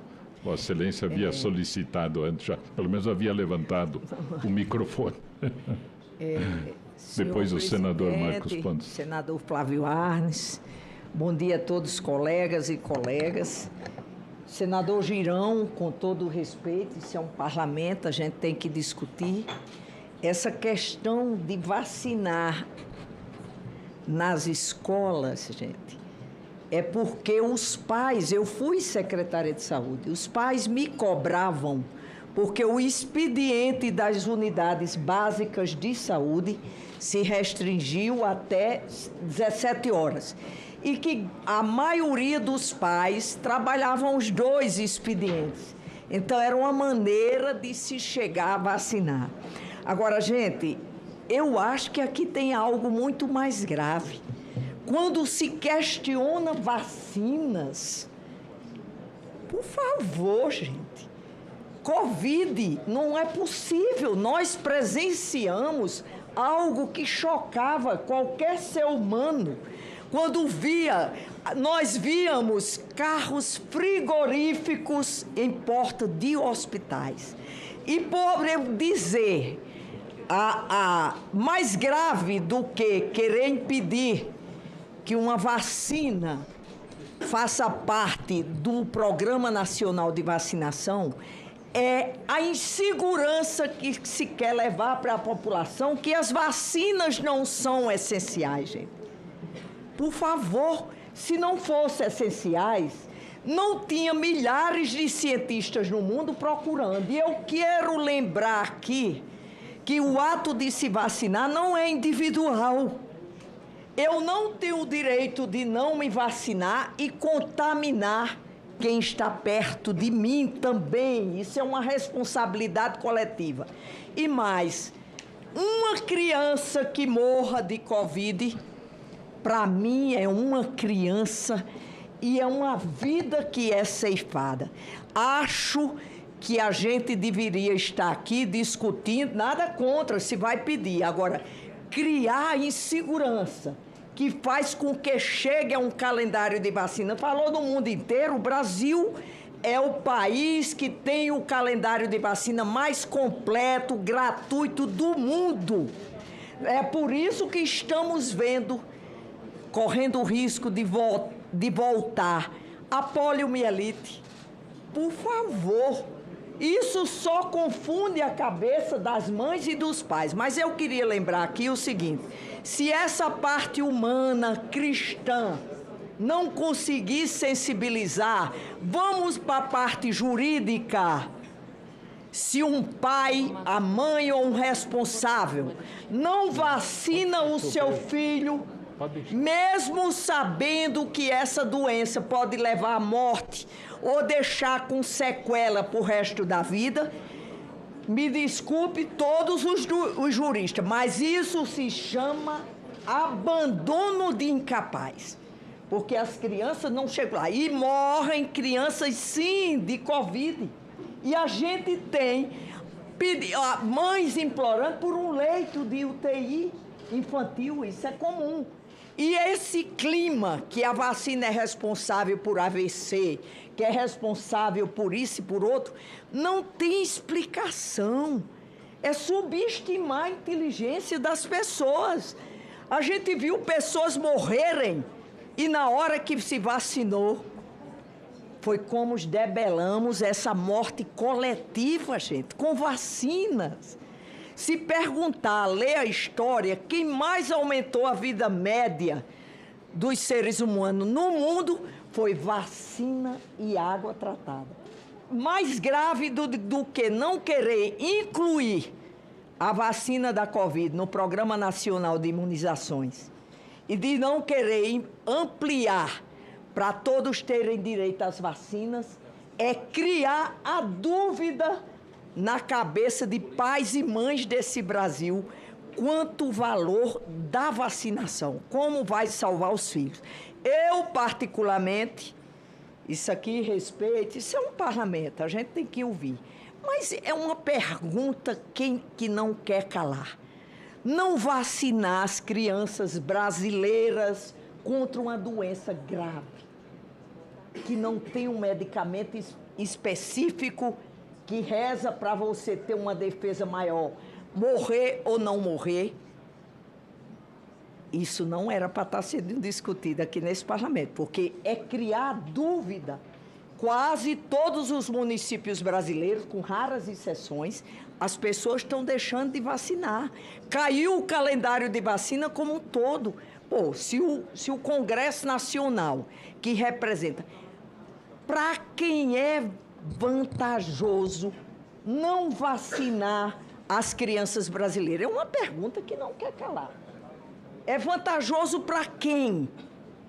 Para as crianças brasileiras, com certeza não é. Obrigada, senhor presidente.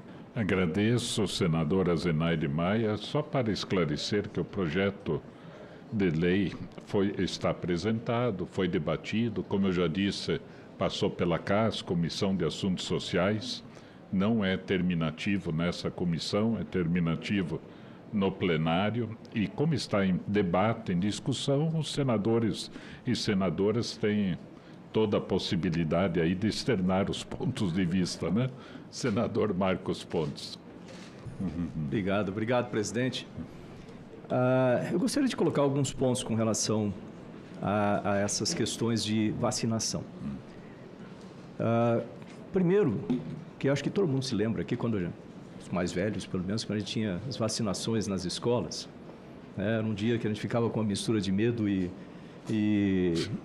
expectativa, formava aquelas filas ali, e acho que todos nós fomos vacinados por grande parte de vacinas que mudaram a história das doenças na humanidade, como poliomielite e uma série de outras. Vacina é importante. Esse é um primeiro ponto a ser colocado. Vacina é muito importante. Segundo ponto, com relação ao desenvolvimento de vacinas no Brasil. Eu, como ministro de Ciência, na época, como ministro de Ciência, Tecnologia e Inovações, fui um dos defensores do desenvolvimento de vacinas no Brasil. Nós criamos ali no BHTEC, do lado da Universidade Federal de Minas Gerais, com auxílio da Universidade de Minas Gerais, o Centro Nacional de Desenvolvimento de Tecnologia de Vacinas. Hoje o Brasil tem capacidade de desenvolver qualquer tipo de vacina com os nossos cientistas e transformar essas vacinas em produto, que é uma das dificuldades. Você faz na bancada, mas depois para transformar isso aí em produto, segue-se toda uma sequência de procedimentos que são difíceis e precisam ser feitos obedecendo todos os regulamentos, inclusive acompanhados pela Anvisa a cada passo, para que isso seja possível. Isso vai desde o desenvolvimento em bancada da ideia da vacina, passando por testes pré-clínicos com animais e depois os testes clínicos com seres humanos, e aí uma sequência em fase 1, 2, 3, fase 1 com um grupo pequeno de voluntários, depois a fase 2, depois de comprovado que aquilo é mais seguro, uma fase 2 com um número maior de voluntários, uma fase 3 com milhares de voluntários, para ver mais a eficiência da vacina. Então, segue-se um protocolo bastante restrito, bastante exigente para o desenvolvimento de vacinas.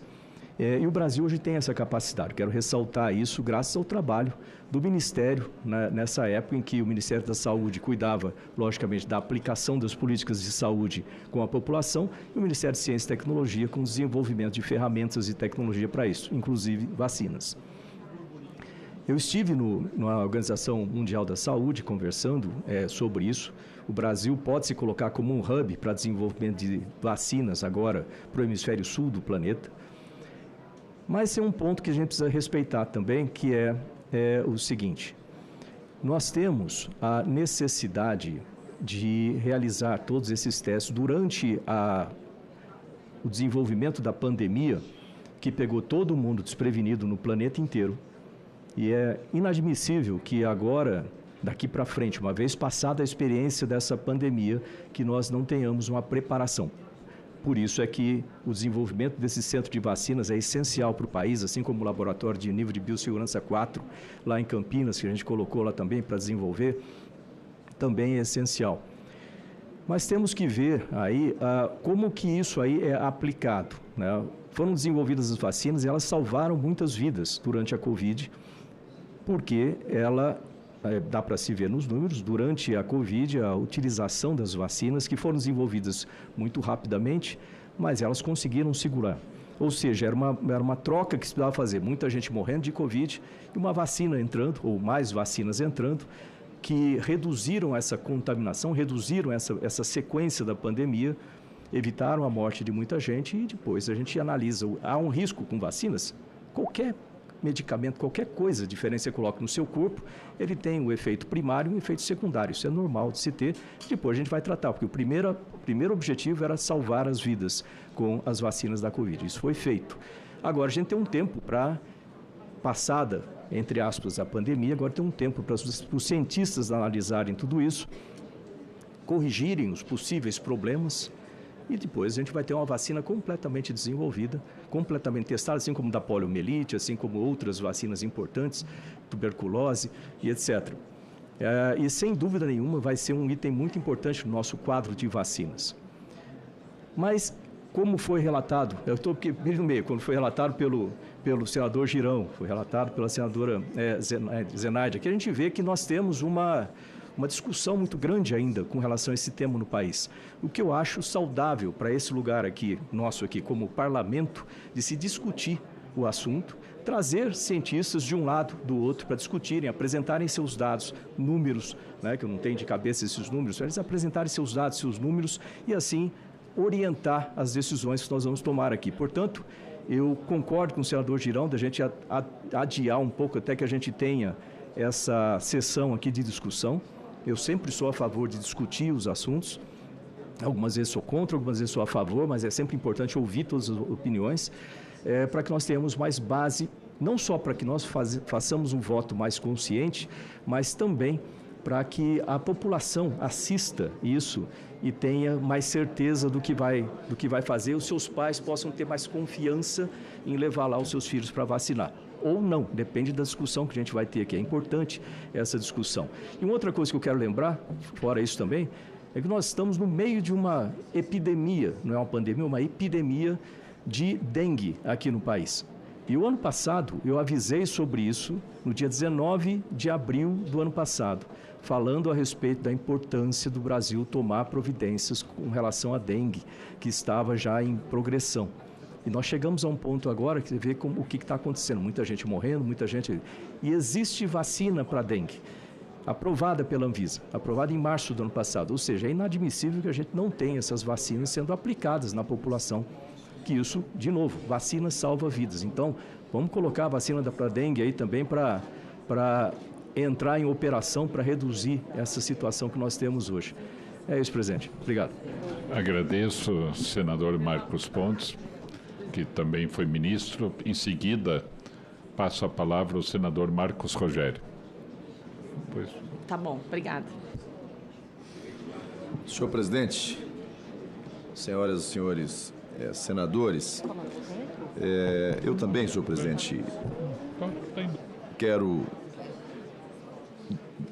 participar dessa discussão em razão das preocupações que tenho com relação a esse projeto. O projeto torna obrigatória a participação das escolas públicas, escolas com ensino infantil,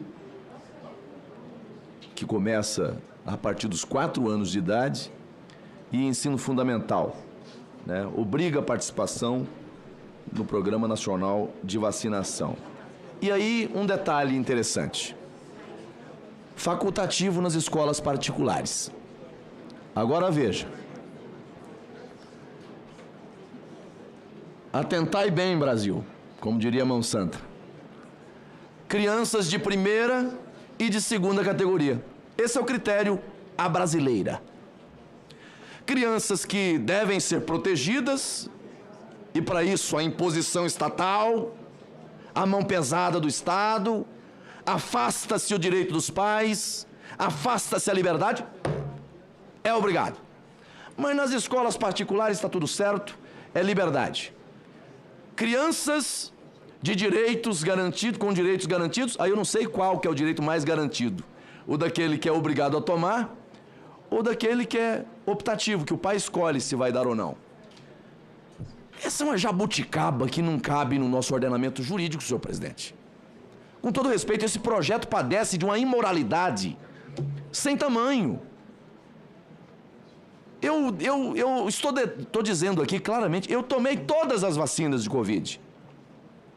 Não vem com esse discursinho aí de que é contra a vacina. Não, eu não sou contra a vacina. Eu tomei as vacinas. Agora, eu sou contra hipocrisia. E aqui eu vejo um caso clássico de hipocrisia. Como é que você impõe uma situação para quem é de escola pública, se é para proteger, se é para o bem, para tutelar os indefesos? Ah, não, das particulares não são indefesos, esses são protegidos. Com todo respeito, senhor presidente, com todo respeito, respeito aqui os eminentes colegas, os eminentes pares, mas eu não posso concordar com a premissa, porque ela é falsa. E eu não estou entrando nos demais, eu tenho vários pontos que eu elenquei, mas eu estou me baseando num único ponto. Como é que você diz que criança de pobre é obrigada a vacinar? Criança de rico, não. O filho do pobre, aí... Mas o filho do rico não vai frequentar o ambiente que o pobre vai depois. Ou o filho do pobre não vai frequentar. Porque se o filho do rico frequenta o lugar que o pobre vai, e eu estou fazendo essa comparação, filho do rico e do pobre, porque escola pública e escola particular se estabeleceu no Brasil que quem vai para um é rico, quem vai para outro é pobre. Ora, então vem cá. O filho do rico que não se vacinou vai ficar proibido de frequentar o shopping porque o filho, o pobre se vacinou e ele não. Senhor presidente, mas vamos em frente. Determina que a escola comunique aos pais ou responsáveis de todos os alunos as datas da visita das equipes de saúde, bem como promova a orientação aos alunos. Tá tudo certo. Aqui tá ok. Orientação aos pais, orientação aos alunos, né? Colocando a par das informações, das instruções, está tudo certo. O objetivo seria o de intensificar as ações de vacinação e elevar a cobertura vacinal da população. Está tudo certo. Agora, obrigar ou colocar uma condicionante em que ele não possa participar, aí está indo longe demais. A preocupação reside quanto à obrigatoriedade da vacina contra a Covid-19 para crianças. Por quê? A meu ver, extrapola o limite da imposição de obrigações para os pais na criação dos seus filhos.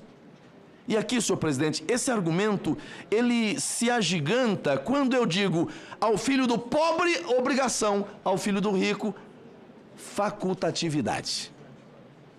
Alguém pode me convencer de que a diferença entre o filho do rico e o filho do pobre com relação às imunidades? O filho do rico da escola particular, ele tem uma imunidade pessoal, não vacinal, maior do que o filho do pobre que está na escola pública? É isso? Alguém me responda, por favor. Essa diferença é uma diferença preconceituosa. Preconceituosa. Mas vamos adiante. O programa de imunização estipula o esquema vacinal para o público de 6 meses a 4 anos, 11 meses e 29 dias. Ensino infantil, repito, que começa aos 4 anos de idade. Contudo, esse público é justamente um dos de baixo risco para casos graves da doença, conforme documento atualizado das recomendações da Organização Mundial da Saúde para vacinação contra a Covid-19, publicação recente da Organização Mundial da Saúde. Vacina protege contra a Covid? Não. Eu tomei vacina. Peguei Covid 2 vezes. Eu tomei todas as doses da vacina. Peguei Covid. Alguém pode dizer assim, não. Ela não protege contra a Covid, mas ela protege contra os efeitos graves da Covid. Aí eu não vou discutir, porque eu peguei e o sintoma foi de gripe.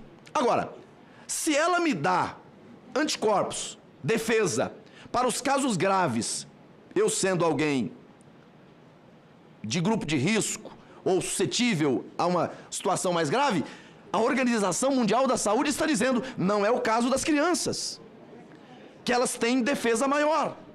Elas não são grupo de risco. Então, senhor presidente, é preciso olhar para isso com mais atenção, com mais cuidado.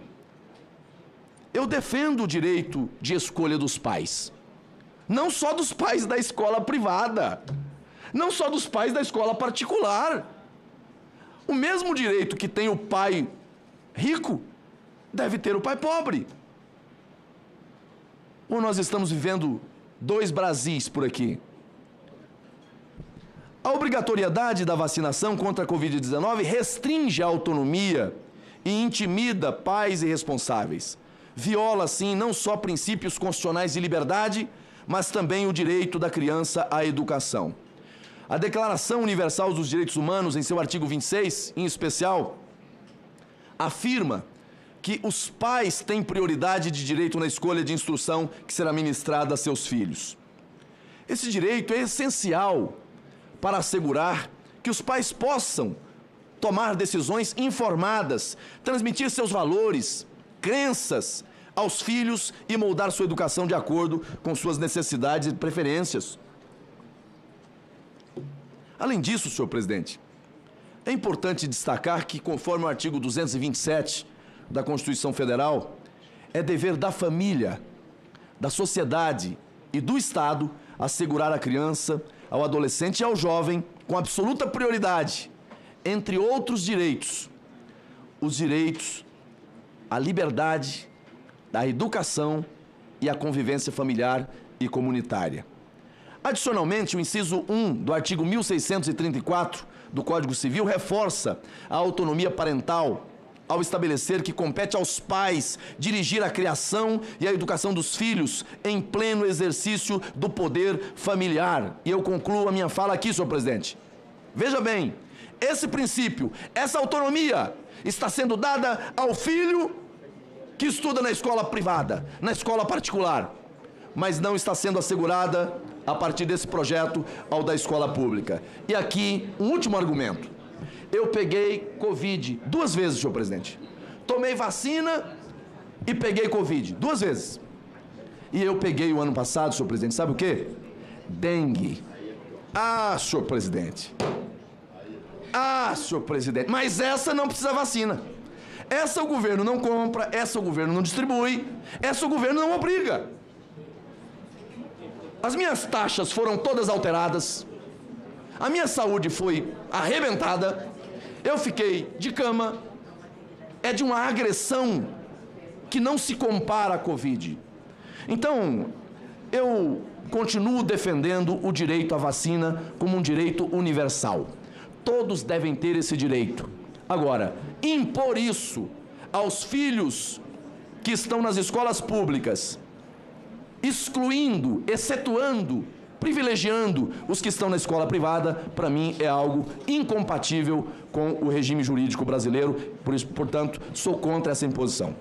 Agradeço, senador Marcos Rogério, pela intervenção.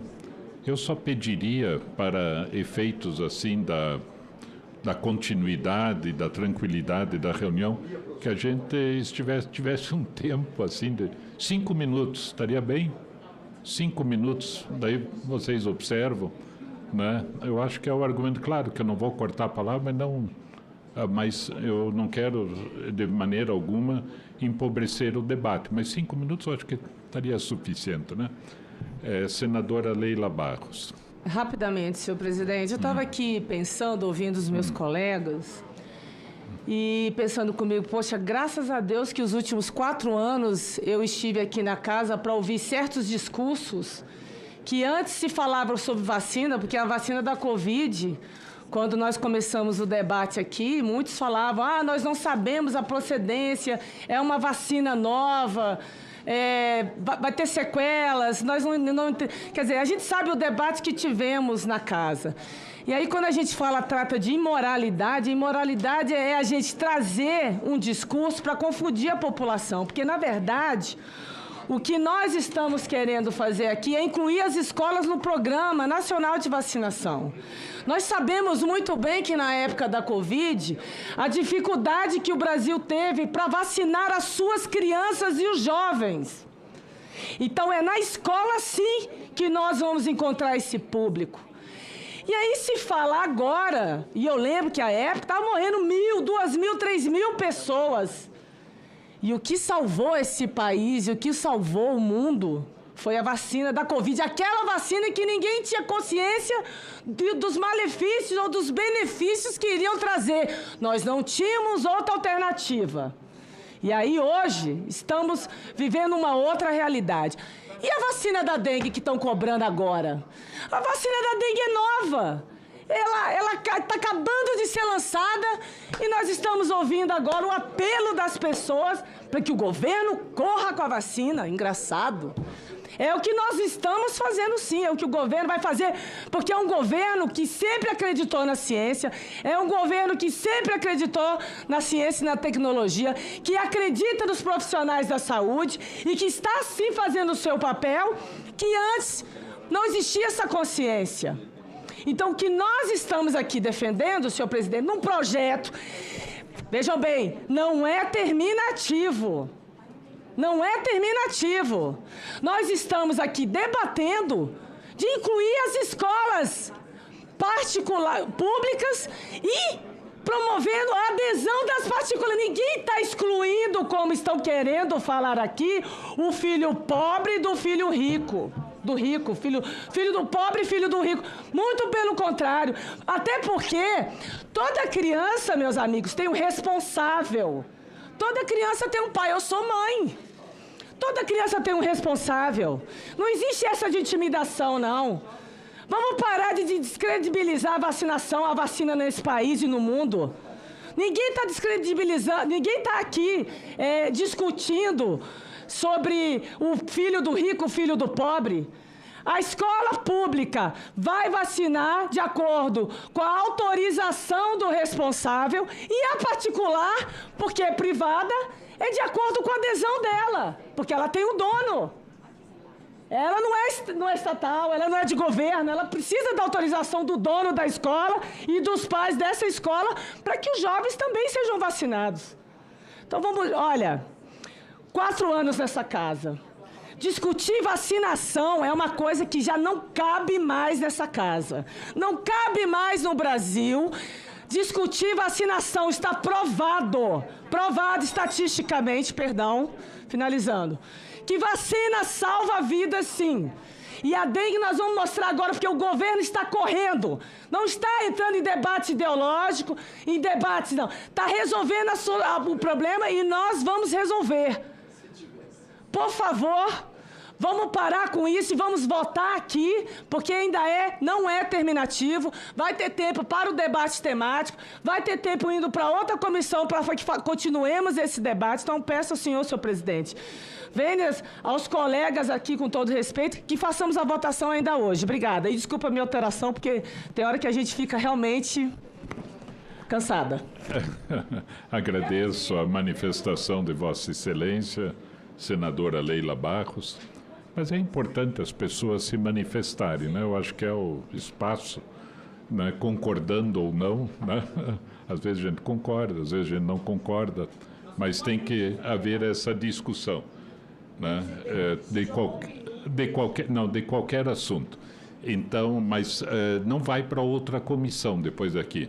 Votado aqui, caso seja aprovado, vai para o plenário, né? Tudo bem que vá para o plenário. Para o plenário, não é terminativo o projeto de lei nessa comissão, vai para o plenário, porque a origem do projeto é na Câmara dos Deputados. Então passou pela CAS, está passando pela Comissão de Educação, não do ponto de vista da saúde até, mas do ponto de vista da escola, da educação, dos alunos, das famílias, escolas públicas, escolas particulares. Isso. E o que está sendo debatido, na verdade, é a matéria e uma solicitação se seria votado hoje ou semana que vem. Mas isso é o relator depois que vai se posicionar sobre isso também. Senador Magno Malta. Senhor presidente, senhores senadores, senhoras senadoras, cansou mais do que 3-7 na Olimpíada, né?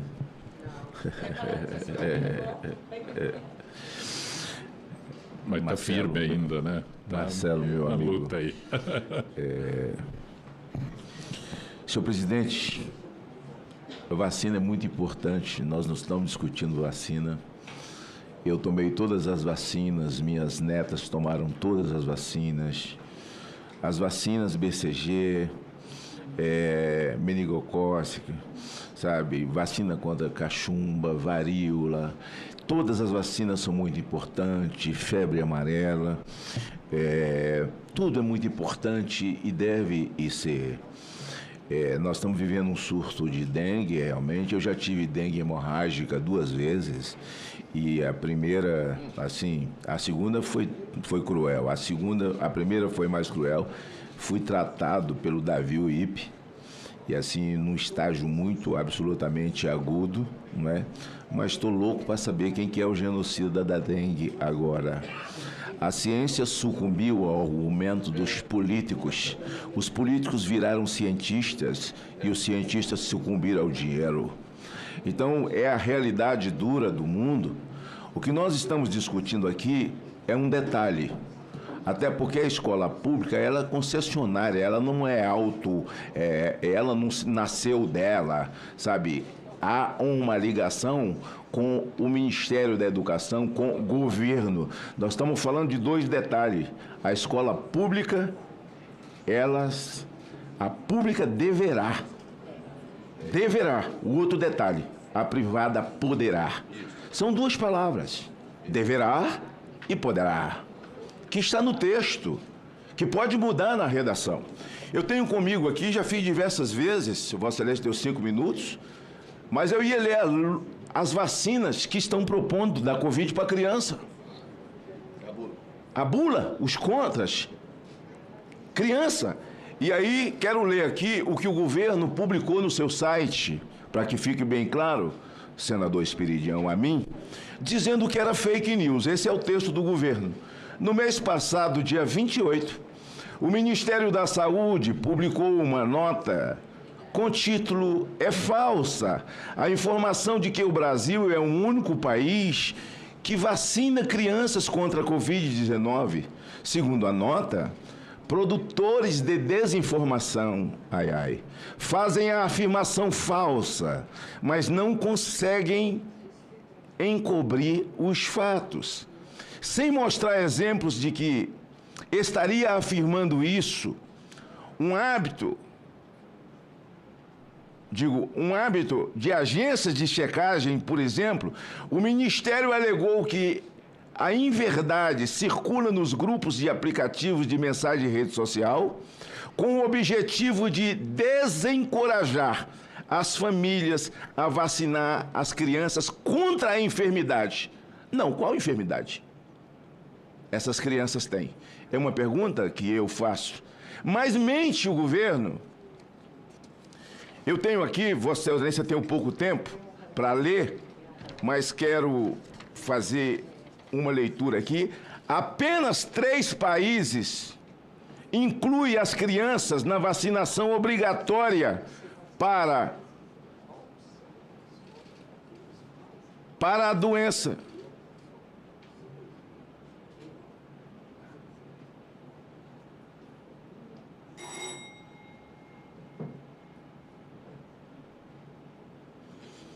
Costa Rica, Equador e Indonésia.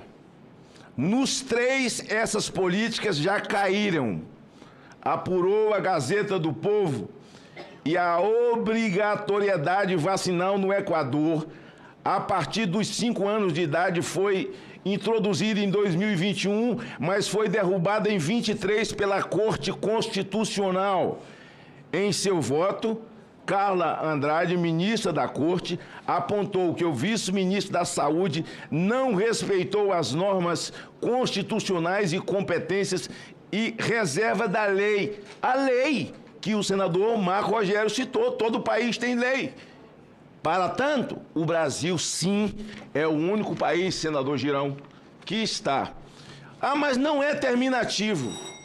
Isso é uma frase muito boa para quem quer continuar e chegar lá na frente e aprovar. Estou entrando para 24 anos nessa casa. Passei mais 4 na outra. Também conheço a tramitação das coisas e uma palavra, o que ela pode mudar para levar para uma outra comissão. O que discutimos aqui não tem nada a ver com essas vacinas que são aplicadas, que nós somos favoráveis tremendamente. Tremendamente. E nunca vimos no Brasil um surto de dengue como estamos vendo nesse momento. Mas, se alguém fala nisso, é terraplanista, é contra a ciência. E é o seguinte, e contra-argumento, só existe um: você é fascista. Você é fascista. Encerro a minha fala, senhor presidente, dizendo que sou contra absolutamente, por ver no mundo a ciência sucumbida ao argumento e o dinheiro dos políticos, e os políticos viraram cientistas.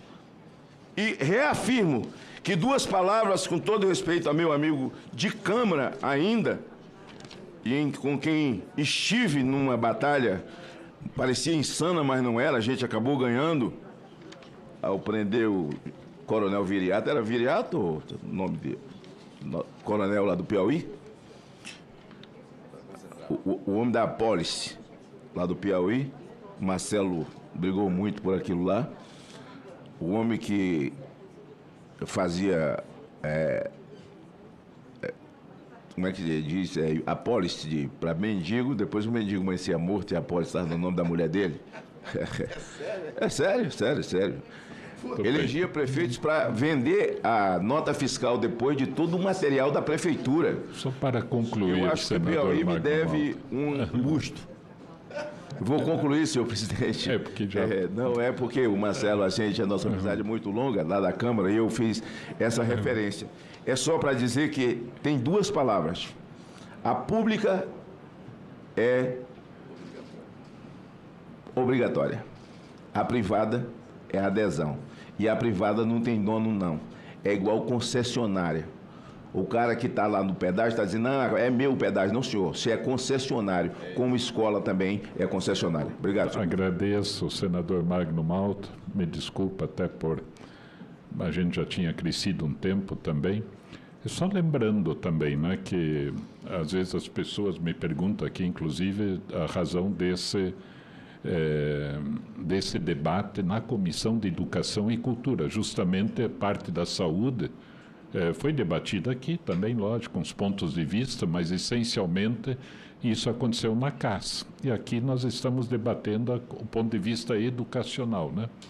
Da escola poderá, deverá, escola pública, escola privada, tal, e dizendo que somos, né, a favor da vacinação. Isso é importante que fique claro para todo mundo que, em todas as falas, me parece que aconteceu isso, quer dizer, não vacinar contra a poliomielite, poxa vida, a pessoa pode morrer, pode ter sequela, viver 30 anos num respirador, ou uma criança desnutrida que tenha sarampo, tem 400 vezes mais chances de ficar com deficiência intelectual, né, deficiência visual, o que foi citado, febre amarela, BCG, quer dizer, a família, inclusive, ser alertada, né, em relação à incompatibilidade sanguínea também para tomar a vacina, porque senão as gestações futuras terão dificuldade, né, haverá dificuldade, tétano, tanta coisa.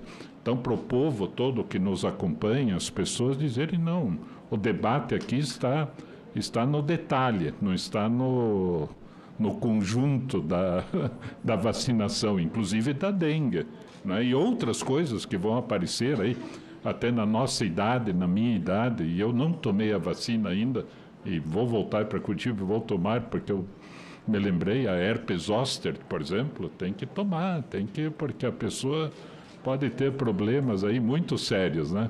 Então, mas é uma idade, né? Não é para todo mundo, é de uma certa idade para frente. Só antes, senador, o senador Esperidião Amin com a palavra. Presidente, senhoras senadoras, senhores senadores, eu vou ser o mais conciso possível. Não posso deixar de registrar que no meu estado nós vivemos entre 79 e 80 uma campanha que mudou a história de Santa Catarina, com a presença do Albert Sabin, e conseguimos 100% de vacinação. Isso é um fato histórico. E depois disso nós acompanhamos um declínio. E na vacinação da poliomielite, esse ano, para chegar a 50%, foi com muito esforço, com várias prorrogações. Ou seja, nós nos deseducamos. A mesma vacina que nos levou a esse galardão, depois nos levou a esta frouxidão. De forma que, sobre esse assunto, eu só tenho dois comentários a fazer. Eu não discuto com cientista nem com a ciência. Até porque a primeira vez eu perdi cabelo várias vezes. Eu perdi cabelo a primeira vez com um sarampão, aos 13 anos de idade. Se tivesse a vacina, eu não ganharia essa distinção, com a qual eu estou conformado, e o Marcelo Castro, senador Marcelo Castro, por exemplo, se rebela contra a sua testa ascendente, né? Agora, eu tenho dúvidas sobre a constitucionalidade do tratamento diferenciado para o público e para o privado. Se é bom, tem que ser para todo mundo. E se há dúvidas, se é bom, para ninguém. Eu não tenho dúvida. Eu tomei todas as vacinas, até para agradar o senador Marcos Rogério. Eu tive as 2 Covid depois de ter tomado as 3 vacinas. Eu também. Né? Sou fã ardoroso da Catarina Caricó, que foi a mulher do RNA. A biografia dela já me fez conceder a ela o Nobel da medicina, da paz e do que queiram. Agora, eu acho que essa questão de obrigar alguns e não obrigar outros, no mínimo, por prudência, eu ouviria a Comissão de Constituição, Justiça e Cidadania. Muito obrigado. Bem, em seguida passa a palavra a senadora Tereza Leitão, que ainda não se manifestou. Né? Bom dia, senhor presidente e demais membros desta comissão. Desejo que tenhamos um ano de muito debate, um ano muito profícuo, de muitas realizações. Essa campanha que o senador Espiridão a mim se referiu, eu participei dela também, lá no meu estado, como professora de educação infantil, de crianças de 4 a 6 anos de idade. E a nossa escola atuou como ela, de fato, se propunha a ser. Era uma escola de referência, o Jardim de Infância Ana Rosa Falcão de Carvalho, no Recife. As escolas são, via de regra, senador Marcelo, polos comunitários, polos de aglutinação, polos que dialogam com o seu entorno. Como se isso não bastasse, hoje nós temos no Brasil 22 mil escolas que reúnem mais de 50 milhões de pessoas, entre estudantes e profissionais. O efeito multiplicador de uma campanha nesses espaços, inequivocamente, ele tende a ser vitorioso, como foi lá na década de 80, com nossos pequenininhos, trazendo seus irmãos, suas famílias, e aquilo surtiu um efeito realmente muito importante. Quase 70% das matrículas de educação básica estão na escola pública. Como se isso não bastasse, em termos quantitativos, nós temos carência ainda no Brasil de um sistema nacional de educação. A escola privada, ela é permitida no nosso país, é livre a iniciativa privada oferecer educação de todos os níveis, educação básica e ensino superior. Muitas coisas estão na Constituição, estão na LDB e elas são obrigadas a seguir, outras não. É da livre iniciativa. Neste caso, o deverá tem esse condão, senadora, de obedecer à lei para quem deve e para quem pode. Muitas escolas privadas fazem muita coisa parecida, ou igual, ou melhor, ou pior, do que a escola pública. Outras seguem o seu rito, porque assim a lei permite, enquanto não forem regulamentadas. Há uma demanda por regulamentação pendente de um debate mais profundo que se insere no Sistema Nacional de Educação, que está por ser feita ou está sendo feita. Então, jamais nós poderíamos dizer que a escola privada deve, porque seríamos alvo, inclusive, de contestações. Certamente seríamos alvos de contestações. Terminada essa parte, eu quero ler um outro instrumento legal que nos ajuda muito a entender esse Programa Nacional de Vacinação em Escolas Públicas. É o Estatuto da Criança e do Adolescente. Esse estatuto, se fosse rigorosamente seguido, não é? Nós teríamos crianças mais felizes no nosso país. No artigo 12, ele diz o seguinte: a sociedade participa solidariamente com a família e o Estado, da proteção e da promoção da criança na primeira infância, nos termos do caput do artigo 7º, do parágrafo 7º do artigo 227, combinado com o inciso 2 do artigo 204 da Constituição Federal, entre outras formas. Aí segue várias formas até chegarmos no inciso 6, promovendo ou participando de campanhas e ações que visem aprofundar a consciência social sobre o significado da primeira infância no desenvolvimento do ser humano. Artigo 14 do mesmo Estatuto. O Sistema Único de Saúde promoverá programas de assistência médica e odontológica para a prevenção das enfermidades que ordinariamente afetam a população infantil e campanhas de educação sanitária para pais, educadores e alunos. Parágrafo 1º.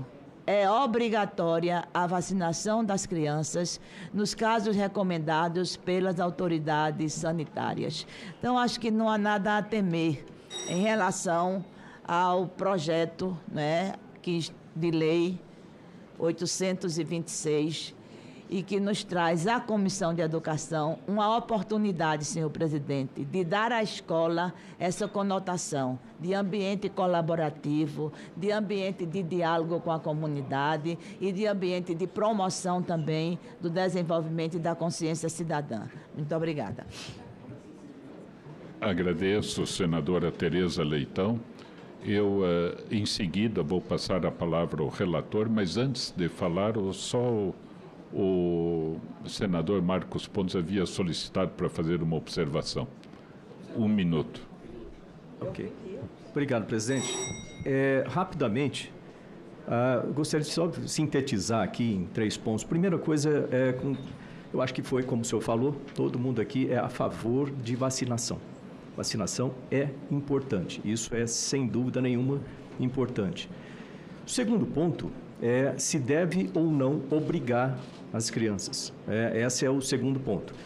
E aí eu sou a favor da liberdade. Eu acho que os pais têm que tomar a decisão. Seja ela certa ou errada, o pai é responsável pela criança, o pai e a mãe responsáveis pela criança, mesmo que sejam penalizados depois. Mas tem que ter esse direito no nosso país de tomar decisão sobre isso, assim como outras decisões a respeito dos seus filhos. O que eu acho importante como ação aqui é, primeiro, ouvir. Nós precisamos ouvir ciência, ouvir os cientistas que venham discutir de um lado, do outro lado. Então, o fato de se ter cientistas participando, que conhecem bem o assunto, melhor que todos nós aqui, é muito importante ouvir. Já teve muitas discussões. Pois é, nós estamos, se não tivesse tido, essas discussões fossem realmente produtivas ou finalísticas, vamos dizer assim, nós não estávamos discutindo aqui hoje. Então é importante que nós tenhamos isso por 2 razões. Primeiro, para cá, e segundo, para os pais. E aí vem o segundo ponto de ação, que é ter mais campanhas a favor de vacinação na mídia, massivamente, para que os pais entendam a importância e assim por diante. Ou seja, convencer os pais, não obrigar os pais. Então, de novo, importante vacina eu sou a favor da vacina, contra a obrigatoriedade, porque os pais têm que decidir, mas tem que ter o convencimento dos pais e para isso a gente precisa mostrar mais fatos e dados. Só para citar dados e fatos, eu peguei aqui os números, rapidamente, os números dos Estados Unidos, que eles têm uma precisão muito grande lá em estatística. E nos Estados Unidos, do começo da pandemia até o ano passado, até o final do ano passado, 2023, morreram 1.134.600 pessoas de Covid, associado ao Covid. Desses daí, 27,1% de 85 anos acima, 26,2% de 75 até 84 anos de idade, 22,5% de 65 a 74 anos de idade, 17,8% de 50 a 64, 4,1% de 40 a 49, 1,74% de 30 a 39, 0,62% de 18 a 29 anos e 0,15% de 0 a 17 anos. A gente vê claramente que é uma doença que afeta muitas pessoas mais velhas, o que não tira a importância de nós termos essa conscientização no país inteiro. Obrigado. Olha, até para ser justo aí, mas só mais 2 pessoas. 2 minutos, por favor. Né? Senadora Zenaide Maia. Só deixar claro aqui, pelo que eu vi do projeto, não obriga que as pessoas sejam vacinadas nas escolas, seja ela pública ou privada. A privada adere a levar vacina para vacinar seus alunos ou não. Aqui esse projeto não impõe que a vacina seja obrigatoriamente nas escolas. A mãe e o pai podem vacinar seu filho no posto de saúde, de acordo com a necessidade. Aqui não está se dividindo entre ricos e pobres, como quero mostrar. A gente sabe que vacina salva e por mais que esse parlamento, que eu respeito os colegas, queiram discutir, cada discussão dessa aqui cria mais dúvidas sobre a vacinação. Concordei aqui com o Espiridião a mim. 100% de vacina. Vamos ver com discussões sobre a importância das vacinas. Baixam o nível de vacinação, é o que a gente vê, gente. Defender vacina, a gente levou anos para descobrir as vacinas. Essa mesma aqui, quem descobriu o RNA foi uma cientista brasileira. Essas vacinas da Covid, esse estudo de RNA, já existe há anos. E o mundo resolveu investir por causa de uma pandemia. E foi assim que salvou a vida. Outra coisa, baixo risco é baixo risco. Vai morrer, sim, crianças. E o que a gente quer é que não morra nenhum. Agradeço. Girão, 2 minutos só. Muito obrigado, senador Flávio Arnes. Olha, eu quero jogar um pouco de luz aqui nessa discussão, senador Flávio Arnes, porque a gente percebe em alguns discursos a emoção muito aflorada, né? Uma paixão muito aflorada, que leva para o lado da ideologia, que leva do lado da política. Nós estamos falando aqui de ciência, gente. Senador Exalci, nós temos aqui... Nós vamos ouvir os cientistas, isso. O que nós precisamos ouvir é justamente... Não, porque esse assunto aqui é muita responsabilidade. Vocês não acham estranho? Não, que cansa. Com um bilionário, orçamento, investimento da indústria farmacêutica no mundo todo. Só no Brasil, olha só o que eu estou falando, só no Brasil é que é obrigado a Covid para criança. Só no Brasil, não é estranho isso? Sociedade pediátrica de vários países, organismos internacionais dizendo que não é o foco. Que não é o foco, gente, vamos ouvir. Criança não é o grupo de risco. E o Brasil quer impor goela abaixo, o senador Flávio Arnes. O que nós estamos pedindo aqui, eu quero voltar do que nós falamos no início da sessão. É uma semana. Estão vindo cientistas, gente, do mundo inteiro aqui para o plenário do Senado Federal, segunda-feira. Menos de uma semana.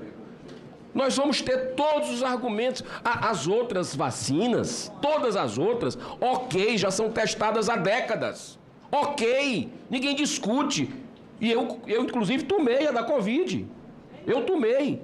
Mas criança não é foco. Está aqui os dados que o senador Marcos Pontes trouxe. Só para trazer isso. E isso está deixando a sociedade apreensiva. E eu fico perguntando por que o governo quer isso de qualquer maneira. Muito obrigado. Senador Girão. A última pessoa, daí o relator pode explicar tudo. Marcos Rogério, 2 minutos. Nós vamos votar apenas uma indagação a Vossa Excelência, porque aí eu posso pedir para encaminhar na votação. Nós vamos votar agora o requerimento de adiamento de votação. Não. O que nós vamos votar o projeto de lei. Porque o item extra-pauta, se há consenso, nós temos votado todos os itens extra-pauta porque, na verdade, são convergentes, né? As pessoas têm uma opinião parecida. Quando há polêmica, né, nós não colocamos em pauta itens extra-pauta, né? Porque tem que haver, conforme se diz no plenário o tempo todo, previsibilidade, né? Então, nós vamos olhar o relatório do relator, a opinião do relator sobre esse assunto e passaremos para a votação. Ok. Senhor presidente, eu lamento, eu gostaria de votar o requerimento de adiamento dessa votação, posto que nós vamos ter na próxima semana justamente o debate no plenário com especialistas. Então não faz sentido nós votarmos essa matéria hoje, senhor presidente. Veja, o senador Marcos Pontes trouxe aqui alguns dados importantes para a nossa reflexão. Porque no Brasil está cheio de palpiteiros, inclusive aqui dentro. Mas falta luz, a luz da ciência, os dados, os apontamentos. Aí veja, Vossa Excelência, gasta-se milhões para fazer uma universalização parcial dessa vacina, porque ela só vai atender o filho do rico, o filho do pobre, a escola pública, na privada não. E aí nós temos no Brasil pessoas morrendo por falta de atendimento no SUS, porque o governo não disponibiliza recursos financeiros para atender a população, seja com cirurgias, seja com medicação. Mas aí mobiliza-se o país inteiro em torno de uma vacina para atingir um público que os dados apontam para um baixo índice de contaminação, baixíssimo índice de gravidade, mas querem obrigar. Então, eu acho que esse tema careceria de um debate maior, ouvirmos especialistas no plenário do Senado e, após isso, votarmos essa matéria aqui com mais tranquilidade, a par dos posicionamentos de quem são realmente especialistas no assunto. Senhor presidente, como autor do requerimento, eu queria pedir um minuto, Vossa Excelência, porque eu sou autor do requerimento extra-pauta, pedindo o adiamento. Até falei com... Toda matéria é polêmica, não tem matéria que não seja polêmica, em qualquer comissão de mérito, comissão de justiça, plenário, toda matéria vamos ter prós e contras, e vamos argumentar, respeitar o argumento de cada um, que seja a favor, que seja contra, tudo será polêmico, assim. O debate político é polêmico entre si, em si mesmo, e tudo será polêmico. Por isso eu peço a Vossa Excelência, que é polêmico mesmo, mas que Vossa Excelência ponha esta pauta para votar o meu requerimento. Quem vai votar contra que derrube, e nós vamos votar a favor. Mas que seja votado, eu peço a Vossa Excelência. A presidência sempre tem colocado, eu tenho colocado nesse sentido. Se há uma convergência, vamos acrescentar o nome numa audiência, vamos fazer uma audiência pública, há um requerimento extra-pauta, inclusive da senadora Tereza Leitão, para participar do evento. Quer dizer, não há problema algum. Mas quando há uma divisão de opiniões, né, nós não temos colocado em pauta itens extra-pauta, né, o que, na verdade, o senador ou senadora toma conhecimento do item extra-pauta no momento da reunião. Então, mesmo no plenário, assim, a gente tem ido pela linha da previsibilidade. Não, sabemos que esse requerimento vai ser votado em tal reunião e aí a pessoa já virá preparada para isso, para a votação e o debate. Mas, presidente, só um questionamento que eu queria fazer. Agora, sem fazer julgamento nenhum, mas não faz parte do processo democrático quando se tem uma matéria que vai ser votada, não é legítimo que um requerimento que peça tempo para adiar, mesmo que seja extra-pauta. Eu lhe digo isso porque eu participo aqui de bem 7, 8 comissões. E quando tem um caso como esse, o plenário ele é soberano nesse aspecto de compreender a importância para se agregar o projeto de uma votação. E faço um apelo que a gente possa votar o requerimento. Se perder o requerimento, imediatamente depois já vota o projeto de lei, mas eu acho que retirar esse direito de votar um requerimento, eu queria lhe fazer esse apelo em nome da democracia mesmo, sabe? Não, nós temos sido, assim, bastante democráticos, escutando, discutindo, aceitando itens extra-pautas, sem dificuldades.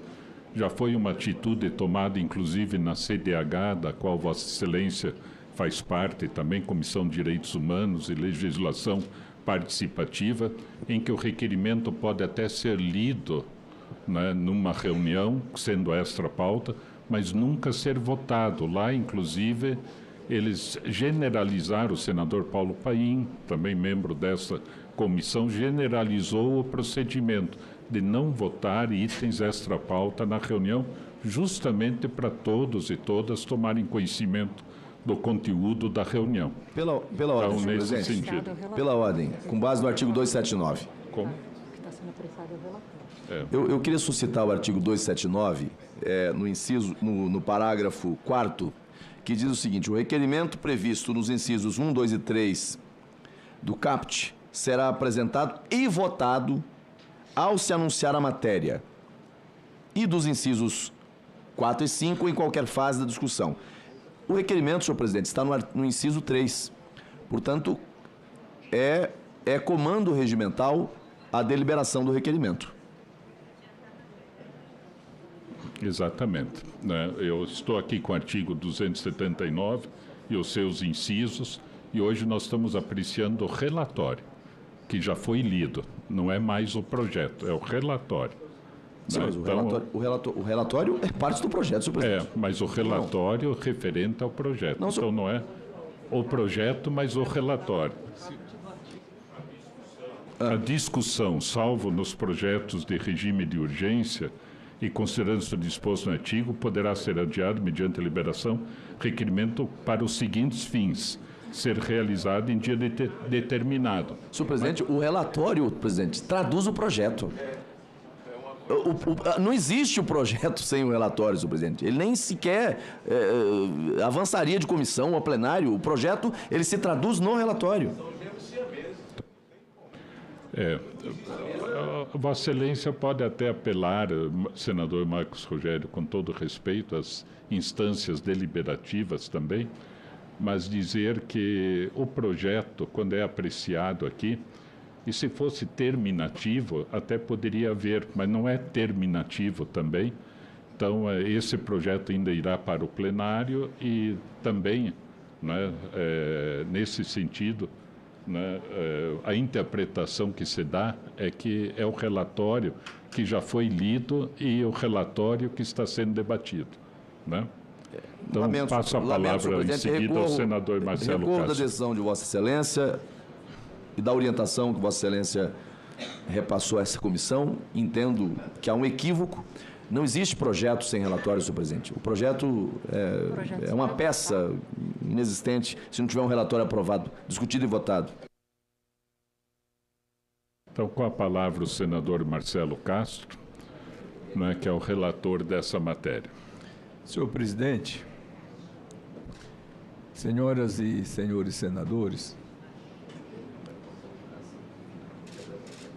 a vacina foi talvez o salto mais importante que a humanidade deu na evolução da ciência para o benefício da saúde dos animais, de uma maneira geral, não só do ser humano, não.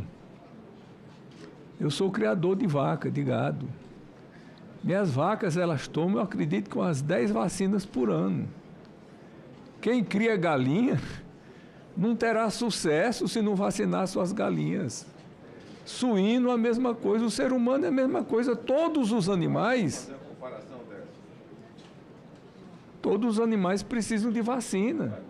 Porque os patógenos precisam, o sistema imunológico é insuficiente se não estiver preparado.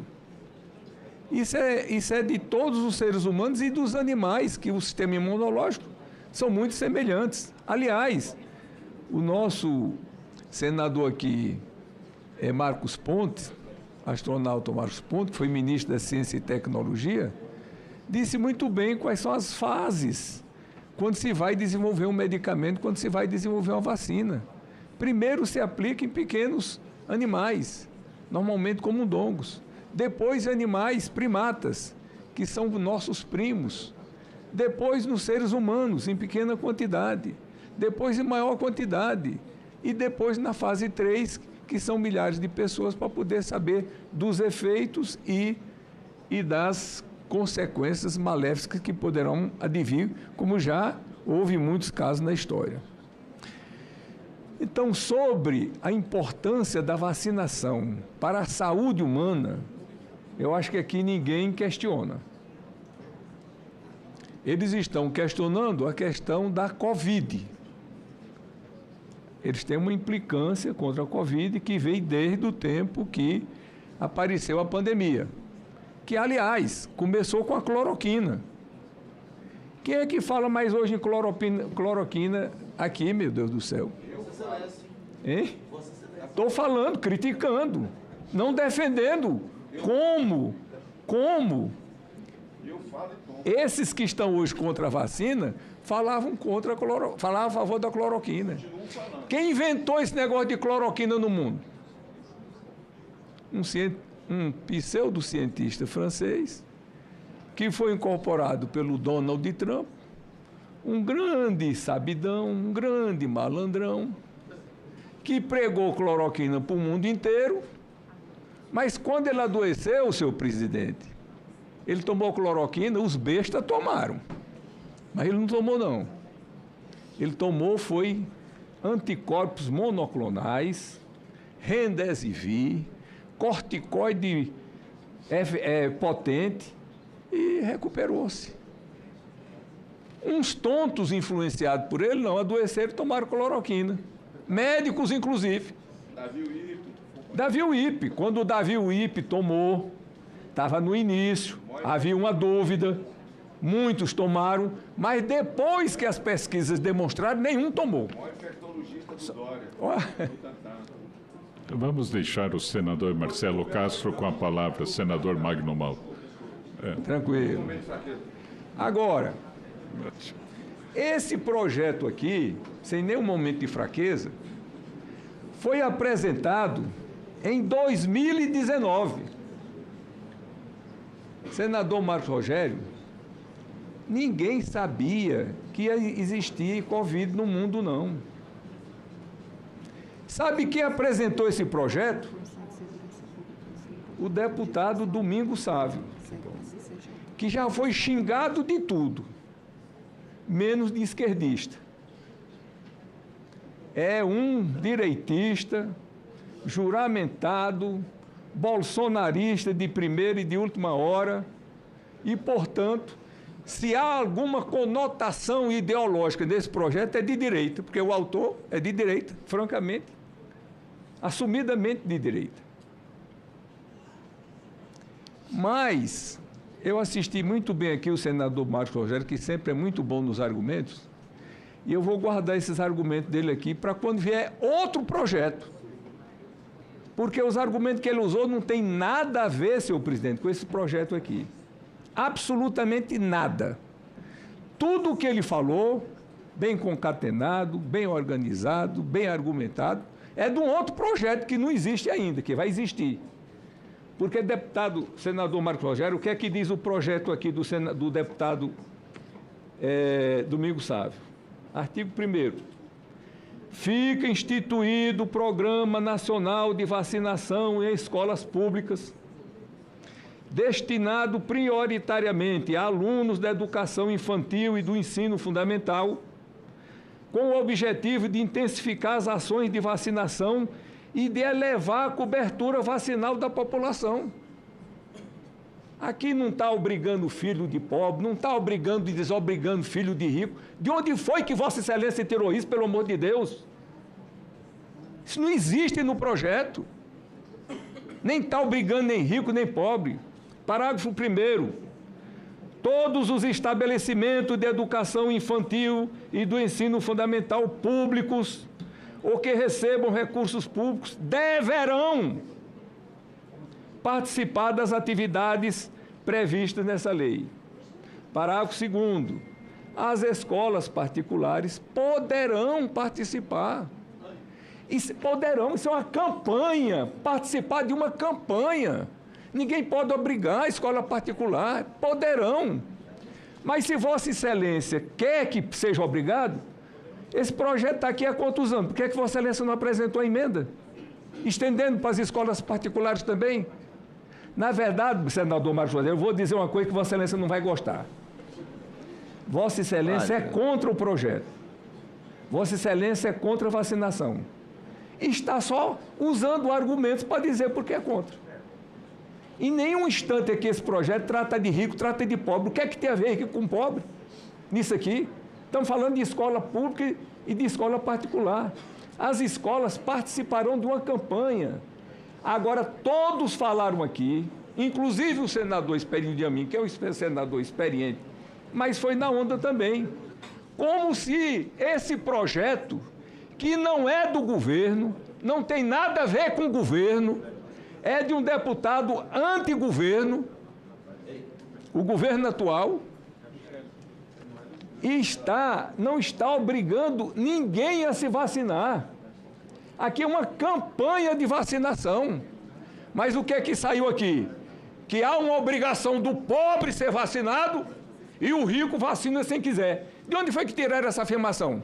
Nem o pobre nem o rico está sendo obrigado por esse projeto a ser vacinado. O que se está fazendo aqui é uma campanha. Por que essa campanha? Essa campanha é porque o Brasil, senhoras senadoras e senhores senadores, sempre foi referência mundial em suas campanhas de vacinação.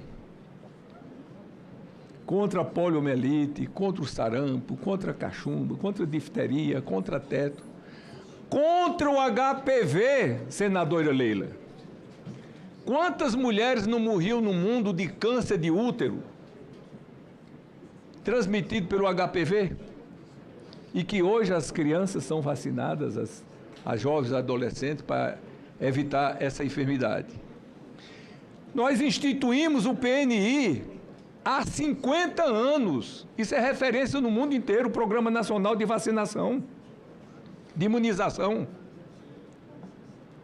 Mas, infelizmente, dada uma série de o que hoje é chamada de fake news, de primeiro a gente chamava de mentira mesmo, difundida no mundo afora, a vacinação no Brasil começou a cair, a declinar, de 2014 para cá. E vem declinando ano a ano, diminuindo a vacinação. E isso é uma preocupação universal de todos que têm preocupação com a saúde. E o deputado Domingos Sávio, em boa hora, tomou a iniciativa de apresentar esse projeto para se fazer campanha de vacinação nas escolas. Por que nas escolas? A senadora Zenaide Maia explicou muito bem. Às vezes a mãe trabalha de manhã, o pai trabalha de tarde, ou trabalham em expedientes que não tem um horário para levar os filhos para vacinar. E na escola as crianças já estão lá, fica muito mais fácil. Quem vai vacinar não são os professores e nem as crianças estão sendo obrigadas. Quem vai vacinar é o posto de saúde, que os profissionais da saúde se deslocarão e irão para a escola num dia marcado, determinado, no mínimo com 5 dias de antecedência, para todo mundo saber que aquilo é um dia de vacinação na escola e os profissionais da saúde vão lá vacinar. Quem é que, seu presidente, Flávio Arnes, porque eu tenho grande admiração a respeito, quem é de sã consciência que pode ser contra uma coisa dessa? Uma vacinação para todo mundo. Esse projeto não tem um nome aqui que fala Covid. Todos que se manifestaram aqui falaram o nome de Covid. De onde foi que eles tiraram esse nome de Covid? Porque aqui não está escrito. Quando o projeto foi feito, foi elaborado, Covid não existia. O governo está obrigando a vacinar. Não tem um país do mundo que obrigue. Aqui não se trata de governo, aqui não se trata de obrigação. É um projeto de lei para campanhas de vacinação. Em que lugar, senhor presidente? Por isso é que nós estamos debatendo aqui na Comissão de Educação. Nas escolas, que nós entendemos que é o lugar mais propício, mais apropriado, para se intensificar a vacinação e a gente reverter essa queda de vacinação que está acontecendo no Brasil e no mundo inteiro. Graças a Deus, eu tenho boas notícias para dar aqui para todos. Esse ano de 2023 E não estou atribuindo ao atual governo, não estou dizendo que foi o governo atual, que eles tanto cismam com esse governo, mas nós invertemos a curva da vacinação. Aumentamos muito a vacinação do Brasil e cito, senador Magno Malta, 2 estados que se destacaram. O meu estado do Piauí, que aumentou a cobertura da primeira dose da vacina tríplice viral, que passando de 82,8% para 97,8%. A poliomielite, que passou de 75,9% para 89,9%. E a DDP, que passou de 73,1% para 92,8%, dando esse bom exemplo para o Brasil. Em seguida, veio o estado do Espírito Santo, que igualmente também, o estado de Vossa Excelência, aumentou muito. Então, olha o número aqui para eu não errar. Mas mais de 26 estados no Brasil melhoraram a vacinação, aumentaram a vacinação. E parabéns, até porque essas vacinas são obrigatórias. O que nós estamos querendo... E nós defendemos. E o que nós estamos querendo fazer aqui, senhor presidente, já está sendo feito na prática. Estou aqui com o dado do Ministério da Saúde. 3.992 cidades espontaneamente, livremente, já fazem campanhas de vacinação nas escolas. Nós estamos querendo estender para essas 1.000 e tantas cidades que estão faltando. Exatamente 1.708 cidades que não estão fazendo essa campanha. Esse projeto vem trazer só isso. Aqui não fala em Covid, aqui não fala em pobre, aqui não fala em rico, aqui não fala em obrigatoriedade de vacina, não fala nada disso. E os diálogos que nós vimos todos aqui é de que foi tudo em torno disso daí. E mais, o requerimento do senador Magno Malta. Senhor presidente, fala o Flávio Arnes, esse projeto foi longamente debatido na Comissão de Assuntos Sociais. Lá nós fizemos um acordo. Com quem? Com todos que estão aqui. Aceitamos a emenda do senador Irã, fizemos um acordo e votamos o projeto por consenso. Os que estão aqui podem comprovar isso. Quando o projeto veio para cá, a nossa percepção é de que o acordo que foi feito lá estava valendo para aqui, por que é que não estaria? Mas aí veio a senadora Damares e pediu vistas. Bom, é um direito dela. Eu entendo como um descumprimento do acordo, mas é assim mesmo. Senador, só me permite hoje, 30 segundos? Deixa eu concluir, né? Só um instantinho. Aí hoje, o senador Magno Malta apresenta o requerimento para adiar. Com todo o respeito ao senador Magno Malta, a senadora Damares, porque tem uma admiração, são só medidas protelatórias para não votar. Ah, mas segunda-feira vai ter um grande debate. E qual é a implicância que tem no que nós estamos votando hoje aqui? Nós não estamos votando, senador Girão, nós não estamos votando de maneira terminativa. Esse projeto aprovado aqui, ou não, irá para o plenário. Então, no plenário, nós vamos fazer um amplo debate, que esse debate que vai ser feito agora nessa audiência pública segunda-feira, vai trazer subsídios para a gente debater no plenário e aprovar o projeto ou não. Então, se nós não parássemos isso aqui, que consequência teria com esse debate do plenário? Nenhuma consequência. Não vejo nenhuma razão para a gente não votar esse projeto. Porque se o projeto for aprovado, ele vai a plenário. Se não for aprovado, vai também. Qual é o problema que tem? Entendo, com todo respeito a Vossa Excelência, que é só uma medida protelatória de quem não quer votar. Que botou na cabeça, que eu não sei de onde tiraram, que esse projeto trata de Covid. Se alguém me provar que aqui nesse projeto todo tem uma palavra sobre Covid ou sobre governo, o projeto é de um autor de oposição, que no tempo não existia Covid, e nós estamos aqui quase que num delírio. tratando de assuntos que não tem nada a ver com o projeto. O senador Márcio Rogério puxou aqui, fez um depoimento aqui, pobres e ricos, o pobre está sendo obrigado, o rico é liberado. Onde é que existe isso? Não, essa distinção não tem no projeto, não tem isso. Então, senhor presidente, é um projeto que está mais do que amadurecido. Eu diria que é um projeto singelo, mas benéfico, útil, que vai engajar as escolas do Brasil, as escolas públicas e as privadas também. Aliás, já tem escola privada hoje que só permite que as pessoas se matriculem se tiverem vacinados. Isso é um direito da escola. Por quê? Porque a vacinação, é preciso a gente lembrar, é um ato coletivo. Tem gente que bate nos peitos, eu tenho minha liberdade, eu me vacino se eu quiser. Não, senhor, que história é essa? Se você for um ermitão que morar numa ilha, isolada, sem contato com ninguém, mora numa caverna, não entra em contato com outras pessoas, tudo bem. A pessoa quer se suicidar, suicida. Não quer tomar vacina e morrer, morra. Agora, quando a pessoa não toma vacina, senhor presidente, ele passa a ser um transmissor da vacina, da doença.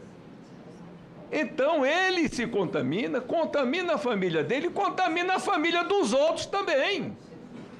Este é o problema. Então, vacinação, nós temos que ter a consciência social da responsabilidade. Quando a pessoa usa máscara, usa por quê? Ele usa para se proteger do patógeno que está no outro, mas ele usa também para proteger o outro do patógeno que ele pode estar carregando. Isso é um ato de civilidade. E é assim que nós temos que encarar a vacinação. Isso é uma evolução da ciência.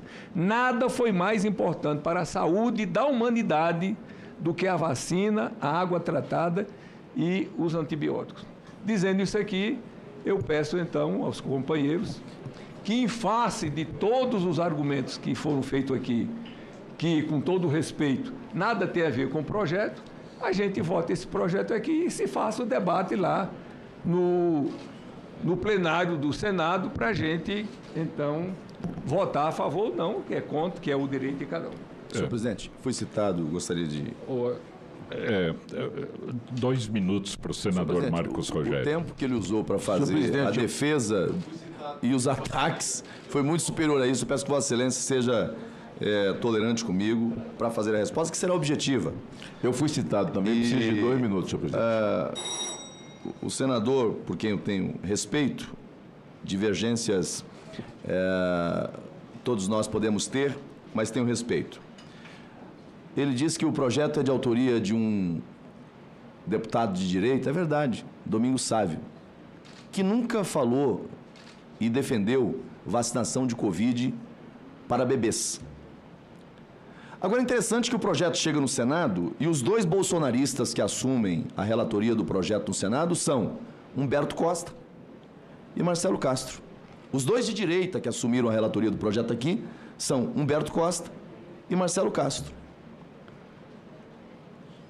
Dá para entender? E aí ele vai dizer uma outra coisa. Não, o projeto não traz essa distinção do público e do privado. Filho do pobre e filho do rico, como diz ele na palavra dele. Aí está precisando de...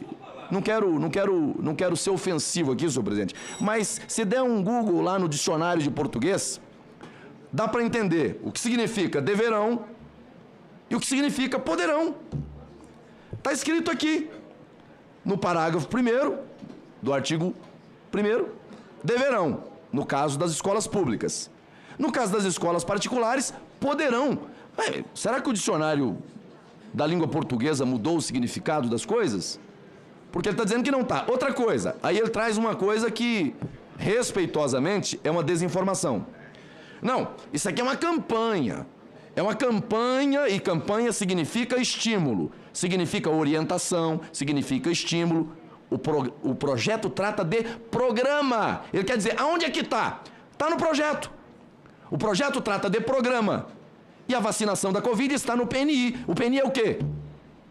É uma fábula? Não, é um Programa Nacional de Imunização. Então, está no projeto. Eu, com todo respeito, os argumentos dele, eu respeito a divergência.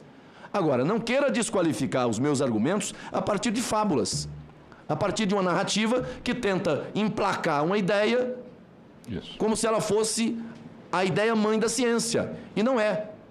Eu não sou contra a vacina, senador. Peço a Vossa Excelência que me respeite. Eu disse aqui, me vacinei. Só não me vacinei com a vacina da dengue porque não tem. E peguei. E é muito mais grave do que a Covid. Agora, Vossa Excelência vem e tenta desinformar a partir da mão forte de relator. O que eu estou dizendo é que o texto trata de uma forma as escolas particulares e de outra forma as escolas públicas. Quando se trata de imunização, de direito à saúde, trata-se de uma questão da universalização. E Vossa Excelência é da área de saúde. É campo de debate esse ponto na Comissão de Constituição e Justiça. Agora, eu defendo que haja aqui a padronização em todas as escolas, do ponto de vista constitucional, se vale para um, vale para todas. Se vale para uma, vale para todas. Agora, eu defendo a liberdade. Eu defendo a liberdade. Defendo vacina, mas defendo a liberdade dos pais. No caso da vacina da Covid. E é disso que nós estamos falando aqui, do debate que nós estamos falando. Esse projeto, quando nasceu, obviamente ele não tratava de Covid. Aí Vossa Excelência está correto. Quando nasceu, ele estava falando da vacinação das vacinas tradicionais que nós temos no Brasil. Veio a Covid. Aí o governo corre, faz aquilo que nenhum outro país do mundo fez, e os que fizeram voltaram atrás, quer implantar à força a vacinação de crianças de 4 anos, e aí usam esse projeto aqui para legitimar aquilo que o governo está fazendo lá. É disso que se trata. Eu não sou contra o projeto na sua essência. O que eu sou contra é o movimento que o governo está fazendo para invadir a seara dos pais e impor a vacina de Covid nessa faixa etária. O que é desnecessário e o que é também algo que agride justamente o direito dos pais. E com essa anomalia. O aluno, filho de rico da escola privada, é optativo.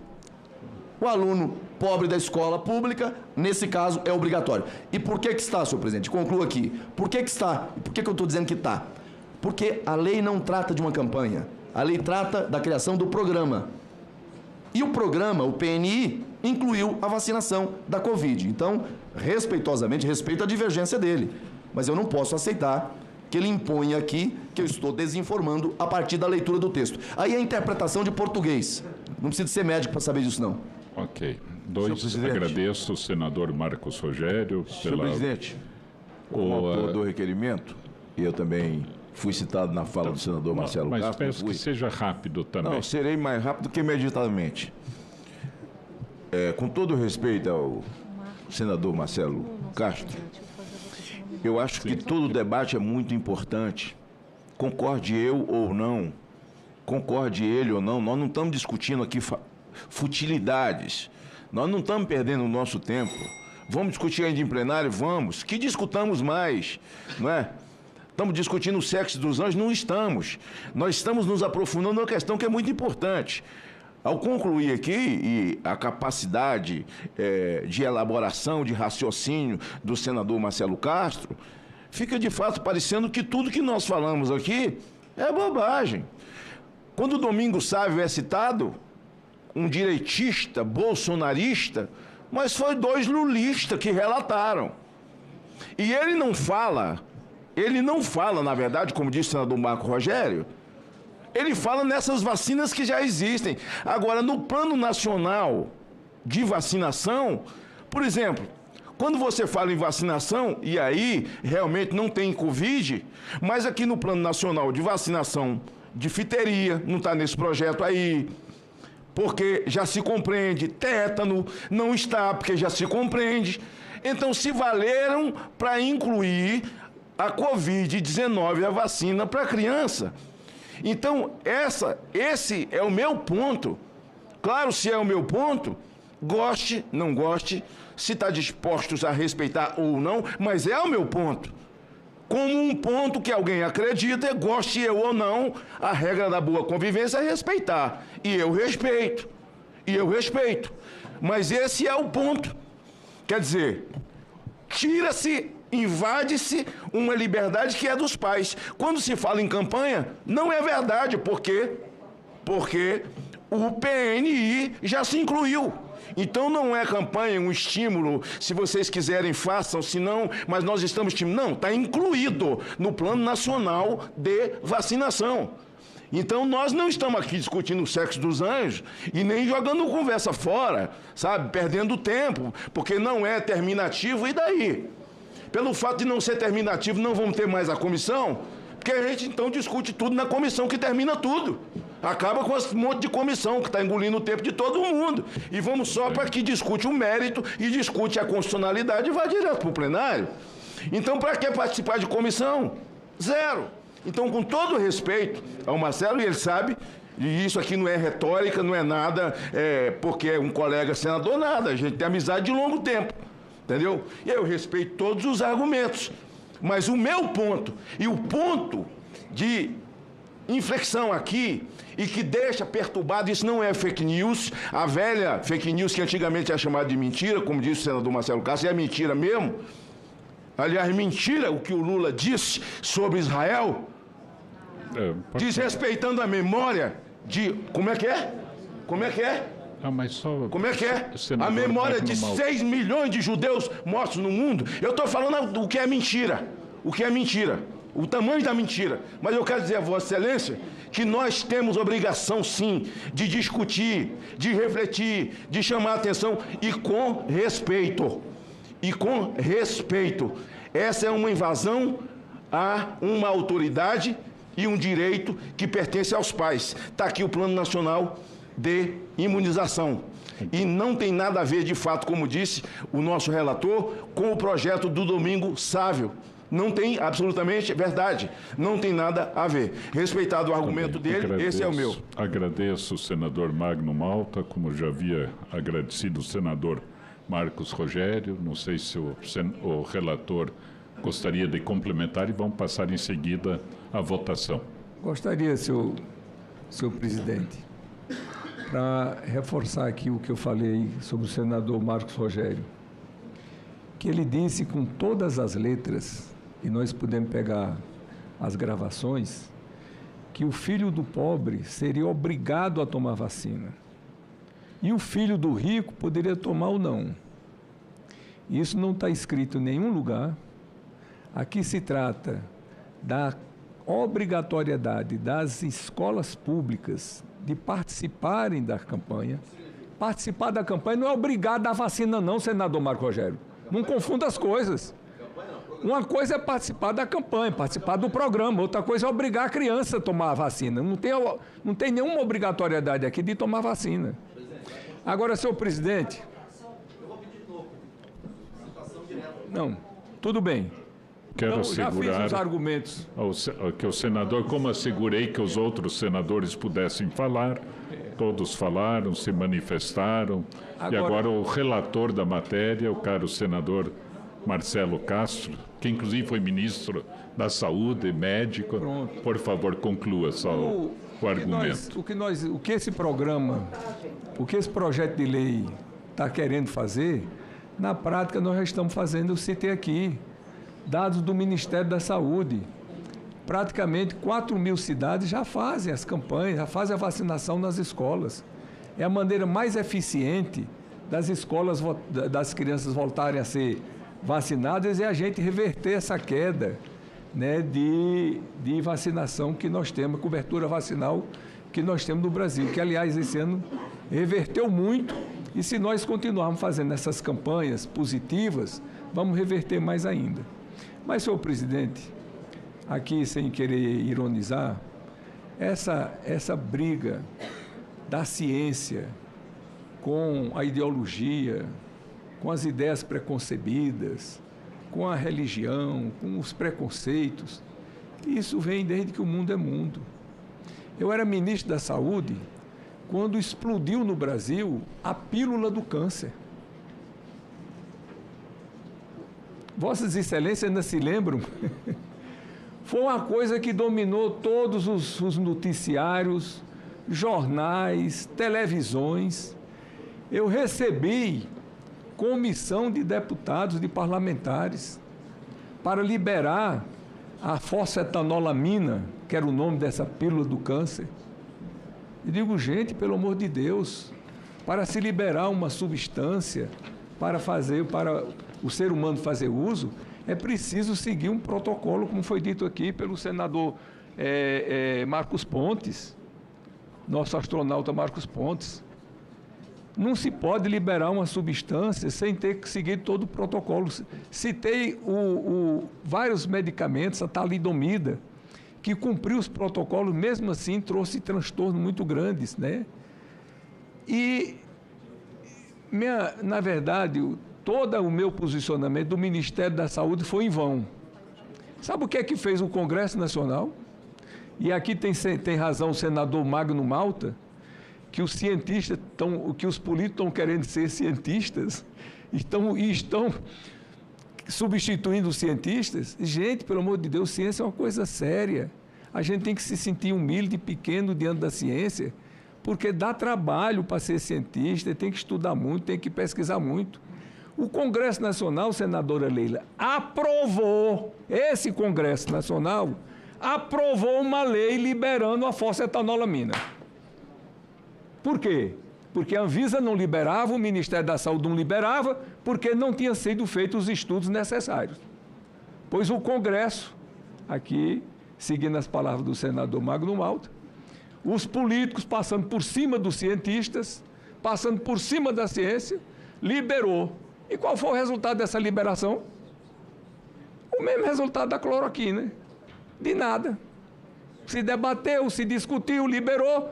Quem é que toma fosfetanolamina hoje no Brasil? Absolutamente ninguém, porque ninguém é idiota para tomar uma substância para curar câncer que não cura coisa nenhuma.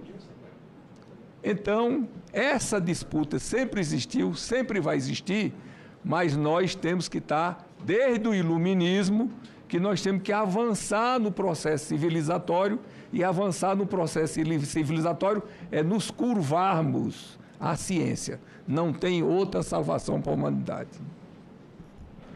Agradeço, senador Marcelo Castro, relator da matéria. Está encerrada a discussão. Passamos, então, à votação nominal. Né? Para encaminhar, senhor presidente. Em votação, o relatório... Para encaminhamento, senhor presidente. Sim, em votação, o relatório apresentado. Durante a votação, daí eu vou abrir a palavra para que as pessoas possam também fazer os encaminhamentos. Em votação, o relatório do projeto de lei número 826 de 2019, nos termos do relatório apresentado. Senadores e senadoras que votam com o relator, votam sim. Senhores senadores, senhora senadora já podem votar, e eu concedo a palavra ao senador Marcos Rogério.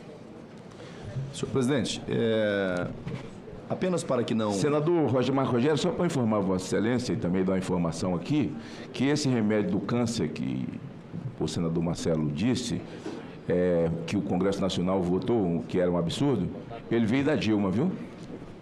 Mas aí... Muito bem.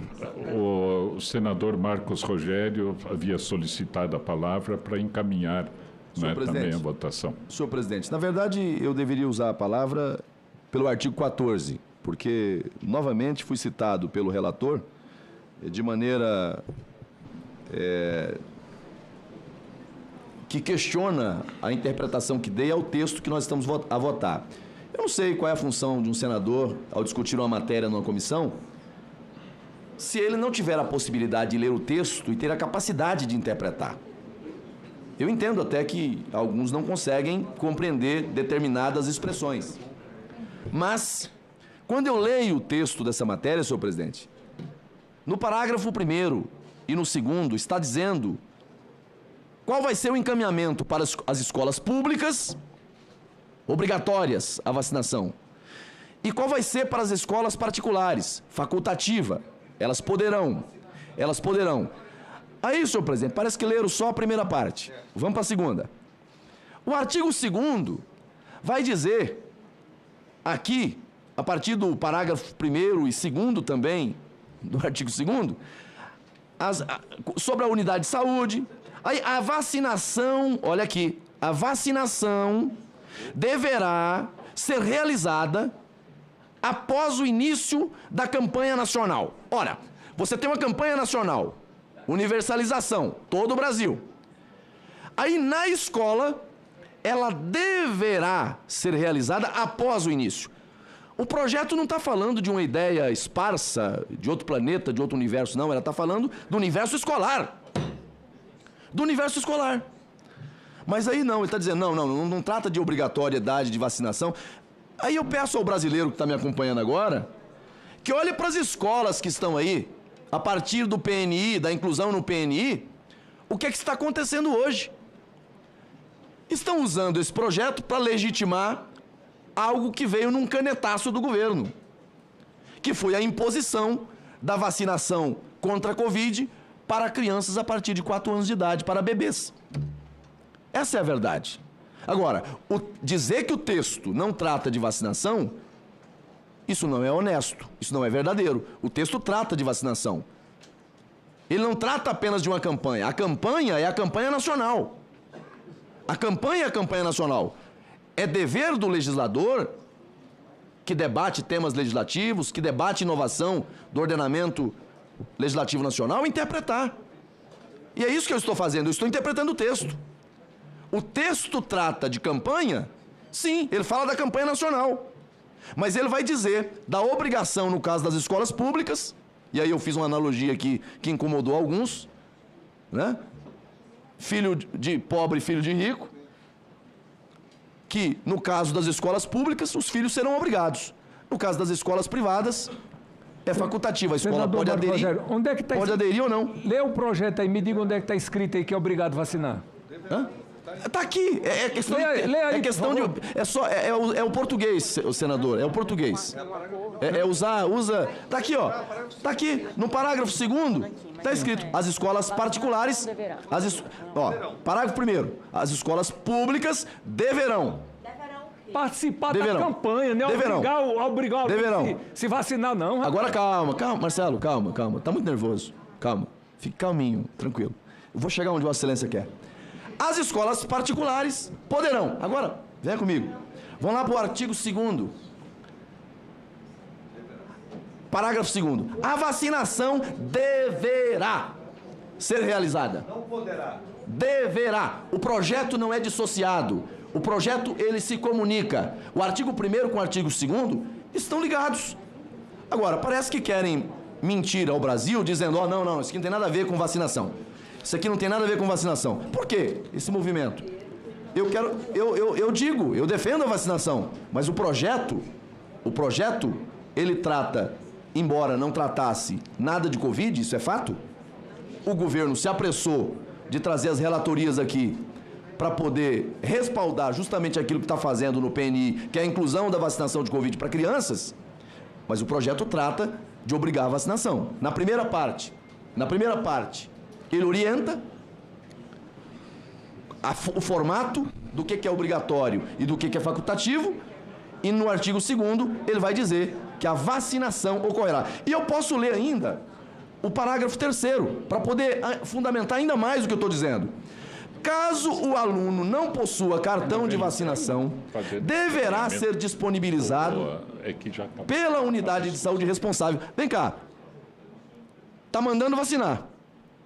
Está mandando levar o cartão para comprovar. E se não tiver, tem que levar o cartão para colocar lá a vacinação dele em dia. Vacinação na escola. Então, eu respeito, mais uma vez, eu respeito a divergência. Okay. Eu respeito a divergência. Mas querer dizer que o projeto não trata disso, me perdoe. A leitura que faço do texto é diferente. Eu não posso concordar que o projeto não trata de vacinação. Trata de vacinação. Senhor presidente. Eu passo a palavra ao senador Marcelo Castro, que foi o relator em função de uma solicitação do senador Marcos Rogério para o encaminhamento da votação. Queria encaminhar também, senhor presidente. Senador Marcos Rogério, o artigo que poderia trazer algum questionamento, alguma dúvida sobre a obrigatoriedade era o artigo 4º. que está no projeto original do deputado Domingos Sávio, mas não está no meu relatório, porque foi fruto de um acordo que nós fizemos, acatamos a emenda do senador Irã. O que é que diz o artigo 4º?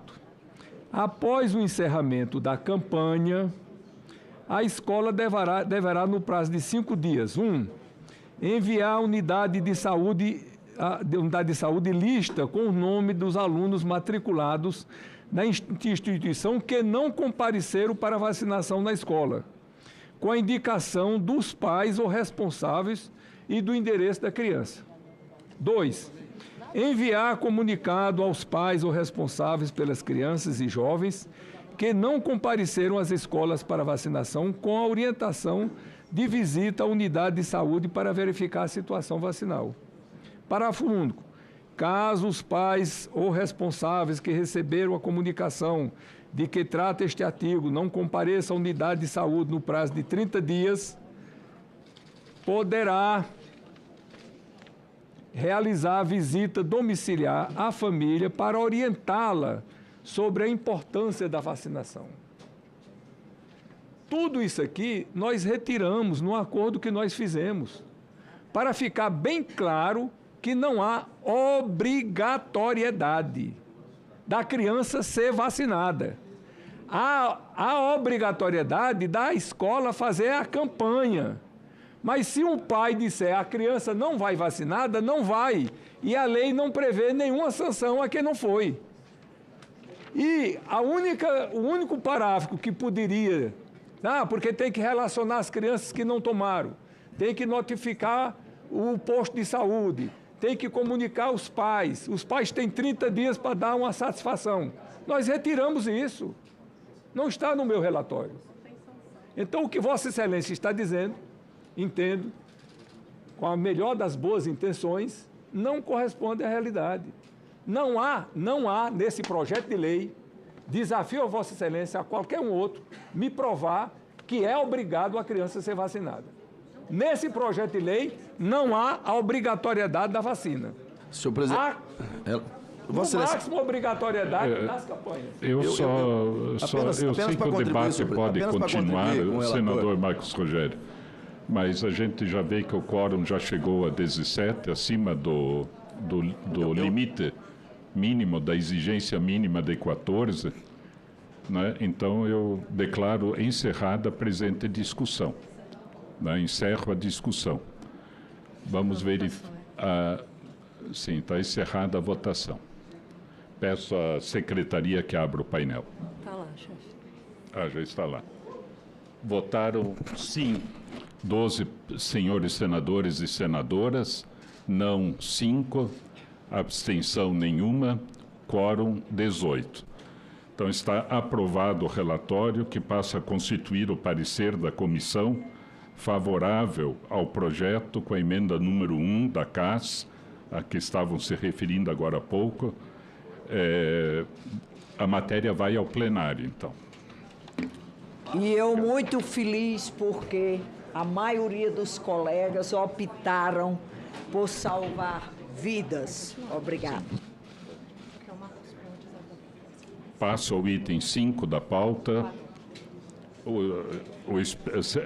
Projeto de lei número 5574 de 2023, terminativo, altera a lei número 12.345 de 9 de dezembro de 2010, que fixa critério para a instituição de datas comemorativas, para melhor definição dos critérios fixados. Autoria senadora Tereza Cristina, relatório do senador Esperidião Amin. O relatório é pela aprovação. O senador Esperidião Amin, o Marcos Pontes. Sim, o senador Esperidião Amin, inclusive, se justificou agora há pouco pela saída em função de também consulta médica. Então, eu consulto o senador Marcos Pontes, se pode ser o relator ad hoc da matéria, de autoria da senadora Tereza Cristina. Então, concedo a palavra a Vossa Excelência, senador Marcos Pontes. Obrigado, senhor presidente. Se me permite, antes de ler, vou passar para análise aqui. Mas, antes de ler a análise, eu vou... Só Pois não, com a palavra, Vossa Excelência. Da discussão e a votação anterior, né? E se observar, eu não votei. Eu falei assim, por que você não votou? Eu não votei por uma razão simples. Porque, acostumado a trabalhar com a ciência, após ser ministro de Ciência e Tecnologia, nós precisamos ouvir a ciência, ouvir os cientistas. Eu achava que a parte o mais sensato seria a gente aguardar, conversar com os cientistas e depois fazer a votação. E é o que eu vou fazer. Eu vou colocar minha opinião depois de conversar com eles, com os cientistas. E, obviamente, eu sou, como eu falei, eu sou a favor da vacina. Né? Eu sou a pessoa que colocou o Brasil no mapa em desenvolvimento de vacinas. Aliás, quero parabenizar de novo Vossa Excelência pelo trabalho realizado. Confesso que eu fiquei em dúvida entre eu sou a favor da vacina aqui, mas eu sou contra a obrigatoriedade. E não me convenceu ainda se é obrigado ou se não é obrigado. Portanto, eu vou deixar para expedir, vamos dizer assim, meu voto depois de conversar com os cientistas lá no plenário. Indo à análise do projeto de lei, nos termos do artigo 102, inciso 2 do Regimento Interno do Senado Federal, compete a essa comissão opinar em proposições que versem sobre a instituição das datas comemorativas. Nesse sentido, a essa comissão compete decidir terminativamente sobre a matéria quanto ao mérito. Ademais, em razão do caráter exclusivo da apreciação, cabe à Comissão de Educação pronunciar-se também em relação à constitucionalidade, juridicidade e técnica legislativa e à regimentalidade. No que tange à constitucionalidade, a matéria insere-se no campo da competência concorrente da União para legislar sobre cultura, nos termos do artigo 24, inciso 9 da Carta Magna. Ainda é legítima a iniciativa parlamentar, visto não se tratar de matéria de iniciativa privativa do Presidente da República. Igualmente legítimo é o tratamento da matéria por meio de lei ordinária, uma vez que a Constituição não reserva o tema à esfera de lei complementar. Com relação à juridicidade, a proposição está em consonância com o ordenamento jurídico nacional, tendo sido o projeto redigido de acordo com a boa técnica legislativa, em conformidade com o que determina a Lei Complementar número 95, de 26 de fevereiro de 1998, que dispõe sobre a elaboração, a redação, a alteração e a consolidação das leis. Em relação ao mérito, igualmente, a matéria merece acolhida. É inegável a valorosa contribuição que a edição da Lei nº 12.345 de 2010 trouxe ao ordenamento jurídico brasileiro no que tange ao processo legislativo de instituição de datas comemorativas. Como bem assentado na justificação do presente PL, a adoção das medidas constantes na lei reduziu consideravelmente o índice de projetos que tinham por escopo a instituição de homenagens de forma desarrazoada. Não obstante, é notória a quantidade de projetos que tramitam e são até mesmo aprovados sem o preenchimento dos requisitos fixados na lei, notadamente quanto à observância do critério de alta significação, o qual é evidenciado a partir da realização de consultas ou audiências públicas previamente à formalização da respectiva proposição. Dessa forma, vem o presente PL aperfeiçoar o texto legal para deixar mais explícita a necessidade de realização prévia de audiência ou consulta pública com os atores envolvidos com a temática abordada. Nesse sentido, não é demasiado destacar o contido no parecer número 219 de 2012, elaborado pela CCJ em atendimento ao requerimento da Comissão de Educação, e no referido parecer, a CCJ afirmou os seguintes entendimentos. A. Os projetos de lei apresentados antes ou depois da publicação da Lei 12.345 de 2010, em 10 de 12 de 2010, ainda pendentes de apreciação pela Comissão de Educação ou pelo plenário, e que descumpram o critério de alta significação estabelecido no artigo 1º da referida lei, deverão ser rejeitados por injudicialidade. B. Os projetos de lei que instituam datas comemorativas apresentados desde a publicação da Lei 2.345 de 2010 devem atender os requisitos procedimentais nela estabelecidos nos artigos 2º a 4º, para que tramitem regularmente. C. Caso, por alguma circunstância, seja admitida a tramitação do projeto de lei apresentado após a publicação da Lei 12.345 de 2010, sem que estejam atendidos os requisitos pela nela estabelecidos, deverá ele ser rejeitado quando de sua deliberação pela Comissão de Educação ou, eventualmente, pelo plenário. D ou delta. Os projetos de lei cuja tramitação se iniciou na Câmara dos Deputados ou no Senado Federal, antes da publicação da Lei 2.345 de 2010, devem ser considerados válidos, pois foram acrescentados na forma da legislação então vigente e submetidos à apreciação da Comissão de Educação, Cultura e Esporte, atendido o critério previsto no artigo 1º da lei, conforme o item A acima. E ou ECO. No caso dos projetos descritos no item D, a Comissão de Educação, Cultura e Esporte, se assim entender necessário para a formação de seu juízo, poderá realizar as consultas e audiências públicas de que tratam os artigos 2º e 3º da Lei nº 12.345 de 2010, com fundamento também no artigo 93 do Regimento Interno do Senado Federal. Ademais, é igualmente meritória a definição das datas comemorativas, abarcando, para os efeitos da lei, a instituição do dia da semana, mês, ano ou similares. Colho no ponto as acertadas considerações da autora em sua justificação. Abre aspas.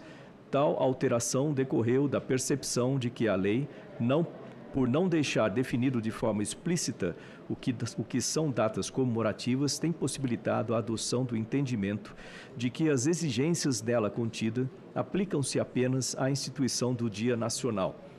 Ora, não seria razoável supor que a fixação do Dia Nacional em homenagem aos indígenas brasileiros, por exemplo, seja necessário realização prévia de audiência e consultas públicas, junto aos setores envolvidos, como determina a Lei 12.345 de 2010, e que, na fixação da semana, mês, ano ou similares, destinados a promover campanhas de conscientização para a saúde dos brasileiros, as determinações da lei não devem ser cumpridas.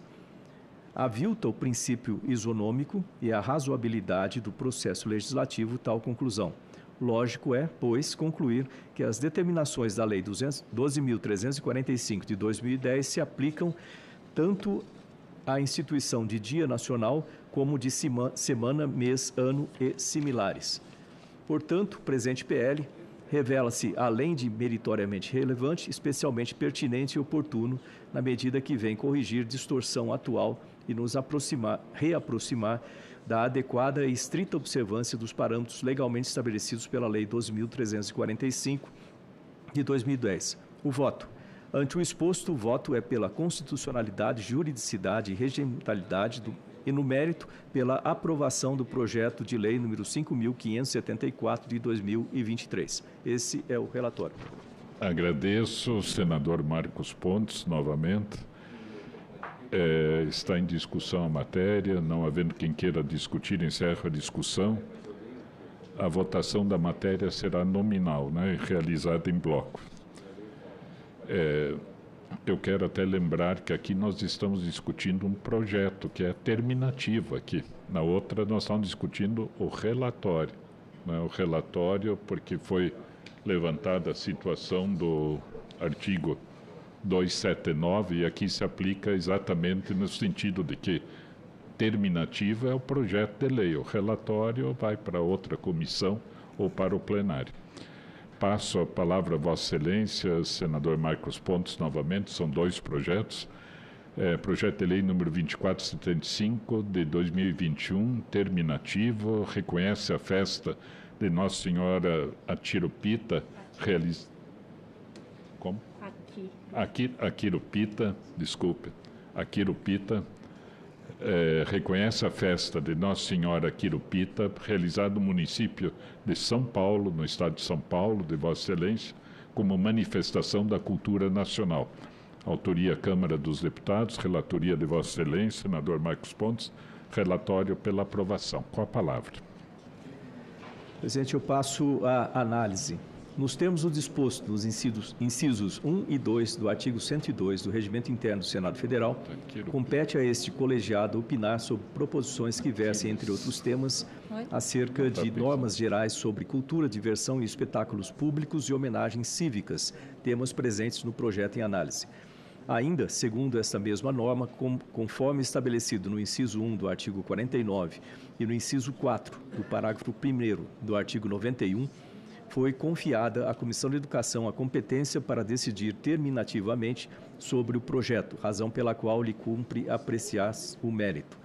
Ademais, em virtude do caráter exclusivo dos exames da matéria, compete subsidiariamente a esse colegiado a substituição à Comissão de Constituição, Justiça e Cidadania, pronunciar-se também em relação à constitucionalidade e à juridicidade, em especial no que diz respeito à técnica legislativa e à regimentalidade da proposição. Quanto à constitucionalidade formal do projeto, consideram-se atendidos os aspectos relacionados à competência legislativa da União, segundo o artigo 24, parágrafo 9 da Constituição Federal, as atribuições do Congresso Nacional, artigo 45, caput, da Constituição Federal, e a legitimidade de iniciativa parlamentar, neste caso ampla e não reservada com o artigo 61, caput, da Constituição Federal, bem como ao meio adequado para a veiculação da matéria. Verificado o atendimento aos requisitos constitucionais formais, parecem igualmente atendidos os requisitos constitucionais materiais, de forma que não se observam na proposição vícios relacionados à constitucionalidade da matéria. Tampouco foram observadas falhas de natureza regimental. Quanto à juridicidade, a matéria está em consonância com o ordenamento jurídico nacional, inclusive no que concerne à técnica legislativa, tendo em vista que o texto do projeto se encontra igualmente de acordo com as normas estabelecidas pela Lei Complementar número 95, de 26 de fevereiro de 1998, que dispõe sobre elaboração, redação, alteração e a consolidação de leis. No que diz respeito ao mérito, reconhecemos a importância ímpar do projeto. De acordo com a tradição católica, na cidade italiana de Rossano, região da Calábria, por volta do século VII, de forma milagrosa, a Virgem Maria foi retratada em uma igreja. O nome Aqueropita significa que não foi feito por mãos humanas, e sim por meio da intervenção divina. Por ter recebido uma grande leva de imigrantes italianos no final do século XIX e início do século XX, o Brasil herdou diversas tradições oriundas da Itália, entre as quais a devoção a Nossa Senhora Aqueropita. Na cidade de São Paulo, fixaram moradia vários italianos provenientes do sul da Itália, região que inclui a Calábria. Em 1908, com o propósito de arrecadar fundos para a construção de uma igreja em homenagem a Nossa Senhora Aqueropita, os imigrantes realizaram a primeira vez uma festa em homenagem à santa. Numa rua de terra batida sobre o altar de madeira, uma imagem da Virgem foi exposta e com celebração de missas foram iniciadas as festividades da Nossa Senhora Aqueropita. Mesmo com esse começo simples, as homenagens a Nossa Senhora Aqueropita foram entusiasticamente recepcionadas na cidade de São Paulo como meio de celebração da cultura italiana, de arrecadação de recursos para obras de caridade, sob responsabilidade de associações religiosas e celebração da gastronomia italiana e de homenagem à união entre Brasil e Itália. Atualmente, durante o mês de agosto, participam da festividade mais de 200 mil visitantes, vindos de todo o Brasil, o que faz com que a comemoração brasileira seja maior do que a italiana. Assim, consideramos mais que justo que se reconheça a festa de Nossa Senhora Aqueropita, realizada no município de São Paulo, como manifestação da cultura nacional. O voto. Em face do exposto, o voto é pela aprovação do projeto de lei número 2475 de 2021. Esse é o relatório. Agradeço, senador Marcos Pontes. Uma em dúvida discussão a matéria. Pela ordem. Pois não. Eu tenho um projeto ainda, eles vão ser todos votados em bloco, é isso? Isso. Tá. Os quatro em bloco. Também. O seu também. Não há problema? O próximo, que são 4 projetos que terão votação nominal, que são agora o próximo é não terminativo, o outro seu é terminativo, exatamente, que Vossa Excelência é o relator. Passamos ao item 8 da pauta, projeto de lei número 6563, 2019, não terminativo, denomina Agência Benjamin Manuel, agência do Instituto Nacional do Seguro Social, INSS, no município de Arujá, Estado de São Paulo. Autoria Câmara dos Deputados, relatoria senador astronauta Marcos Pontes, relatória pela aprovação. A matéria constou da pauta da reunião do dia 14 de março de 2023. Concedo a palavra a Vossa Excelência. Obrigado, presidente. Eu passo a análise. Nos termos do inciso 2º do artigo 102 do Regimento Interno do Senado Federal, compete à Comissão da Educação opinar em proposições que versem sobre homenagens cívicas, caso do projeto em análise. Ademais, por ser a única comissão a se pronunciar sobre a matéria, cabe à Comissão de Educação ainda manifestar-se a respeito dos requisitos de constitucionalidade, juridicidade e regimentalidade da proposição. A proposição trata de matéria cuja competência legislativa é concorrente da União, conforme a Constituição Federal, artigo 24. A iniciativa parlamentar é legítima, uma vez que não se trata de assunto cuja iniciativa esteja reservada a outro poder. Constituição Federal, artigo 61. Igualmente, atende ao disposto na Lei nº 6.454, de 24 de outubro de 1977, que proíbe a atribuição de nome de pessoa viva ou que tenha se notabilizado pela defesa e exploração de mão de obra escrava, em qualquer modalidade, a bem público pertencente à União ou às pessoas jurídicas da administração indireta. Da mesma forma, a técnica legislativa é adequada, estando a proposição em consonância com o disposto na Lei Complementar número 95, de 26 de fevereiro de 1998, que dispõe sobre a elaboração, redação, alteração e consolidação de leis. No mérito, o projeto também merece acolhida. Benjamin Manuel, desde jovem, destacava-se na comunidade arujaense, da minha cidade de Arujá, no meu estado de São Paulo.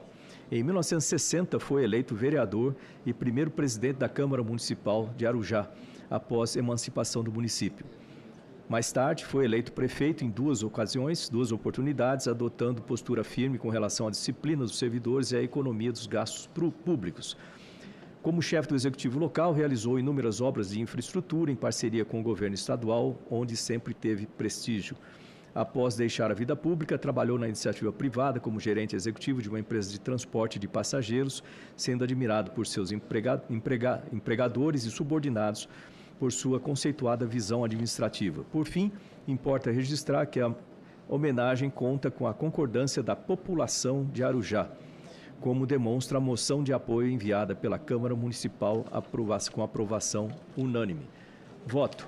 Em face do exposto, o voto é pela aprovação do projeto de lei número 6.563 de 2019. Esse é o voto. Não está ligado aqui. Agradeço, senador Marcos Pontes. A matéria está em discussão. Não havendo quem queira discutir, encerro a discussão. A votação será simbólica. Em votação, o relatório apresentado. Os senhores senadores, senadoras que concordam, permaneçam como se encontram. Aprovado o relatório, passa a constituir o parecer da comissão favorável ao projeto. A matéria vai ao plenário porque a sua origem é a Câmara dos Deputados. Passamos ao item 12 da pauta, projeto de lei número 3483/2023, terminativo, inclui no calendário oficial de datas comemorativas da República Federativa do Brasil, Rosh Hashanah, o primeiro dia do Ano Novo, e Yom Kippur, o dia do perdão, a serem comemorados anualmente na data definida pelo calendário judaico, e Al-Fatir, o fim do Ramadã, a ser comemorado anualmente na data definida pelo calendário islâmico. Autoria do nobre senador astronauta Marcos Pontes, aqui presente, relatoria do também amigo senador Carlos Portinho. O relatório é pela aprovação, com 2 emendas. Em 17 de novembro de 2023, foi realizada audiência pública destinada a instruir a matéria. Será realizada uma única votação nominal para o projeto e para as emendas, nos termos do relatório apresentado, salvo requerimento de destaque. Concedo, então, a palavra ao excelente senador Carlos Portinho. Muito obrigado, senhor presidente. Quero dizer ao meu colega senador Marcos Pontes que não teria momento mais oportuno para aprovação desse projeto. Se nós esperamos algum gesto de paz, deveríamos nos inspirar na proposição do senador Marcos Pontes, e vocês compreenderão na leitura do relatório, porque esse projeto é um manifesto de paz a judeus e árabes e muçulmanos. Parecer referente ao PL número 3483 de 2023. Presidente, considerando a publicação prévia, eu peço vênia para ir direto à análise. Nos termos do Regimento Interno do Senado Federal, compete à Comissão de Educação opinar em proposições que versem sobre a instituição de datas comemorativas. Nesse sentido, a esta comissão compete decidir terminativamente sobre a matéria quanto ao mérito. Ademais, em razão do caráter exclusivo da apreciação, cabe à Comissão de Educação pronunciar-se também em relação à constitucionalidade, juridicidade, à técnica legislativa e à regimentalidade. No que tange à constitucionalidade, a matéria insere-se no campo da competência concorrente da União para legislar sobre cultura. Ainda é legítima iniciativa parlamentar, visto não se tratar de matéria de iniciativa privativa do Presidente da República. Igualmente legítimo é o tratamento da matéria por meio de lei ordinária, uma vez que a Constituição não reserva o tema à esfera de lei complementar. No que tange à juridicidade, a proposição está em consonância com o ordenamento jurídico nacional, em especial com as determinações da Lei 12.345, de 9 de dezembro de 2010, que estabelece critérios para a instituição de datas comemorativas. De acordo com a referida norma, a apresentação da proposição legislativa que visa instituir data comemorativa deve vir acompanhada de comprovação da realização de consultas ou audiências públicas que atestam sua alta significação para os diferentes segmentos da sociedade. Em atendimento a essa determinação, foi realizada, como dito, a audiência pública nesta comissão no dia 17 de novembro de 2023 e dessa participaram representantes israelitas e muçulmanos. Na ocasião, o rabino Davi Weitman, da sinagoga Beit Yaakov Paulista, elogiou a proposta e ressaltou que as comunidades vão participar mais das festas. No mesmo sentido, o Sheikh Mohamed Al-Bukai, da Mesquita Brasil, destacou que, com a aprovação do projeto, os fiéis se sentirão mais seguros. O Sheikh solicitou que fosse também incluída no projeto a festa do sacrifício assim reconhecida. No que tange à regimentalidade, também não se vislumbram óbices em relação ao mérito, igualmente a matéria merece ser acolhida.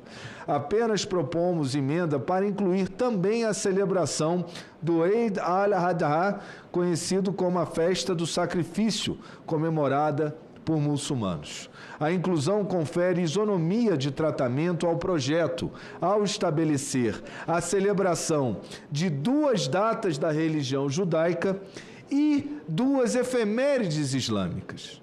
Desta forma, a celebração de 4 datas significativas, o Rosh Hashanah, Yom Kippur, Eid al-Fitr e Eid al-Adha, representam uma oportunidade única para promover a compreensão e a união entre diferentes culturas e religiões.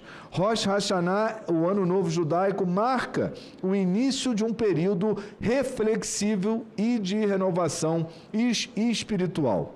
Yom Kippur, o Dia do Perdão, oferece a oportunidade de refletir sobre as ações passadas e buscar reconciliação. Ambas as festividades judaicas são momentos de introspecção e perdão, valores universais que transcendem fronteiras culturais. Da mesma forma, as festividades muçulmanas, Eid al-Fitr e Eid al-Adha, são ocasiões de alegria e solidariedade. Eid al-Fitr, que marca o fim do mês sagrado do Ramadã, celebra a generosidade, a partilha e a compaixão. Eid al-Adha, por sua vez, destaca a disposição do sacrifício em nome da fé e da comunidade.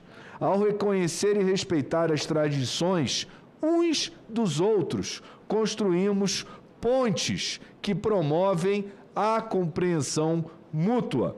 Essas celebrações podem servir como catalisadores para diálogos interculturais e interreligiosos, fomentando um senso de comunidade global que transcende barreiras geográficas, religiosas ou ideológicas. Neste mundo diversificado, a celebração desta data não apenas enriquece nossas vidas espirituais, mas também destaca a necessidade premente de construir sociedades inclusivas. Ao unir-nos na celebração destas festividades, demonstramos que, apesar das nossas diferenças, compartilhamos valores fundamentais de paz, compaixão, reconciliação e solidariedade, ainda mais fundamentais nos tempos atuais. O voto.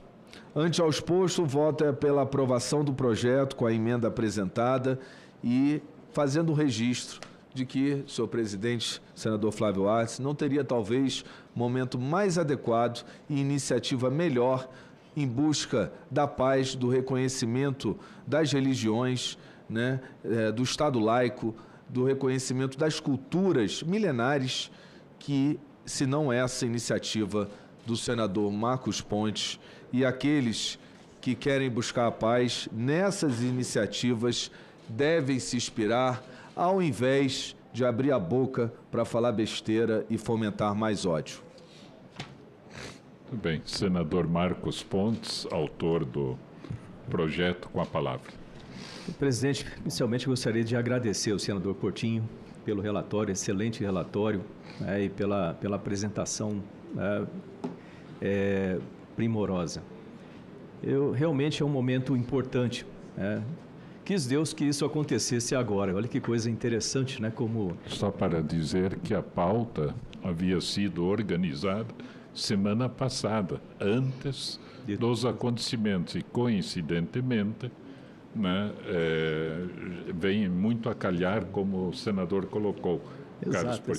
Essas coisas eu acho que não acontecem por acaso, né?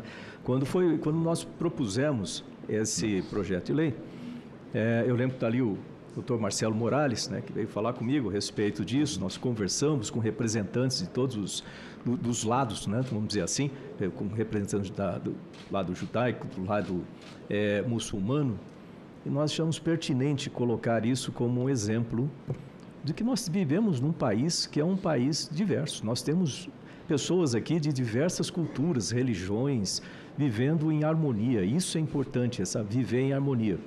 Aí eu vou apelar um pouco para a minha visão de espaço, vamos chamar assim, né, que quando a gente olha para esse planeta nosso, ele é uma espaçonave, bonita espaçonave, voando aí a 109 mil quilômetros por hora. Em um segundo a gente anda 30 segundos, né? E com 7 bilhões de tripulantes. Essa é a nossa espaçonave, a gente só tem uma, e a gente precisa cuidar muito bem dela. E quando você olha a Terra visto do espaço, a gente se sente muito pequenininho perante a Terra. E aí eu lembro de uma coisa que meu pai, seu Virgílio, falava. Ele falava assim: olha, trate as outras pessoas da maneira como você quer ser tratado. E ele estava correto. Respeito é uma coisa muito, mas muito importante. E a gente nota a importância disso aí. Quando se fala de estação espacial, muitas vezes a gente ressalta a tecnologia, a ciência que se faz lá dentro. Mas para mim a parte mais importante de lá é o seguinte: é o fato de nós termos pessoas de diversos países, de diversas culturas, diversas religiões, diversas línguas, trabalhando juntos para o bem da humanidade. E se nós temos um problema que afeta todos nós, imagine esse problema, só para visualizar isso, sendo colocado no meio de uma mesa redonda em que essas culturas, essas pessoas de diferentes culturas, veem o problema por perspectivas diferentes. O que a gente tem que aprender a fazer nesse nosso planeta é começar a ouvir mais e respeitar a opinião das outras pessoas. Muitas vezes a solução do problema não é a minha, com a minha perspectiva, com a minha cultura, etc. Mas a perspectiva de uma outra pessoa que está lá, tem outra cultura, tem uma solução melhor para resolver esse problema para todos. Imagine se isso fosse feito para a Terra inteirinha, vamos chamar assim, para todas as áreas. A gente resolveria muitos dos conflitos que a gente vê. E são iniciativas como essa, em que esses líderes das duas comunidades se apresentam e trazem uma solução de paz, que a gente deveria utilizar em outras situações, e não o contrário, onde a gente acaba vendo falas que incentivam o conflito. Eu quero lembrar uma coisa só aqui: o Hamas, ele não é a Palestina. A Palestina, o povo palestino, muitas vezes é prejudicado pelas ações terroristas do Hamas. Embora não seja reconhecido como terrorista, muitas vezes, mas são ações terroristas. E isso aí prejudica a Palestina, prejudica Israel, prejudica o planeta como um todo. Porque quando a gente tem alguma coisa dessa acontecendo em um lugar do planeta, isso afeta todos nós, porque a gente vive nessa espaçonave única, vamos chamar assim, né? E todos nós compartilhamos as mesmas coisas. E a melhor coisa para compartilhar é paz. Obrigado. Eu quero me associar ao projeto, ao relatório, enaltecer essa comparação dessa espaçonave, que é única, né? Quer dizer, vamos cuidar dela com 7 bilhões de tripulantes e olhando, como Vossa Excelência já olhou, né, de outra perspectiva, vê que realmente essa espaçonave tem que ser muito bem cuidada. E eu penso que esse projeto de lei, justamente hoje, na semana de todos esses episódios, aponta para o fato de que as brigas dos governos. O que nós queremos é a união dos povos, né, das culturas. Foi falado interreligioso, intercultural. A gente entender melhor, né, toda esta situação, entender a cultura, entender a necessidade, os princípios, e eles nos entenderem também, para que a gente construa uma realidade nova, bonita, baseada naquilo que foi falado. Trate como você gostaria de ser tratado. Se a humanidade fizesse isso, tudo estaria resolvido, não é verdade? Quer dizer, é o sentido de solidariedade. Inclusive, a campanha da fraternidade desse ano, durante a Quaresma, na Igreja Católica, é fraternidade e amizade social. Social é a gente entender as sociedades de uma maneira geral. E a nossa solidariedade aos palestinos, aos árabes, aos judeus, né? E que essa iniciativa contribua. Eu acho que isso tem que ser bem divulgado para dizer, olha, nós estamos aqui solidários, né, com o povo palestino, o povo judeu, né, o povo árabe também, e as necessidades de construirmos juntos um processo de convivência, de solidariedade, né, de nos afastarmos, né, daquilo. Eu também considero que o que me preocupa sempre é, quer dizer, qual que é o objetivo do Hamas? Destruir o Estado de Israel. Quer dizer, não tem cabimento, né? Quer dizer, o objetivo é destruir. Então não é um grupo terrorista, é um governo terrorista, porque o Hamas está no governo, né? Então é uma diferença entre grupo e governo, porque se fosse um grupo dissidente do governo, o governo deveria dizer, não, temos alguns extremistas aí entre a gente, o que prejudica o Hezbollah e tantos outros, né, que estão aí também, mas foram eleitos e depois não houve mais eleições. Mas, de qualquer forma, o que a gente quer e tem que deixar muito claro é essa construção dessas pontes, como foi mencionado, né? É o Brasil, o brasileiro é isso, né? E, né? Muito bom. Só uma frase para complementar. Eu acho que o que a gente está plantando aqui hoje é uma sementinha, né? E tem que lembrar que as grandes árvores, elas nascem de uma sementinha. Quem sabe? Quem sabe?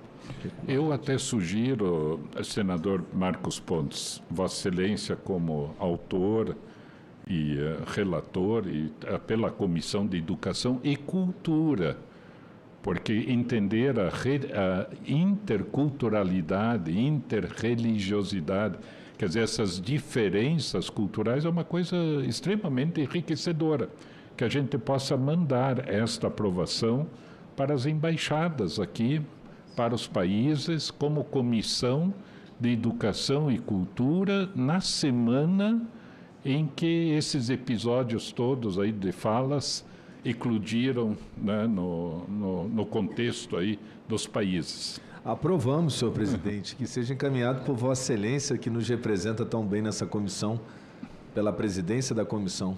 Muito bem. É maravilhoso o projeto. Muito bem. Está em discussão, encerrada a discussão.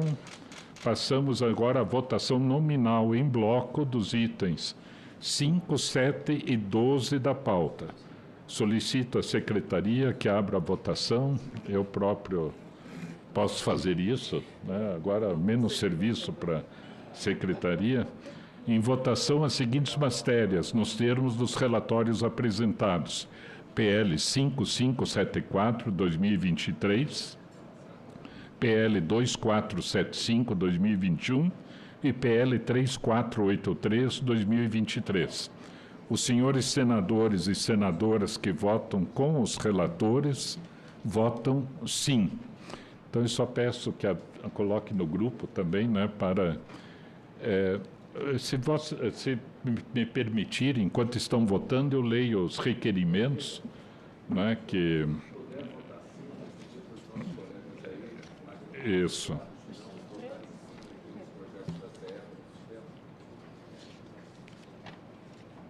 Eu leio os requerimentos para votação posterior, né? É o item 13, em primeiro lugar.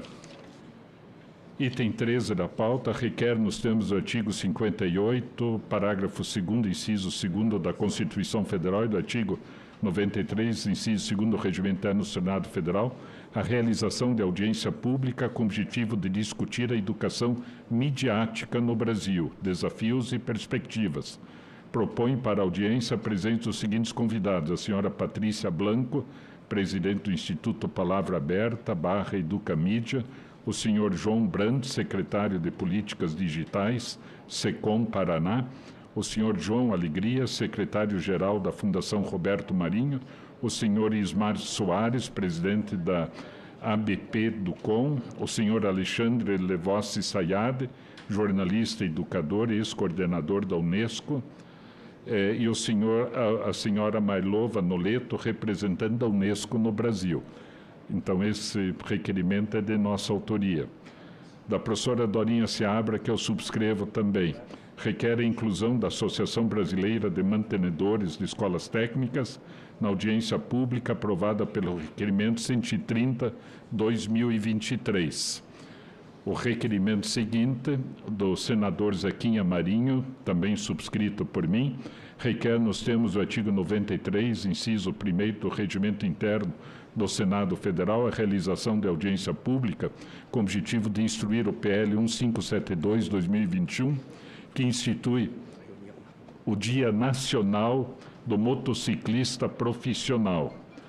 O requerimento seguinte, do senador Paulo Paim, requer, nos termos do artigo 93, inciso 1º do Regimento Interno do Senado Federal, a realização de audiência pública com o objetivo de instruir o PL 1063/2022, que dispõe sobre a instituição da campanha Abril Verde em âmbito nacional, no mês de abril de cada ano, dedicada à prevenção aos acidentes do trabalho e doenças ocupacionais e da outras providências. Requerimento, item 17, requerimento do senador Laércio Oliveira, requer, nos termos do artigo 7º da Instrução Normativa da Secretaria-Geral da Mesa, número 16, de 2023, a adição de assinatura ao requerimento 2/2024, de autoria do senador Paulo Paim. Item 18, do senador Alessandro Vieira, ele vai refazer o requerimento em relação ao senhor ministro da Educação, para que o senhor ministro da Educação possa ser convidado para vir aqui na Comissão de Educação e, ao mesmo tempo, discutir os avanços, desafios do ano de 2023 na área da educação, com uma ênfase também para aquilo que aconteceu no sistema de seleção unificado. Então, haverá um novo requerimento nesse sentido, né, bem específico, na próxima semana. Também do Alessandro Vieira, requer, nos termos do artigo 58, parágrafo 2º, inciso 5º da Constituição Federal, que seja convidada a senhora Denise Pires de Carvalho, ex-secretária de Ensino Superior do Ministério da Educação, a comparecer a essa comissão a fim de prestar esclarecimentos sobre os problemas ocorridos no processo de divulgação dos resultados do Sistema de Seleção Unificado 2024. E um requerimento extra-pauta, pergunto ao plenário, em primeiro lugar, se podemos colocar o item não polêmico, né, como item extra-pauta, da senadora Tereza Leitão, não havendo objeção, então está incluído. É o item número 20 o item número 20 da nossa pauta, que requer, nos termos do artigo 40 do Regimento Interno do Senado Federal, em face do que dispõe o artigo 55, inciso 3º da Constituição Federal, licença para desempenhar missão no país com ônus para o Senado Federal, em Porto de Galinhas, Pernambuco, de 26 de 2 de 2024 a 29 de 2 de 2024, a fim de participar do 35º Congresso Brasileiro de Zoologia, promovido pela Sociedade Brasileira de Zoologia, assinado pela senadora Tereza Leitão. Então, em primeiro lugar, coloco em discussão os requerimentos apresentados. Não havendo quem queira discutir, vamos votá-los após o término das votações nominais. Falta só um voto, mas eu quero, enquanto isto, porque vários projetos autorizativos vêm sendo encaminhados para a Comissão de Educação.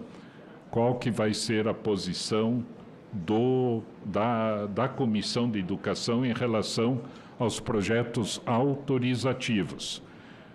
Obedecer o parecer 903 de 2015 da CCJ, que diz o seguinte: devem ser declarados inconstitucionais os projetos de lei de iniciativa parlamentar que visem a conceder autorização para que outro poder pratique atos inseridos no âmbito da sua respectiva competência, quando versem sobre matéria de iniciativa reservada a esse poder.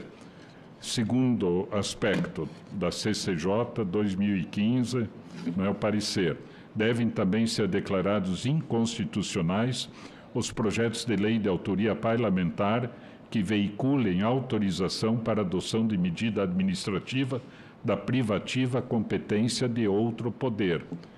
Então, inúmeros projetos autorizativos, nós temos essa decisão da CCJ de anos atrás, não alterada, porém a ser observada por esta comissão, para não ser algo pessoal que a gente rejeite ou aceite algum projeto autorizativo. E lembrando ainda também que, para reforçar esse ponto de vista, oficiamos a Secretaria-Geral da Mesa como Comissão de Educação e Cultura, para que a Secretaria-Geral da Mesa ratifique isto que foi decidido em 2015 pela Comissão de Constituição e Justiça dessa casa, né? Então, projetos autorizativos, porque isso sempre dentro daquele aspecto de que se cria uma expectativa na comunidade. Não, vamos criar aqui um Instituto Federal de Educação. Já aprovei o projeto, já está autorizado pelo Senado Federal, e isso pode perfeitamente não se concretizar. E isso causa uma frustração, obviamente, na comunidade, não é verdade? Então, nesse sentido, nós vamos observar, salvo se houver alguma mudança, aquilo que foi deliberado pela CCJ no ano de 2015. Muito bem, já temos o quórum para apreciação dos 3 itens. Declaro, portanto, encerrada a votação.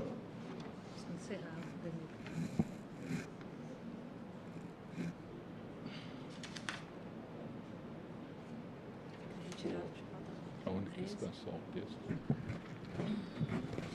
Muito bem, então nós tivemos um quórum de 14, 13 votos sim, não nenhum, abstenção nenhuma. Então, estão aprovados os projetos de lei nos termos dos relatórios apresentados, PL 5574 de 2023, PL 2475 de 2021 e PL 3483 de 2023. As matérias serão encaminhadas à mesa para as providências cabíveis. O item número 6 foi retirado de pauta a pedido da relatora, senadora Damares Alves. Passamos agora à votação dos requerimentos lidos anteriormente. Item 13, requerimento 142-2023, de minha autoria. Item 14, requerimento 143-2023, de autoria da senadora professora Dorinha Seabra. Item 15, requerimento número 1-2024, de autoria do senador Zequinha Marinho. Item 16, requerimento número 2-2024, de autoria do senador Paulo Paim. Item 17, requerimento número 3-2024, de autoria do senador Laércio Oliveira. Item 19, requerimento número 5-2024, de autoria do senador Alessandro Vieira. Item extra pauta, requerimento número 6-2024, de autoria da senadora Tereza Leitão. Em votação os requerimentos, senhoras senadoras e senhores senadores que concordam com os mesmos, permaneçam como se encontram. Aprovados. Nada mais havendo a tratar, agradeço a presença de todos e todas e declaro encerrada a presente reunião. Obrigado.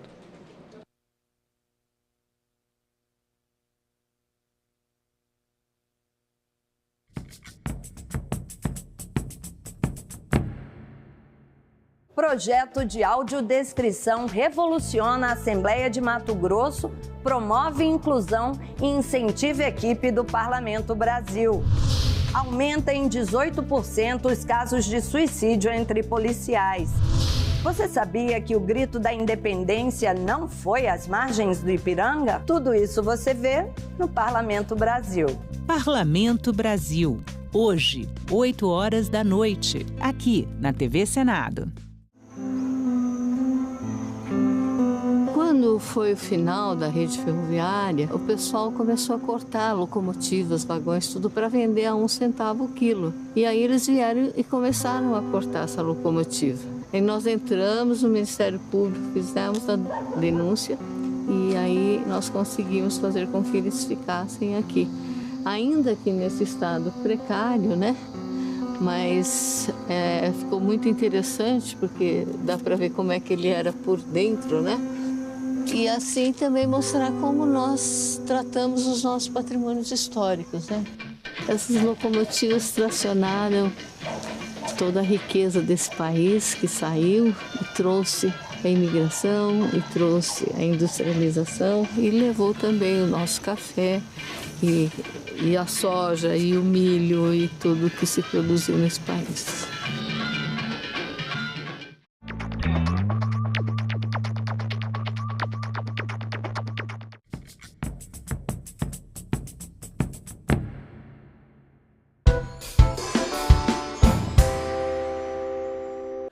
Acoro regimental para a abertura da reunião.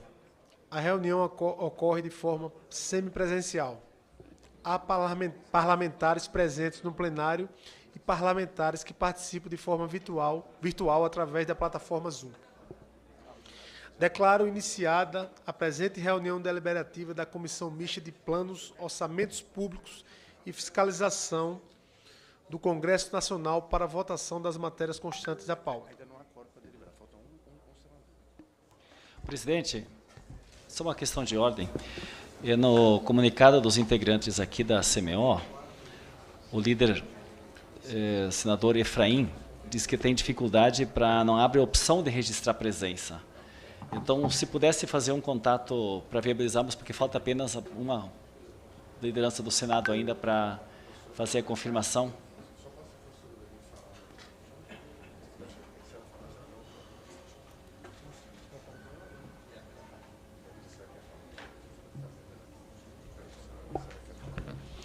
Senadora professora Dorinha, já registrou a presença? Não, ela está aqui no... Já registrou.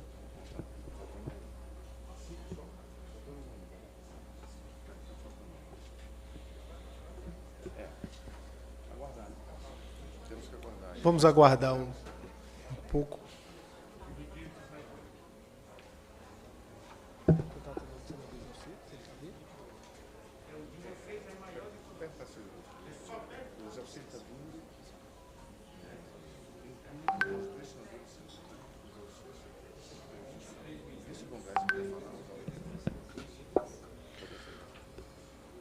Deputado Bongás, quer usar a palavra? Eu acredito que, enquanto nós estamos aguardando ainda, a confirmação de quórum já tem para abertura dos trabalhos, mas não tem para deliberação. Enquanto se espera ainda a questão formal, provavelmente tem senadores querendo fazer seu registro de presença virtual. Apenas dizer da importância desta votação de hoje, da medida provisória 1188, que ela trata exatamente dos apoios feitos pelo governo federal para os estados com problemas das sinistralidades, principalmente nas fortes vendavais, ciclones que aconteceram. São recursos que vão para o Ministério da Defesa, são recursos que vão para o Ministério do Desenvolvimento Regional, são recursos que vão para o Ministério de Desenvolvimento Social, e boa parte desses recursos, em se tratando de medida provisória que tem força de lei, eles já foram executados. A parte dos recursos que não foram executados são em função de projetos que estão em análise, porque no Ministério do Desenvolvimento Regional, que é a maior parte, o maior volume desses 360 milhões e 900 mil reais, que é o total desta medida provisória, eles estão em análise de projetos que os municípios fazem em função das sinistralidades vividas nesses locais. Então, a importância desta emenda, nobre presidente, desta medida provisória, ela é fundamental, socorreu estados. Eu posso falar do Rio Grande do Sul, inclusive toda a bancada, né, da nossa coordenadora, Ana Ortiz também, que fez uma convocação especial, junto com os demais deputados, para que nós possamos votar a medida provisória, porque ela finda agora no dia 27, e para que os projetos que estão em análise, em diálogo, sendo elaborados pelos municípios, em análise no Ministério, possam efetivamente receber o recurso. Então, se nós não votarmos esta medida provisória, esta parte que está em análise será perdida. São recursos que estão alocados, que serão perdidos para os municípios que foram tão duramente atingidos e que precisam. Foram destruições de galpões, de estrebarias, de casas, de órgãos públicos, de rodovias, de prejuízos, né, com as inundações e os vendavais que nós tivemos, enormes nas nossas cidades. Então, apenas queria fazer essa reflexão no sentido de nós compormos, de fato, um quórum aqui, para que possamos aprovar. Se trata especificamente dessa medida provisória de socorro com recursos do governo federal para os estados e municípios que foram atingidos pelo ciclone. São 360 milhões e 900 mil, boa parte disso nos 3 ministérios que eu já salientei aqui, Defesa, Ministério da Integração Regional, já executados, mas a parte que não foi executada única e exclusivamente pelo prazo regimental de análise dos projetos. Então é muito justo que nós venhamos aprovar aqui, porque ato seguinte precisa ser aprovado ainda, tanto na sessão da Câmara como também do Senado, para efetivamente nós darmos validade a este auxílio tão importante que o governo federal tem dado aos nossos estados e aos nossos municípios. Era esse registro que eu gostaria de fazer. Obrigado, presidente. Recebemos uma solicitação da coordenadora da bancada do Estado do Rio Grande do Sul, a deputada Ana Ortiz. Solicitação de apreciação e aprovação da MP 1188/2023. Prezado membros da Comissão Mista de Orçamento, venho por meio desta solicitar a atenção e ação urgente desta comissão em relação à medida provisória 1188/2023. Essa MP autoriza o repasse emergencial de recursos federais para a execução de ações socioassistenciais nos estados e municípios que se encontram em situação de calamidade pública e emergência, especialmente no estado do Rio Grande do Sul.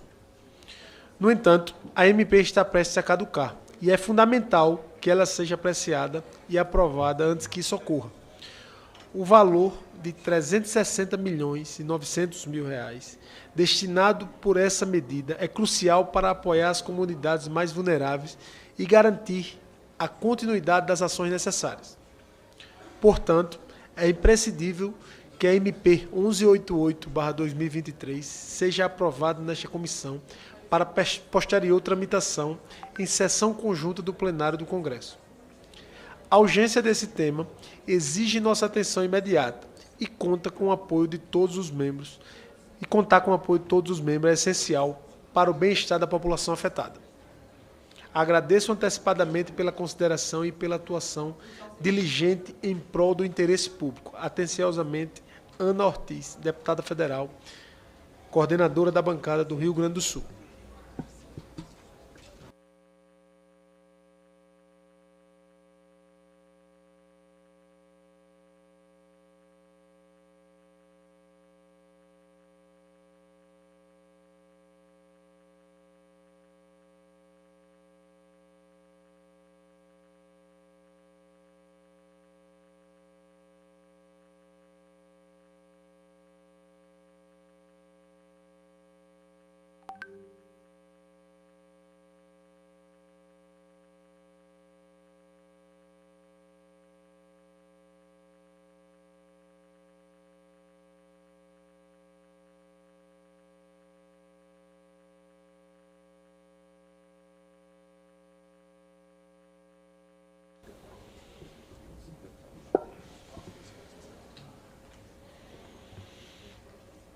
Com a palavra, o relator do orçamento, o deputado Luiz Carlos Mota. Senhor presidente, só para informar o nosso deputado relator da LDO, Danilo Forte, pediu para que a gente reiterasse aqui com os companheiros que ele fez um requerimento direcionado ao presidente senador Rodrigo Pacheco, requerendo, nos termos do artigo 57, parágrafo 3º, inciso 4º e parágrafo 6º, inciso 2º da Constituição Federal, combinado com o artigo 1º, inciso 6º do Regimento Comum do Congresso Nacional, a convocação de sessão extraordinária do Congresso Nacional para apreciação dos vetos às leis orçamentárias. Lei número 14.791, de 29 de dezembro de 2023, da LDO, e Lei 14.822, de 22 de janeiro de 2024, LOA, na semana dos dias 4 a 7 de março de 2024. Justificação. A legislação orçamentária sofreu vetos que podem comprometer a execução de ações importantes definidas pelo Congresso Nacional, acolhendo as demandas da sociedade brasileira, que foi consultada nas diversas audiências públicas realizadas pelos países, por ocasião da elaboração do relatório dos projetos de lei de diretrizes orçamentárias e de orçamento da União. Temos que os vetos afrontam e comprometem avanços nas políticas de atenção à saúde, em especial de crianças e adolescentes com deficiência, assim como também a destinação de recursos para educação, meio ambiente, infraestrutura urbana, melhorias em áreas rurais, investimentos em obras de saneamento, distribuição de água para consumo humano, entre tantas outras políticas discutidas e aguardadas pela população, sobretudo aquela mais carente de ações do Estado. Ressaltamos que este é um ano eleitoral, portanto, de prazos reduzidos em relação à execução orçamentária, considerando o ciclo de apresentação de propostas, análise, empenho e liberação de recursos destinados aos entes públicos municipais. A demora na apreciação dos vetos poderá comprometer a execução do orçamento em face dos impedimentos nesse período. Diante do exposto, solicitamos a aprovação para a realização dessa sessão orçamentária na primeira semana de março de 2024. Então, esse é o requerimento que ele já protocolou no Senado Federal e que a gente está só comunicando aí aos pares da CMO.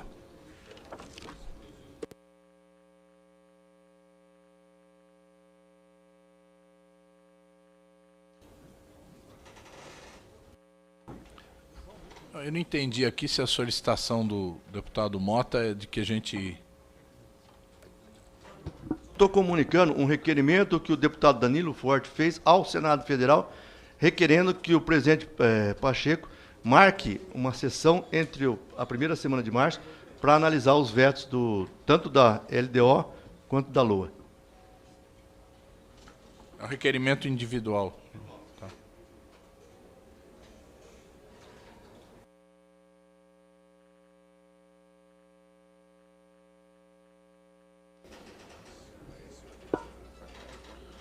O senador Eduardo Gomes, o senador Laércio, já estão a caminho.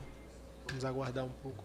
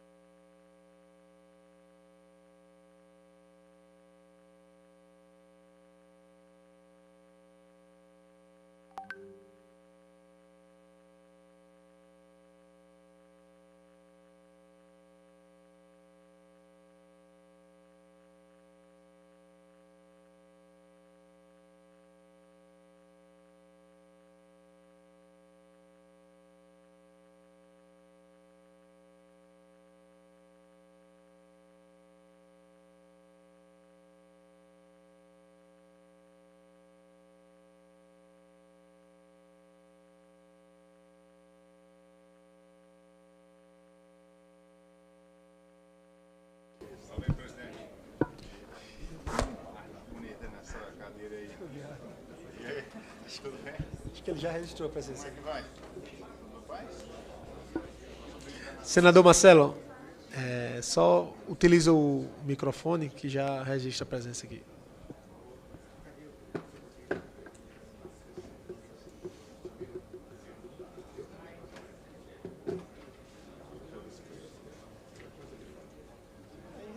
Está dando a presença.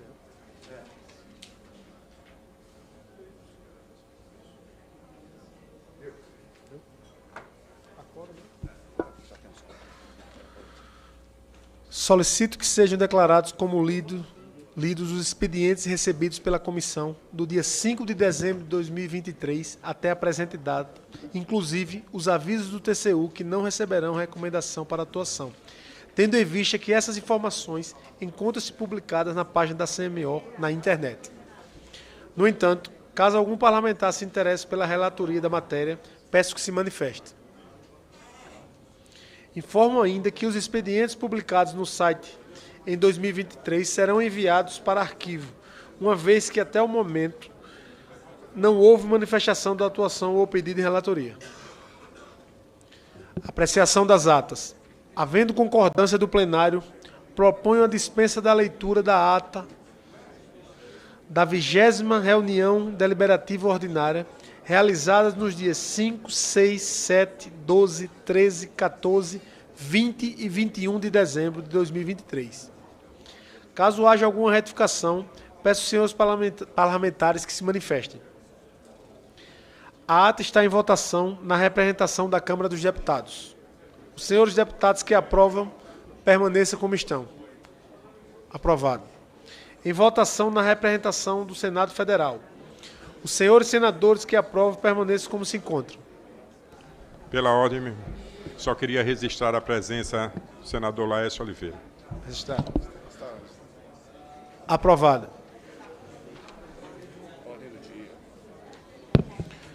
Ordem do dia. Item 1.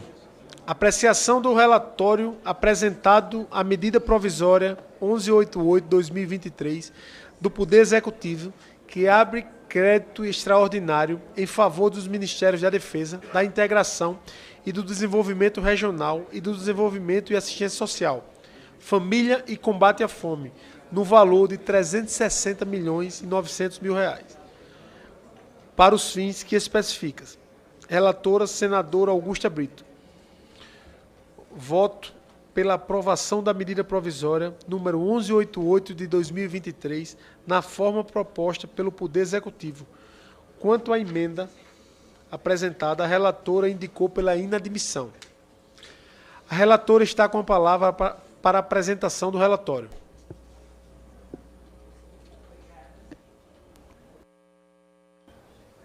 Pronto, boa tarde, obrigado, senhor presidente. Quero pedir aqui permissão do senhor, até porque estou com a voz meio fanha, para ir direto na leitura e análise. Já agradeço ao presidente. Vamos aqui fazer a leitura do nosso relatório, começando aqui da análise. O instrumento legislativo sobre exame foi analisado em relação a aspectos formais e materiais. As ponderações foram distribuídas em tópicos que abordaram aspectos atinentes à constitucionalidade, à adequação orçamentária e financeira e ao mérito da matéria. Ao final, é analisada a emenda também apresentada à medida provisória 1188 de 2023. Quanto à constitucionalidade, preliminarmente, cumpre destacar que a edição de medida provisória e sua transmissão obedecem a ditames formais de constitucionalidade. O artigo 62 da Lei Fundamental confere competência privativa ao chefe do Poder Executivo para adotar medidas provisórias com força de lei e endereçar a sua apreciação ao Parlamento. Já o artigo 166, parágrafo 1º, inciso 1, que os critérios adicionais sejam examinados por uma comissão mista permanente de deputados e senadores e senadoras e apreciados na forma do regimento comum. Logo, compete à CMO manifestar-se a respeito, para tanto recorrendo em especial às normas prescritas na Resolução número 1 de 2002 e na Resolução número 1, de 2006, ambas do Congresso Nacional. Sob o ponto de vista material, cumpre-se um instrumento geral de urgência e relevância e imprevisibilidade, que encontra respaldado pela abertura de crédito extraordinário a orçamento aprovado, neste caso, a LOA de 2023. Adequação financeira e orçamentária.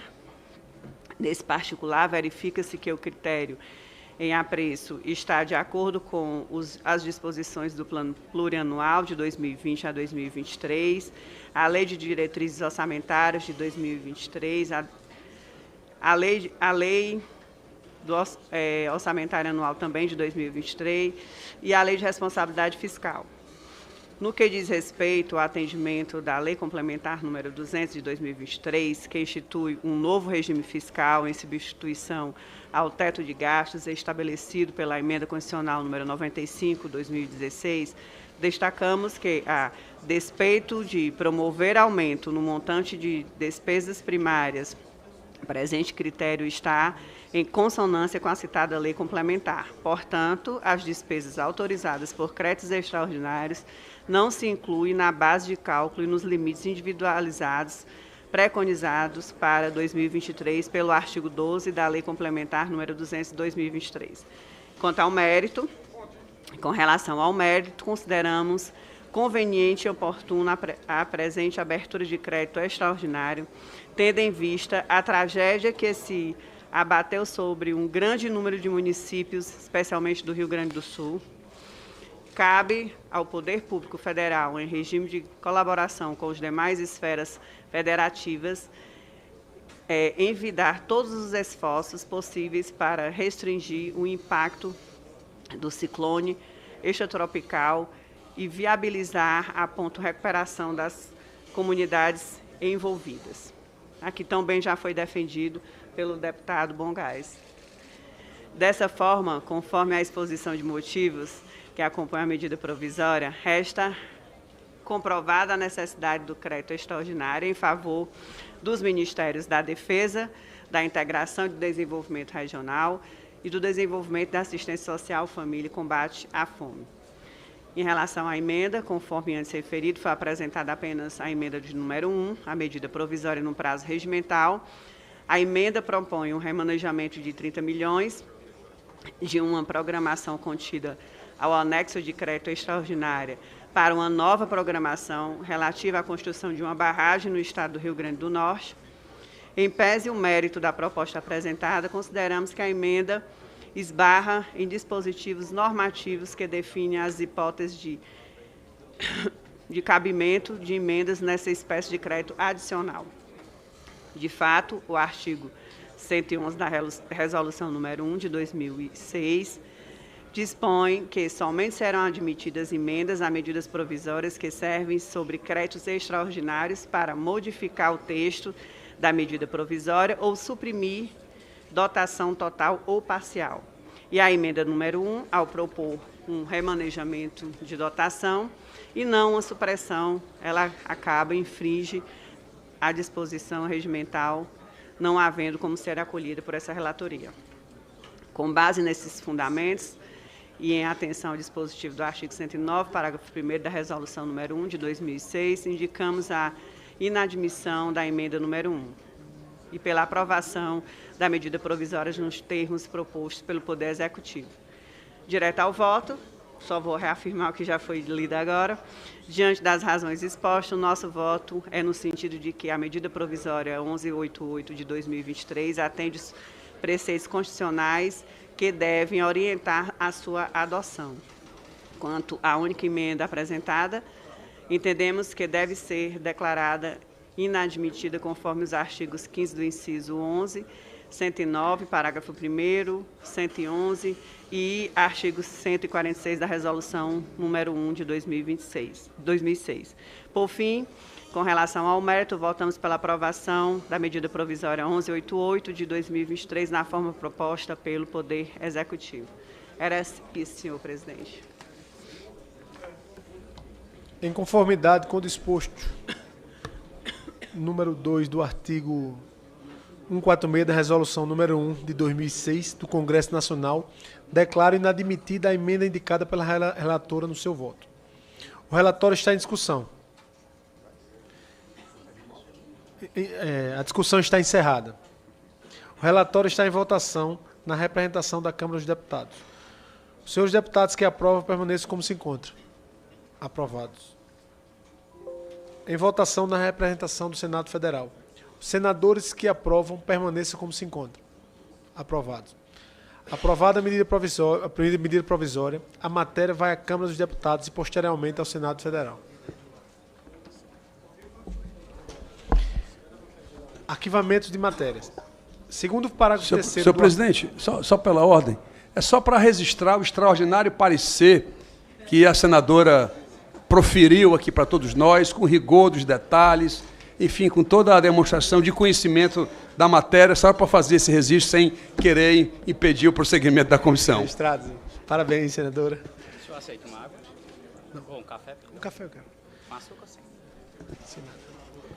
Segundo o parágrafo 3º do artigo 16 da Resolução número 1 de 2006 do Congresso Nacional, é permitido ao presidente da CMO, ouvido o plenário, dispensar a designação de relatores para as matérias relacionadas no inciso 3º, alíneas A, C, D e E, e no inciso 4º do artigo 2º da mesma resolução. Sendo assim, propõe ao plenário o arquivamento das matérias que não foram apreciadas. Para conhecimento do plenário, as matérias aqui referidas são as seguintes. Relatório de gestão fiscal, aviso número 2/2023 do Congresso Nacional. Relatório de gestão fiscal do TCU, aviso número 1/2023 e 10/2023 do Congresso Nacional. O envio das matérias para arquivo está em votação na representação da Câmara dos Deputados. Em votação na Câmara dos Deputados, aprovado. Em votação no Senado Federal, aprovado. Declaro encerrada a presente reunião.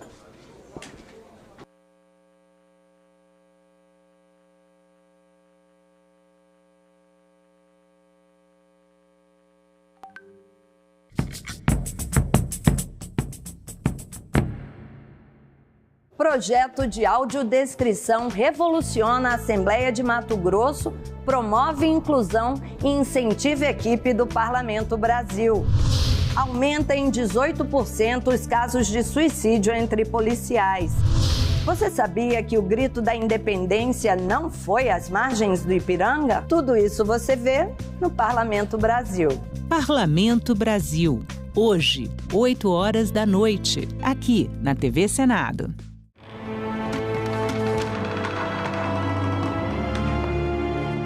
Tivemos algum avanço nas negociações com os franceses, Araújo? Não, Dom João. Infelizmente, não. Napoleão não acredita mais na conversão à causa francesa. Alteza, nossos funcionários já despertam curiosidade entre o povo ao movimentar tamanha carga pelas docas. Temo uma rebelião que nos colocaria em situação ainda mais complicada.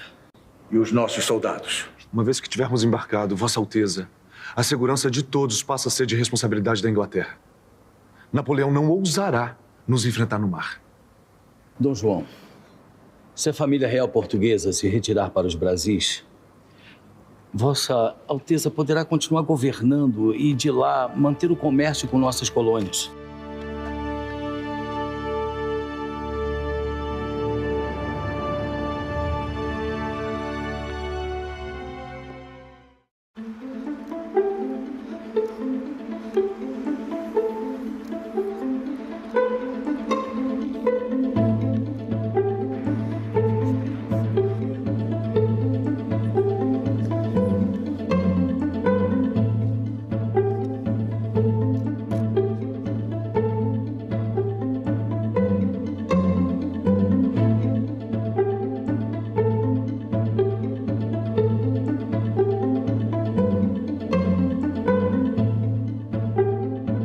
Esse enorme ato, repito, de generosidade, de respeito e de consideração de um artista consagrado para com o Congresso Nacional, o Senado Federal e a democracia brasileira, fazendo dos cacos e dos resquícios e dos resíduos de atos antidemocráticos uma belíssima obra de arte que estará aqui nesse prédio, eternizada como um símbolo de resistência democrática.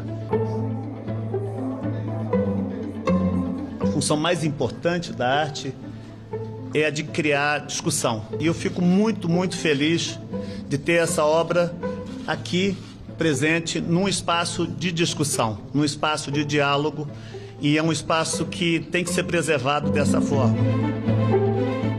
Com esta obra perpetua um alerta para nós, mas sobretudo para os que virão, para as gerações futuras, que nunca mais as sedes dos poderes da República e da democracia sejam violentados. A gente queria mostrar que o que se viveu faz parte da história, mas que nós saímos maiores, melhores e mais fortes. E isso é através da arte. Que mudanças estão sendo discutidas na lei do impeachment? Por que a lei precisa ser atualizada? Como essas alterações podem impactar a política do país? O professor de Direito da USP, Heleno Torres, e o senador Plínio Valério respondem a essas e outras perguntas ao vivo. TV Senado Live, hoje, 8h30 da noite.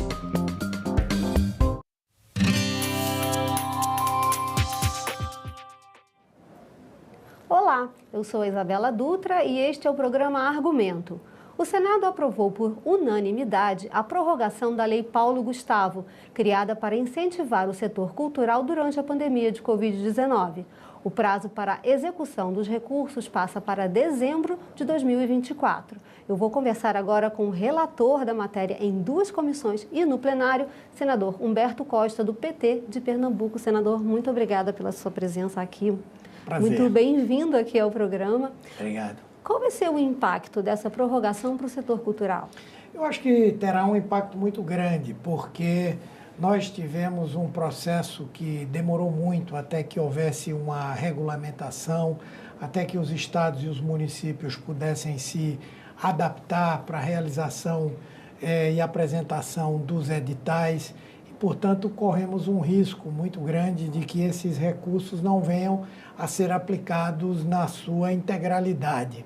E como é objetivo do governo federal e nós também aqui do parlamento, nós queremos que os recursos sejam plenamente aplicados, porque a área cultural foi uma das que mais, se não foi a que mais sofreu durante o período da pandemia.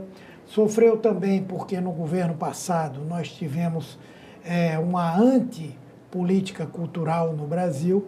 E agora esse recurso tão vasto que foi garantido pelo Congresso Nacional ainda durante o processo da pandemia e no pós-pandemia imediato, possa chegar à sua finalidade e não simplesmente serem devolvidos para o Tesouro Nacional.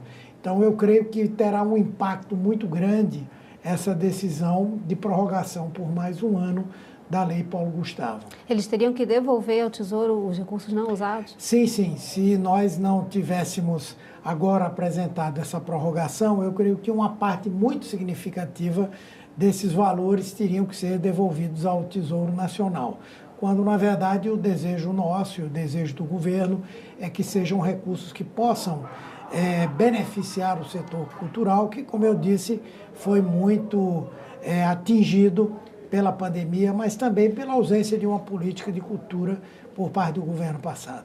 Foram quase 4 bilhões de reais, né, senador? Foi o maior aporte para o setor que o país já viu na história? Sim, com certeza. Não há nenhum período em que esses recursos tenham sido numa dimensão tão grande. E até porque a cultura vinha passando por um processo de desmonte das suas estruturas, tanto no nível nacional quanto no nível estadual e municipal, houve toda essa dificuldade para que os gastos pudessem acontecer num espaço de tempo tão curto, porque a regulamentação definitiva só ficou pronta no mês de maio de 2023.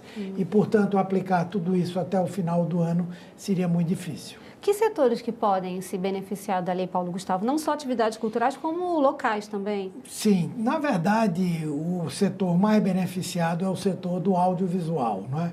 que é importante que seja o mais beneficiado, até porque é aquele que mais pesa em termos de geração de empregos, é o que mais pesa em termos de parcela do PIB que representa, não é? Mas todos os outros serão também beneficiados. Para o setor do audiovisual, é algo em torno de 2 bilhões e 100 milhões de reais. E o restante para uma série de outras atividades que são importantes também na área cultural, não é? E acho que o setor do audiovisual, ele tem também já uma expertise, uma agilidade que ajuda a que os recursos possam ser aplicados dentro desse prazo, não é? Os espaços culturais também recebem? Com certeza. Para manutenção? Como que Espaços funciona? culturais, eles poderão utilizar esse recurso para o pagamento de impostos, para o pagamento de pessoal, e isso tira desse setor que foi fortemente atingido pela pandemia, não é, dessa situação crítica em que se encontra hoje. E qual a importância dessa lei, então, para a cultura no país? Como que o senhor consegue me falar isso? Olha, eu acho que ela é redentora para a cultura nesse momento. É óbvio que nós tivemos também, na PEC da transição, mais recursos destinados à cultura, mas com esses recursos eu acredito que nós vamos permitir que todo o setor cultural, que foi tão atingido, como eu disse, pela pandemia e pela inexistência de uma política cultural, ele possa se recuperar. Quem não lembra que um dos primeiros setores a serem atingidos foi exatamente a cultura. Por exemplo, especialmente na área dos espetáculos, não podia haver aglomeração, não podia haver o trabalho de realização de ensaios, enfim, tudo que aconteceu teve que acontecer remotamente, até mesmo fazendo com que esses setores pudessem ter uma familiaridade com o setor digital. Isso tudo levou tempo, fez com que esse setor demorasse a retomar suas atividades, particularmente nessa área dos espetáculos, né? E que foi o primeiro a ter o público afastado, tudo aquilo que exigia público ficou prejudicado, tanto na área do audiovisual, na área do teatro, na área de shows, enfim. E essa prorrogação permite que esses setores possam ainda ter a condição de enfrentar essa sua situação crítica que aconteceu e que ainda repercute, né? Basta a gente ver, por exemplo, no setor do audiovisual, as plateias que vão ao cinema ainda são plateias muito menores do que aquelas que existiam antes da pandemia. Então, termina sendo um oxigênio para que esses setores possam se recuperar plenamente. O setor não voltou ainda ao que era antes da pandemia? Não, não. De um lado, porque as restrições a aglomerações, elas se estenderam durante um tempo muito grande. Segundo, porque ao longo desse período, por exemplo, o streaming, ele terminou, o streaming, quando eu falo, é a Globoplay, é a Netflix, é a Disney, é a Amazon Prime, foram ocupando um espaço muito grande. E aí os espetáculos de teatro, o cinema, senso estrito, não é? Estão recuperando aos poucos, né? Essa plateia que sempre tiveram e que são fundamentais para que o setor possa ter um faturamento. A bilheteria nos cinemas vem se recuperando muito lentamente e tudo isso, esse recurso que pode ser aplicado agora, vai ser fundamental, inclusive para novas produções, porque as produções também durante o período da pandemia, elas ou pararam ou andaram a um ritmo muito lento. Então, esses recursos eles vão permitir que esses setores todos se recuperem, espero. Esperamos. Senador, e como que funciona a aplicação da lei, assim, para as pessoas interessadas? Podem ser pessoas físicas, pessoas jurídicas, e ainda dá tempo de apresentar projetos? Sim, porque eu creio que boa parte dos municípios já se cadastrou para receber esses recursos, alguns, inclusive, já receberam os recursos, mas toda essa essa possibilidade de acesso dos atores culturais a esses recursos depende de editais que vão ser feitos, de elaboração de projetos por parte dessas pessoas, dessas instituições. Isso leva um tempo, mas essa prorrogação vai permitir que esses atores culturais, né, eles possam se preparar melhor para disputar esses recursos, o que seria mais difícil se a prorrogação fosse até agora o mês de dezembro. Está faltando praticamente 2 meses, estão faltando para que o ano termine. Então, essa prorrogação vai ser muito boa para que todos esses protagonistas, todos esses atores, pessoas, instituições, possam apresentar os seus projetos e concorrer nesses editais para terem acesso aos recursos, né? Um produtor cultural, então, um produtor de vídeo, um artista que tenha um projeto e não tenha um edital sido aberto na prefeitura ou no governo do estado, como que ele pode fazer para ter acesso? Bom, primeiro ele pode acessar esses projetos, esses editais no estado inteiro, às vezes até em outros estados, desde que ele se associe a um produtor daquele estado, não é?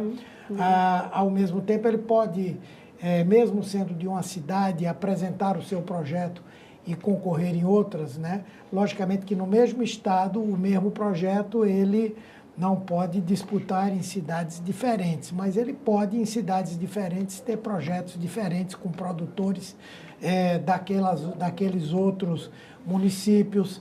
E em termos estaduais, por exemplo, um produtor de Pernambuco pode se associar a um produtor da Bahia, apresentar um projeto, concorrer em mais de um estado. Então, tudo isso é perfeitamente possível. Tá certo. Senador, muito obrigada pelos seus esclarecimentos. Parabéns pela aprovação do projeto. Eu que agradeço não só a oportunidade, mas também a oportunidade de ter sido um relator. E eu tenho certeza que esse projeto de prorrogação do senador Randolfo Rodrigues vai, sim, ser muito benéfico para a cultura nacional como um todo. Sim. Seja muito bem-vindo sempre aqui ao programa. Obrigado. E eu agradeço a você também que nos acompanhou. Esse programa já está disponível no nosso site, senado.leg.br/TV e no nosso canal do YouTube. Obrigada pela sua companhia e até o próximo argumento.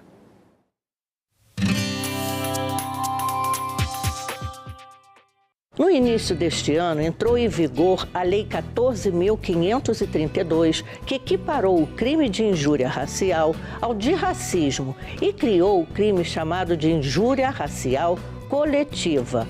A nova lei pune com maior rigor quem tenta diminuir, excluir ou discriminar pessoas negras.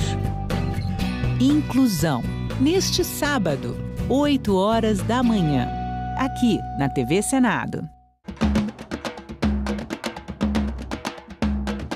A essência da democracia deve ser esta: solucionar disputas e fazer a divergência pacificamente. E que os três poderes, juntos, podem construir e devem construir o que é o pilar da democracia. Democracia é essa que exige convivência pacífica entre todos, mesmo com divergência de ideias. Entendemos que a democracia, mais do que um regime político, é um modo de vida. A democracia é o único regime que pode permitir o convívio das pessoas que discordam. E discordar é saudável. O conteúdo que nos ensina a Constituição é que a democracia deve ser defendida. A democracia é o melhor terreno para plantar e colher direitos. TV Senado. Democracia todo dia. Lei de Diretrizes e Bases da Educação Nacional. O nome é grande, mas a importância dessa lei é maior ainda. Ela define todo o processo de organização da nossa educação brasileira, do ensino infantil ao ensino superior. Hoje ela faz parte da história da nossa sociedade, mas, claro, também faz parte da história do Senado. Em 1961, vem a primeira ideia do que seria uma lei de diretrizes e bases da educação. É um pontapé inicial para a gente pensar nas bases da educação brasileira. Fala pessoal, aqui é o Sr. Josu, professor de História e de Geografia, influenciador digital, e hoje eu estou aqui para falar sobre a Lei de Diretrizes e Bases da Educação. Quando chega 1971, a Lei de Diretrizes e Bases da Educação sofre uma nova transformação. Transformação importante, professor. O ensino à distância é instituído, o supletivo também. Eu sou alguém que deixou de estudar aos 17 anos de idade, voltou a estudar com os 24 anos de idade e só pude voltar a estudar por causa do supletivo, né? Daquilo que a gente chama de EJA. É em Fernando Henrique Cardoso, em 96, e com o Darcy Ribeiro, que a Lei de Diretrizes e Bases da Educação toma um outro rumo, um rumo mais sólido. Temos também o Plano Nacional de Educação, que é renovável,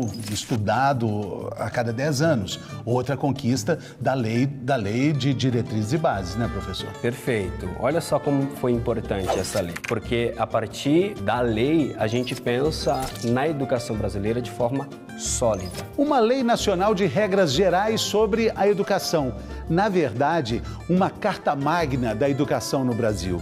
Conquistas muito importantes para quem aprende, muito importantes também para quem ensina. Uma trajetória que também passou por aqui. Senado, 200 anos.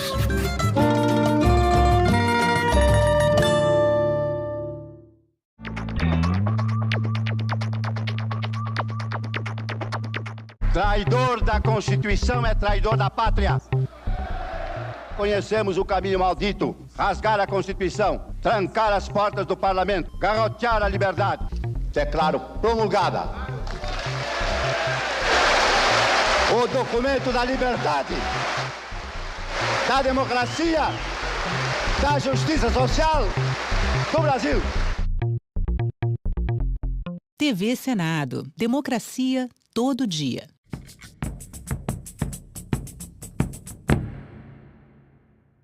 O programa a seguir é livre para todos os públicos.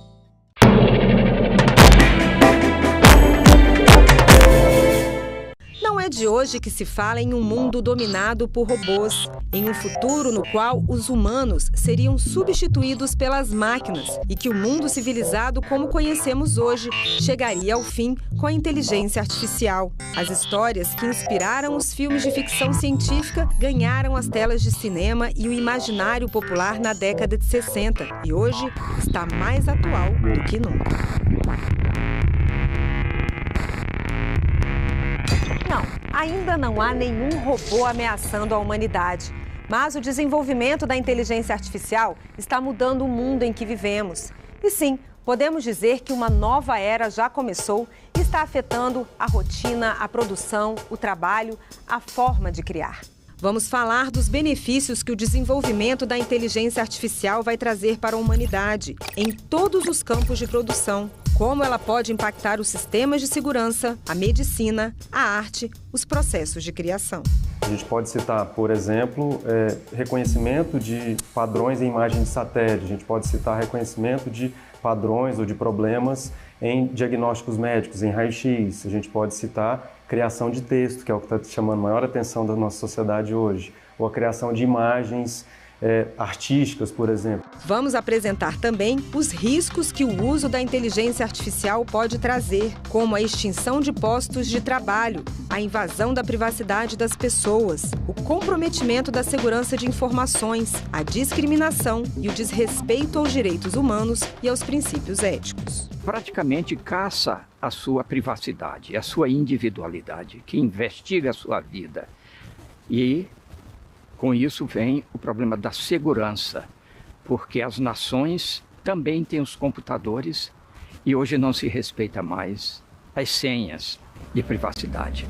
Também vamos mostrar por que os países correm contra o tempo para regular o uso da inteligência artificial. Como o Brasil está se movimentando para isso, os debates no parlamento e como o Senado está trabalhando para criar um marco da inteligência artificial. A regulação tem que ser urgente, já que as questões que nos afetam a todos hoje no cotidiano já estão presentes nas nossas vidas, com prejuízos e com impactos muito significativos.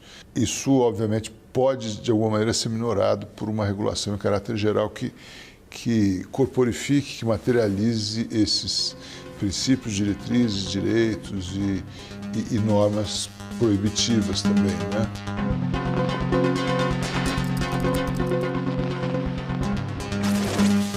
Inteligência artificial. Afinal, o que significa essa revolução que está mudando o mundo como conhecemos? É o que as pessoas estão buscando entender.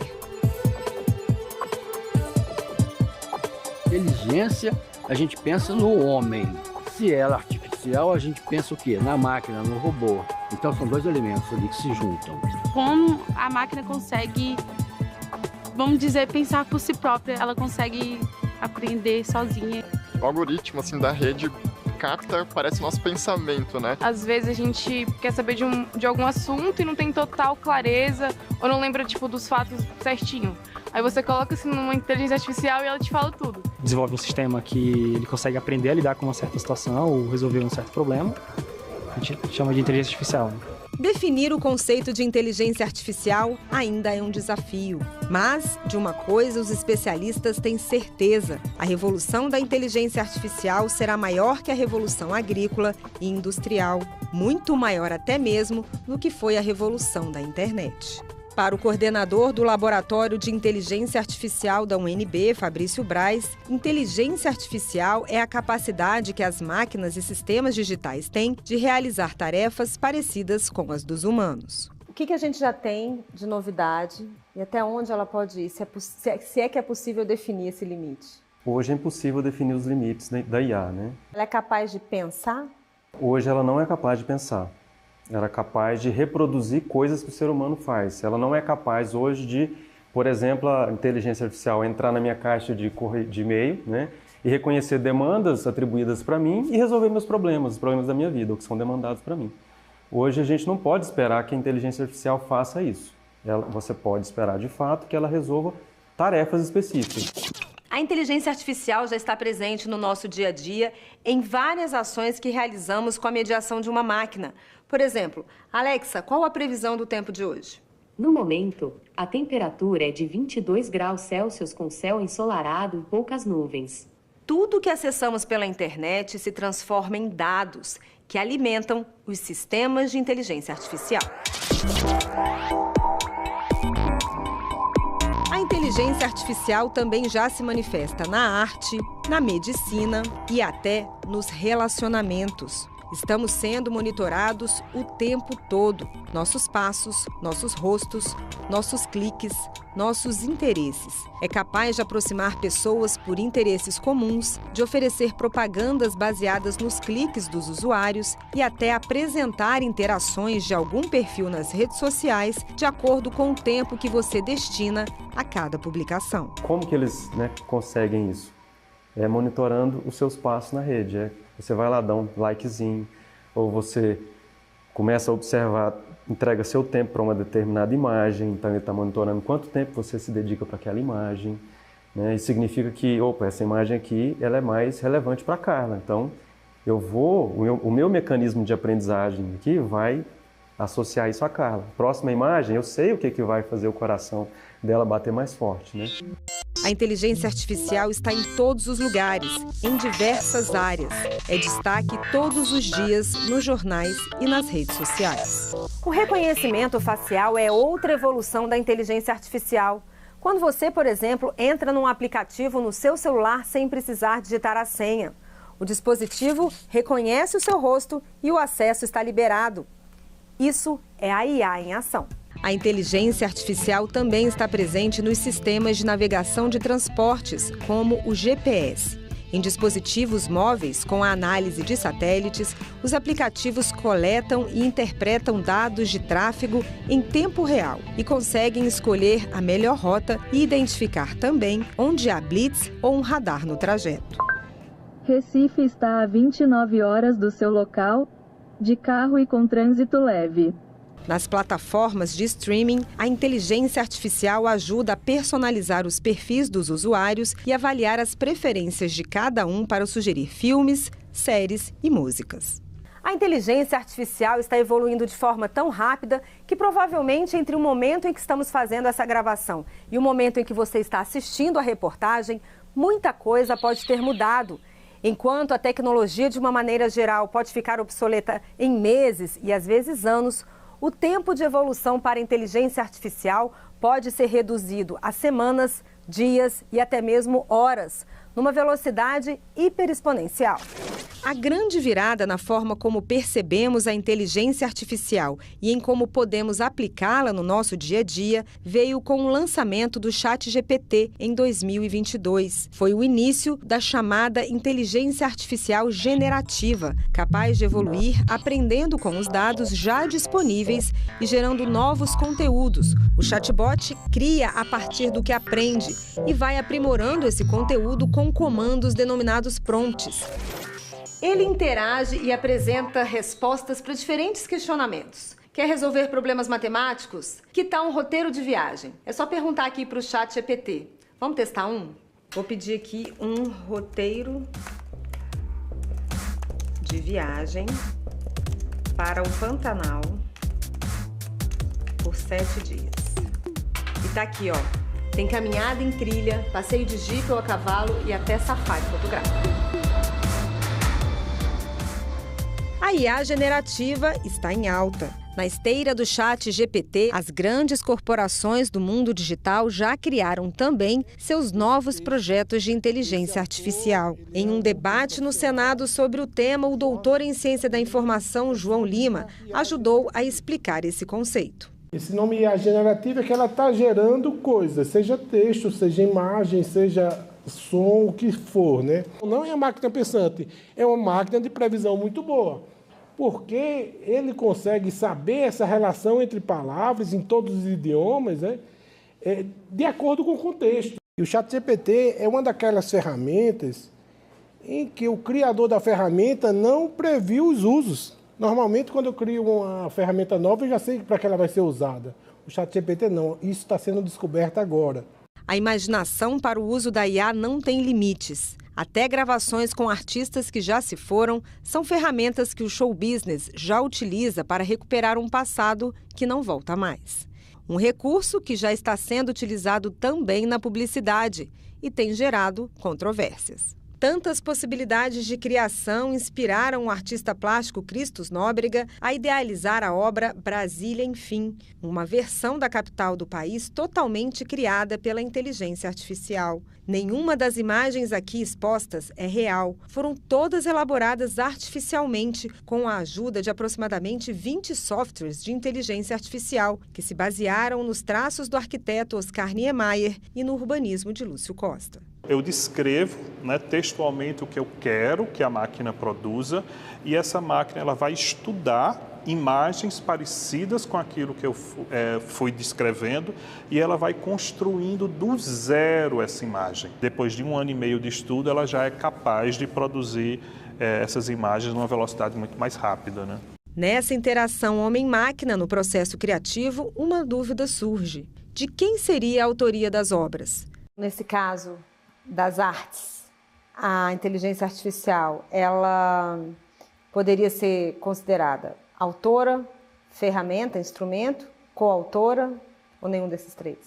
Então, na minha posição, só me resta dizer que ela foi usada como autora, né? Porque eu estou, digamos, do lado do balcão que pensa e constrói esses mecanismos para aprender e construir, né? Aprender e gerar esses resultados. Por não ser uma entidade, ela não pode ser considerada autor, né? Eu acho que existe uma certa romantização da IA, no sentido de se entender a IA, por ela simular algumas das faculdades humanas, de se entender a IA como um sujeito. Mas a IA não é um sujeito, a IA é uma ferramenta. Da ciência da arte para a arte da ciência. A inteligência artificial também deu início a uma revolução na medicina, com uma perspectiva altamente favorável para a prevenção e o tratamento de doenças. O uso dos algoritmos associados aos dados e exames de pacientes podem sugerir diagnósticos e oferecer as melhores opções de tratamento. As ferramentas de IA, abastecidas com uma grande quantidade de dados,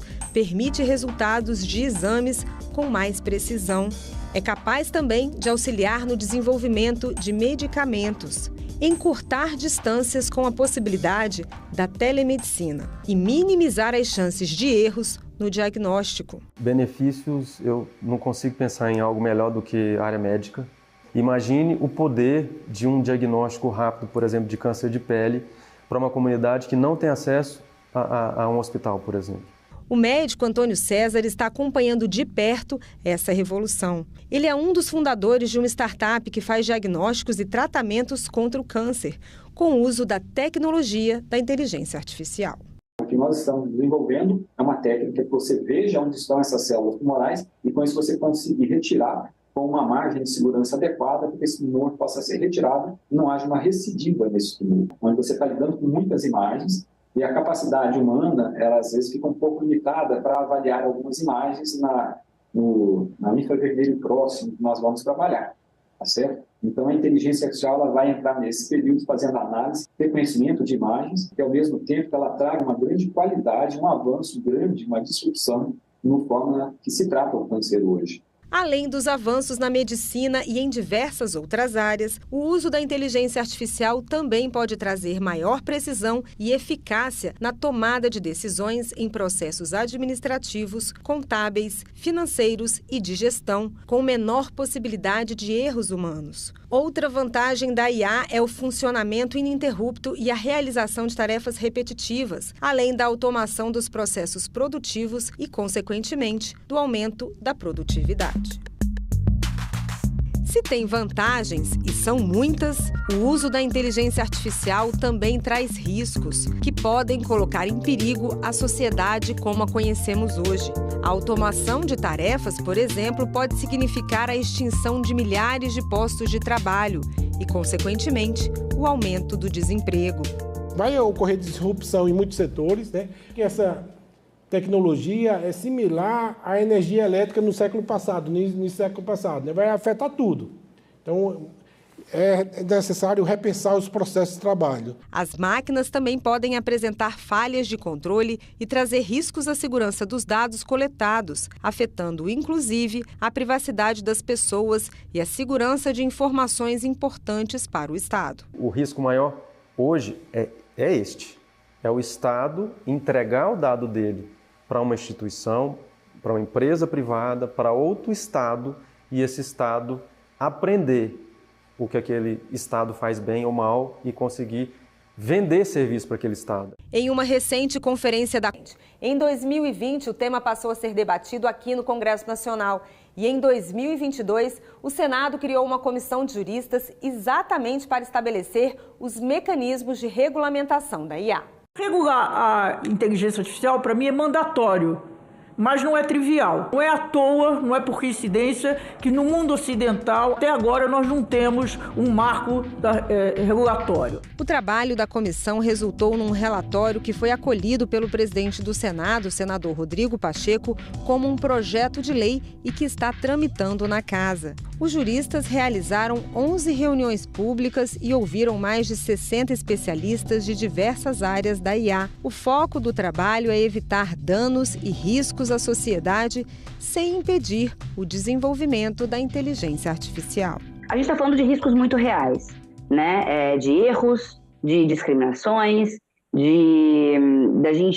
simplesmente dos sistemas não funcionarem como a gente espera que eles funcionem. Há um consenso de que é preciso uma regulação. Talvez a discussão seja qual é a regulação, como se deve regular. Se propor um marco legal de IA no Brasil, é preciso ter a dimensão de que os sistemas de IA são diferentes entre si e que tentar agrupá-los sem considerar seu uso ou potencial risco é prejudicial para o desenvolvimento da tecnologia e aplicação no Brasil.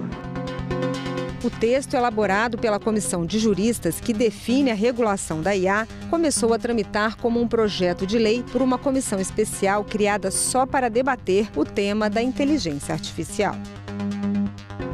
Esse assunto é absolutamente necessário, urgente, mas que precisa também do debate tão amplo que agora várias comissões estão analisando, mas essa em especial será responsável pelo texto final. Para o ministro do STJ, Ricardo Vilas Boas Cueva, que presidiu a comissão de juristas, a proposta de marco legal da IA apresentada tem como eixo central o ser humano.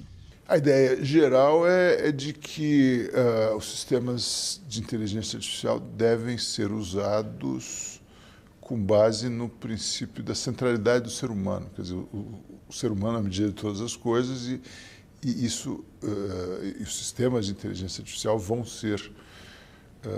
devem ser utilizados para respeitar os direitos e garantias fundamentais dos seres humanos.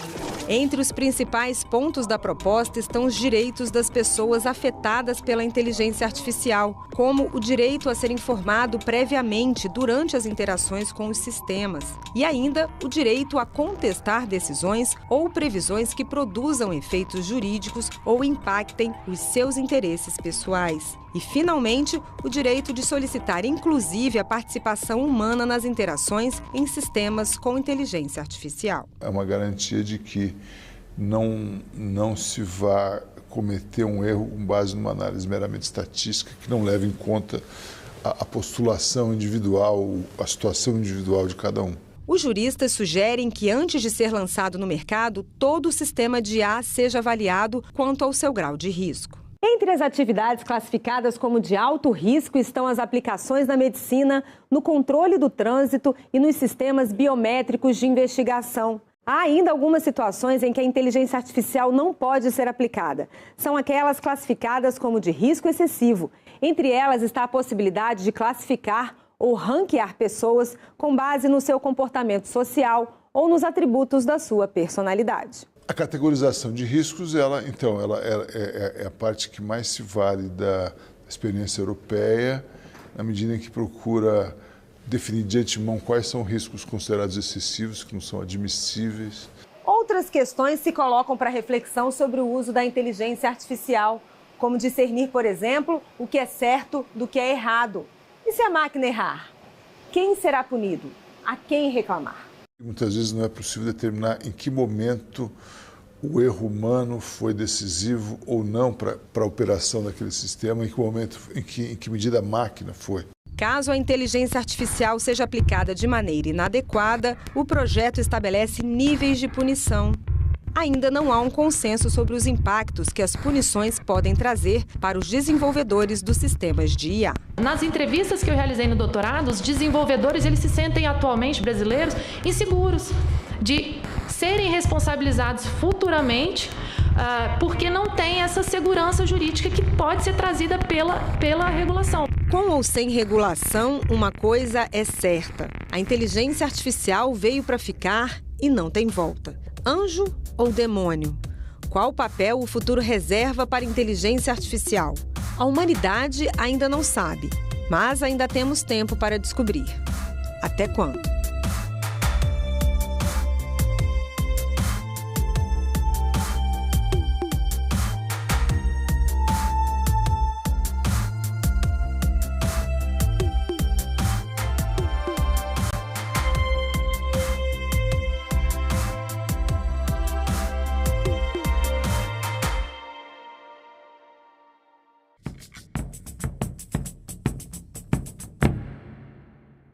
Projeto de audiodescrição revoluciona a Assembleia de Mato Grosso, promove inclusão e incentiva a equipe do Parlamento Brasil.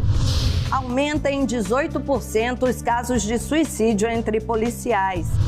Você sabia que o grito da independência não foi às margens do Ipiranga? Tudo isso você vê no Parlamento Brasil. Parlamento Brasil. Hoje, 20h, aqui na TV Senado. Quando foi o final da rede ferroviária, o pessoal começou a cortar locomotivas, vagões, tudo para vender a 1 centavo o quilo. E aí eles vieram e começaram a cortar essa locomotiva. E nós entramos no Ministério Público, fizemos a denúncia e aí nós conseguimos fazer com que eles ficassem aqui. Ainda que nesse estado precário, né? Mas ficou muito interessante porque dá para ver como é que ele era por dentro, né? E assim também mostrar como nós tratamos os nossos patrimônios históricos, né?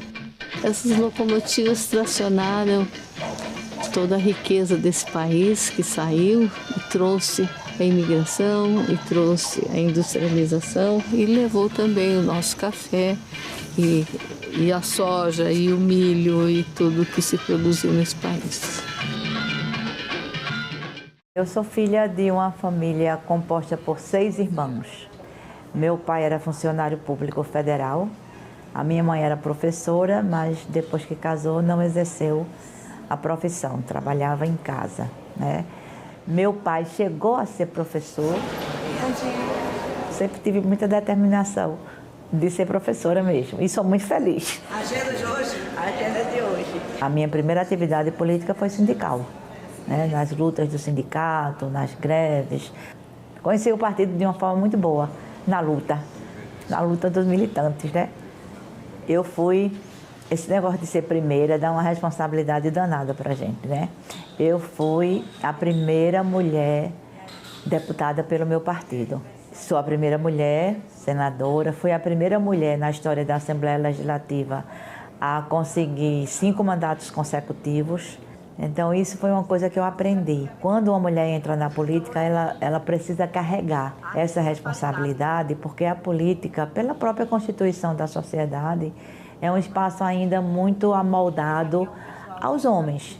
Mas eu acho que a estrutura do Senado, em termos de condições de trabalho para o senador, a própria imprensa da casa, as consultorias, né? A gente tem muita condição de trabalhar bem. Tudo isso aqui é banana, palha da banana. Sou da Comissão de Meio Ambiente, sou da Comissão de Integração, sou da Comissão de Educação e a Comissão de Assuntos Econômicos. Sou suplente da CCJ e da Comissão de Assuntos Sociais. Referencio os nossos trabalhos, né, e as nossas decisões aqui nesta comissão.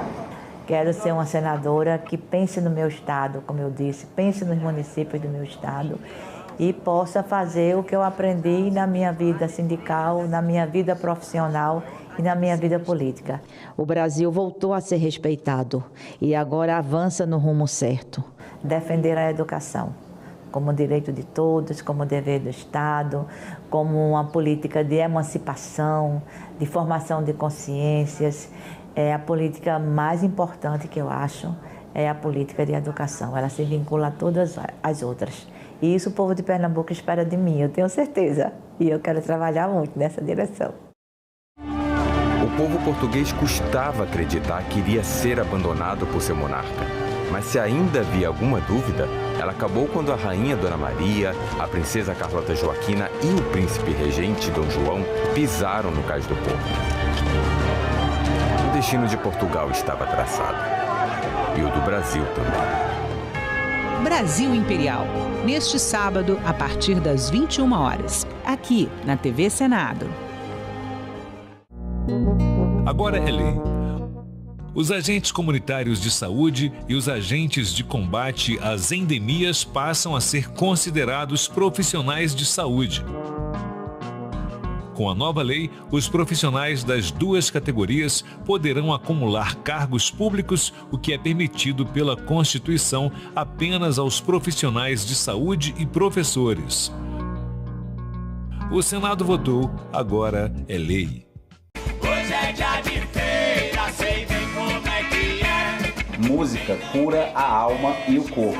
Para acender meu sorriso e no momento preciso.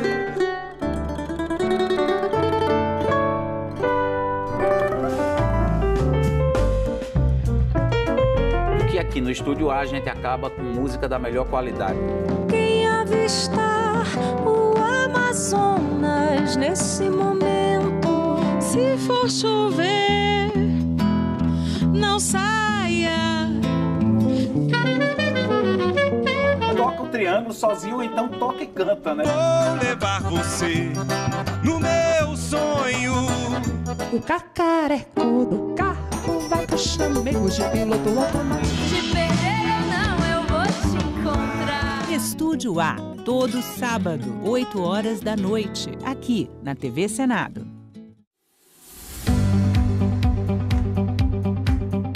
Sabia que o Brasil tem 63 universidades federais? Mas isso nem sempre foi assim. Há 200 anos não havia nenhuma universidade no Brasil inteiro. O país, que tinha acabado de se tornar independente, sabia da importância de criar essas instituições para o seu desenvolvimento. A Constituinte de 1823 discutia a necessidade do Estado construir e manter esses centros de formação. Até então, o país tinha somente as faculdades de medicina do Rio de Janeiro e Salvador. Mas a primeira universidade brasileira surgiu somente quase 100 anos depois, já na República. Hoje o Brasil tem universidades federais em todos os estados e no DF. Isso além das estaduais, municipais e particulares.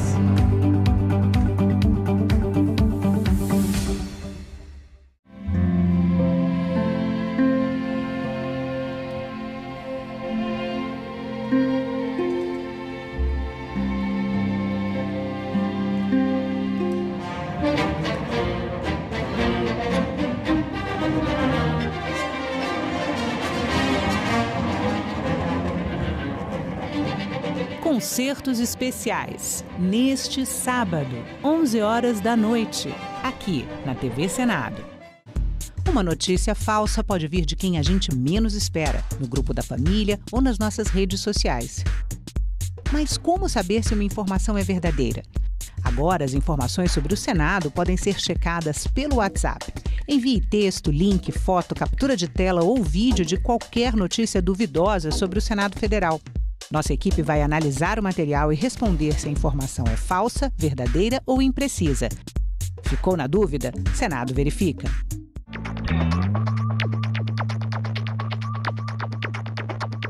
Não sei exatamente do que me acusam. Já a nação vive sob os efeitos do terror. Se me forem retirados os direitos políticos, como se anuncia em toda parte, não me intimidarei, não deixarei de lutar.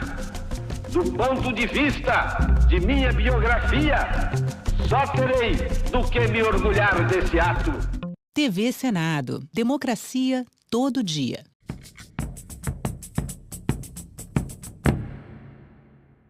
Senado aprova restrições para a saída temporária de presos.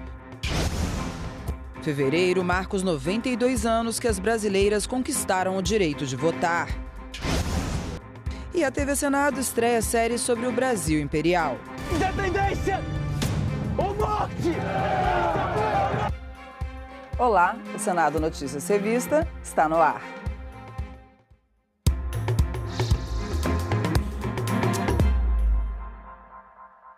O plenário do Senado aprovou nesta semana um projeto de lei que restringe o direito à saída temporária para presos condenados. O texto voltou para análise da Câmara dos Deputados. Os senadores aprovaram mudanças na lei que restringe a saída temporária para presos condenados. Só terão direito ao benefício presos inscritos em cursos profissionalizantes ou nos ensinos médio e superior. Hoje, o benefício vale para condenados que cumprem pena em regime semiaberto e têm bom comportamento. Eles podem sair até 5 vezes ao ano para visitar a família, estudar ou participar de atividades de ressocialização. Nós tivemos no relatório a sensibilidade de colocar o nome nesta lei de Lei Sargento PM Dias, em alusão exatamente ao policial militar assassinado covardemente com um tiro a queima-roupa na sua cabeça em Belo Horizonte, estado de Vossa Excelência, presidente Pacheco, por alguém que estava foragido da justiça exatamente por não ter retornado após a saidinha de Natal do ano passado. A proposta aprovada trata ainda de temas como a progressão de regime. Terá direito ao benefício o preso que tiver bom comportamento, comprovado pelo diretor do presídio e por resultados de exame criminológico. O teste deve avaliar, por exemplo, se ele é capaz de se ajustar ao novo regime com disciplina, responsabilidade e baixa periculosidade.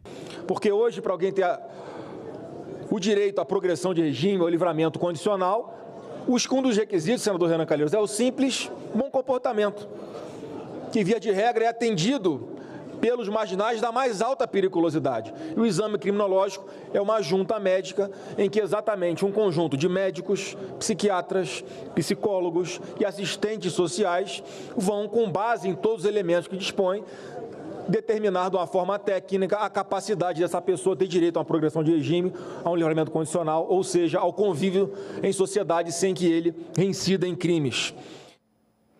O fim da desoneração da folha de pagamentos vai ser retirado da medida provisória editada pelo governo no ano passado. O anúncio foi feito pelo presidente do Senado, Rodrigo Pacheco, que na quarta-feira se reuniu com o ministro da Fazenda, Fernando Haddad. A parte da MP que trata da revisão do Programa Emergencial de Retomada do Setor de Eventos, PERSE, continuará valendo. A construção política está feita no sentido de que eventuais alterações no programa não se darão por medida provisória. O governo já concordou com essa premissa, nós ajustamos isso e em breve o governo deve anunciar a medida tomada para poder retirar da medida provisória o estabelecimento dessas alterações da desoneração da folha de pagamento. E aí, eventualmente, o governo pode propor alterações, mas o fará por projeto de lei sem eficácia imediata. Portanto, a medida provisória 1202 não terá tramitação da desoneração da folha de pagamento. Isso, portanto, serve aos 17 setores no sentido de suas programações e suas previsões, no sentido de que a desoneração da folha dos 17 setores está mantida, assim será, e eventuais alterações serão, então, amadurecidas através de projeto de lei e não por medida provisória. A desoneração da folha de pagamentos foi assunto também de uma reunião de líderes do Senado nesta semana. Ainda foram apontadas como prioridades para este semestre projetos sobre mandatos dos ministros do STF, fim da reeleição e isenção de PVA com carros com mais de 20 anos de uso. Os líderes apresentaram ao presidente Rodrigo Pacheco as pautas que consideram prioritárias nas próximas semanas. O projeto do mandato dos ministros, ele já entra para discussão na... Está na CCJ, ontem foi levantado, a gente quer que vote semana que vem e depois incluir na pauta do plenário. A PEC do senador Cleitinho, de Minas Gerais, foi aprovada por unanimidade para que possa ir para o plenário na semana que vem, que é a PEC que define a questão que não seja cobrado IPVA com carros com mais de 20 anos de uso. Também foi muito discutido a questão de mandato de ministro de Supremo, onde o presidente do Senado garantiu que votará esse ano. O senador Marcelo Castro, relator do Código Eleitoral, disse que vai apresentar aos líderes na reunião da semana que vem as mudanças que fez no texto que veio da Câmara. O senador Marcelo Castro também disse aos líderes que vai apresentar na semana que vem 2 propostas de emenda à Constituição. Uma prevê o fim da reeleição para presidente da República, governador e prefeito e amplia o mandato para 5 anos. A outra prevê a coincidência na data de todas as eleições. Nós entendemos que foi um equívoco que se cometeu no passado, não tem trazido bons benefícios ao país. Nós achamos, e muitos concordam conosco, que é um malefício a questão da reeleição para cargos executivos no Brasil. Sem a reeleição, um mandato de 4 anos ficaria muito exíguo para um prefeito, um governador, um presidente da República conceber e executar os seus projetos. Isso respeitando a expectativa de direito para os atuais prefeitos que vão para a reeleição, os prefeitos que se reelegerem esse ano e os governadores que se reelegerem também, que se elegerem em 2026. Então, o mandato de 5 anos para prefeito só iniciaria em 2028 e o mandato de 5 anos para governador só se iniciaria em 2030. A decisão do governo de manter a desoneração de 17 setores da economia também foi discutida na reunião. Era inadmissível que uma medida provisória procurasse impor uma agenda desfazendo uma decisão que tramitou durante 10 meses no Congresso Nacional. O governo entendeu essa leitura, admitiu o equívoco e assumiu que vai enviar um PL. E um projeto de lei, sim, ele pressupõe debate de ideias, discussão e voto para ser aprovado. E a comparação que o presidente Lula fez entre o conflito de Israel e Hamas com o Holocausto repercutiu no Senado. O presidente da Casa, Rodrigo Pacheco, disse que não compactua com as afirmações. Rodrigo Pacheco começou o discurso reiterando que o Senado condena o ataque terrorista do grupo Hamas contra civis israelenses e pediu novamente a libertação dos reféns. O presidente do Senado também falou sobre a reação de Israel aos ataques, reforçando que o uso de violência irracional deve ser repelido. Ele também afirmou não compactuar com as afirmações que compararam a ação militar ao Holocausto. Ainda que a reação feita pelo governo de Israel venha a ser considerada desproporcional, excessiva, violenta, indiscriminada, não há como estabelecer um comparativo com a perseguição sofrida pelo povo judeu no nazismo. No domingo, Lula classificou como genocídio e chacina a resposta de Israel na faixa de Gaza aos ataques promovidos pelo Hamas no início de outubro. Ele comparou a ação israelense ao Holocausto. Uma fala dessa natureza deve render uma retratação. É fundamental que haja uma retratação e um esclarecimento com um pedido de desculpas em relação a uma parte da fala que estabelece esta premissa equivocada, pois o foco das lideranças mundiais deve estar na resolução do conflito entre Israel e Palestina. O líder da oposição no Senado, Rogério Marinho, considerou importante o posicionamento do Senado. É importante o posicionamento que Vossa Excelência faz, propondo pacificação, moderação, que se olhe com equilíbrio um conflito que certamente choca o mundo todo, né? Não só pelo que ocorreu inicialmente, que foi o bárbaro crime perpetrado contra civis, mas também a guerra que se estabeleceu de forma subsequente pela retaliação que está sendo colocada pelo Estado de Israel. Pode discutir aqui a questão de proporção, né? Qual seria a proporção de um povo que foi agredido com as suas mulheres estupradas, as suas crianças assassinadas. Então, isso é realmente uma questão extremamente delicada e que suscita as paixões até pelas posições políticas que cada um de nós pode ter. O senador Jacques Wagner, líder do governo, afirmou que não é necessária uma reparação sobre o discurso de Lula, mas ele ressaltou que a comparação com o Holocausto não deveria ter sido feita. O que motivou o presidente da República, até porque quem assistiu a fala inteira dele, não há nada a ser reparado quando ele se insurge contra o silêncio a que se refere o senador Omar Aziz, não dessa casa, mas das nações da Europa, da Ásia e de outros cantos, contra o absurdo que é tentar fazer o olho por olho, o dente por dente. Na minha opinião, não se traz à baila o episódio do Holocausto para nenhuma comparação, porque fere sentimentos, inclusive meus, de familiares perdidos naquele episódio, que era uma máquina da morte, com câmaras de gás. E a CPI da Braskem foi instalada em dezembro e, nesta semana, fez sua primeira reunião de trabalho depois de controvérsia sobre quem seria o relator. O nome definido foi o de Rogério Carvalho. O senador Rogério Carvalho, de Sergipe, foi designado relator da CPI da Braskem, criada para investigar os danos ambientais causados pela empresa petroquímica em Alagoas. Essa definição enfrentou dificuldades desde a instalação da CPI, em dezembro de 2023, e nesta quarta-feira causou um adiamento da reunião das 10 da manhã para as 4 da tarde. Alguns senadores alegavam que o indicado não poderia ser do estado de Alagoas, para dar mais isenção ao trabalho. Renan Calheiros, autor do pedido de criação da CPI e representante do estado, disse que essa condição limitaria o seu mandato.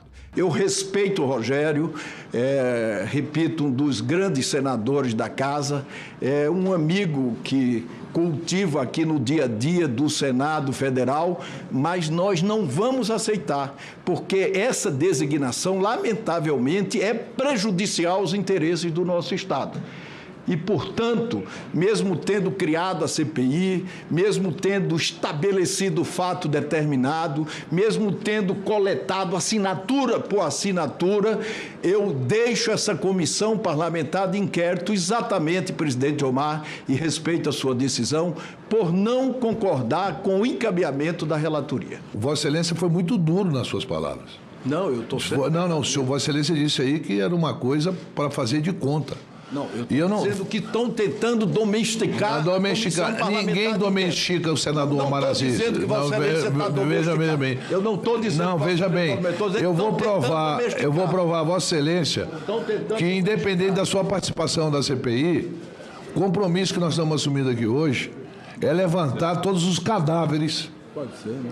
Para ter chegado nessa situação, porque isso não chegou do dia para a noite. Senadores como Otto Alencar e Doutor Irã apoiaram a decisão de Omar Aziz. O vice-presidente da CPI chegou a oferecer seu cargo a Renan Calheiros. E como o Renan foi o autor desta CPI e foi quem mais, evidentemente, denunciou e trouxe a público o que aconteceu nessa catástrofe absoluta em Alagoas, eu imploro, aceite o meu pedido, eu abro mão prazerosamente, como abriria mão para o meu amigo, que tanto respeito, senador Rodrigo Cunha, se ele tivesse sido o autor da CPI, aceite e seja o vice-presidente no meu lugar. Com 11 titulares, a CPI da Braskem terá 120 dias para concluir os trabalhos com um orçamento de R$120 mil. A próxima reunião está marcada para 27 de fevereiro.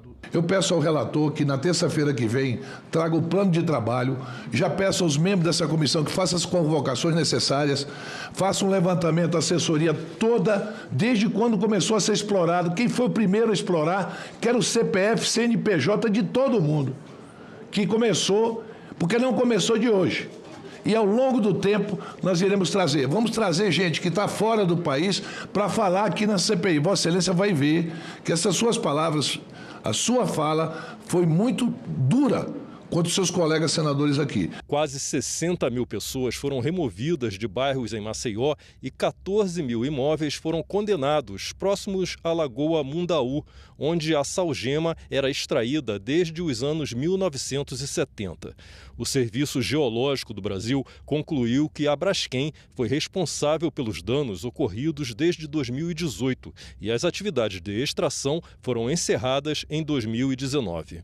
O problema parou de jeito nenhum, o problema acontece, a Braskem tem culpa e como tem. Essa casa tem sim que agora cumprir um outro papel, que é evitar com que novas pessoas sofram um dano maior ainda em qualquer parte desse país. E aí nós vamos demonstrar, por exemplo, que quem deveria fiscalizar essa exploração não fiscalizou, que não tem funcionários, o governo federal necessário para realizar essa fiscalização, que delega ao Estado que se omitiu e que a própria Braskem fazia a fiscalização dela mesma e mandava um laudo. Flávio Dino deixou o cargo de senador para tomar posse como ministro do Supremo Tribunal Federal. A cerimônia aconteceu na quinta-feira com a presença do presidente da República e do presidente do Senado Federal, Rodrigo Pacheco, além de outras autoridades. A cerimônia de posse do ministro Flávio Dino durou cerca de 20 minutos e contou com a presença do presidente da República, Luiz Inácio Lula da Silva, do presidente do Senado, Rodrigo Pacheco, e outros senadores. O presidente da Câmara dos Deputados, o vice-presidente da República, presidentes de tribunais, governadores e ministros de Estado também estavam presentes. A presença maciça de todas as pessoas, de todas as visões aqui também documentam a vitória da democracia, da institucionalidade e da civilidade. De modo, Flávio, que nós o recebemos aqui com muita alegria. A vida é dura, mas é boa porque nos dá o privilégio de servir ao país sem nenhum outro interesse que não seja o de fazer um país melhor e maior. A cerimônia teve início com a execução do hino nacional pelos Dragões da Independência. Flávio Dino foi conduzido ao plenário pelo ministro mais antigo, Gilmar Mendes, e pelo mais recente, Cristiano Zanin. Em seguida, Dino prestou o compromisso de posse. Prometo bem e fielmente exercer o cargo de ministro do Supremo Tribunal Federal em conformidade com a Constituição e as leis do país. Indicado pelo presidente Lula para substituir a vaga em decorrência da aposentadoria da ministra Rosa Weber, Dino teve seu nome aprovado no plenário do Senado no dia 13 de dezembro. Maranhense, ele é formado em Direito e tem mestrado pela Universidade Federal do Maranhão. Já foi juiz federal e atuou como juiz auxiliar no Supremo. A carreira política começou em 2006, quando foi eleito deputado federal. Foi presidente da Embratur no governo Dilma Rousseff, governador do Maranhão por 2 vezes, senador e ministro da Justiça. E 2 dias antes da posse no STF, Flávio Dino se despediu do mandato de senador, com um discurso em plenário sobre a importância da política e da harmonia entre os poderes. A sessão chegou a ser suspensa por 7 minutos para ele receber cumprimentos de outros parlamentares. Podem ter certeza da minha mais absoluta deferência aos poderes políticos do Estado. E essa deferência se manifestando, inclusive e sobretudo, pela capacidade de ouvir, de promover o bom diálogo institucional, para que nós possamos encontrar o modo pelo qual a harmonia entre os poderes vai se concretizar. Esperem de mim imparcialidade e isenção. Esperem de mim fiel cumprimento à Constituição e à lei. Nunca esperem de mim prevaricação. Nunca esperem de mim não cumprir os meus deveres legais, mas sempre com lhaneza no trato, com capacidade de compreender o outro, porque um bom juiz fala muito pouco e ouve muito. Eu quero, senhor presidente Rodrigo Pacheco, reiterar 3 compromissos fundamentais aqui. Agir no Supremo com respeito à presunção à constitucionalidade das leis. Agir no Supremo com respeito à presunção da legalidade dos atos administrativos. E agir no Supremo de modo consentâneo com o princípio da presunção de inocência. O voto feminino foi conquistado em fevereiro de 1932 por meio do então presidente Getúlio Vargas. 92 anos depois, muito ainda tem que ser conquistado. As mulheres são mais de 50% do eleitorado, mas ocupam hoje menos de 15% dos cargos eletivos.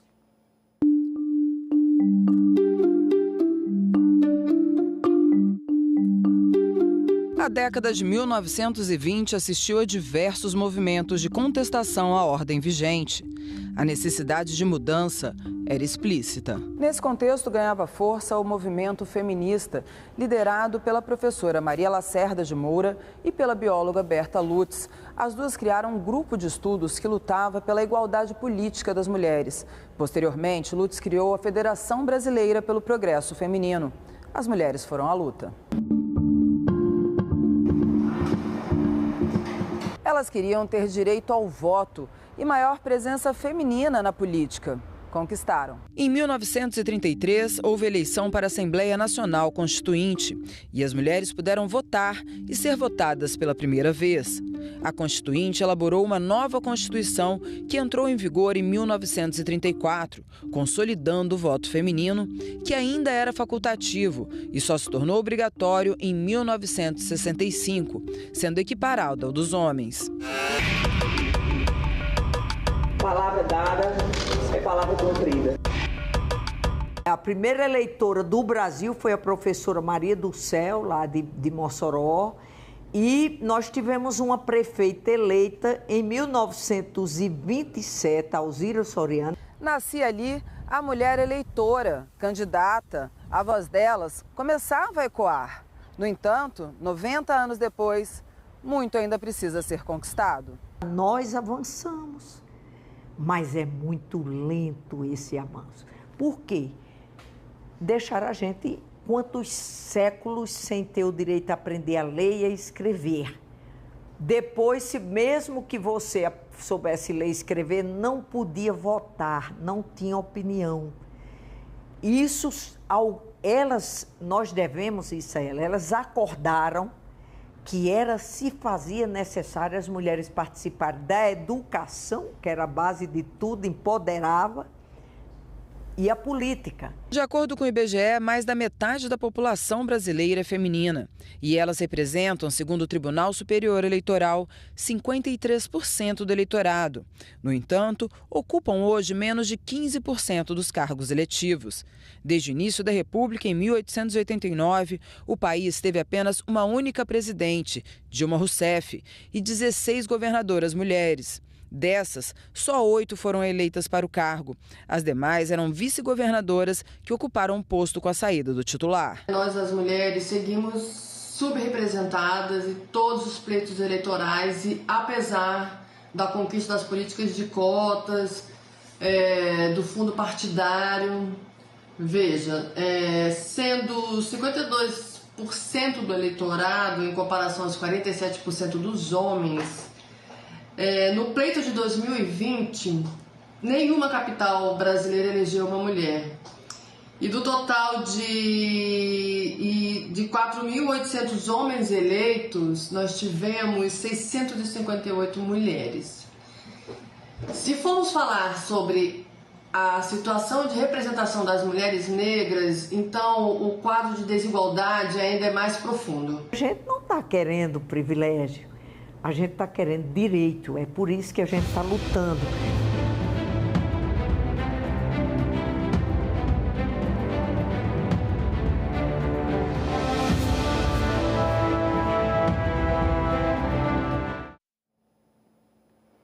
Todo mundo diz que estudar a história do Brasil é muito importante para poder entender quem somos e conseguir pensar em um futuro melhor para o país. Só que às vezes é difícil visualizar tantos acontecimentos só lendo, né? Agora você vai ter uma chance de aprender mais sobre o nosso passado com a série Brasil Imperial, produzida pela Fundação Sesgran Rio e que estreia neste sábado aqui na TV Senado.